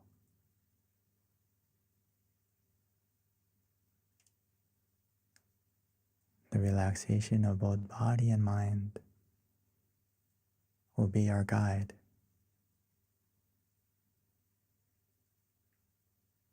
So just trust in your feeling, trust in yourself. Follow that feeling of relaxation.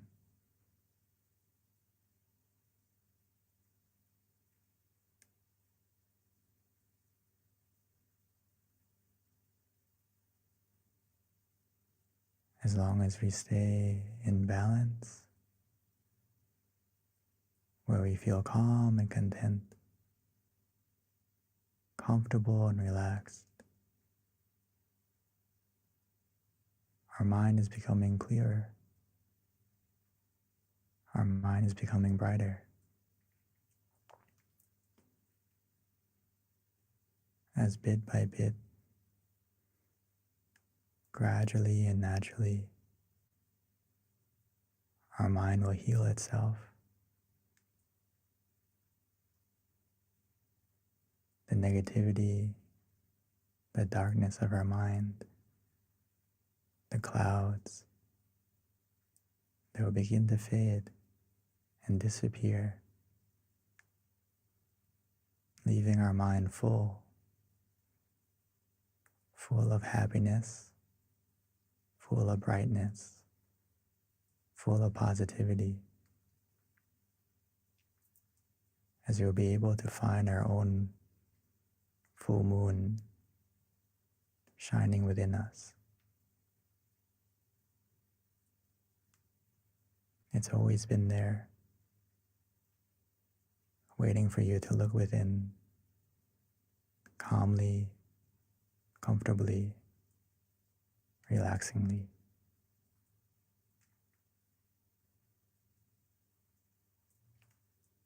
So let us enjoy this relaxation together, allowing it to grow, allowing the meditation to be the wind of clarity, pushing away the clouds so we can be able to see our full moon. Not only see it, but most importantly, feel it. The happiness within us, the contentment that can only come from a mind that is still.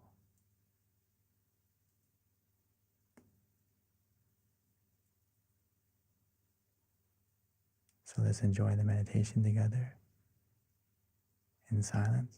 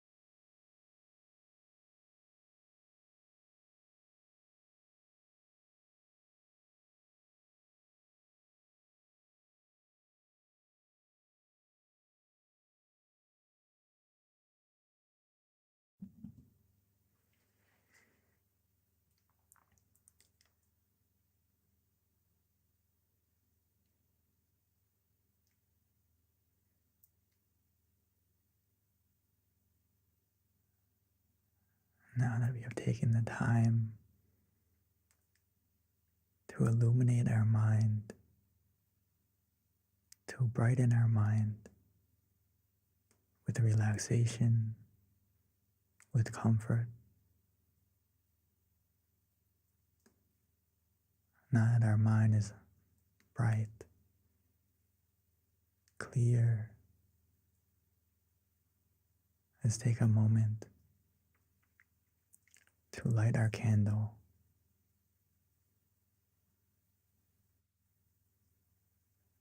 Now that we have found our light within, with the positivity that we feel. And once we've lit it, we can slowly and gently close our eyes and continue to meditate.